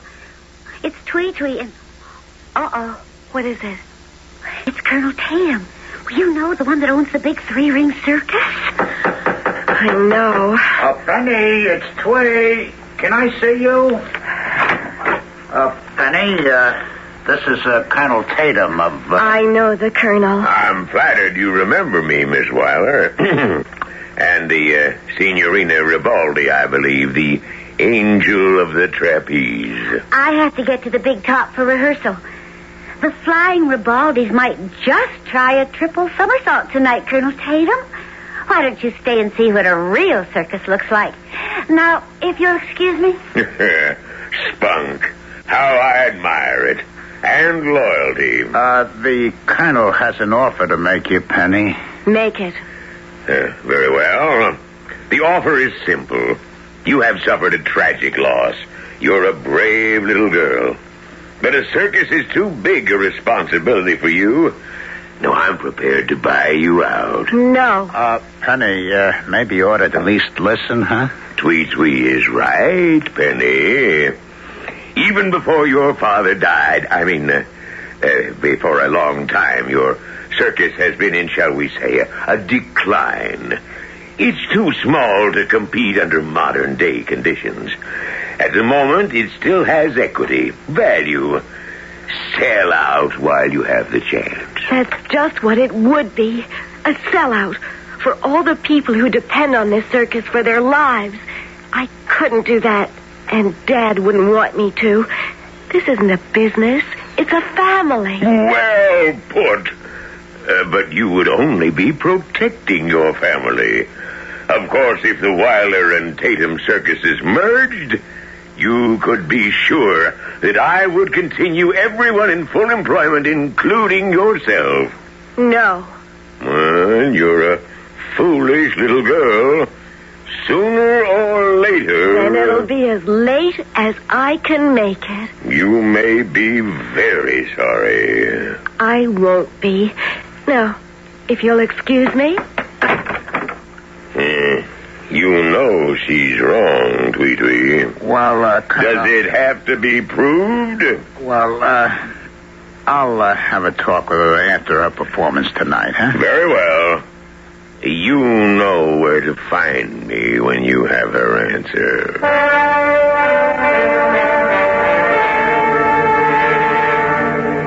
Calling your attention once again to the center of the ring, where Duke the Wonder Horse is now about to extend to the Duchess an invitation to a waltz.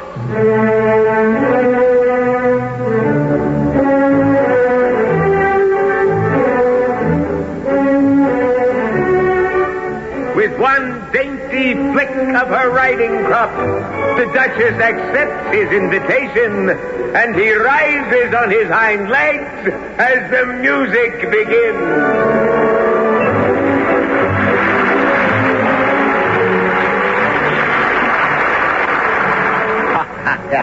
You were better than ever, Penny. Duke's the one that deserves the applause. Well, you better take him back for your bow. Come on, Duke. Your public's calling. Mr. Barnum was right. Huh? Oh, Freda. What do you mean? That little nothing with no talent. Fooling the people just because a horse can stand on its hind legs. I worked for years to train my cat. What does she know about animals? Well, what are you, Freda? Jealous? No. Maybe just mad. Because I hear she turned down an offer from Tatum Circus. Yeah, that's right. She will be sorry she passed up the chance.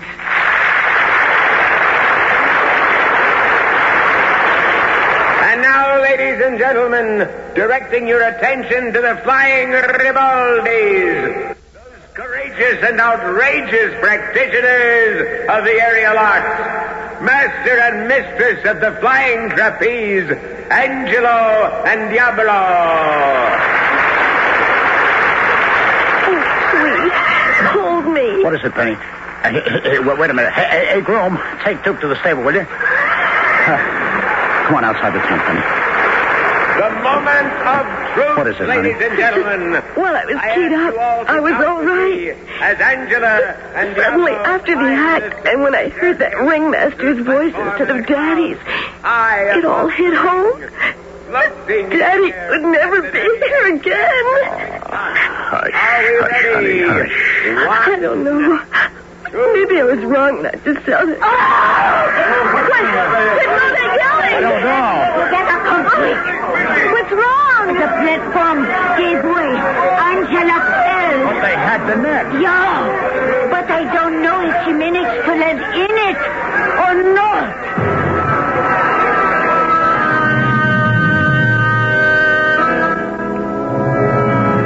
Wow. Remember how that net stretches under the aerialist? So that if a catch is missed, the trapeze artist can fall and bounce in the middle? But a fall from the platform at the end where there's no protection, or even where you could miss the net entirely. Where did Angela fall? And what's a lot more important, why? I'll return shortly with Act 2.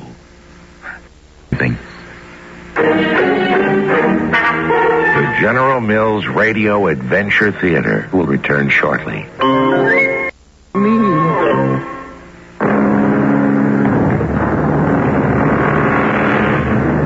What happened to Angela? Well, she fell and was hurt. How badly, no one knows yet, because in the circus world, the show must go on. But now the show is over. The audience, chilled by the accident they have witnessed, has left. And while Tweetwee has gone to phone Signor Ribaldi at the hospital, Penny has walked out into the empty big top to join Joe Stump, who's carefully examining the faulty rigging that caused the fall. Joe? Oh, Miss Penny. What are you doing? Checking this rigging. Nobody asked you to do that. I wanted it left alone till Tweetwee could check it with me. You had no right. Look, I'm still with the circus, ain't I? Tweetwee told me Signor Ribaldi was complaining you left the rigging loose. Oh, someone else slacked it off. I was just going to try to... Tweetwee, how's Angie? Oh, nothing too serious. I talked to the doctor. She wrenched her shoulder. It'll be some time before she's back at work. I don't care about that, just so long as she's okay. Oh, she is. Hey, what are you doing here, Joe? Well, I was starting to check out this here rigging. I just don't want to get blamed for Now, nothing. look, let me tell you something. Senor Ribaldi is on his way back from the hospital looking for you. If for no other reason, I'd make myself scarce. Twee, come here. What is it, Penny? Look at this cable. Huh. Broken, too. These strands here. Yeah? See how clean the break is? What are you trying to say, Penny? Just what I see. Couldn't one side of this have been cut? Cut? Hey, Joe, Stump. He's gone. You don't suppose that... Oh, I don't know what to think. Maybe we should get the police. Oh, no. I don't think that's such a good idea. Why not? Well, we might get tangled in the law and not be able to move out for the next show. And anyway, we have no proof the cable was cut. I think it was. Or that Joe Stump was responsible. I think that oily Colonel Tatum is behind this. Oh, now, you don't think he'd go so far as to try to sabotage us? I don't know what to think. When I look at this look, cable... a youngster shouldn't have problems like this sitting on his shoulders. Maybe you should take the Colonel's off a penny. I thought you and Dad were best friends, Twee. I never thought you'd walk out on his wishes. The circus meant a lot to him, Penny, but his daughter means a whole lot more. That's why she isn't going to let him down. Okay, let's break camp, Twee, and move on out. I'm going down to the hospital to see if Angie's well enough to come on along.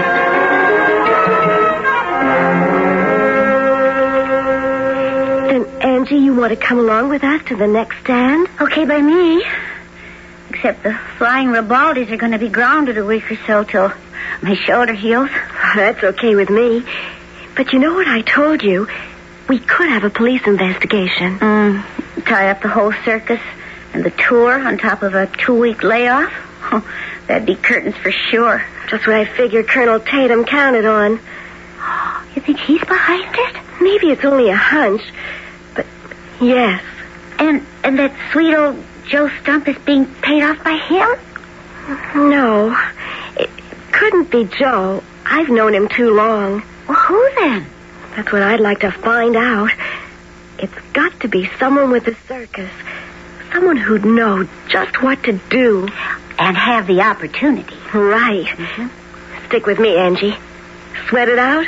Will you help me get dressed, Penny, so I can get out of here? I've got to get back to Twee. He's taking the tents down.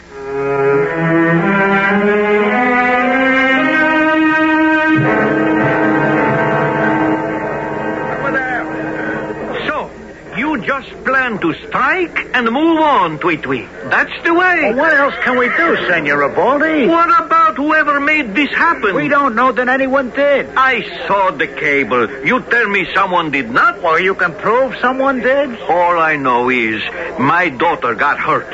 What's the sense to talk about it? That Joe Stump. I kill him with my bare hands when I catch him. You know where he is? No, I don't, and he's fired. I don't think he'll show his face around again. Who's that? It's a taxi.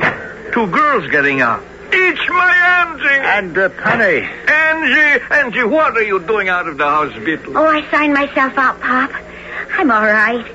The circus is breaking ground, and I wanted to be here to go along with it. No, you can't work. Oh, that's all right with me. I want to be with Penny. I think we should all stick together, Senor Baldy. It's all very well for you to say you did not get hurt. It's the best way, so nobody else does. No, I stay here, and I find that no good Joe Stump. That's what I mean, Senor. You have no proof Joe tried to harm you. You hurt him, you'll only get in trouble. Come on, Senor Baldy. I need you with me. Well, what good are we? We cannot perform. But you could just be there. I mean, you're all a part of the family I have left.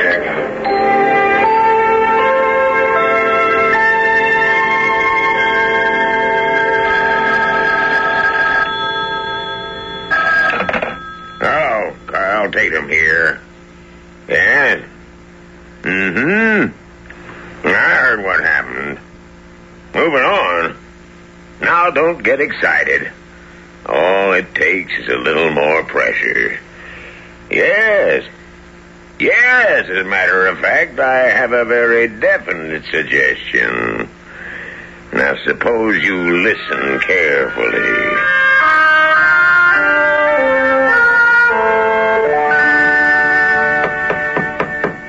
Yes? Miss Weiler, it's Nate Kramer, the ringmaster. Oh, sure. Come on in, Mr. Ringmaster. I haven't much to say. I wouldn't even be bothering you, kid and all, except, jobs aren't that easy to find, and I'd like to latch onto one. You don't like your job with this circus? Oh, I'd be fine if I thought it could last. The audiences. Miss Weiler, a dead fish could draw more flies than we've been. You ever thought of joining up with Tatum's circus? No.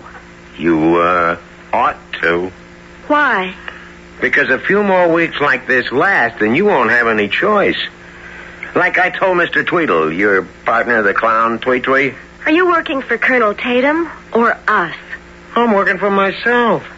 Always have, always will. So if I sold out to Tatum's circus, what would you get out of it? Nothing. So far as I know. I'm just kind of sorry for you, little one. In the long run, I figured you might come out better. Believe it or not.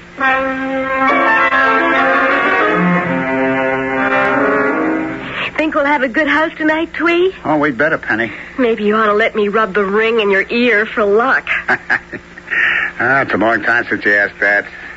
Not since I used to dangle you on my knee. I haven't needed any extra luck since. Oh, but I sure do now. The way things are going, maybe you better rub it every day. I'm not only talking about the gate. What do you mean? Oh, I hate to do this to you, but maybe you better have a talk with Freda. Where is she? Down by the cages with the big cats.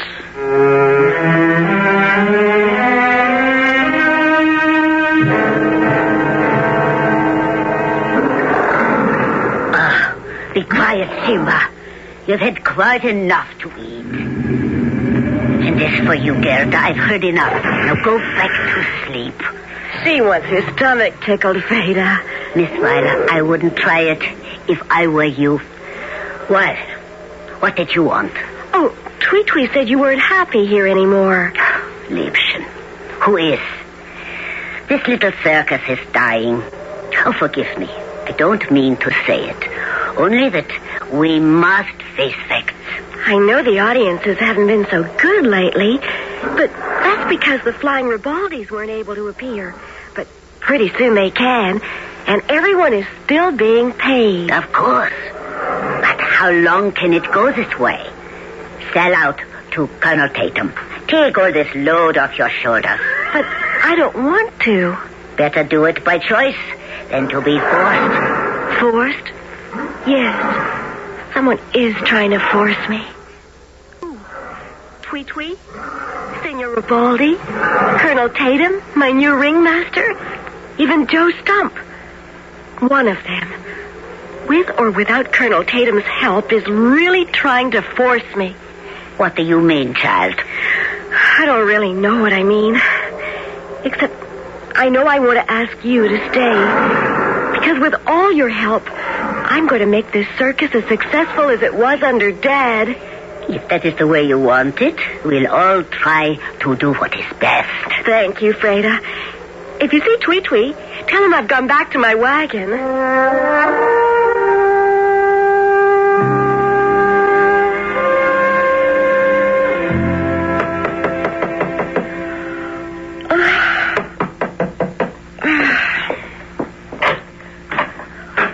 Oh, it's you, Tweet Tweet. Come in. I just brought you the money for the box office. How did we do? Not so good. It'll be better from now on. Angie's pretty near ready to come back, and we'll have the trapeze act. Well, that'd help. You don't sound like you're jumping with joy. It's you, Penny. Don't you think maybe you've bitten off a little more than you can chew? Trying to run a circus? Why should I have? As long as I have you to help me. Oh, baby, it isn't that simple. As long as your father was alive, he was able to, hold off certain things. But now I, honest to Pete, think maybe the best thing for us all would be... I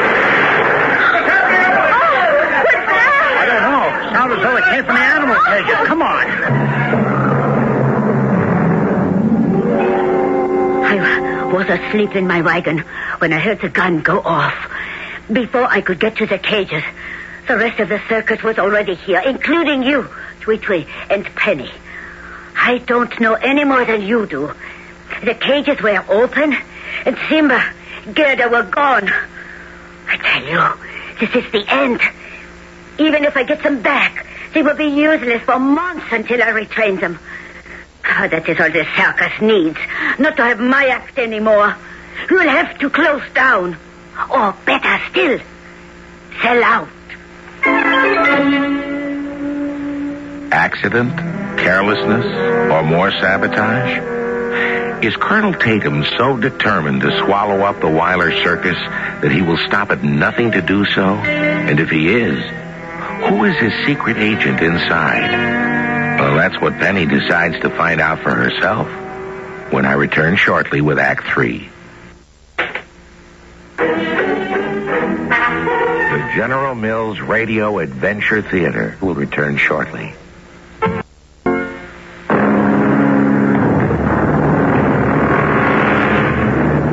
Once again, because of circumstances beyond its control, the Weiler Circus has had to cancel engagements it desperately needs to keep it going. But 3 days of scouring the countryside have finally convinced the authorities that the two animals which were allowed to escape are hopelessly lost in the mountain areas. So, reluctantly, they have permitted the Weiler Circus caravan to take to the road again. In Penny's wagon, she stares bleakly out at the wild scenery while Tweet Tweet drives the twisting roads. I wonder how Daddy would handle things if he were here. Better than me, I guess. Oh, Twee, how could you have stopped things from happening? That one's easy. How? I could have talked you into selling the circus while it was still worth money, the way I ought to have. I was the one who didn't want to sell. Oh, you're as stubborn as your father. Twee? Yeah? Can I rub your earring for luck? Well, didn't bring us much luck last time. This time I'm not just sitting back. This time I'm going to do something to help it along. What does that mean? I'm not talking yet. My ears just popped. We're coming down. We must be near Marriotteville. Yeah, at the bottom of the valley. How long before we get to our pitch? Oh, another hour, 45 minutes maybe. Then I guess I'll catch a nap till we get there.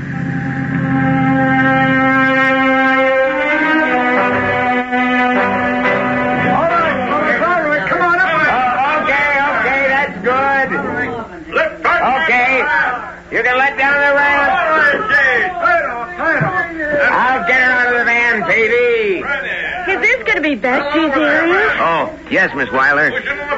We'll stake the elephant out here. Good. I'll say hello to her. Right. I'll just get the door open. And come on, girl. Come on. Hello, Betsy girl. How are you? You want to stand by while I drive a stake for leg iron? Sure. You haven't seen Mr. Tweedle around, have you? Tweet? No. Not for a while. I saw him get in the station wagon. I think he was going into town. You know why? I didn't ask him. Not my business. Yeah. That ought to do it. Hey, you thought any more on getting rid of the circus, Miss Weiler? I mean, after all that's happened? No. Why do you ask? I don't know. Maybe because we're superstitious circus folk. And bad luck goes in threes. Good idea to get out before we get hit the third time. Penny, Mr. Ringmaster, have either of you seen my father? Well, I did, Miss Ribaldi. He came boiling past here about half an hour ago, madder than a wet hen about something, and he hitched a ride with Jim Bowles into town. Why, something wrong? Oh, no, I was just looking for him. Penny, could I see you a minute? Sure. Walk me back to my wagon. Bye, Mr. Kramer.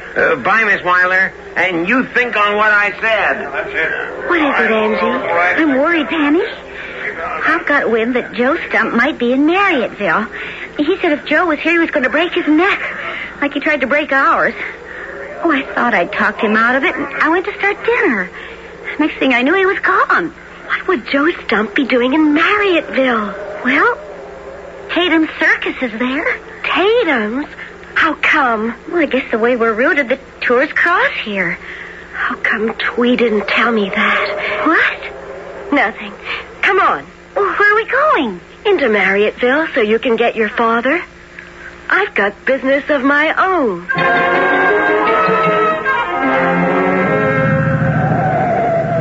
Take it easy, Penny. I'm sorry. You're sort of mysterious. Oh, I wish I knew what you were thinking about. It's not me that's mysterious. It's all the things that have been happening to us. I've been trying to figure out who could be responsible. And have you? I've got some candidates. Oh, who? Well, Joe Stump. Though I think he's out of it now. Nate Kramer, the ringmaster. He's always trying to get me to sell out. Afraid, huh? Oh, well, she suffered more than any of us. She doesn't even have an act left. I'm not saying I know who it is. Just who it could be. Well, who else? Well, Twee. Twee? Couldn't suspect him. I just hope I won't have to. After this trip to Marriotteville. Will you calm down now, Pop? Oh, I'm sorry I don't find him. I wring his neck like a chicken. You still think Joe Stump sabotaged our rigging, right? What? What was Twee doing going into Colonel Tatum's office? Well, maybe he was looking for Joe Stump like me. I don't like that Colonel Tatum. Well, you think Twee does? I don't know. We can ask him that when we get back. Here she comes, Penny. Don't you tell her about Twee. You let me. Why? Because, well, it's like to break her heart. Sorry I kept you waiting. Ready to go? Oh, yeah.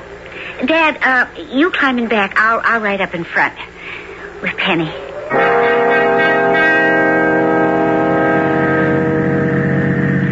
I'm sorry I had to tell you about Twee and the Colonel, Penny. Why? It doesn't matter. Oh, it doesn't? No. I know who the real culprit is. Oh, well, how are you going to handle it? As soon as I get back to the pitch, I'll let Twee decide that. Even though he went to see Colonel Tatum without telling you? I trust Twee no matter what he did. But I don't want to talk about anything else now. The first thing we've got to do is make the performance.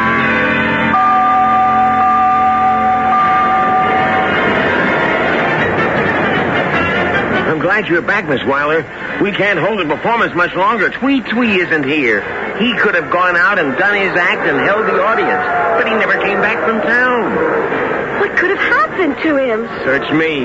The way it is with the trapeze act out, the lion tamer act cut to nothing, and now Tweet-Twee missing.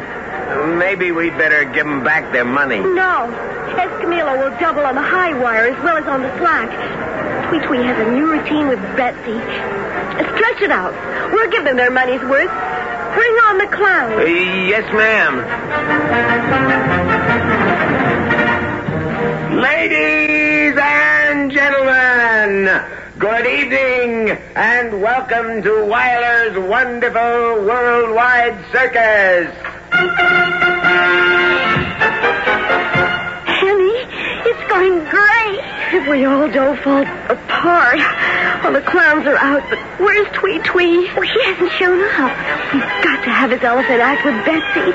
We'd be cheating the audience without it. Oh, he just isn't here. There's an extra costume of his around somewhere. Come on, help me make up so I can take his place. Angie, you take Duke back to the table and... Oh, wait a minute. There's Tweet-Twee. Where? Oh, he just ran out of Betsy's tent. Oh, good. He's all in makeup, ready to go on. Tweet-Twee! Tweet-Twee! Where are you? That isn't Tweet-Twee. What happened? No! Oh, Dad! You all right? I heard the What happened? What is it? Oh, Paul, do you want a fire? Hey, run! Hey, run! It's fire! It's a bucket! Look out! It's the elephant! Oh, she's run wild! Wait! Oh, wait! Oh, he's overhead! Help me! She's carrying someone on her trunk! What? Oh! It's Tweet-Twee! All right, Tom. Good girl. Good girl. Oh, we got you and Tweet-Twee. Now, let's get that fire under control.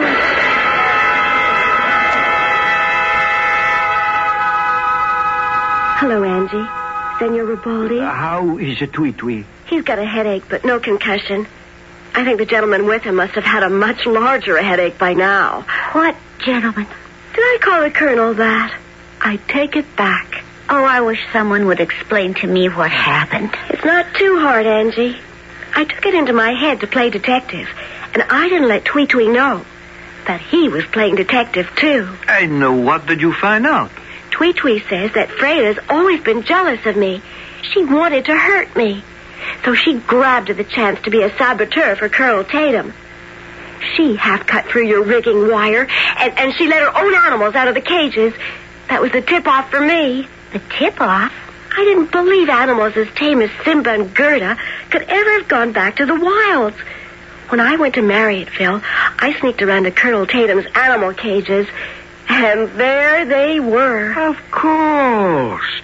If you're going to hide a lion or a tiger, what better place to hide them? But what about last night? Maybe I can tell you that better than anyone. Oh, Tweet-Twee. Well, you see, I suspected the same as Penny, but I got home earlier and faced Freda with the truth. She pulled out her gun, and when she told me to turn around, she hit me on the head. Tweet-Twee was already in costume and makeup. Freda was desperate and decided on a way to put all the blame on him. She stole a clown suit and some grease paint to put on makeup like Tweet-Twee's. Then, while the show was still going on, she dragged him to the elephant's tent. She's a very strong woman. I can show you the size of the bump on my head to prove that. But what did she expect to prove? Well, she'd also gotten hold of some gunpowder. She exploded that to call attention to Betsy's tent. So she'd make it look like I was near there, you see? Oh, of course. Oh, I thought it was you. Everybody did. Well, I don't know if she thought Betsy would trample me to death, or maybe I'd burn up in the fire that she set, but anyway, I'd get the blame. As you say, you all saw me.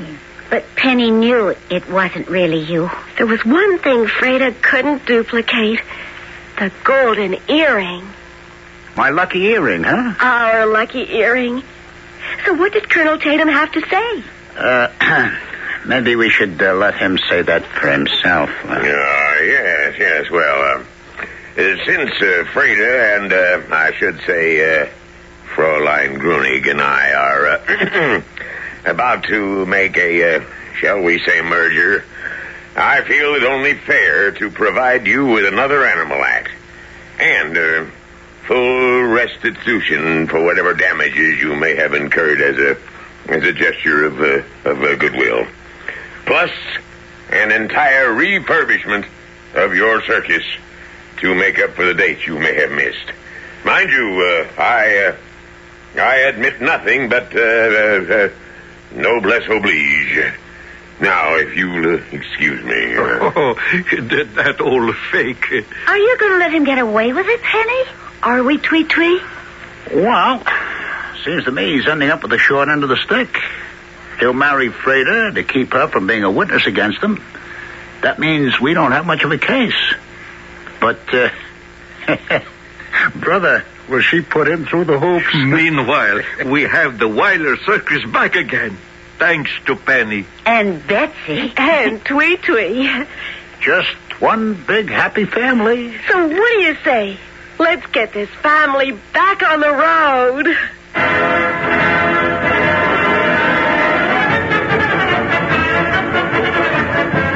All right, everyone. Get your pink candy, your popcorn, and your peanuts for the elephant and join the parade. Led by the Duchess riding the Duke, here comes Weiler's wonderful Wide World Circus and Menagerie. Look out, everyone. Step back and cheer, for the circus is back in town.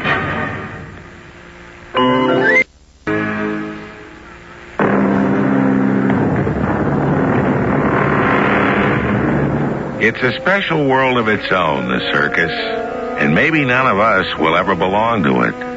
But the thrill it brings to our lives once a year, the color, the pageantry, the excitement, and the glamour never seem to dim. For there's a child in the heart of all of us, and the heart of any child belongs to the special magic that is all summed up in that one marvelous announcement. Ladies and gentlemen, the circus is back in town. This is Coke.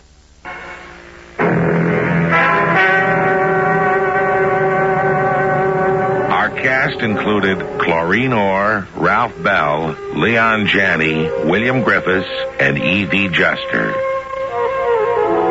This is Tom Bosley inviting you to return to the General Mills Radio Adventure Theater for another exciting tale you can hear through the magic of radio. The General Mills Radio Adventure Theater is recommended by NEA, the National Education Association.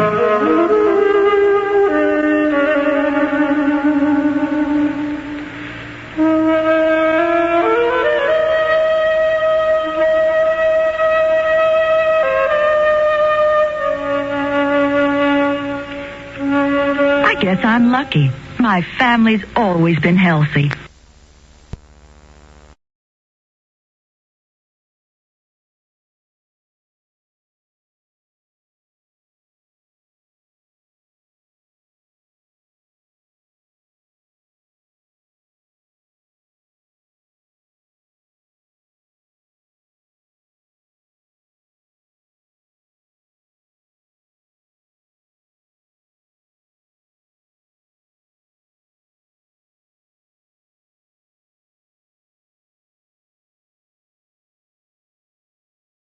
The General Mills Radio Adventure Theater.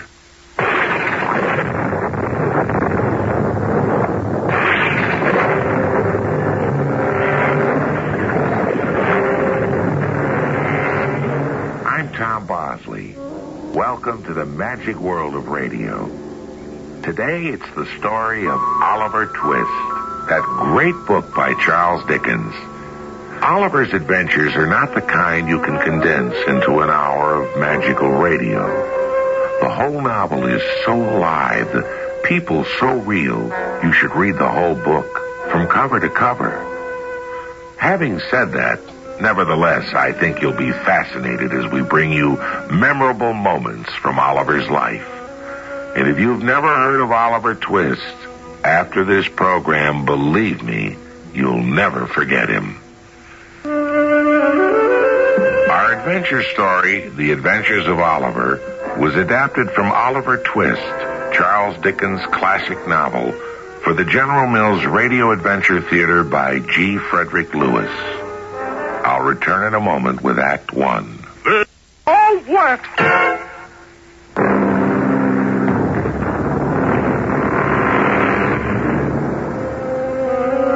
In England, 100 years ago, children who had no family were often assigned to workhouses and forced to work long hours for no pay. They were given only the most miserable of meals and bedding. Oliver Twist was born in such a workhouse. His mother had been found unconscious by the roadside, and she was taken in by the workhouse and died soon after Oliver was born. Her name was unknown. Oliver got his name from Bumble, the man who ran the workhouse.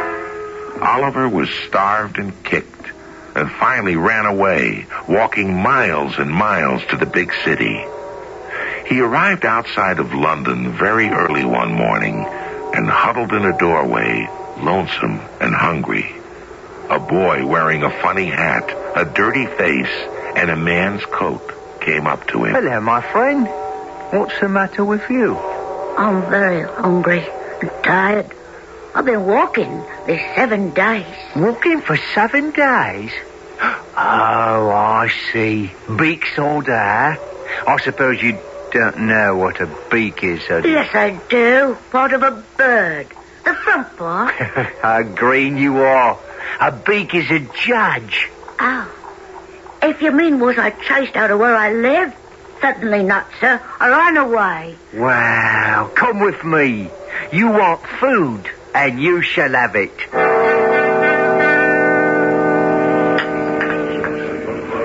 Sir, you're going to London? I am. I hope to. Oh, that's your ticket. Yeah, eat up. Ham and bread to stuff you like a goose. You got any lodgings? No lodgings. Any money? No money. Sir, that ham and bread is the most glorious meal I've tasted, I can assure you. I suppose you want some place to sleep in tonight. I've not slept under a roof in 7 days. Well, I've got to be in London tonight, and I know a respectable old gentleman as lives there what'll give you lodgings for nothing. That is, if any gentleman he knows introduces you. Your name, sir? Oliver Twist. What is yours? Jack Dawkins. Among my intimate friends, I'm known as the Artful Dodger. Oliver, you may or may not call me that, as you choose. Shall we go?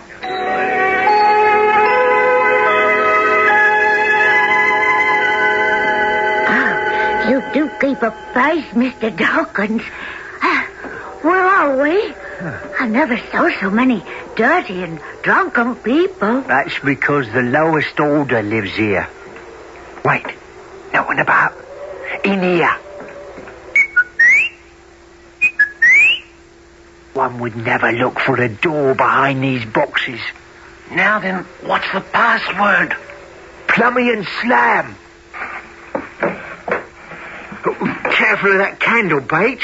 You'll catch me here. Who's the other one? Oh, new pal. Where did he come from? Greenland. Does it matter? Oh, he's Fagin upstairs. Yes, he's sorting the wipes. Up we go. Wipes? What are wipes, sir? Handkerchiefs.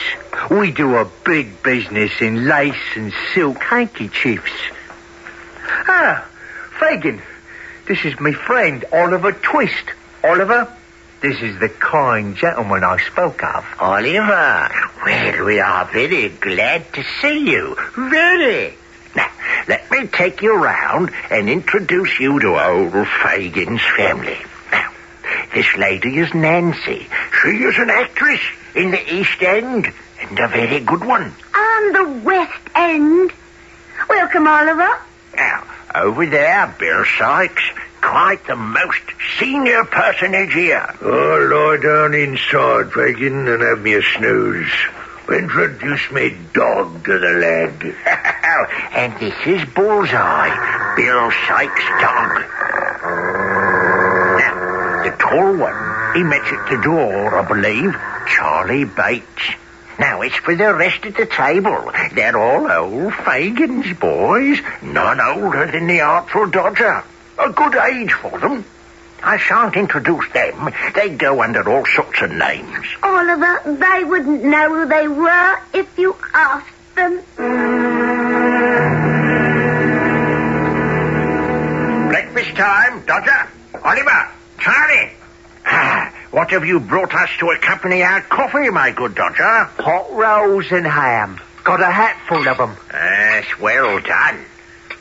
Oliver, you slept well, I trust? Oh, yes, sir.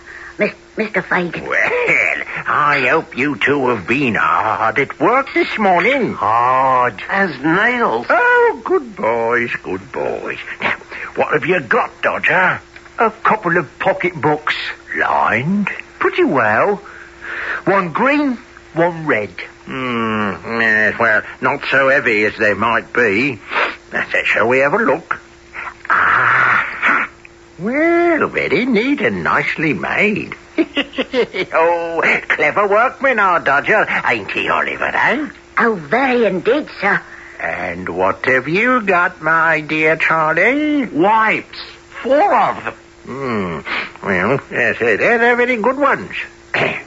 Now, Oliver, you'd like to be able to collect pocket handkerchiefs as easy as Charlie Bates, wouldn't you, my dear? Very much indeed.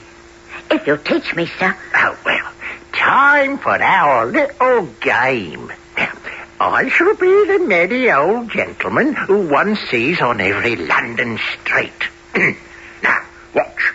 I place a snuff box in one pocket of me trousers, a note case in the other, a watch in the waistcoat pocket, and a mock diamond pin in me shirt. There. I button me coat about me. Oh, it's a windy day. Put me spectacle case and me handkerchief in me pockets, and take me stick out and go for me morning promenade. Now, good Oliver, watch the Dodger and Charlie try to get the best of the old gentleman. See? Now, as I walk, I keep a sharp eye round me for fear of thieves. What is it? Oh, boy! Beg pardon, sir. Very sorry, sir. Oh, help! Pickpockets! Oh, dear me. Will you look at that, Oliver, eh? They've removed the snuff box, the note case, the shirt pin, the pocket handkerchief. You just never see anything. I'll tell you that our little game. We play it every morning. Boys, up you go. The day is young, and there are many games to be played. Goodbye, boys. Good boys. Good boys. Make them your models, my dear Oliver. Make them your models. Sir, Mr. Fagin, you called out pickpocket. Is that not against the law? Only against the law if you're caught. Otherwise, it is a game. And now, come over here, and I'll show you how to take the initials out of the handkerchiefs.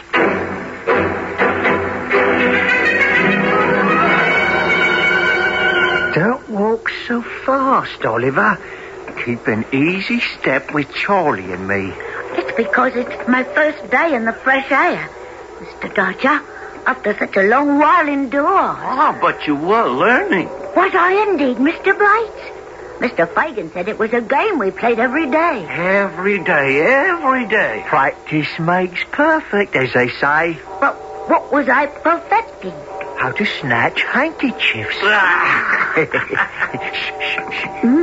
Into the doorway. What is it? Do you see that old man across the street? The old gentleman in the bookstore? Yes, I see him. A prime plant. Ain't he nobbly dressed in his green coat and collar and white trousers? Where you going? Come along and stand behind us and watch. I shall stand away here. Oh, goodness, they've taken his handkerchief from his pocket. Charlie. Dodger, wait for me! Stop me! Stop him! They are gaining! Hold it! Stop him!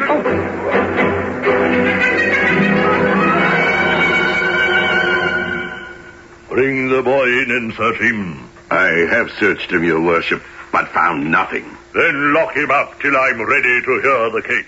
This way, boy. I didn't steal anything. On my word. Are you the party that's been robbed, sir? I am, but I'm not sure this boy actually took the handkerchief. I would rather not press the case. I'm afraid it's too late for that, sir. There's something in that boy's face. Can he be innocent? That look on him. Bless my soul. Where have I seen that look before?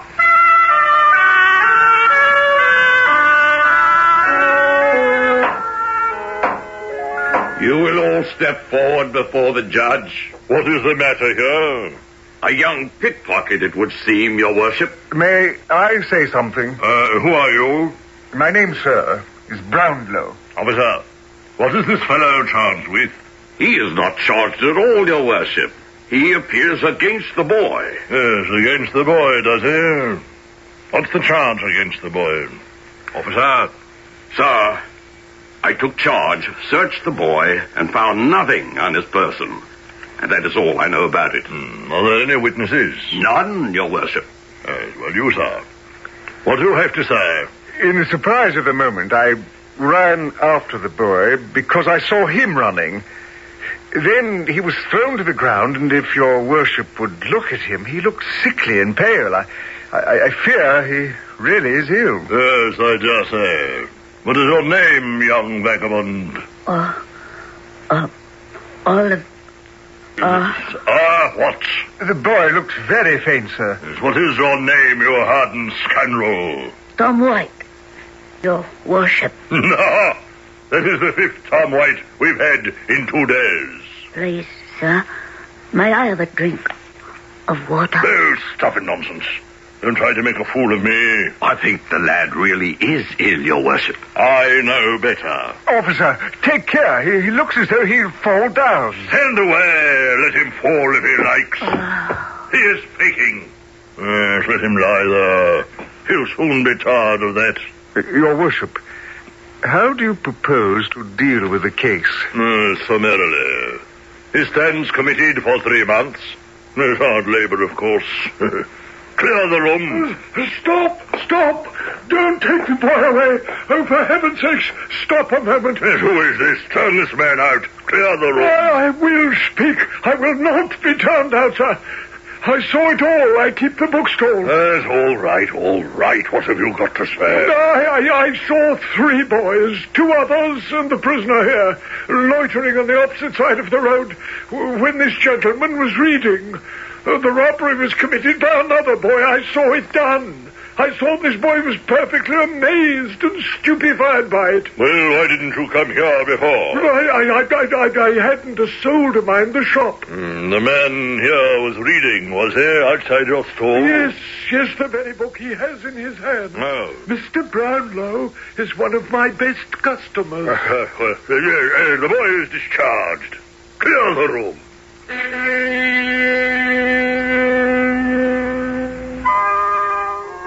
Oliver Twist is discharged, and Mr. Brownlow takes charge. The boy is put to bed at Mr. Brownlow's. A doctor is called, and he's brought back to health. But Fagin and Bill Sykes, what of them? Are they likely to feel at ease or safe with Oliver out of their hands and possibly an informer against them? I'll be back shortly with Act 2. The General Mills Radio Adventure Theater will return shortly.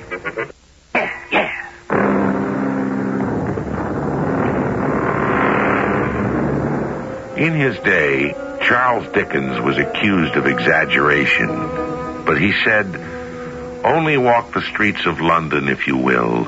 Only enter our courts, our almshouses, and you will see Oliver and those who seek to exploit him. At last, Oliver seems to have found peace.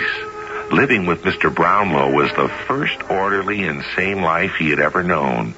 His health improved slowly from the very first day. What room is this? Where am I? You must be very quiet, or you will be ill again. Are you not the gentleman who preferred tortures against me? It was all a mistake. How are you? Much better, I believe. I'm very grateful for your goodness, sir, to me. You feel like some broth, Tom White? My name is Oliver, sir. Oliver? Oliver White? No, sir. Twist. Oliver Twist. Peculiar name. Why do you look at me so strangely? Turn around, Oliver. Look on the wall over your head. The picture of that lady. The eyes, the mouth.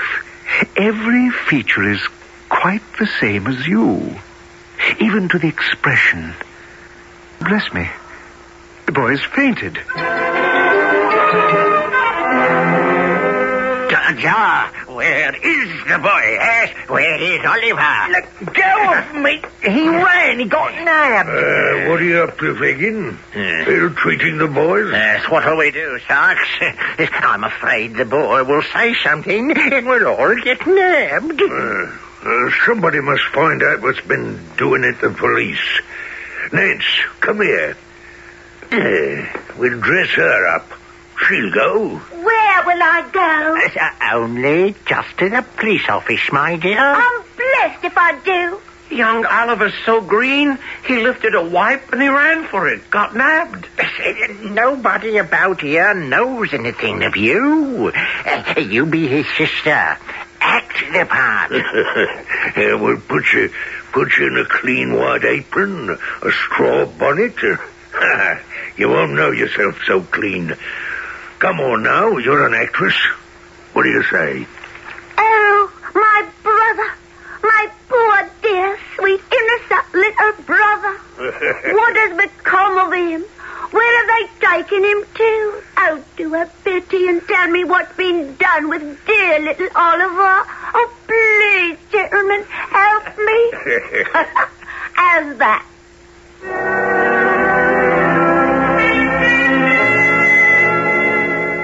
Oliver, I have received a parcel of books from my book dealer.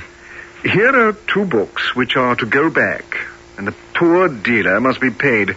I wish you to perform the errand, Oliver. You wish me to go out now, sir? I do. Tell him I shall keep the others, and here is £4.10 I owe him.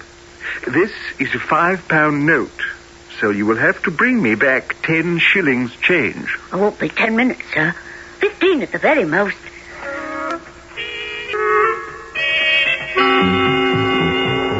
Is this Clerkenwell? Oh, I've come the wrong way round. This is not the way to the bookstore. But if I continue through here... Oh, my dear brother, I've found you. I've found you after all these long weeks. Oh, Oliver, come home, dear. Let me go. What's the matter here? What's the matter? I don't belong to her. You ain't kidnapping, are you, miss, this boy here? Oh, no, sir. This is my brother. He ran away a month ago from his parents. Almost broke his poor mother's heart. Oh, you little brute. I don't know her. I haven't any sister or father or mother either. I'm an orphan. Yeah. What the devil is this, eh? Young Oliver. I found him. And now he won't come back to his poor mother. Come along. Go on. Help me, somebody. Won't any of you in the street help me? He's hurting me. I don't belong to them. Help me, someone. I'm being taken against my will. Come along, Oliver. You should be grateful we don't turn you in. Brought you your little Oliver. Well, welcome. Delighted to see you looking so well, my little boy. Look at his togs, Fagin. Superfine cloth and the swell cut and books, too. Nothing but a gentleman. And a $5. Oliver comes with a bread and butter present, Fagin. What's that? That's mine. Now. You may keep the books if you're fond of reading. If you ain't, sell them. They belong to the kind old gentleman who took me into his house and had me nursed when I was near dying of the fever. I'll send them back, and the money. Keep me here all my life long, sir. Send them back. He'll think I stole them. Yes, you're right. They will think you have stolen them. Help! Help! Get him, Bullseye! Take that dog back, Bill! Give him back! He'll tear the boy to pieces! Serve him right. The dog shan't be torn by the dog! Unless you kill me first! What is the matter with you, Nancy? The girl's gone mad. No, I haven't. And don't you think so, Bacon? I won't stand to have you abuse that boy. Let him be. Dear Nancy, you're acting beautifully. I wish I'd been struck dead in the street before I'd lent a hand in bringing him here. From this night forth, he's a thief, a liar, all that's bad. Now, if we all calm down, Charlie, show Oliver to bed. Now, have him take off those nice new clothes which we'll keep for him to wear Sundays. Hey, Oliver? You must be thankful you're home at last.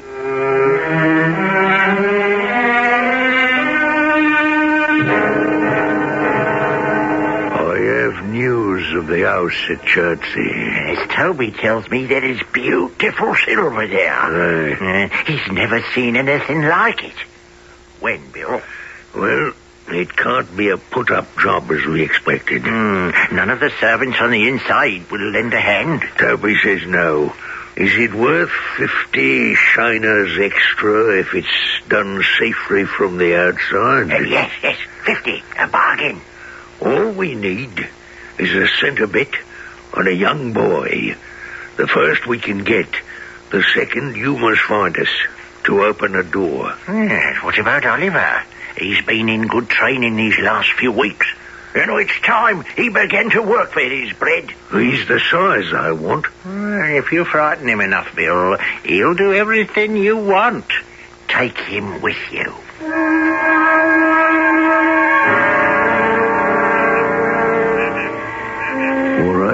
Keys, centre bits, crowbar. Have him. I'll bring them bits of timber, Dodger. All right, you first, up the wall. We shan't be seen from the house if you climb here. All right, the boy next. Hoist him up, Bill. I'll catch his hands. I got him. Right, we'll jump down, Bill. You follow. Dear no. Housebreaking, robbery, pistols. Oh, please do not make me a part of this. Get up, Oliver. Oh, let me go. Let me run away. Die in the fields. I will never come near London.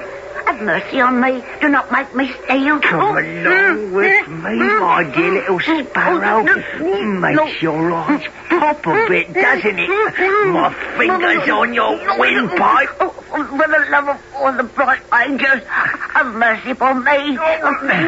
Here's the crowbar, Bill. Have at the shutter of the little window. Right. Bring the boy here, Dodger. Come on. Now, listen, Oliver. I'm going to hoist you up and put you through that little window. And then hand you over this lantern. Now go softly up the steps straight before you and along the little hall to the street door. Unfasten it and let us in. There's a bolt at the top, Toby said. If you can't reach, stand on one of the old chairs. Right, up you go. You got hold of the sills? Yes. All right, let yourself down inside, quietly. Then put your hand out for the lantern. Here's the lantern. All right, turn around. You see the stairs? Yes. Listen. What's that? Nothing. All right, Oliver, go. Wait. Oh, come back. People are coming. What should I do? Come back to the window. Put out your hand. Yes, I'm shot. Fire back at them through the window, Bill. I can't. I gotta pull the boy out. Hold on. I've got to get him clear. Give me a shawl here, Dodger. They've hit him. Quick, the boy's hurt. We can't carry him. They'll nab us.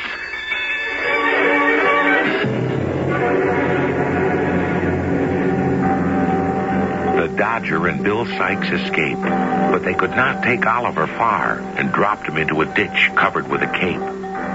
When all was quiet, Oliver managed to crawl to the house of a friend of Mr. Brownlow's. In a moment, I'll return with Act 3. The General Mills Radio Adventure Theater will return shortly.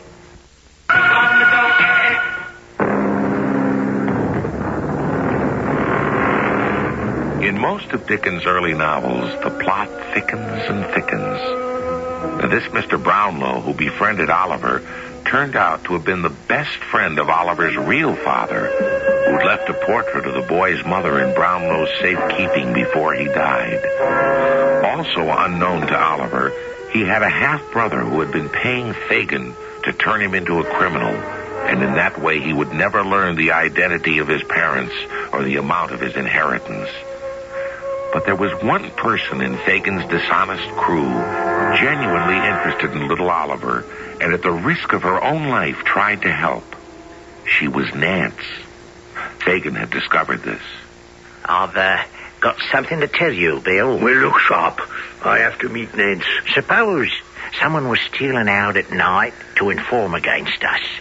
What would you do? I'd grind his skull under the eye on the heel of my boot. And if it were me? I don't care who. Charlie or the Dodger? Whoever it was. If it were Nance? Nance? Word has been brought to me that she has informed on us tonight. Nance? Ask her. Let me out. Bill, now you would be violent. What? I mean, not too violent for safety. Be crafty, Bill, and not too bold.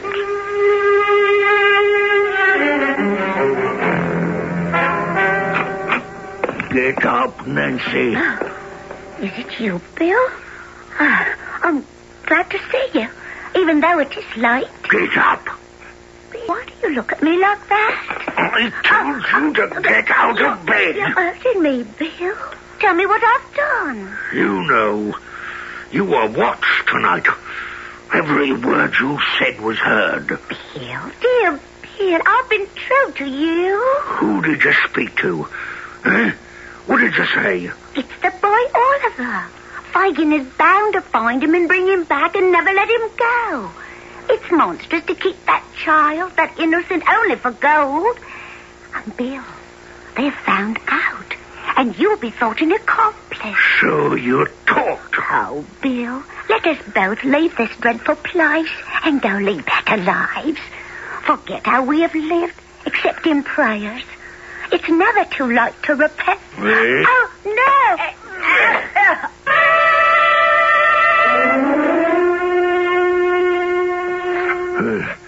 What's that? Oh, Bullseye! How did you find me? Bullseye, get away from her. Come back. Here, Bullseye, your feet are all covered in blood. They'll find the tracks and she'll be discovered. Oh, I gotta do away with you. Here, let's clean your feet. And then we'll go out and find us a little pond and a little rock around your neck. Here, old chum. Come to Bill. He's gone. I can't look at her skin and blood.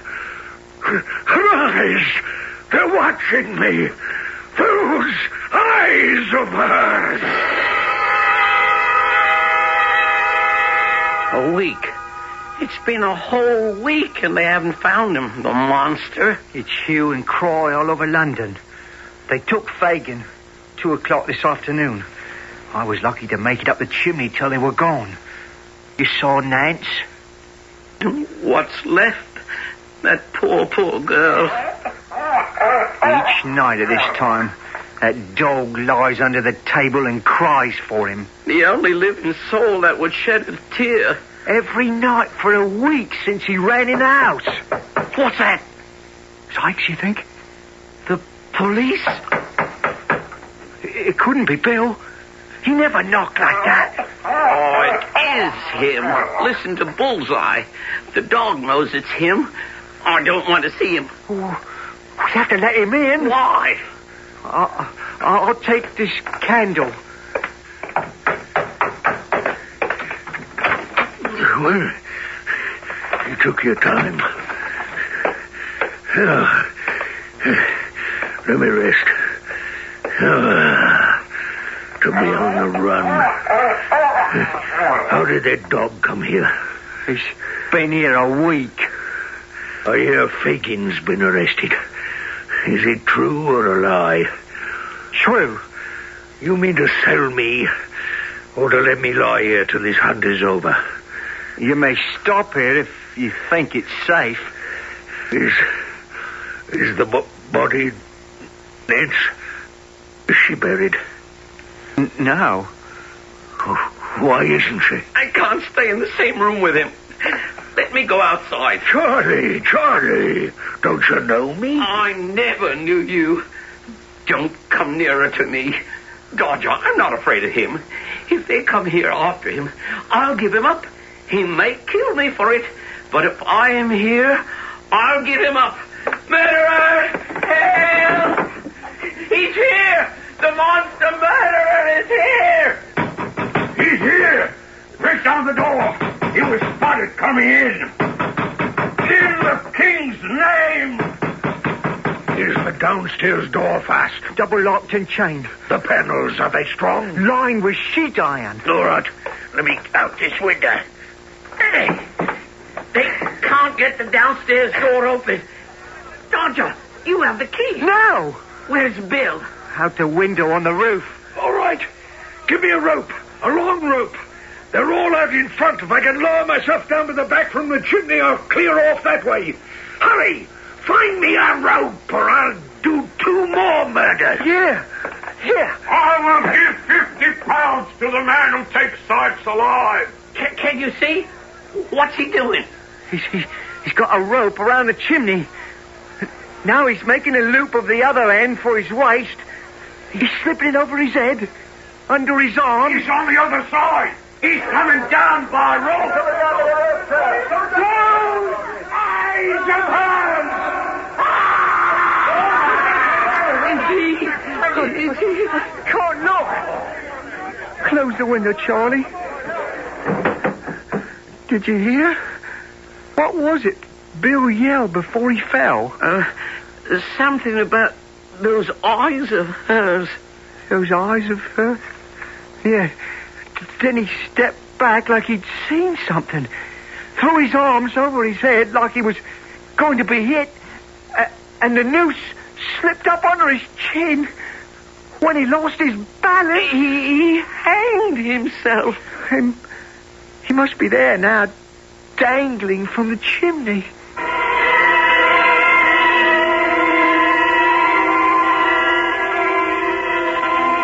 Dad, what's the name of this place? Newgate, Fagin.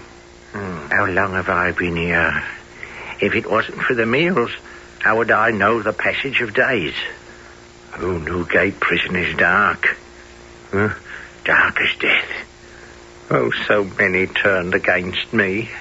King's evidence, accessory before the fact, the trial. We find the defendant guilty, my lord. Guilty? How could they find that? I'll never prove that. To be hanged by the neck until dead. Oh, hanged by the neck.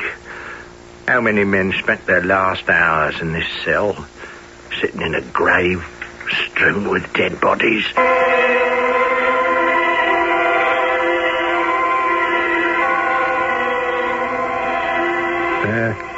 When was it? Saturday. And I had one more day to live. Oh, how long ago. Guard! Guard! Yes, Fagin. What day is it? It is Sunday. Sunday? Today? Sunday? When? In 2 hours. Oh, Death comes too slowly. I cannot wait for him. Mr. Brownlow? We have an order signed by the sheriff. Is the young gentleman to come too, sir? It's not a sight for children. It is not indeed. But my business with Fagin is intimately connected with the boy. This child knows him well, even at the cost of some pain and fear. He should see him now. I'm not afraid. Fagin, you have visitors. I shall enter with you two and stand between you and the prisoner. Good boy, Charlie. Well done. Oliver. Well, Oliver, too. Quite the gentleman now. Take that boy away to bed. Mr. Brownlow is not in command of himself. Fagin, it's me, Brownlow. Can you hear me? I know no Brownlow. Sir, tell him what you want, quick, please. Fagin, you have some papers which were placed in your hands by a man called Monk. It's all a lie. I haven't won. When I lost Oliver, they stopped paying me. I have no papers. Do not say that upon the very verge of death. Tell me where they are. You know that Sykes is dead. Monks has confessed. You have 2 hours on this earth and no hope of further gain. Where are those papers? Oliver, here. Come over here, Oliver. Let me whisper to you. I'm not afraid. The papers, my dear, which tell of your mother and father, where are they? Yes, those papers are in a canvas bag in an hole a little way up the chimney in the front room. Let me say a prayer. Mr. Fagin, say one with me. Upon your knees, with me. Upon my knees? Oh, Lord, forgive this wretched man. No, you cry tears. Now, that'll help us on, Oliver. If I shake and tremble as we pass the gallows, don't you mind, but hurry on. Have you nothing else to ask him, sir? No other question. I had hoped... He is past understanding. It is just as well.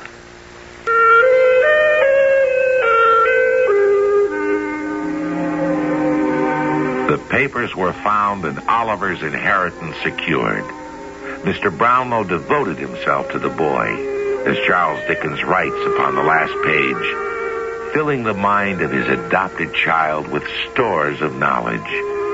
I have said that they were truly happy. Stay with us till I return for a little insight into the mind of the genius who conceived this story.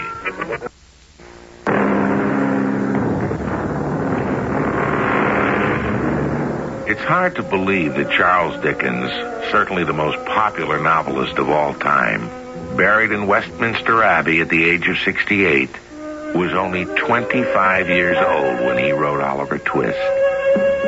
He wrote straight, as we would say, like it was. His pictures of poverty, of crime, of vice are drawn with no sentimentality. His London of the 1830s was real. And as I said when we began, read the entire book. It's truly an experience.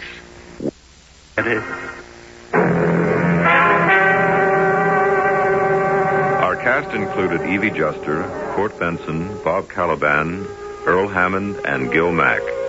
The entire production was under the direction of Hyman Brown. This is Tom Bosley inviting you to return to the General Mills Radio Adventure Theater for another exciting tale you can hear through the magic of radio. The General Mills Radio Adventure Theater is recommended by NEA, the National Education Association.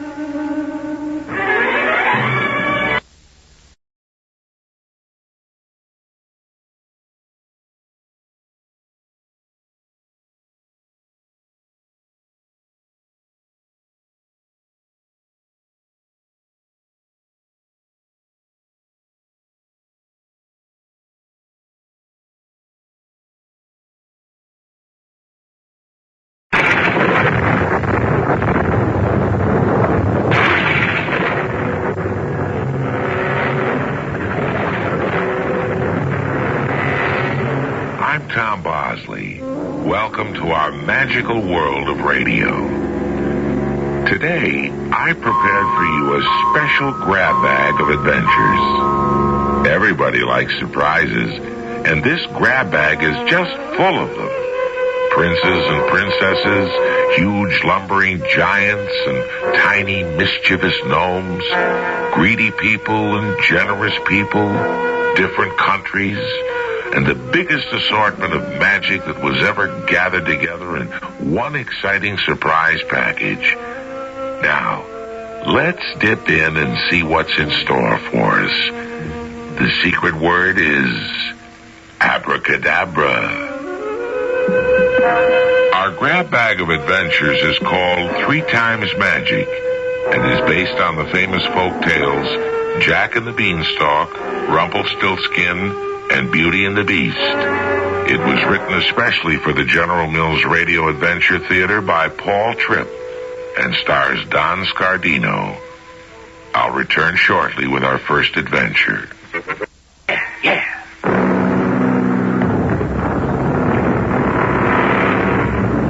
From the beginning of time, in every country and in every language, storytellers have been spinning magic tales. A storyteller is really a magician of words. He creates hope in the hearts of the people who listen. In olden times, life was very hard for those people who worked from dawn till sunset and were almost too tired to dream of a better life. The stories did their dreaming for them. So now, let's go to England and see what happened to Jack. I'll let Jack tell you about it. I suppose the best way to become a prince is to have a father who's a king. But my father was a poor working man. So how did I become a prince? Well, it's pretty hard to explain, especially since I used to dream all the time and never do a lick of work. My mother doesn't understand it either. She used to call me lazy bones. Jack! Jack, where are you? Oh, I'm here, Mother. I'm resting. Resting from what, you lazy bones? Have you chopped the firewood? The firewood? Oh, the firewood. I knew there was something I should be doing. Oh, hi, Daisy.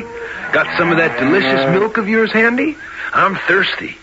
What problems, Mother? Daisy, she stopped giving milk. Now where shall we get butter and cheese to sell? How shall we live? We'll have to sell Daisy, that's what we'll do, and live on the money she brings. Good thinking, Mother. Today's market day. Come on, Daisy. Let's see how much money I can get for you. Don't worry, Mother. Trust me to make a good bargain. Well, say goodbye, Daisy.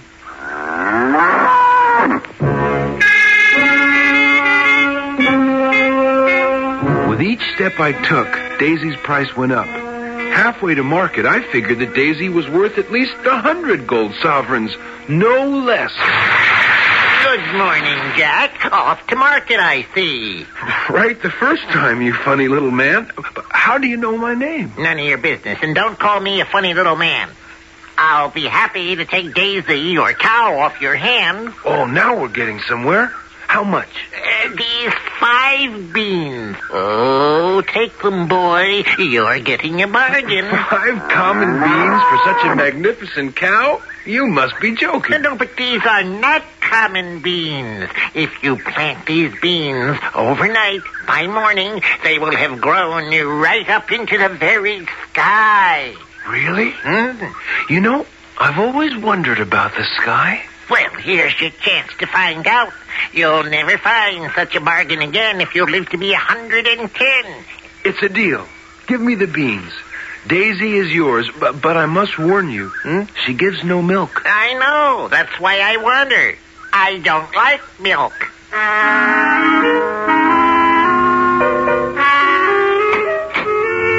Good news, Mother. I've sold Daisy. I see you have. Tell me quickly, how much did you get for her? You'll never guess.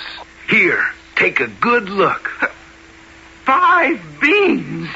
You sold our Daisy for 5 beans? Oh, these are magic beans, Mother. Plant them overnight, and by morning they'll go right up to the sky. Mother, what's the matter? Why is your face so red? Because I'm furious, that's why, you feather-brained idiot. I'll show you what I think of your great bargain. You see these silly beans? Well, out the window they go. There. Now, go to bed. When I woke up the next morning, my little window was covered with leaves. I ran outside, and there was this great beanstalk reaching right up to the sky. Needless to say, I started climbing it immediately. It wasn't very hard. The leaves grew out of each side like a ladder. And when I reached the top, I saw a long, shining road stretched out before me. I walked and I walked until I came to a tall, shining white house with a wide doorstep. Well, one thing was sure. There was at least one house in the sky. Coming! Good morning. I wonder if you could give me some breakfast. I went to bed without supper last night, and I'm as hungry as a bear. You're really a very disappointing young man. I thought you'd come to rescue me. But rescue you? Rescue you from whom? From what? From the terrible ogre, of course. One night he stole me away from my father's palace with all my treasures, and he's keeping me a prisoner here. Well, in that case, it'll be a pleasure to rescue you. But before I do, could I have some breakfast? I'm really very hungry. But the ogre's due back any moment from hunting, and if he finds you here, well, there's nothing he likes better for breakfast than a young man like you. The fatter, the better. Well, I'd be much fatter if I had some breakfast, wouldn't I? Oh, you really are very brave. Well, come in and have a bowl of porridge. But you'll have to hurry. You'll be no match for the ogre. That was the best porridge I've ever tasted. For a princess, you're a very good cook, Your Highness. Oh, please don't call me my Highness. It's so formal. Call me Jenny. What's your name? Jack. As simple as that. Well, Jenny, are you ready to be rescued? All we have to do is climb down the magic beanstalk that waits down the road. Beanstalk? Is that the way you came up here? How extraordinary. How else can you climb up to the sky? Shall we go? Oh, too late. Here comes the ogre now. Oh, my. He does sound rather large. Oh, you'd better hide. Here, climb into this treasure chest. That's where he keeps the bags of gold he stole from me. Quickly now. Fee, fi, fo, fum. I smell the son of an Englishman. Be he skinny or be he fat, I'll gobble him up when that is that. Oh, don't be such a silly ogre. What you smell is the delicious English roast beef that's sizzling in the oven. That I could have sworn. Very well. I'll eat the roast beef instead. I'm starving. It's not quite yet done the way you like it, but it will be soon. In that case, I'll take my gold out of my treasure chest and count it. Nothing like counting gold to work up an appetite. No, I'll get it for you. Here's the gold, Mr. Ogre. Count it. Breakfast will be ready soon. Thank you, my dear. You're very kind. Let me see now. 1 bag of gold. 2 bags of gold. 3. 4. 5. 6. This counting's making me sleepy. Jack, come out. The coast is clear. Right. Jenny, let's get out of here. Oh, not without all that gold. It's mine. But I can't rescue the gold and you as well. It's too much of a load. Well, then take the gold and come back for me tomorrow. I'll still be here. I'll see you tomorrow then, Jenny. of gold were so heavy, it was hard to carry them down the beanstalk. So I threw them down first and slid down helter-skelter after them. Oh, my goodness, I must be dreaming. It's raining gold. Jack, where have you been? Up in the sky, Mother. Where else? Still dreaming about the sky, you silly boy. Here, take one of these coins and buy some food. You didn't have any supper last night. Early the next morning, I climbed up the beanstalk again. When I got to the ogre's house, Jenny had breakfast ready for me. Are you finished, Jack?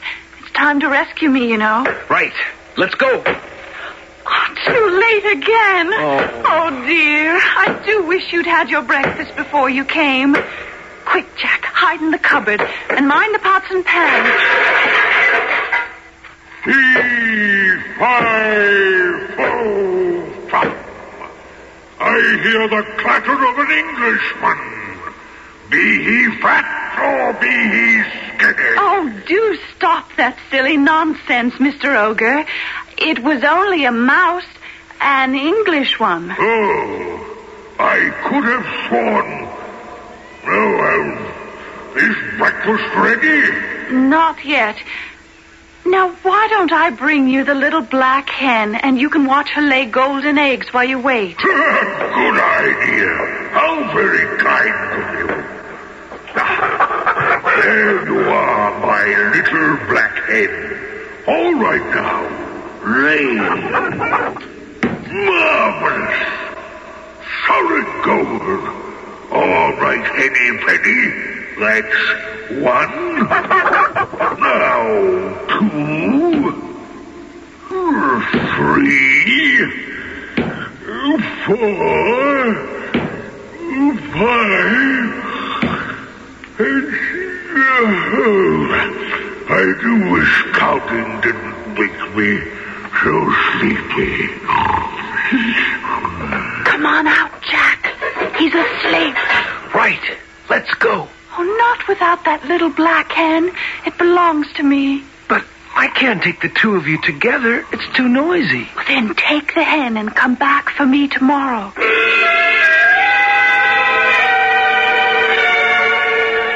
The next morning, I had breakfast before I climbed the beanstalk. Jenny was ready for me when I got there. But just as I started to rescue her... Oh, dear. The ogre's finished his hunting early this morning. Oh, quick, Jack, into the flour barrel. Get to it. Fee-fi-fo-fum. I hear the sneeze of an Englishman. Be he fat or... Don't be silly, Ogre. It was only another mouse. Are you sure? I could have sworn. Or maybe you're coming down with a cold, poor dear. Here, let me fetch you the magic harp. You listen to it while I get some breakfast ready. How kind. Thank you. Now then, my magic little harp, play. Oh, how soothing. Just like a lullaby. I think I'll have a little nap before I eat. Psst, Jack. Right. Let's go. Well, not before I take that harp with us. Master, someone's stealing me. Oh, be quiet, you silly harp. I'm not stealing you. You were stolen from me. What's all the rest? Come on, Jenny. Let's get out of here. We ran down the road, 5 skips and a jump ahead of the angry ogre. And when we started climbing down the beanstalk, the ogre started climbing down too. It looked like curtains for Jenny and me, but just as we reached bottom, Mother, stop chopping that firewood. I need the axe. What for? Because I'm chopping this beanstalk down. There's an ogre coming after us from the sky. Are you still dreaming about the sky, you silly Jack? Oh, and who's this pretty girl?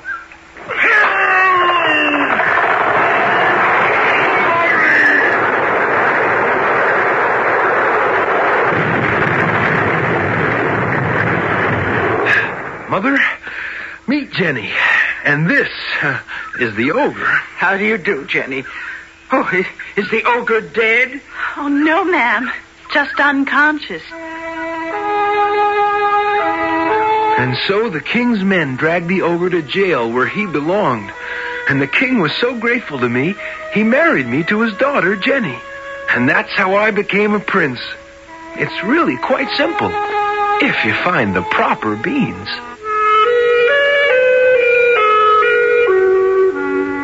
When I first heard the story of Jack, I couldn't believe that any beanstalk could grow so high.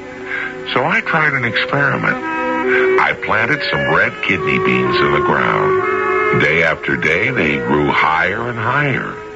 Of course, they didn't grow right up to the sky, but they grew high enough to make me believe that maybe Jack wasn't making it all up. You try it sometimes. Who knows? Maybe your beans will be the proper beans. The magic ones, I mean. I'll return shortly with our second adventure. The General Mills Radio Adventure Theater will return shortly.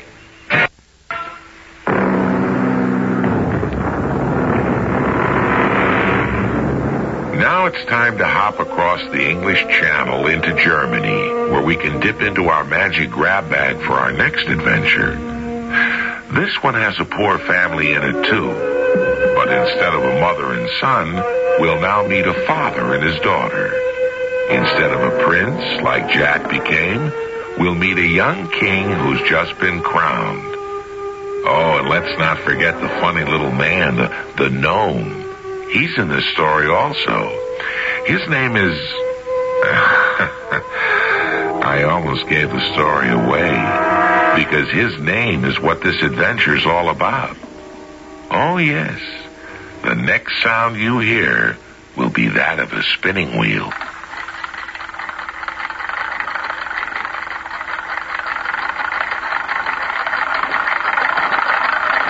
Oh, Jane, do stop spinning that wheel. It's giving me a headache. Oh, but, Father, how else shall I turn this flax into thread? No, my dear, please forgive me.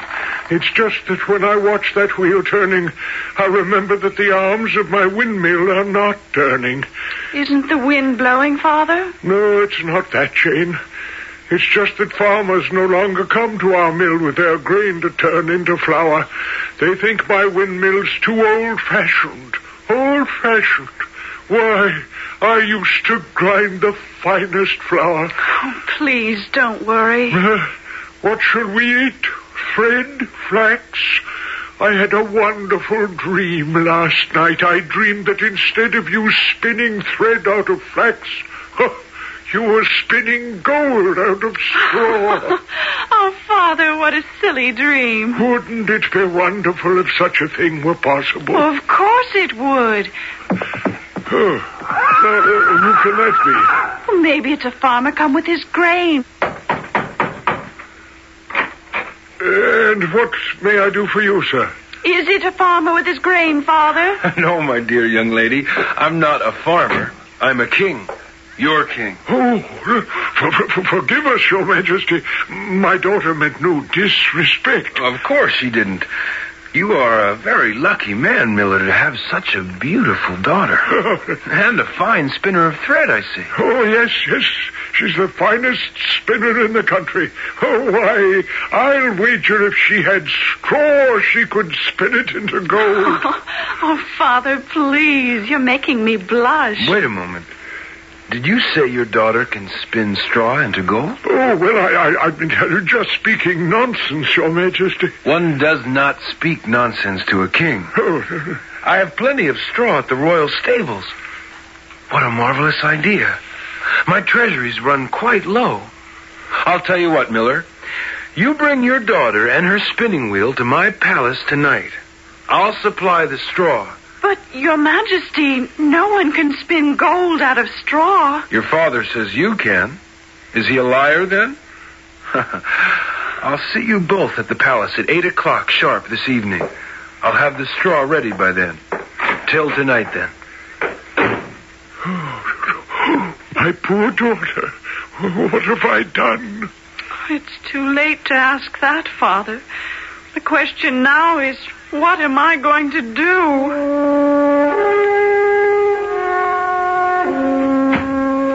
That's right, men. Pile those bales of straw on top of each other as high as they will go. By tomorrow morning, I shall be rich. Good evening, Your Majesty. And a very good evening to you both. Father, please, tell him the truth. But I... You know I can't spin straw into gold. What are you two whispering about? Now, you go to work. I'll see you in the morning. And if you have not spun all this straw into gold, then into the dungeon you shall both go. Kings do not like to be deceived. Come, Miller. Good night, my dear. Good night, daughter.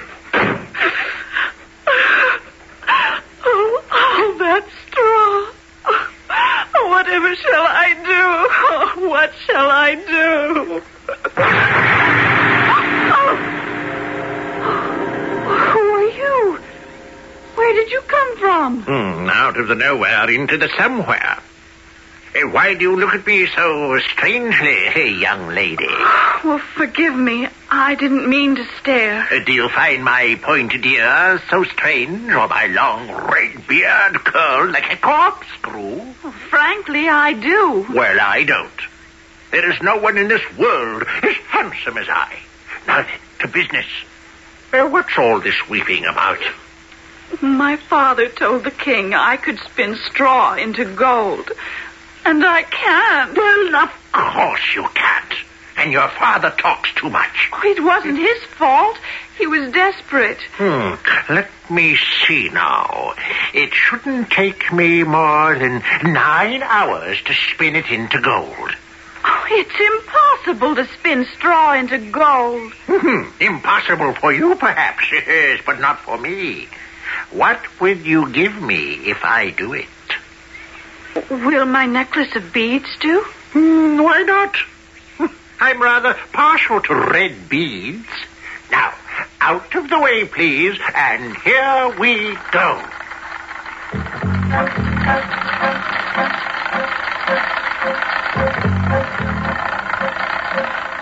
Why, it's solid gold. Oh, you dear little man. Oh, what a darling you are. Yes, it's dawn, and now I must leave. Goodbye, and thank you. Well, what have we here? A room full of gold. Come in, Miller, and see what your daughter has done.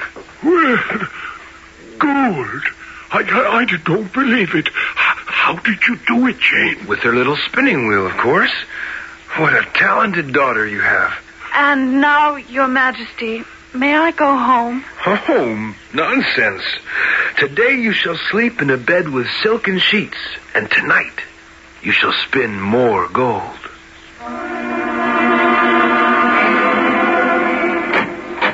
In you go, my dear.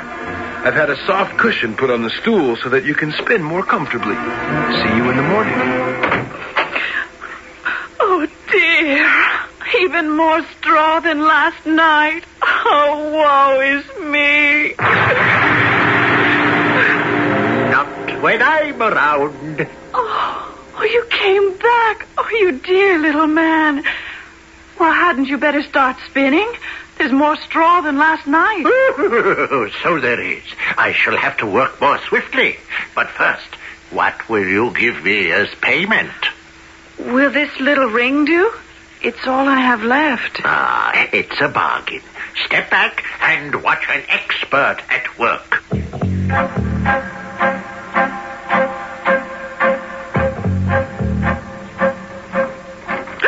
Quickly, it's the king. Finished in the nick of time. Well, I'm off.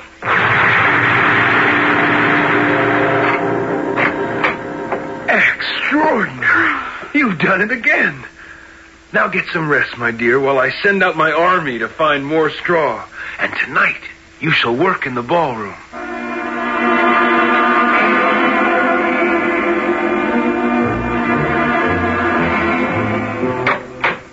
Come in, my dear. Isn't this a marvelous ballroom? But there's so much straw. I know. But once you've turned it into gold, my treasury will be overflowing, and you'll have to spin no more. And who knows? After that, I might even ask you to marry me. Well, here I am again, Your Majesty. Oh, the king didn't mean that. He'd never marry a miller's daughter. Let's turn this straw into gold and find out. My, there's so much. I shall have to work double time. What will you pay me this time? I've nothing left to give you. Oh, how disappointing. I'll tell you what. I'll make a bargain with you. If you become queen, will you promise to give me your first child? Oh, that's ridiculous. Oh, very well, I promise.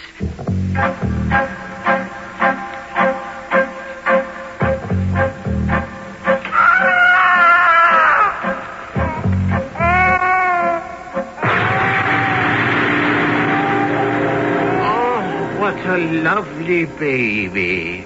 Looks just like his father, the king. You?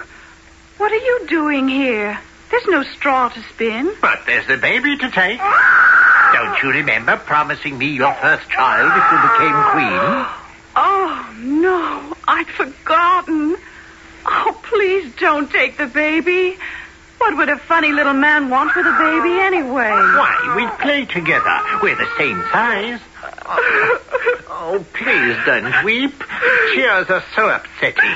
Oh, my poor little baby. Well, all right. I'll tell you what. I'll be back in 3 days. And if you can guess my name by then, you may keep the baby. But you'll never guess. It's a most extraordinary name. See you Thursday.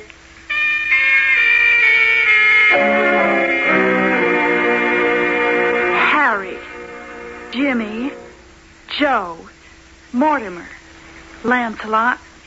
Oh, dear. Which one of these can be his name? I'm back from hunting, my dear. Richard, Lionel. Oh, thinking up a name for our baby? Oh, yes, dear. Otto. Speaking of names, I heard the funniest one today. While I was hunting, I heard someone singing. The voice came from a little house. I looked through the window, and there was this funny little man with a long red corkscrew beard hopping on one foot and singing, "Ha, ha, ha, isn't it a shame the queen can't guess Rumpelstiltskin is my name." That's it! That's the name! Oh, come now. We're not naming the baby Rumpelstiltskin, are we? Oh, of course not, you silly. Now off you go and have a bath and dress for dinner. I'll see you then, my brilliant husband. Did I say something brilliant? Oh, well, I suppose it's possible. I'll see you later. Well, have you guessed my name, or shall I take the baby now? Not so fast. Rumpelstiltskin. Oh, you guessed it. Oh, I am so furious I could stamp my foot. Well, why don't you? I will.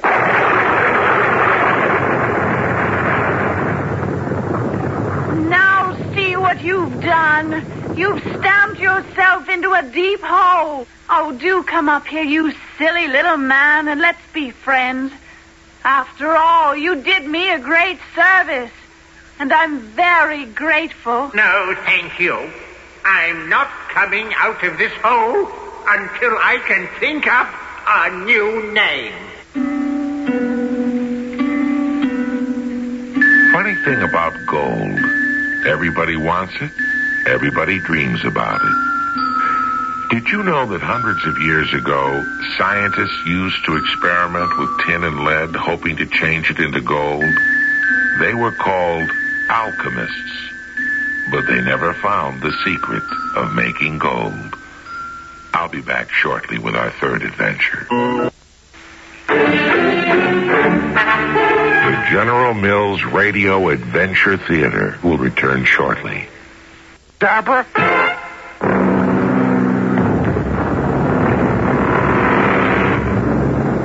For our third adventure, we have another family. Only this time it's a father with 2 daughters. But this time they're not poor. They're rich.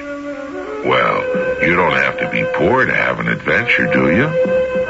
Now, let's see. Who else do we have? Is this a prince?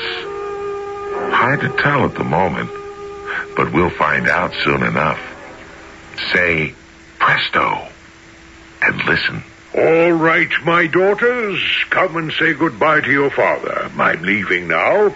Will you be gone long, Father? I hope not, my beauty. Oh, Father, I do wish you'd stop calling her my beauty all the time. One would think I was ugly. Oh, of course not. You're not, my dear. Forgive me. Father means no harm, sister. I know, but it makes me so mad. Well, will it make you happier if I bring you back some presents when I return? I expect to get a lot of money when I sell the cargo of my ship. Oh, you are a dear. Yeah, well, I've made a little list for you of things I should like to have. Well, let me see it. 12 gowns. 12 hats to match, 24 pairs of shoes, 4 ermine capes, 6... My dear, if I buy you all that, I shall hardly have any money left to buy anything for Beauty. I mean your sister. Well, you did say you wanted to make me happy, didn't you? Yes, so I did. Oh, it's all right, Father. I don't want you to bring me anything but one red rose.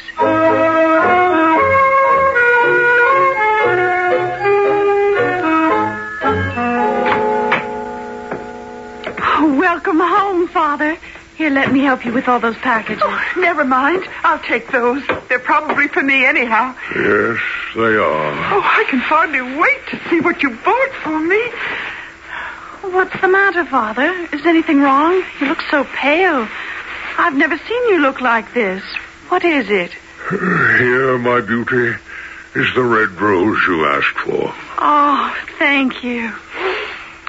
Oh, how fragrant it smells. And now, my children, I must go. Farewell. But you've just come. You're tired. Must you go this instant? Come and kiss me, my daughters. We shall probably never meet again. Oh, something is wrong. No, Father, you're not leaving until you tell us what's happened. Very well. It all seems like such a bad dream. I was only 30 miles from home when it began to snow very heavily. The wind blew fiercely and I lost my way. I wandered for many hours. And then in the distance, I saw a light. I headed for it, and soon I found myself standing before 2 bronze doors. Nobody came to open the doors, so I pushed them open myself. Hello! Is anyone home? You are welcome, stranger. I have been expecting you. I hear you, but I cannot see you. Who are you? That is none of your concern. You are wet and hungry. Warm yourself by the fire. There is a fine dinner waiting for you on the table. Eat it. Then go to bed and rest. I did as I was told. And when I awoke the next morning, a hot breakfast was waiting beside my bed. Good morning, stranger. I trust you have slept well. Eat your meal now, then leave, and do not return. Well, thank you, kind sir. But before I leave, will you not show yourself that I may properly thank you in person? Alas, you would not like what you see. Now, do as I say, and go. After breakfast, I hurried out of the palace, for that's what it was. Outside, the snow had disappeared, and I found myself in the most beautiful rose garden I had ever seen. Suddenly, I remembered that I promised Beauty to bring her a rose. So I plucked one. Ungrateful wretch! I saved your life last night and made you welcome in my palace. Is this how you repay me? I turned and saw a richly clad man with the most horrible face I have ever seen. Is this your thanks to me? To rob me of my roses, which I love above all else in the world? Oh, pardon me, my lord. I never dreamed of offending you. I was only gathering a rose for one of my daughters who asked me to bring her one. Do not call me lord. Call me beast. I detest flattery. Your life is the price you must pay for that rose. Have mercy. I meant no harm. Very well. You say you have daughters. If one of them will come to die in your stead, I will spare your life. But if one daughter will not come, then you must swear you will return to meet your punishment. Swear! I swear it.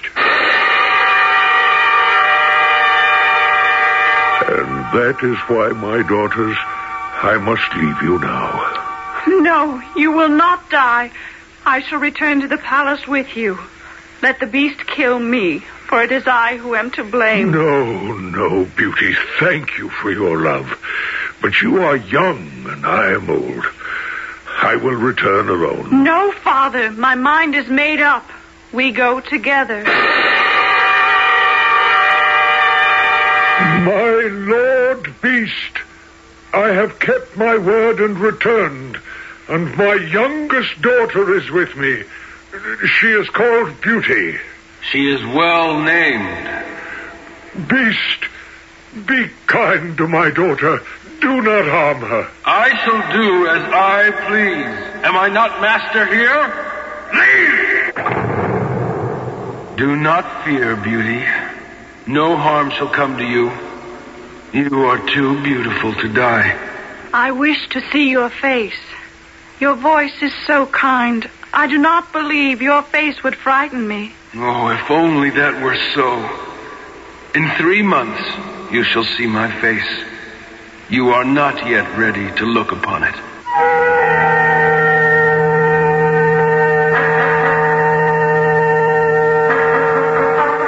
My Lord Beast, with each day your voice has grown kinder. 3 months have passed. May I not see your face now? I am sorry. I did not wish to frighten you, but I warned you. Tell me truly, am I so ugly? I cannot lie to you. Your face frightens me. It is ugly, but your heart is not. Dare I say, I love you, Beauty. Will you be my wife? Alas, that I cannot do. Forgive me, but I shall always be your friend. I knew what your answer would be, and I do understand, but at least promise you will never leave me. I promise.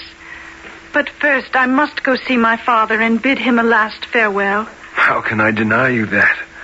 Very well, go then. But if you do not return, then I shall die of a broken heart. I would never repay your kindness with such treachery.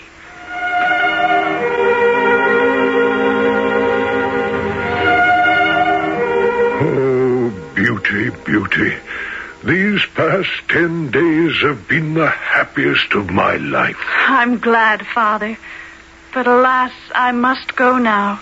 I promised to return to the beast within a week. How can you possibly go back to such a horrible creature? Only his face is frightening. He has the kindest heart in the world. And when I think of him, I think of him with love.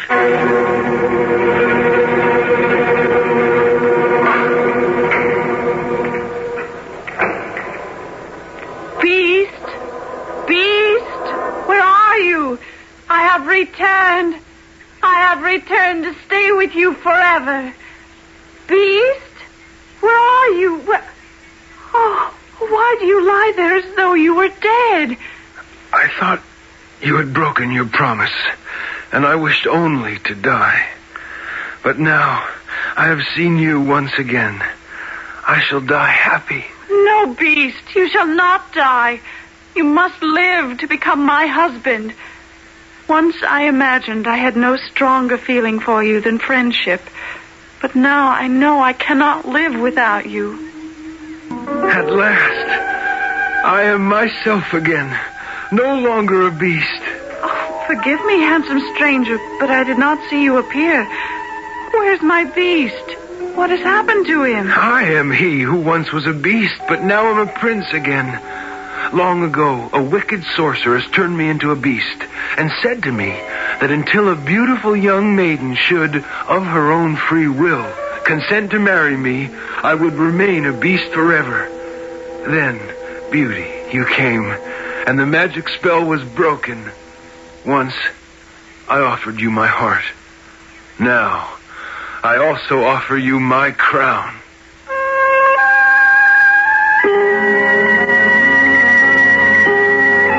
No magic beans, no magic spinning wheels. Just the magic of kindness and goodness, the greatest magic of all. The storyteller who first told this tale understood people. He saw faces that were not beautiful, plain faces, homely faces, even ugly faces.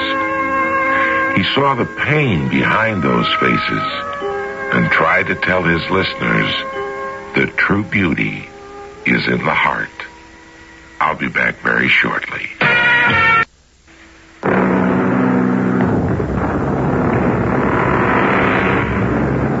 In the old days, as I mentioned before, people used to sit around fires and listen to stories told by storytellers. Today, instead of a campfire in a wilderness, we sit around a radio and listen. It's really the same thing. The word folk means people, and folk tales are people tales. And we're people, you and I, aren't we? What I mean?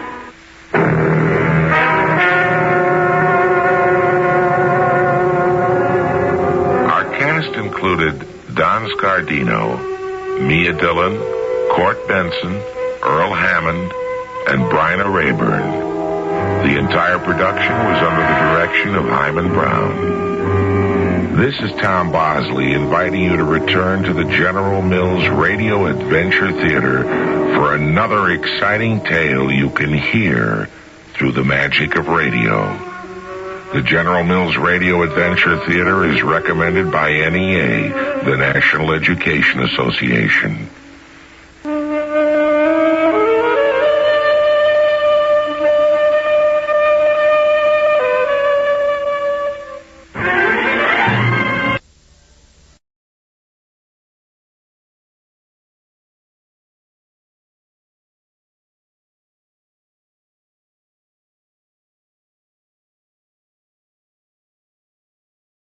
The General Mills Radio Adventure Theater.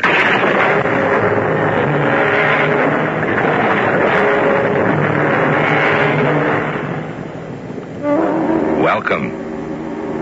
I'm Tom Bosley, bringing you the world of adventure, the world of your imagination, a world as vast as the universe, which you can enjoy through the magic of radio. All you need to do is listen. The time of our story is, well, not right now, but not too long ago.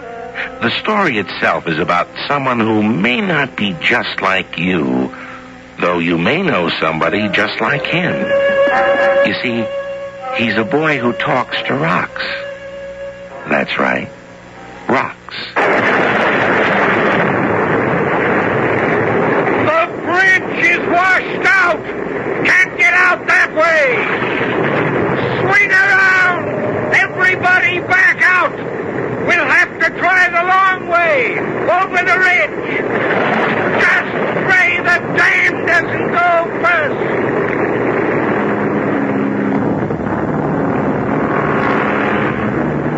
Our adventure story, A Very Special Place, was written especially for the General Mills Radio Adventure Theater by Alan Sloan and stars Russell Horton. I'll be back shortly with Act One. The trick's on you, huh?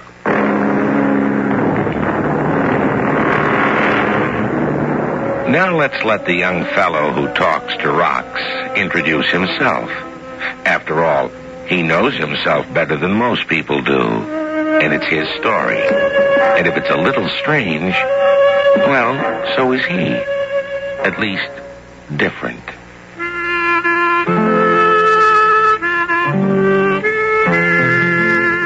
My name is Freddie. I live with my father because my mother died when I was little. My father's a builder, and he's smart. He can take a drawing of a house with nothing but lines and numbers on it and build the whole house. And me? Well, I'm not so smart, I guess. I never went to a regular school. When I was 16, that was as far as the school I did go to went.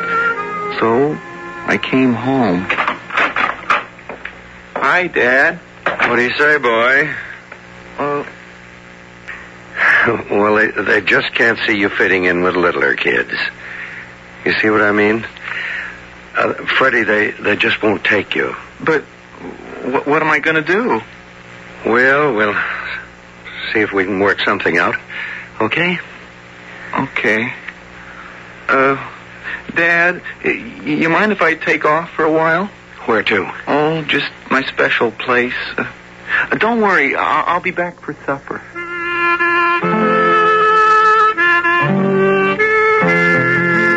I have some special places around where I live, where I go. I live kind of away from town, and I sort of wander around the woods and all that. Oh, people don't mind. Practically everybody knows me anyhow. I don't know why. Well, anyhow, I went to one of my very special places. It's a rock. A big rock. I mean big. As big as a house. Honest. Right in the middle of a real wild place. There's a meadow and a whole bunch of trees and a brook.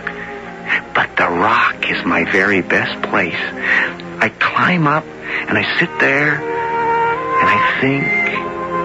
And sometimes I talk to it. The rock. I wonder how old you are, Rock. I bet a zillion years. Boy, if you could talk to me, I bet you could tell me about Indians probably, and even earthquakes. I wonder if an earthquake could move you. What do you think, Rock? Huh?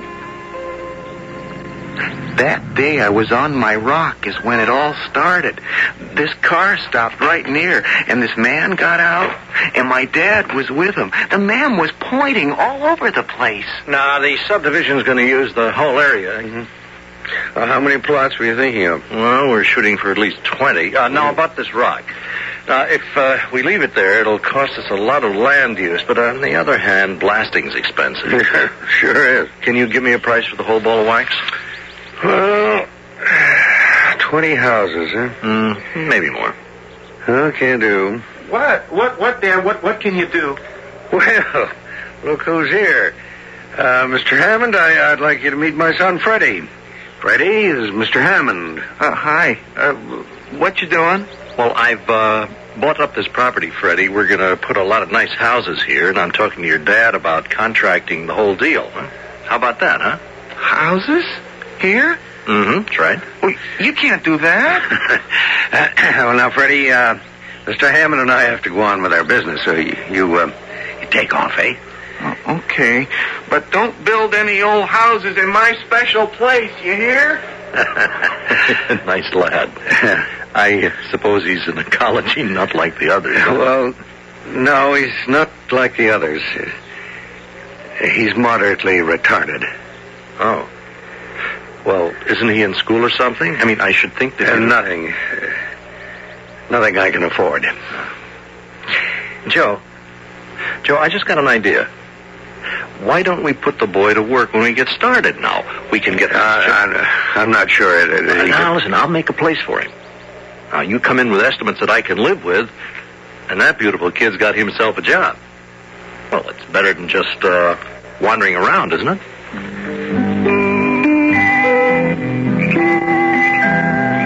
I went to another special place, sort of a little swamp on the other side of my rock. But as it got frogs and turtles. And this time, I saw something I never saw before. Oh, wow. It was brown with a long tail, and it slid in the mud and poked its head up and looked at me. Boy, I know what you are. You're an otter. But he disappeared in the brush. So I went on to my best special place of all. It's way up near the top of a hill. My dad calls it a ridge. Way behind where anybody ever goes, way up and off the road. Can you guess what it is? Listen how it sounds inside. Hello? Hello? It's a cave. Nobody knows about it because you have to squeeze behind a big rock. But inside, wow, it can hold 1 million people. Well, 100 for sure. Now, I said nobody knows, but there's one other person who knows. His name is Jim. Everybody calls him Old Jim. Hello, boy. What you doing? Oh, looking to see if I can find another one of these. Where there's one, there's more. Wow. An arrowhead. Yeah. Well, then there really were Indians. I expect so. But you ain't seen nothing yet. Here, hand me that flashlight. 60 years, man and boy, and I never noticed this before. But when you threw the light on her this way... Oh, Jim. Drawings. Yeah. Look, here's a deer and a bear. And all those funny marks. What do they mean?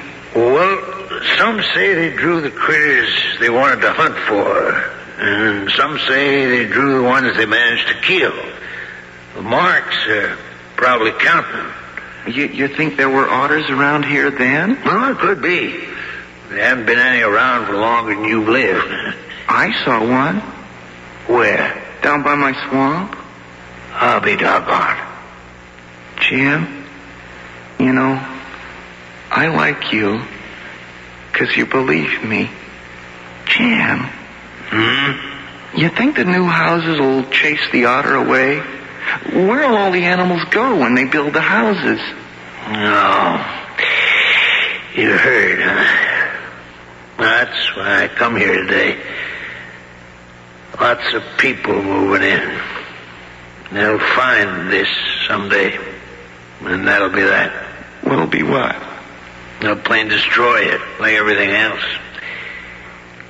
Boy, you promised me once you'd never tell you, but... And I never will, Jim. No, sir, I wouldn't tell for anything, never, no matter what. It's our special place. Yeah, us and the Indians. Here, you take this arrow point. Oh, well, maybe we ought to leave it right here. I like you, boy. Oh, you keep it. The Indians won't miss it.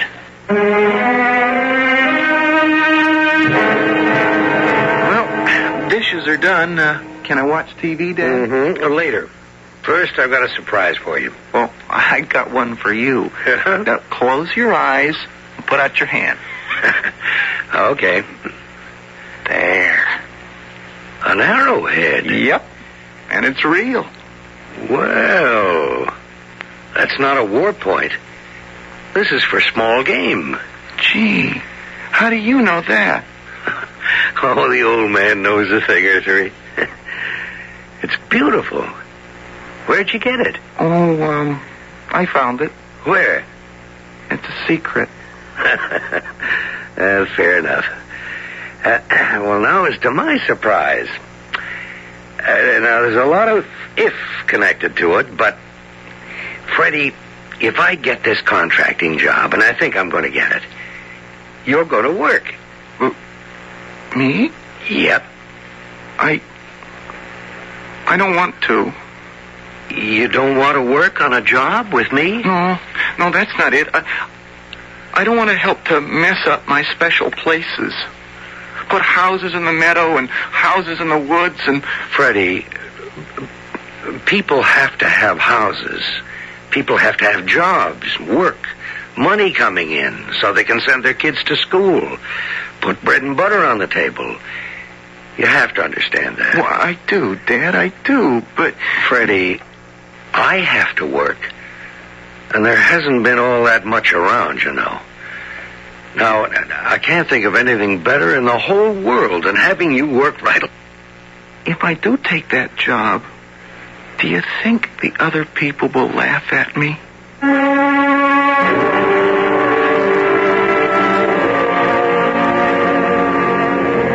Well, what do you think? Why should people laugh at a boy? Because he talks to rocks and frogs and otters? Because instead of going to school, he just sort of wanders around? And what about that job? Do you think Freddie will do the place? Would you? We'll learn more when I return shortly with Act 2. The General Mills Radio Adventure Theater will return shortly.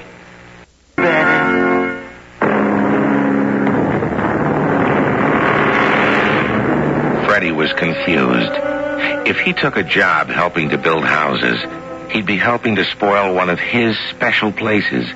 But if he didn't, he'd just spend his time wandering around and miss out on a chance to earn some money on his own and work with his dad. So, what did he do? I'll try it out for a while, Mr. Hammond, and see what happens. That's fair enough, Freddie. Now, it'll be a while before we get into the actual construction, so you just tag after me while we lay out the development. Oh, here. You're in charge of these. What's all this stuff? Maps. Here, look here. There, see, it shows where everything's going. The roads and houses, power lines, the whole works. Mr. Hammond, are you really going to put a house, here? Well, let's see. Oh, yeah, sure. Oh, I wouldn't if I were you. See, there's a... Well, you're not me. You leave those decisions to me. You just keep track of my maps, and, well, when I want some advice, I'll ask you for it. Okay. First thing that happened, some guys came in with things like telescopes and started peeking through them all over the place. Mr. Hammond, can I talk to you for a minute? Sure, Freddie. What's on your mind? It's that farthest house. Freddie, I told you that is my job. Yeah, but... Now, there's no time to argue with you, boy. Take this pad and pencil and you start a record. Well, how do you want me to do it? Well, now, today's Tuesday, right? Uh-huh. Now, put that on your first page, and as the day goes by, you keep a record of what comes in. Good. Now, about that house... Go on. Find yourself someplace out of everybody's way where you can keep track.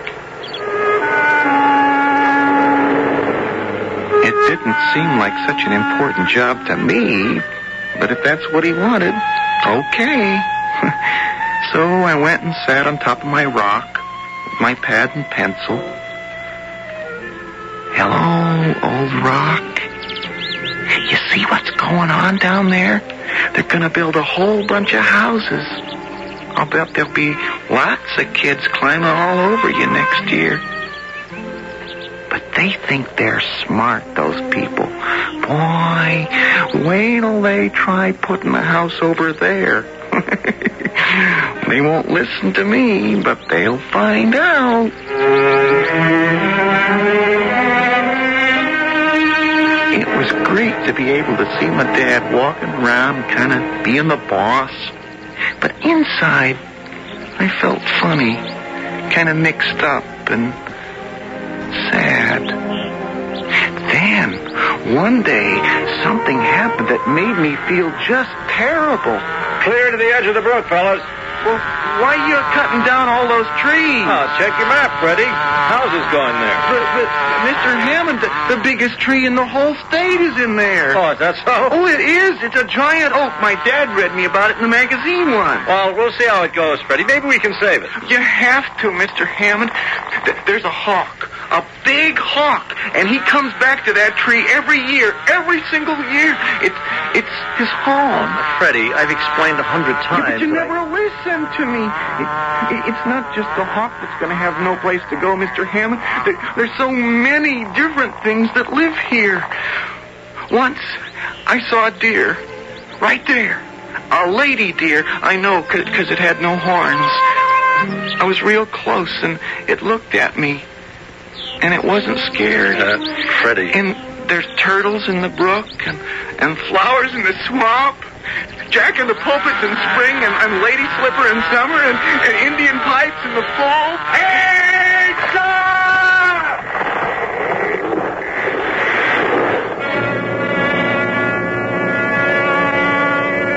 I felt so bad, I wanted to cry, but I didn't want him to see me.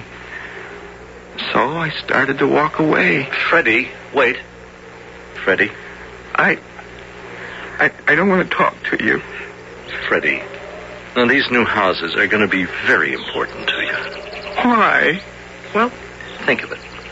20 houses, 20 families. Now, for one thing, think of all the jobs you can have that you couldn't when it was undeveloped. But more important than that, there'll be lots of new friends, Freddie, lots of kids for you to meet. You know, make friends with. Gee, I never thought of that. Well, you think about it. Of course, maybe a lot of them will be younger than you, but it'll be better than talking to rocks and frogs, won't it? I guess so. I guess so. Yeah.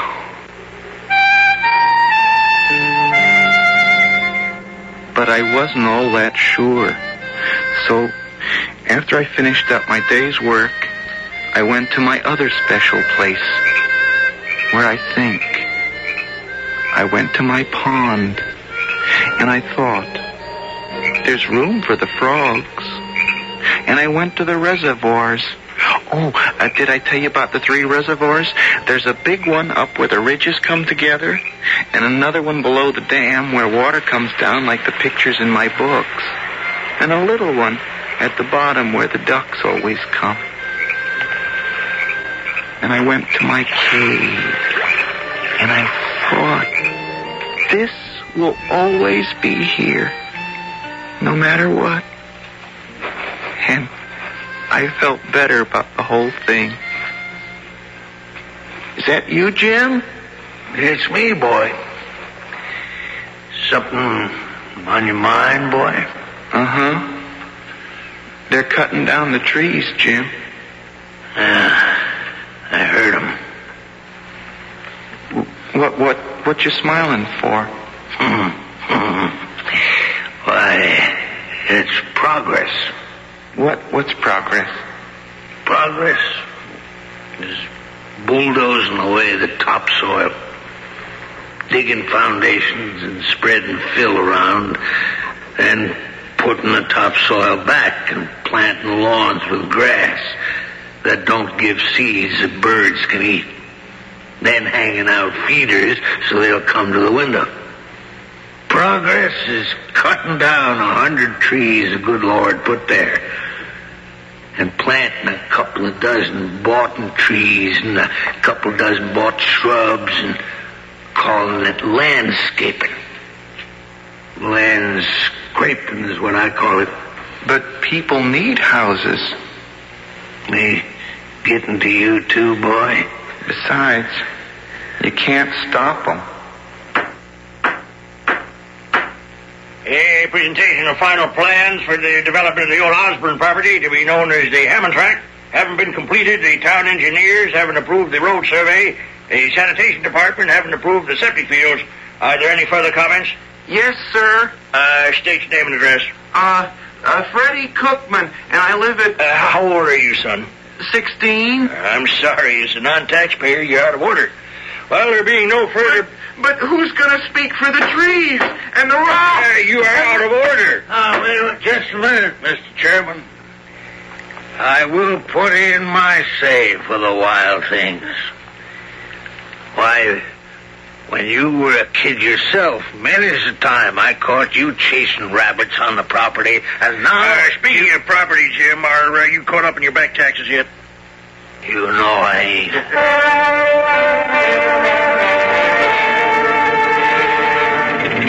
A couple of weeks after that, it really began. I was lying on my big rock, and a bunch of monsters started in to chew up my special place. Bulldozers scraping the meadow away, screeching against boulders like the ground was screaming, and big heavy trucks coming and going. And then they even started drilling holes in my rock. Hey, Freddie, get down off of there. I won't. Come on, boy. Let's go somewhere else. I guess I must be different. I mean, who would cry over a rock? Well, maybe old Jim is different too. Because his eyes got all shiny too.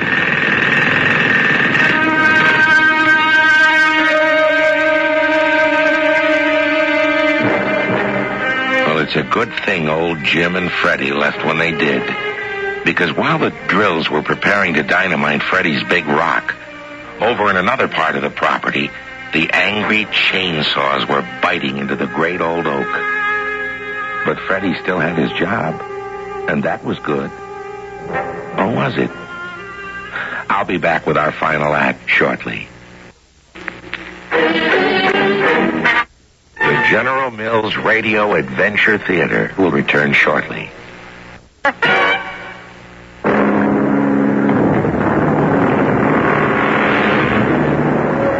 As I said, Freddie still had his job. The preliminary work had been done, and the real construction began. Trying to stop progress was out of the question. The big question was, would he, should he, stick to the job or not? I stuck. And you know something? It wasn't all that bad. Once you got used to seeing it the way it was going to be instead of how it used to be, in fact, it was kind of exciting, kind of fun. Because everybody got to know me, and I was learning stuff. Wow, that sure goes fast. Is it hard? No, not if you do it right. Here, you want to try? Can I? Sure. See this line? Uh-huh. Now, you make it cut outside the line so she comes into size. No. Lay the flat of it right here. Now, put your other hand there to guide her. Press that trigger. And there you go. I did it!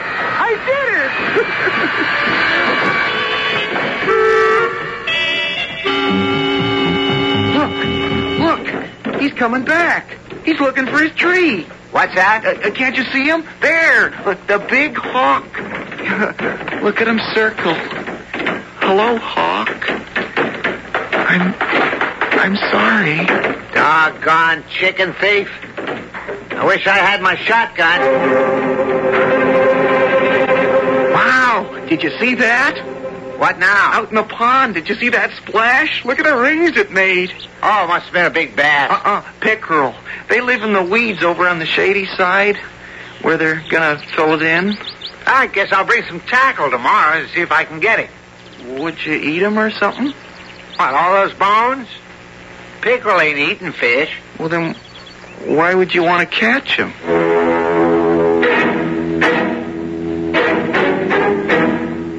All of a sudden, it was finished. Houses, roads, garages, telephone poles and stuff.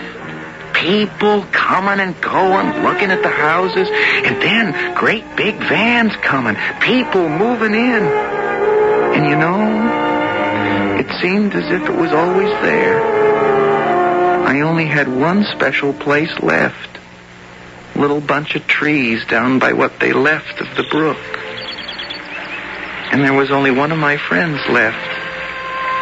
I saw him, and I caught him. Oh, I didn't hurt him. I just caught him to show the kids that moved in. My new friends.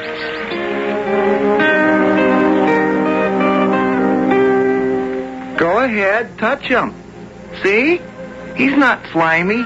He's smooth. Oh, go ahead, pat him. Don't be afraid. He won't bite. There. Now, the way you can tell what he is two things. First, he's got this little kind of turned up nose. See that? That's why he's called hog nose. I'll show you a picture of him in my book. And the other thing, now watch. When you put him back on the ground, see? He plays dead. You see, you can turn him over and he'll roll right back. He's playing possum. Freddie, what were you doing with the neighborhood kids today?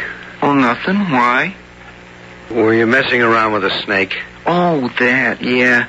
That little old hog nose. He came back, Dad.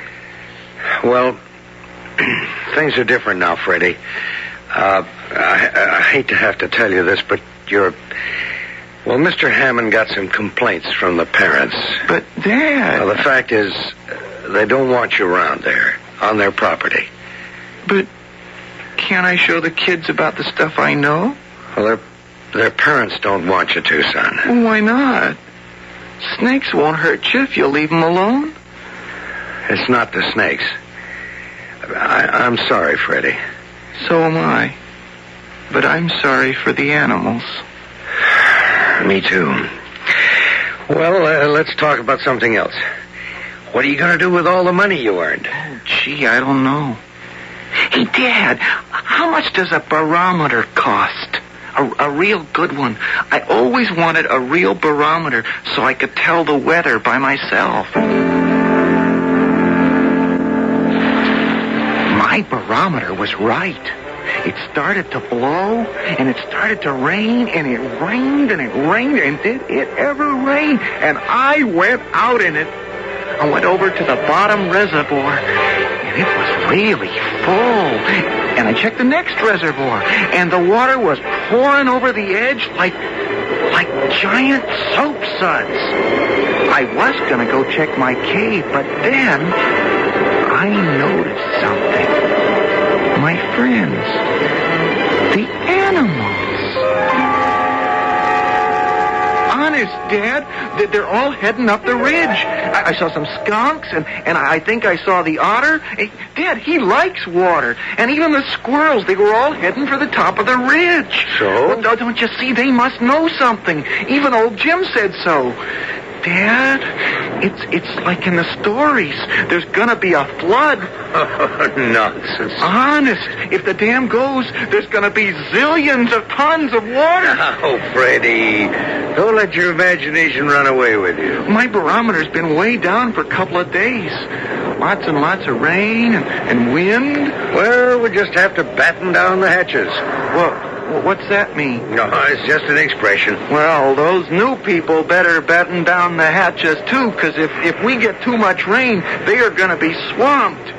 And you know something? I don't care.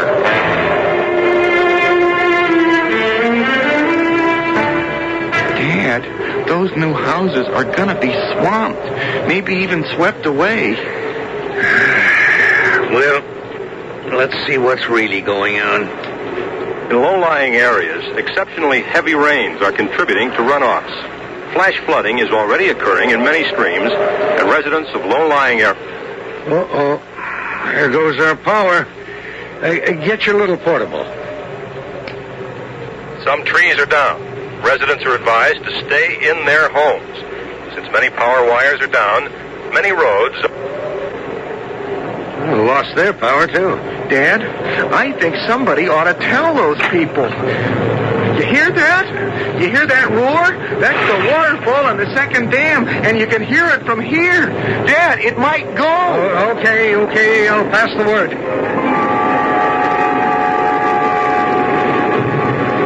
Just let you know, it might go, and it's better to be safe than sorry. Oh, I don't know. We're pretty very snug up here. To be perfectly frank, I don't think you ought to go around trying to start a panic. Well, if you won't believe my dad, ask your kids. Ask them if Freddie ever told them anything that was wrong. And you know, all the kids stood up for me. So, my dad formed the caravan, you know, because he knew the roads. But when we got to the end of the valley... The bridge is gone! You can't get out this way! Swing around! Back out! We'll get out the long way, over the ridge! That way led behind the top reservoir. But just when we got near the runoff, this huge train came down right across the road. Wires were hissing and spitting and, everything. We found out later the water company couldn't even get through to turn off the thing that lets the water go past the dam. We were stuck. Well, there's only one thing to do. Head for high ground. All right, listen to me now. We're going to head up the ridge. All of you. Take hands and follow me. They all joined up. And then I thought of something. Grab my hand, Freddie, and don't let go. Dad, let me lead. What? I know a closer place than the top of the ridge where everybody will be safe. It's an Indian cave. Now, Freddie, this is no time to kid around with fairy tales. Come on. It's not a fairy tale. It's real. I promised old Jim never to tell. That's how secret it is. But, well, maybe people are more important than promises. We reached the cave just as the dam let go. The whole place was flooded, but it didn't come up as high as where we were.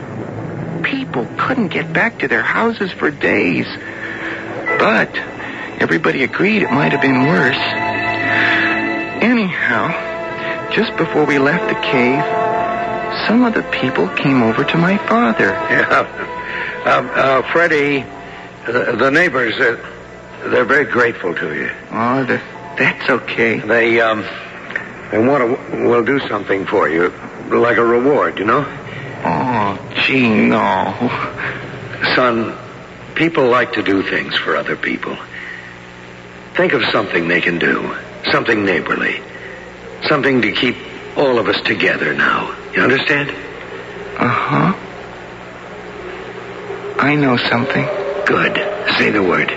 All I want is a promise. Well, name it, Freddie. What is it? Mr. Hammond, I want everybody, mothers and fathers and kids, and you too, Dad, hold up your right hand. Oh, well. Okay, now, promise never to tell anybody about this cave, because it's a very special place.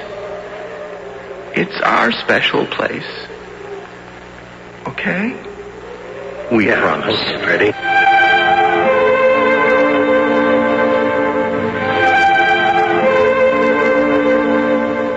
That's the story. Oh, except for one thing. When we got back home, the power was back on. So we turned on the radio to see what else happened. Among those who were caught in the valley, tell me, Mr. Hammond, how did you escape the flood, you and your family? Oh, well, we went straight up the ridge and sat it out. You know, we're kind of new to the area, but this youngster, Freddie, knew every inch of the territory. He's a bright kid. And he led us to... Don't you dare. Up the ridge. You know, there's been a rumor for years there's an old Indian cave up there. Did you by any chance? Please. Oh, no. That's just an old wives' tale. No, we got pretty well soaked, but we sat it out under the trees. You can ask any of us. I see. Well, about that boy, I suppose you could call him a hero.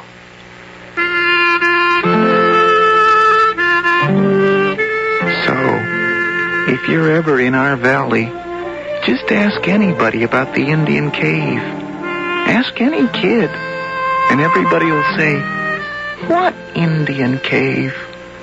There's no Indian cave around here. That's just an old wives' tale. Whatever that is.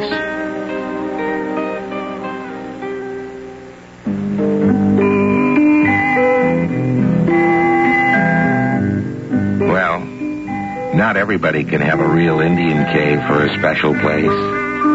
But everybody ought to have some special place. A rock they can perch on, a tree to climb in, a little brook where they can watch pollywogs and stuff. And something else. A very special place in their heart and their thoughts for people like Freddie, who are different. You think about that special place until I come back shortly.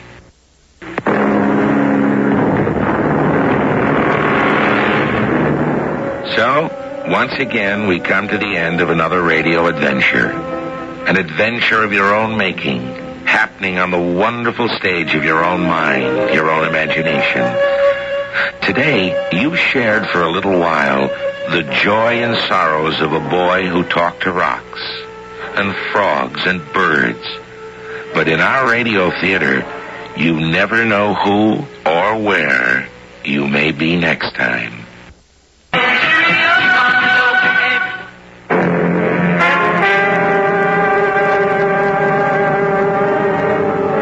Cast included Russell Horton, Court Benson, Earl Hammond, and Robert Dryden. The entire production was under the direction of Hyman Brown.